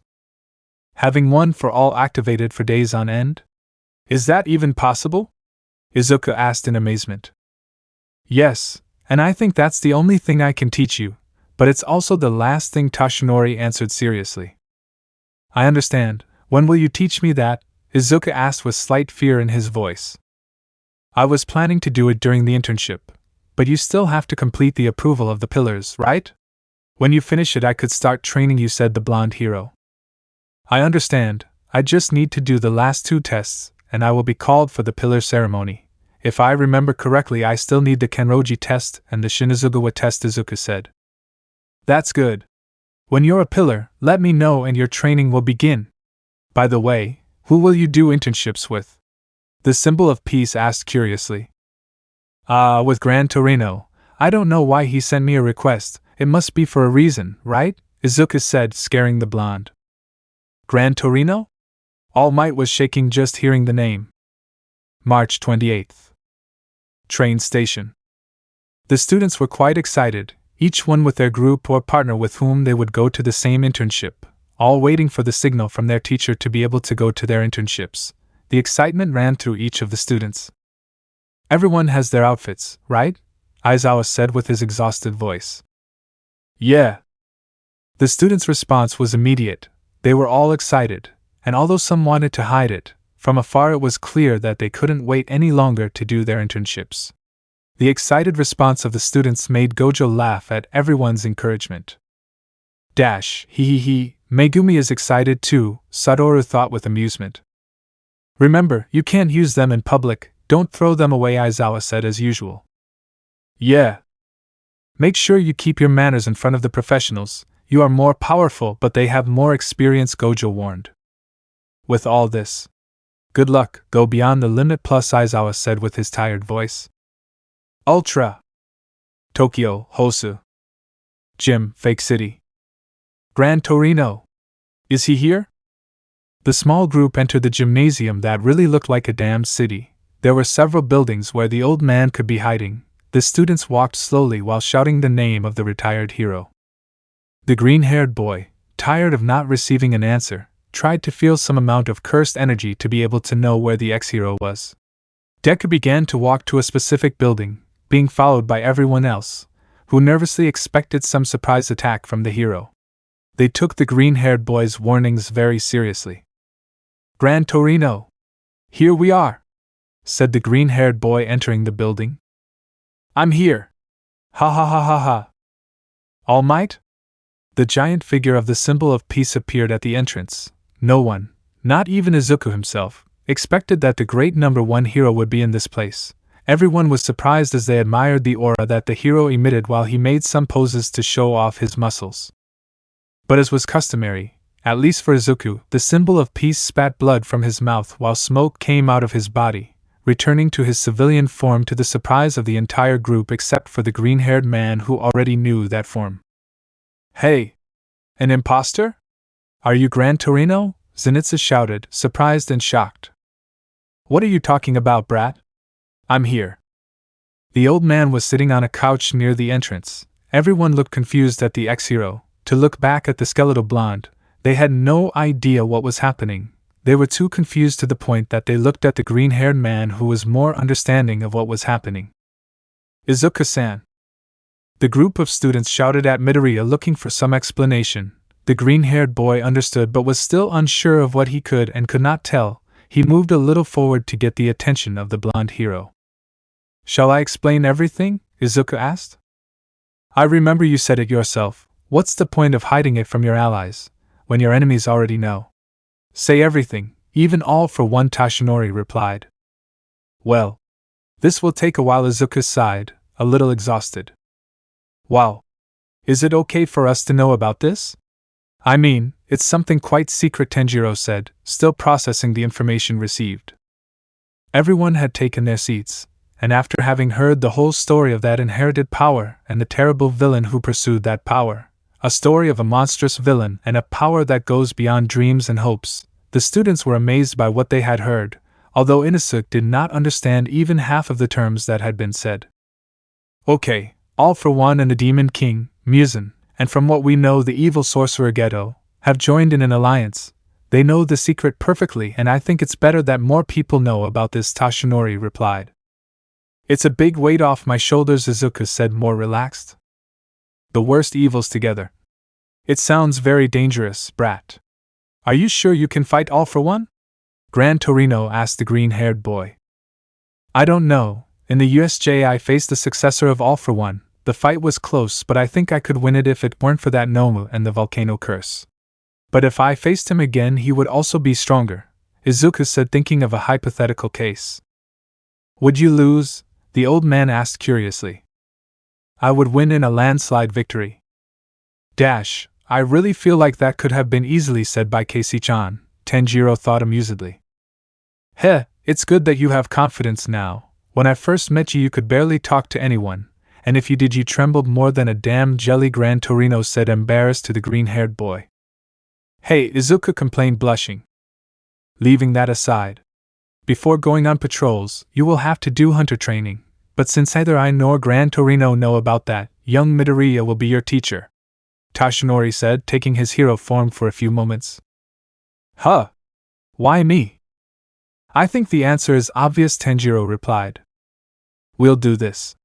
We'll divide the days into these training plans, Gran Torino said with a smile that made even All Might tremble. Phase 1, catch Gran Torino. Should we catch him? He's too fast, Zenitsu said, running with all his might. Do we have to catch him while he moves all over the damn city? Hagakure shouted, quite exhausted. Don't be whiners! And run and catch that damn old man! Inusuke said, annoyed to hear his classmates' complaints. In an instant the boar received a blow to his stomach, courtesy of the ex-hero Gran Torino, clearly not pleased at all to be called an old man, using his gift to propel himself back into the sky and begin moving everywhere. But the old hero was closely pursued by the green-haired man and the sun hunter. The two could keep up with him quite a bit, but since it would be very easy for Midoriya, he is wearing anti-quirk wristbands and weights on his arms and legs, having his hero suit which is not light at all with his steel boots. Everyone was training in this phase. Izuku has several restrictions, including those already mentioned with the fact that the green-haired man cannot use his mark and therefore cannot use the transparent world, relying fully on his hearing and sense of direction, but more than once he ended up crashing into a building. On the contrary, Tanjiro is being forced to reactivate his mark, using total concentration breathing at all times, just like the other two hunters, and Hagakure was just learning how to do it. Everyone was forcing their bodies to the maximum speed that their bodies could at that moment. Zenitsu and Inusuke were already in shape from training at the Mariposa estate, so they could keep up with him somewhat, although not that much. But if there was someone who couldn't keep up at all, it was poor Hagakure. The green-haired boy had given her advice on how to do that breathing that increases her blood flow to increase her speed. After more than an hour trying to catch the elusive ex-hero, they did not achieve any acceptable result for them. Those who were closest were surprisingly Zenitsu and Tanjiro. Izuku, due to issues of having lost his training with his hearing, ended up crashing into several buildings. The other two simply could not keep up with the old man's speed well. Phase 2 plus Ultra. Plus Ultra? And what are we going to do? Tanjiro asked, confused. Whatever it is, we'll do it without any problems, Inusuke said excitedly. Oh, really? Are you sure about that? I'm telling you right now, it won't be easy for you.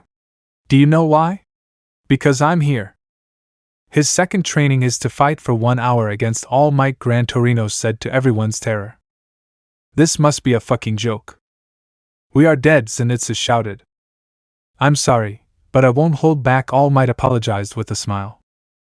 As soon as those words left his mouth, all the students went on alert, but in less than a second Izuku received a strong blow to the abdomen that, due to the force of the blow, ended up flying and crashing into a building, destroying 2 entire walls. Ready? All Might asked, looking at the other students. Oh no. Phase 3 Meditation.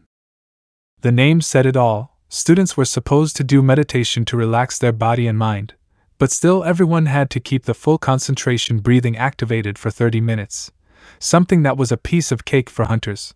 Hagakure was the only one who made it difficult for her to do it all the time. Although everyone had the same thought, Hagakure had quite a bit of potential and talent. She had barely learned the total concentration breathing a whole week ago, and she could already use it for a few whole minutes without problems. Although it was difficult for her to do it for half an hour, she was a prodigy if they dared to say so. Just like Inusuke, no one taught her the boar, and it is quite powerful. A small laugh was heard by everyone. They couldn't open their eyes to see who it was, and if they moved from their lotus position, they would all receive a punishment. But from the voice they imagined it was Gran Torino who was laughing. At what? They didn't know, but in a few moments they found out in the worst way.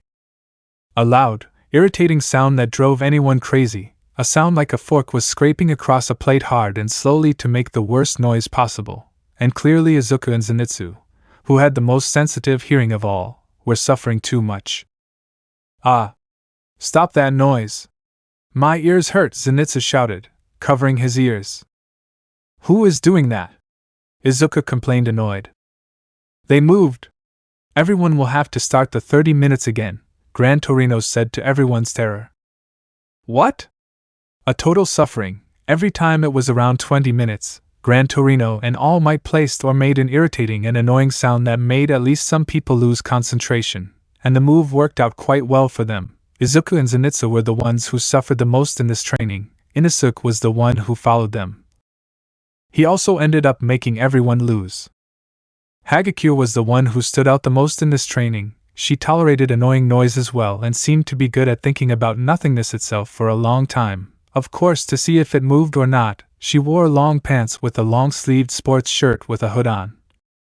Although when she relaxed too much, having an incredible tranquility, her body became visible, although she did not realize it. Tanjiro could bear the noise, but the sound still seemed unbearable to him. He tried to think of other things so as not to hear those annoying noises, and after 2 whole hours the team of students managed to complete the 30 minutes of meditation, although unfortunately for them they would have to do this every day for these 3 weeks. Phase 4 Hunters. You know, I'm afraid of what's coming now, Zenitsu said, expecting the worst. The next training of the students was the simplest for them. Technically a break, in the words of Gran Torino. They will all take a katana with a fairly good edge and fight against the green-haired man. Since being the most powerful, it is best that it is all against one. Are weights still necessary? Izuku asked a little nervously. Yes, you will not take them off until the end of training, Tashinori answered in his civilian form. Not to mention that the green-haired man, having the weights, also had his quirk deactivated and had the transparent world prohibited, and, to make matters worse, his hearing was still sore, so his fight would be pretty difficult for him, but in general, for everyone, it was a difficult fight. They were all really exhausted at this point, so they couldn't give their all in combat, making stupid mistakes or tripping over the smallest stone on the ground. Some dropped their katana from their hands, labored breathing, sore muscles. But their suffering would continue until they heard the signal from Gran Torino, who would say when this was over. And unfortunately the training ended after 45 minutes that seemed like whole hours of suffering for the students. Well, you've done very well for today, so it's time for the last training, All Might said excitedly. Although the heroes' excitement was not reciprocated by the students, who could barely feel their bodies, they could only feel muscle pain. They could not breathe well from being so agitated, especially when training for more than 4 hours with only small breaks of barely 10 minutes. There are 4 important things in this training. You have to work hard, you have to learn, you have to eat, and the most important thing is to rest. Point 2 and 4 will test you every day, learning about yourself, your mistakes or what you can improve, or even the most difficult, knowing what you are good at, Tashinori said in a thoughtful way, making the students relax. But the most important thing in training is rest. If your body does not rest enough, the training is useless. Although it is not only useful for that, resting the mind is essential, having a clear mind and not having doubts when fighting. That is what you will put into practice these 2 weeks, the last one you will do patrol. Phase 5 Blank Mind. The best way to clear your mind is with a full stomach and lying down in a cozy place. Enjoy. Several plates of food were brought by the 2 heroes to the students, who enjoyed this moment as if it were unique in their lives. The joy of eating was too much, shedding tears as if they had never eaten before. The food ended in a short time, but it was enough to satisfy everyone's hunger. And just as the blonde hero said, in the fake city there was a small park with plenty of grass areas. They saw how the skeletal blonde lay down on the grass, so following his example they all lay down on the grass next to each other, closing their eyes, and trying not to think about anything. Although it was difficult, the symbol of peace advised them to start with a place that brings them nostalgia or that gives them peace, a landscape or valuable and beautiful memories of each one of them, times when they were children, without worries, without fights and just playing with toys. Or perhaps a beautiful landscape, of only nature, without noises made by humans, far from the conflict between heroes and villains, just listening to the harmonious song of the birds, feeling the breeze of the refreshing wind, feeling the flowers tickling their palms. The landscape became simpler and simpler, to the point where they stopped thinking about anything, leaving their minds blank. A unique and refreshing feeling. They felt that everything had a solution, everything was right in front of their noses. Their problems were simpler than they believed. They were infinite and unique in their short life. They understood their roles in this world, but this was not the only thing that made them themselves. There was something else. They thought, but at the same time they didn't do it. Everything was confusing and everything was clear to them. It was strange, but in the end they ended up entering a deep sleep, one they deserved. Rest, young people, Tashinori said with a slight smile, looking at the sleeping students. I admit that you have surprised me, Toshi. You have improved as a teacher, Gran Torino said proudly. Thank you, master. But it is the least I could do. They are splendid young people and we must guide them to the best path. Soon they will become the strongest heroes and defeat evil. It is no longer necessary for there to be a single symbol. It is time for there to be more. Toshinori mentioned, still looking at the students with pride and confidence in them. If people only trust one person, when he falls the whole society will fall. Is that what you mean? The ex-hero asked, sitting on the grass. That's right, and I think they'll be able to fill the gap that All Might left after leaving. My days as a hero are numbered, the blonde said somewhat sadly. I would have liked to fight alongside young Midoriya sometime. Maybe it was too much to think about it. Surroundings of Yasuhachi Bridge. March 31st, at 1850. Unknown domain. Kujisaki, Megumi shouted worriedly. The trio of sorcerers were trapped in an unknown domain, without having the idea if there were civilians nearby or not. Their mission was assigned by Satoru Gojo himself. They spoke with the hero with whom he was doing internships in order to do this mission and exorcise the curses. But one was like a mole that seemed infinite, while the other had a completely deformed blue body, Itadori being the one in charge of the latter. But another curse caught Nobara's arm outside the domain barrier, trying to get her out of the domain, something that was not difficult for him.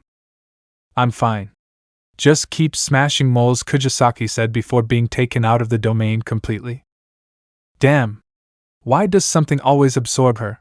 Fushiguro said in confusion. And what was that just now? A mole? The one before? It was something else. Kujisaki, Itadori witnessed what happened, and because of the confusion he could barely move. Wow, but he's my older brother, said the deformed curse as he began to run. I'm going too. Huh. The curse ran on all fours quickly to get into the gap that had been left in the domain, to cross it without thinking, while Itadori ran after him but did not cross the gap. He turned his head to look at the gap, confused. He ran away? Should I let him go? Go after him.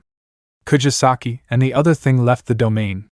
He could be fighting against a greater danger than expected. On the other hand, this side turned out to be easier. I'll manage alone. Prioritize, Kujisaki. Go! Fushiguro ordered, hiding his nervousness. If things get ugly, you have to get out too. Okay, Itadori said as he left the domain completely. Outside the Kujisaki domain, she was pulled by a humanoid curse with an orange skin complexion. With a few sudden movements, the sorceress was able to free herself from the grip and instantly take out 2 nails from her pocket and immediately throw them at her enemy, who only limited himself to leaning his body back to dodge it. Were you a woman? My sincerest apologies, the curse said in an oddly formal manner. Hey! We were entrusted with a mission as brothers. And killing sorcerers is not part of it. If you withdraw, I will turn a blind eye, young lady, said the curse to the surprise of the sorceress. A mission? Nobara asked, confused. Shit! I can feel cursed energy from other people nearby. It's not a low amount. They may be enemies or civilians. They may even be heroes. What a big problem. I thought you came for the same reason. Do you want to know why we are here? It's simple, our mission here. It's to get back a finger of Sukuna.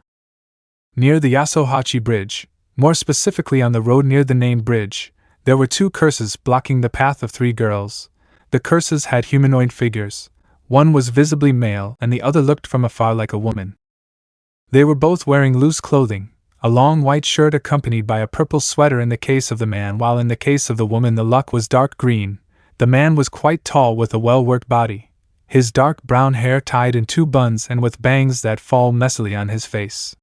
On the bridge of his nose, he has a strange line. The girl had a dead expression, which caused tremors in those who looked at her.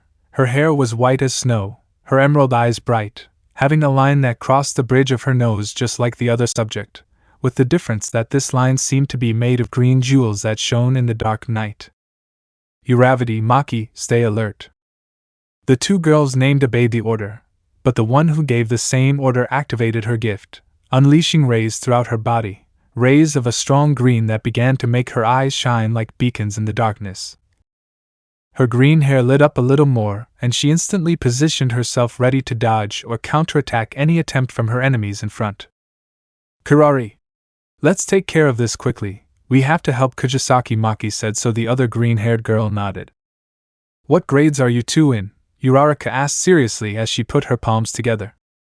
That doesn't matter, said the cursed girl with 0 emotion in her voice. That's wrong, sister. Even if it's an enemy, if he asks a question, you have to answer it without being rude, the man scolded cursingly, noticing that he was the oldest. Yeah. It's okay, big brother. Ahem, we're from a special grade.